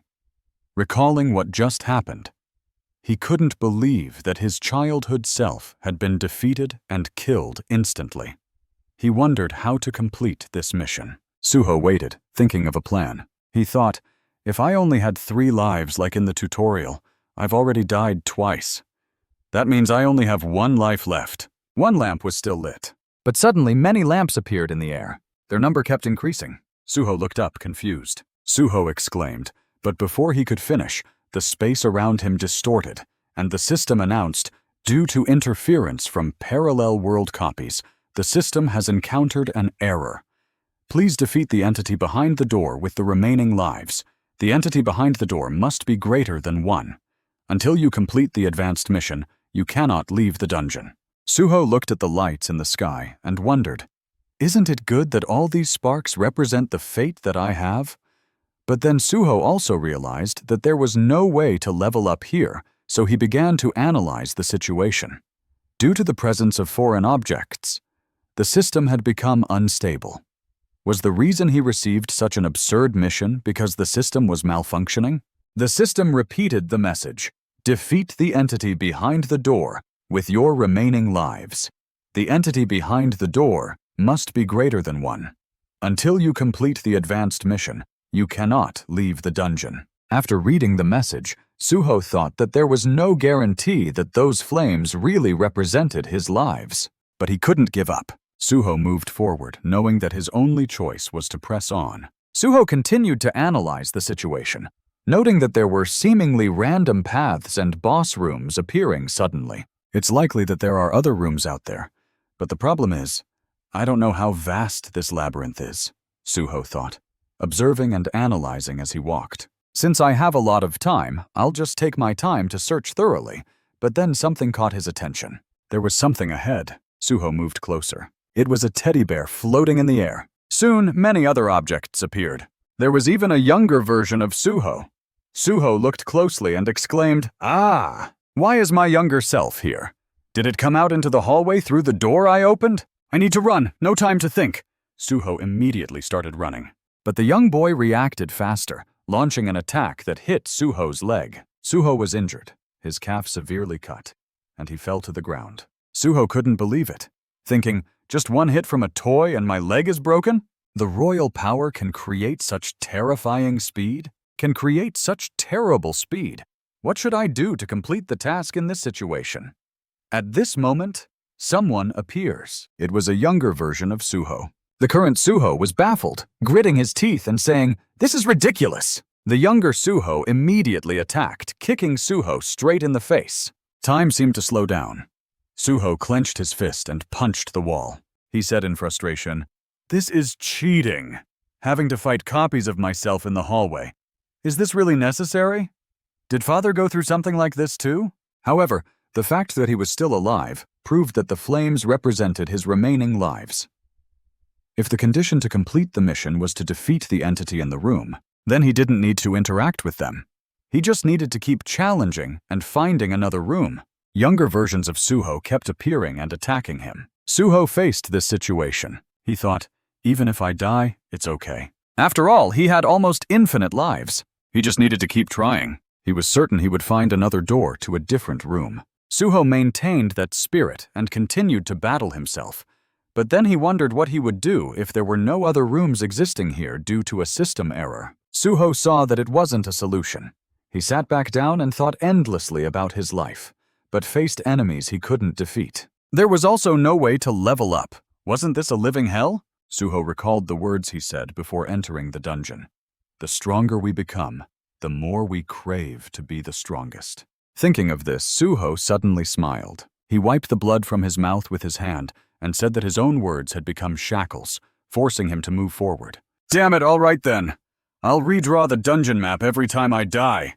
As Suho said this, he drew his bloody finger across the ground. "I have to do everything I can." He began to redraw the maze from memory. In the outside world, the Hunter Association was abuzz with information. The Hunter Association had just announced a ban on the use of a stimulant called stardust. Stardust was once a popular anesthetic among hunters because it was believed to have no side effects, but most users had developed symptoms of memory loss. Hunters who had used stardust were currently undergoing medical examinations. Another piece of news revealed that the vice president of the Death God Association, who was at the forefront of distributing stardust, had been found dead at the foot of a mountain by a group of climbers this morning. A former star who was once considered a hero among hunters had now shaken the world with the revelation of his crimes. The Death God Association would have to face an investigation from the Hunter Association. Lim Taegyu, upon hearing the news, looked guilty and self-reproachful, saying, "It's all my fault. If I hadn't let Lee Min-sung escape back then, this wouldn't have happened." Another person consoled Lim Taegyu, telling him not to blame himself. Lim Taegyu, filled with worry, expressed his thoughts. "But there's still something that's bothering me. When I found Min-sung, he didn't look normal. He's never had the skill to change his appearance like that before. Could it be a skill created thanks to stardust?" Jung-in asked. Lim Taegyu responded with doubt. "I'm not sure, but it's possible. And what about the masked hunter who fought Lee Min-sung? Could he be the one who killed Lee Min-sung?" This character sparked curiosity among those present. Jung-in, while putting his hand into his pocket, said, "That reminds me, a minor in our group was reported missing. His name is Sung Suho. He was registered as a D-rank hunter, but given the current situation, it's not impossible that he's an imposter." As he spoke, he pulled out a photo of Suho and threw it onto the table. Park Do-jin asked, "Can I see the photo of that person?" Jung-in didn't refuse, saying, "Of course, after all, he is related to this case." Hunter Park Do-jin. Park Do-jin took the photo of Suho. Kim Sung-soo thought that there was a high possibility that Suho was the masked hunter. But the kid is missing again? Hunter Park Do-jin wondered what was happening to Suho. "I hope the kid is safe." Do-jin examined the photo carefully, then suddenly smiled. In the dungeon where Suho was, a map of the maze was drawn on the ground. Gradually, more and more details were added to the map. After a while, the map had grown to be as large as the entire room. Suho sat and looked at the map for a long time. His eyes narrowed. Outside, the Easel group was worried about Suho's safety. Peru was flying around in circles above the ground. Armut told it, "Flying around in circles won't bring young Monarch back." "Why don't you calm down?" Peru retorted coldly. "How can you ask me to calm down when no one knows what's happening to young Monarch right now?" Beru cried out in distress. "Young Monarch, I, Beru, am so worried that I can't even sleep." Easel spoke up in defense of Peru. "I understand why Peru is acting like this. It's been 2 weeks since young Monarch entered the other portal." Armut gently confided in Easel. "You seem worried about young Monarch, too."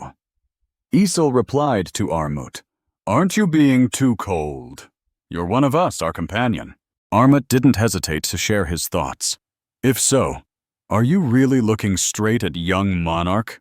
I understand that in your eyes, compared to the great existence known as the Dark Monarch, young Monarch is no different from a child. But I've never met the Dark Monarch. I only know young Monarch, who never utters a word of giving up, even when his bones are broken, his flesh is torn, or his spirit is pushed to the limit. But I'm sure that no matter what challenges he faces, he'll be safe." Peru was taken aback by Armut's words. Eisel also praised, "Well said. You're not wrong. All we can do is trust in young Monarch." Inside the dungeon, Suho was counterattacking. As he attacked, he said, "You think I'll just keep dying at your hands?" Suho was facing his past self. The young Suho was also present, watching the two of them fight. The young boy was sitting, watching the two others fight. Despite counterattacking, Suho was still at a disadvantage. He spoke up, I gave up counting how many times I've died. It's been over 200 to 300 failures. In these repeated deaths, I lost count of how many times I've died. It's been a long time since I stopped counting. In these repeated deaths, I realized I could see their status window. The young version of me who could tear a person apart with psychic power, the young Suho, didn't have the player skill or the ruler's hand skill at max level. The ability to control objects with mental power without touching them. But his ruler's hand skill had reached the maximum level. My tutorial version, who could destroy everything with just one touch. The new player Sung Suho's profession was War Soul Dummy. The system displayed Suho's tutorial version information. Name, Sung Suho, level 99, profession, War Soul Dummy, and he was a level 99 monster. Suho was reborn once again. He rushed down the hallway. He felt a bit uncomfortable and cursed. Damn it. Although he hadn't gone far enough to mark it on the map. Through the continuous deaths, I gradually became accustomed to the fear. Suho recalled what he had just experienced in this room. He continued, "This time, I've come closer to you. Can you hear me?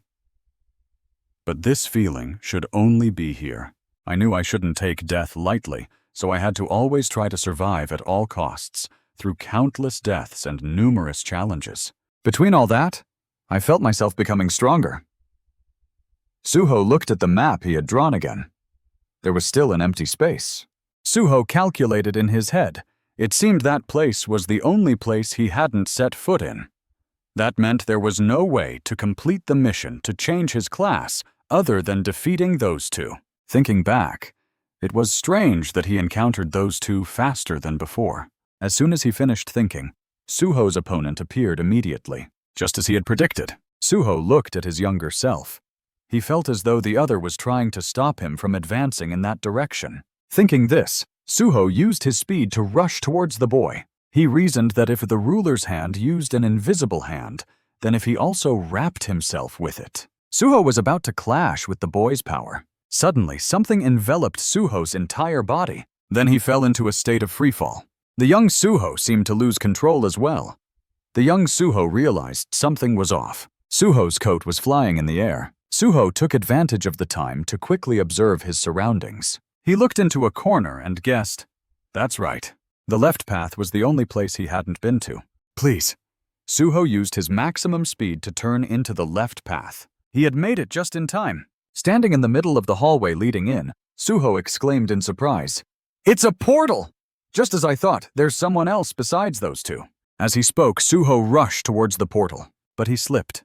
His eyes widened. Suho looked deep into the hallway. In his heart, he cursed, "Damn it!" He was coming, just as Suho had predicted. The past Suho and the young Suho were attacking. Suho stood before the door. He was trying to open it. Suho thought he had to step into the portal quickly if they were really trying to stop him from reaching it. Once the spirit warrior arrives, everything is considered hopeless. Past Suho quickly finds the present Suho. The two are now at a very close distance. Past Suho is gradually moving towards the present Suho. He quickly takes aim at his target. A powerful attack is unleashed. But fortunately, Suho manages to enter through the door in time. Suho's body is tense, and he is breathing heavily. He gradually regains his composure. Looking at the door that is now closed in front of him, Suho wonders if he cannot pass through the gate. He leans against the door with both hands, takes a deep breath, and says that he has finally escaped from those scoundrels. Although he has escaped the immediate danger, Suho is not complacent. He starts to think, but realizes that things are not over yet. The important thing is the entity in this room. Considering the two individuals from before, it is highly likely that the entity here is a past version of himself. The only ones he can think of are versions of himself from when he started the tutorial, or perhaps from that time. If it's not one of these two, then who will appear this time? As Suho anticipated, a figure appears behind him. His eyes become cautious. The footsteps are getting closer. It is another version of Suho. He is holding two weapons that exude a deadly aura. Suho and his opponent face each other. Suho looks at the person in front of him and thinks that this time it's the version of himself who uses two swords. Both the tutorial Suho and the young Suho are different versions of himself from the past, and the weapon he is holding is the Fang of Rakanva. Another sword is called Horn Need. Is this name a result of some kind of glitch? His stats are...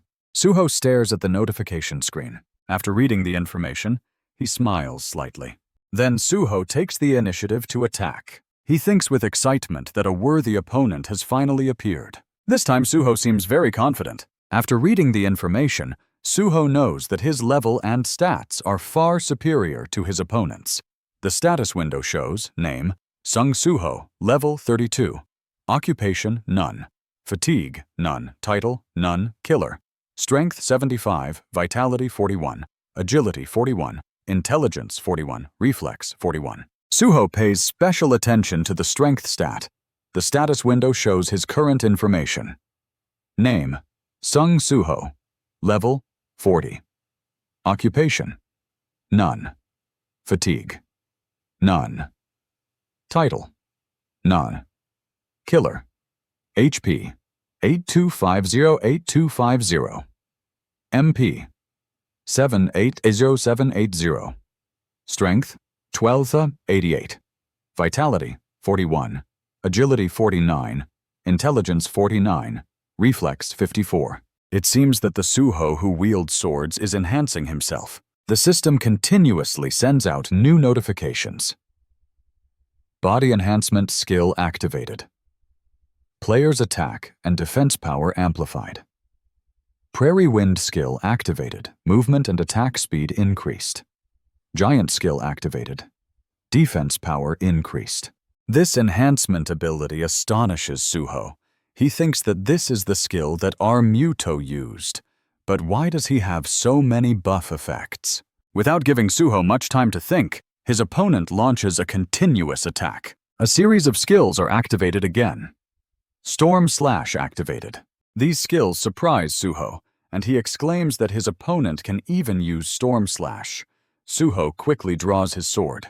Storm Slash is unleashed. Suho manages to block it. He feels fortunate to have kept his sword, just in case it was needed. However, Suho is also injured. A series of old memories flash before Suho's eyes. He feels a bit anxious, thinking that these memories are not his own, not the ones where he defeated Rocky. Is this a mental attack? Suho is now being attacked both physically and mentally. As memories continue to flash before his eyes, Suho remains aware enough to realize that these are not his memories.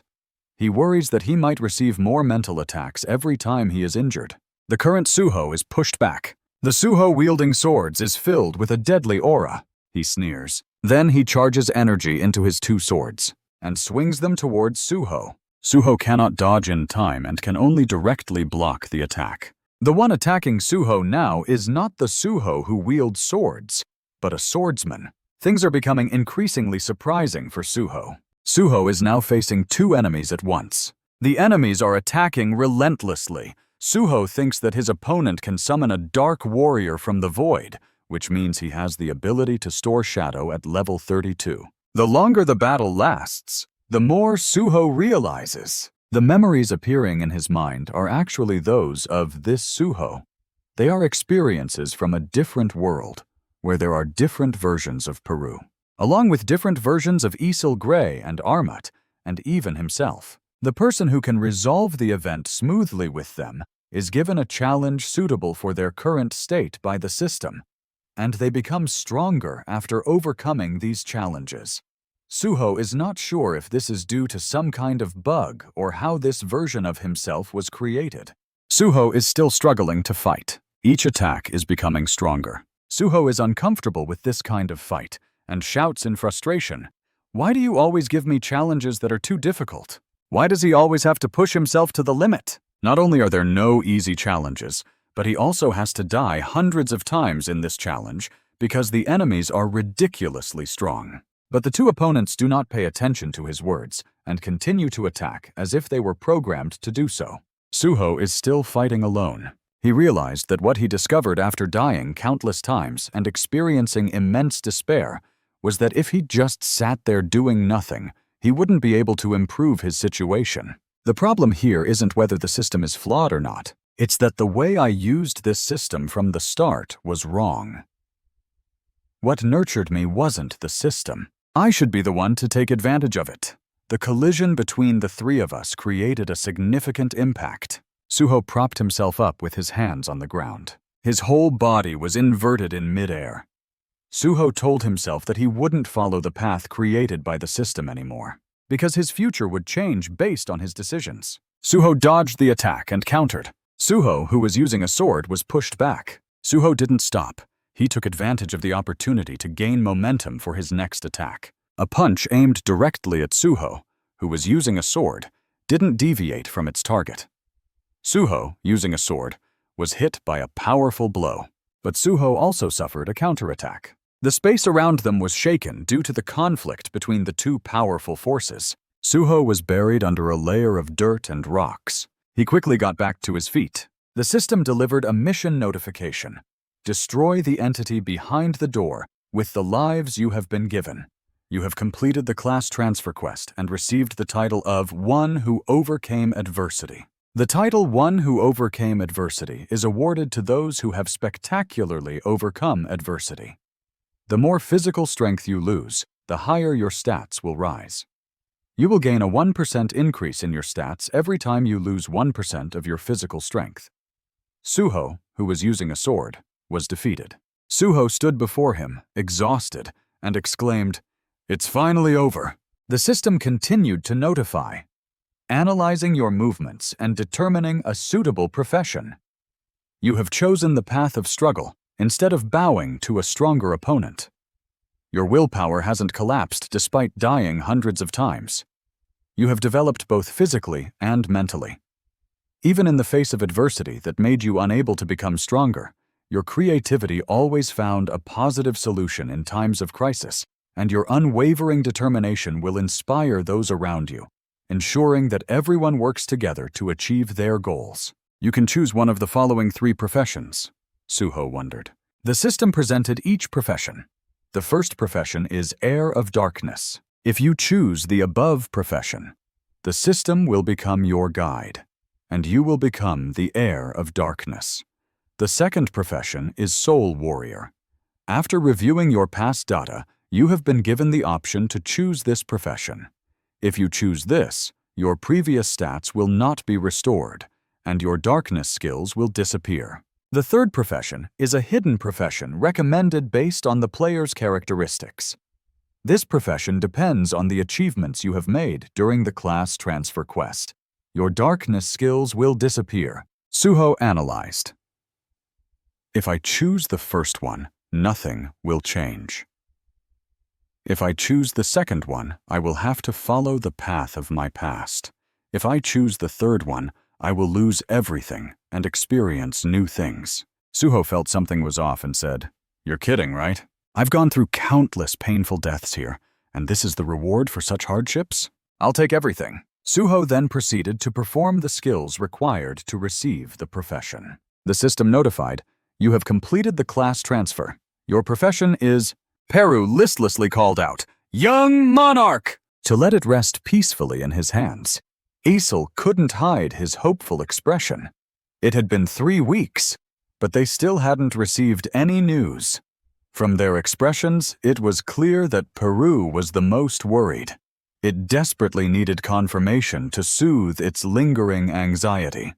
"Is young Monarch, the crocodile, okay?" To be honest, Armut wasn't much different from them. He pondered. I didn't expect to lose contact with him for so long. Maybe something happened to him. Just as Gray was silently observing, a noise appeared behind Armut. As soon as he heard the strange noise, Gray immediately looked up, alert and watchful. His hearing was top-notch, making him very sensitive to sounds, especially at this moment. The stranger walked in step by step and asked, "Is everyone okay?" It had been a while since they last met. It was Suho who was stepping out of the transmission portal, waving at them casually. The group was shocked, stuttering for a moment before they could finally utter a word. Young Monarch. Meanwhile, in a high-rise building, inside a room on the upper floor of the high-rise, the atmosphere was eerily gloomy. Jin Hook looked distracted, a drop of sweat rolling down his cheek. He hesitated for a moment before asking, Still no news from Suho? Kim Soo, sitting across from him, replied reluctantly, I'm sorry, but the Hunter Association doesn't have any information about someone like that. The current atmosphere within the Hunter Association was tense. Many people believed that Suho was responsible for Lee Min-sung's death. As soon as Kim provided the only valuable information related to the person Suho was looking for, Jin-hook suddenly stood up, angry. There's no way Suho would kill someone. Lee Min-sung. He calmed down, adding more information. I also don't think Suho is capable of that. Perhaps Suho is related to Itarim, which he mentioned before. After calming down, he resolutely stated, in the previous world, I couldn't help Sung Jin-woo, who always fought alone. I won't let Suho face this alone. The other person just listened silently. Suddenly, his phone rang with a red warning. Wait a minute, he said, and answered the call. Sighing in frustration, he thought, how many times must the Hunter Association deal with this? It was unbelievable that another dungeon breach occurred immediately after. The scene shifted to the deadly dungeon, where countless hungry monsters roamed in search of their next meal. They destroyed everything in their path as they advanced, and launched an attack. With their massive bodies and overwhelming strength, they could easily crush a person with just one hand, suffocating them to death in an instant. Jin-hook and his team stood close together, forming a tight defensive formation. He cursed angrily. Damn it, why did a huge dungeon like this appear right in the middle of the city? What is the local guild doing? He shouted. Meanwhile, in a different area nearby, a figure leaned against a ruined wall, gazing at his hand with a look of boredom and muttering, so dull. He gazed up at the sky, lost in thought. To join the core of the Hunter Association, I need to achieve something significant.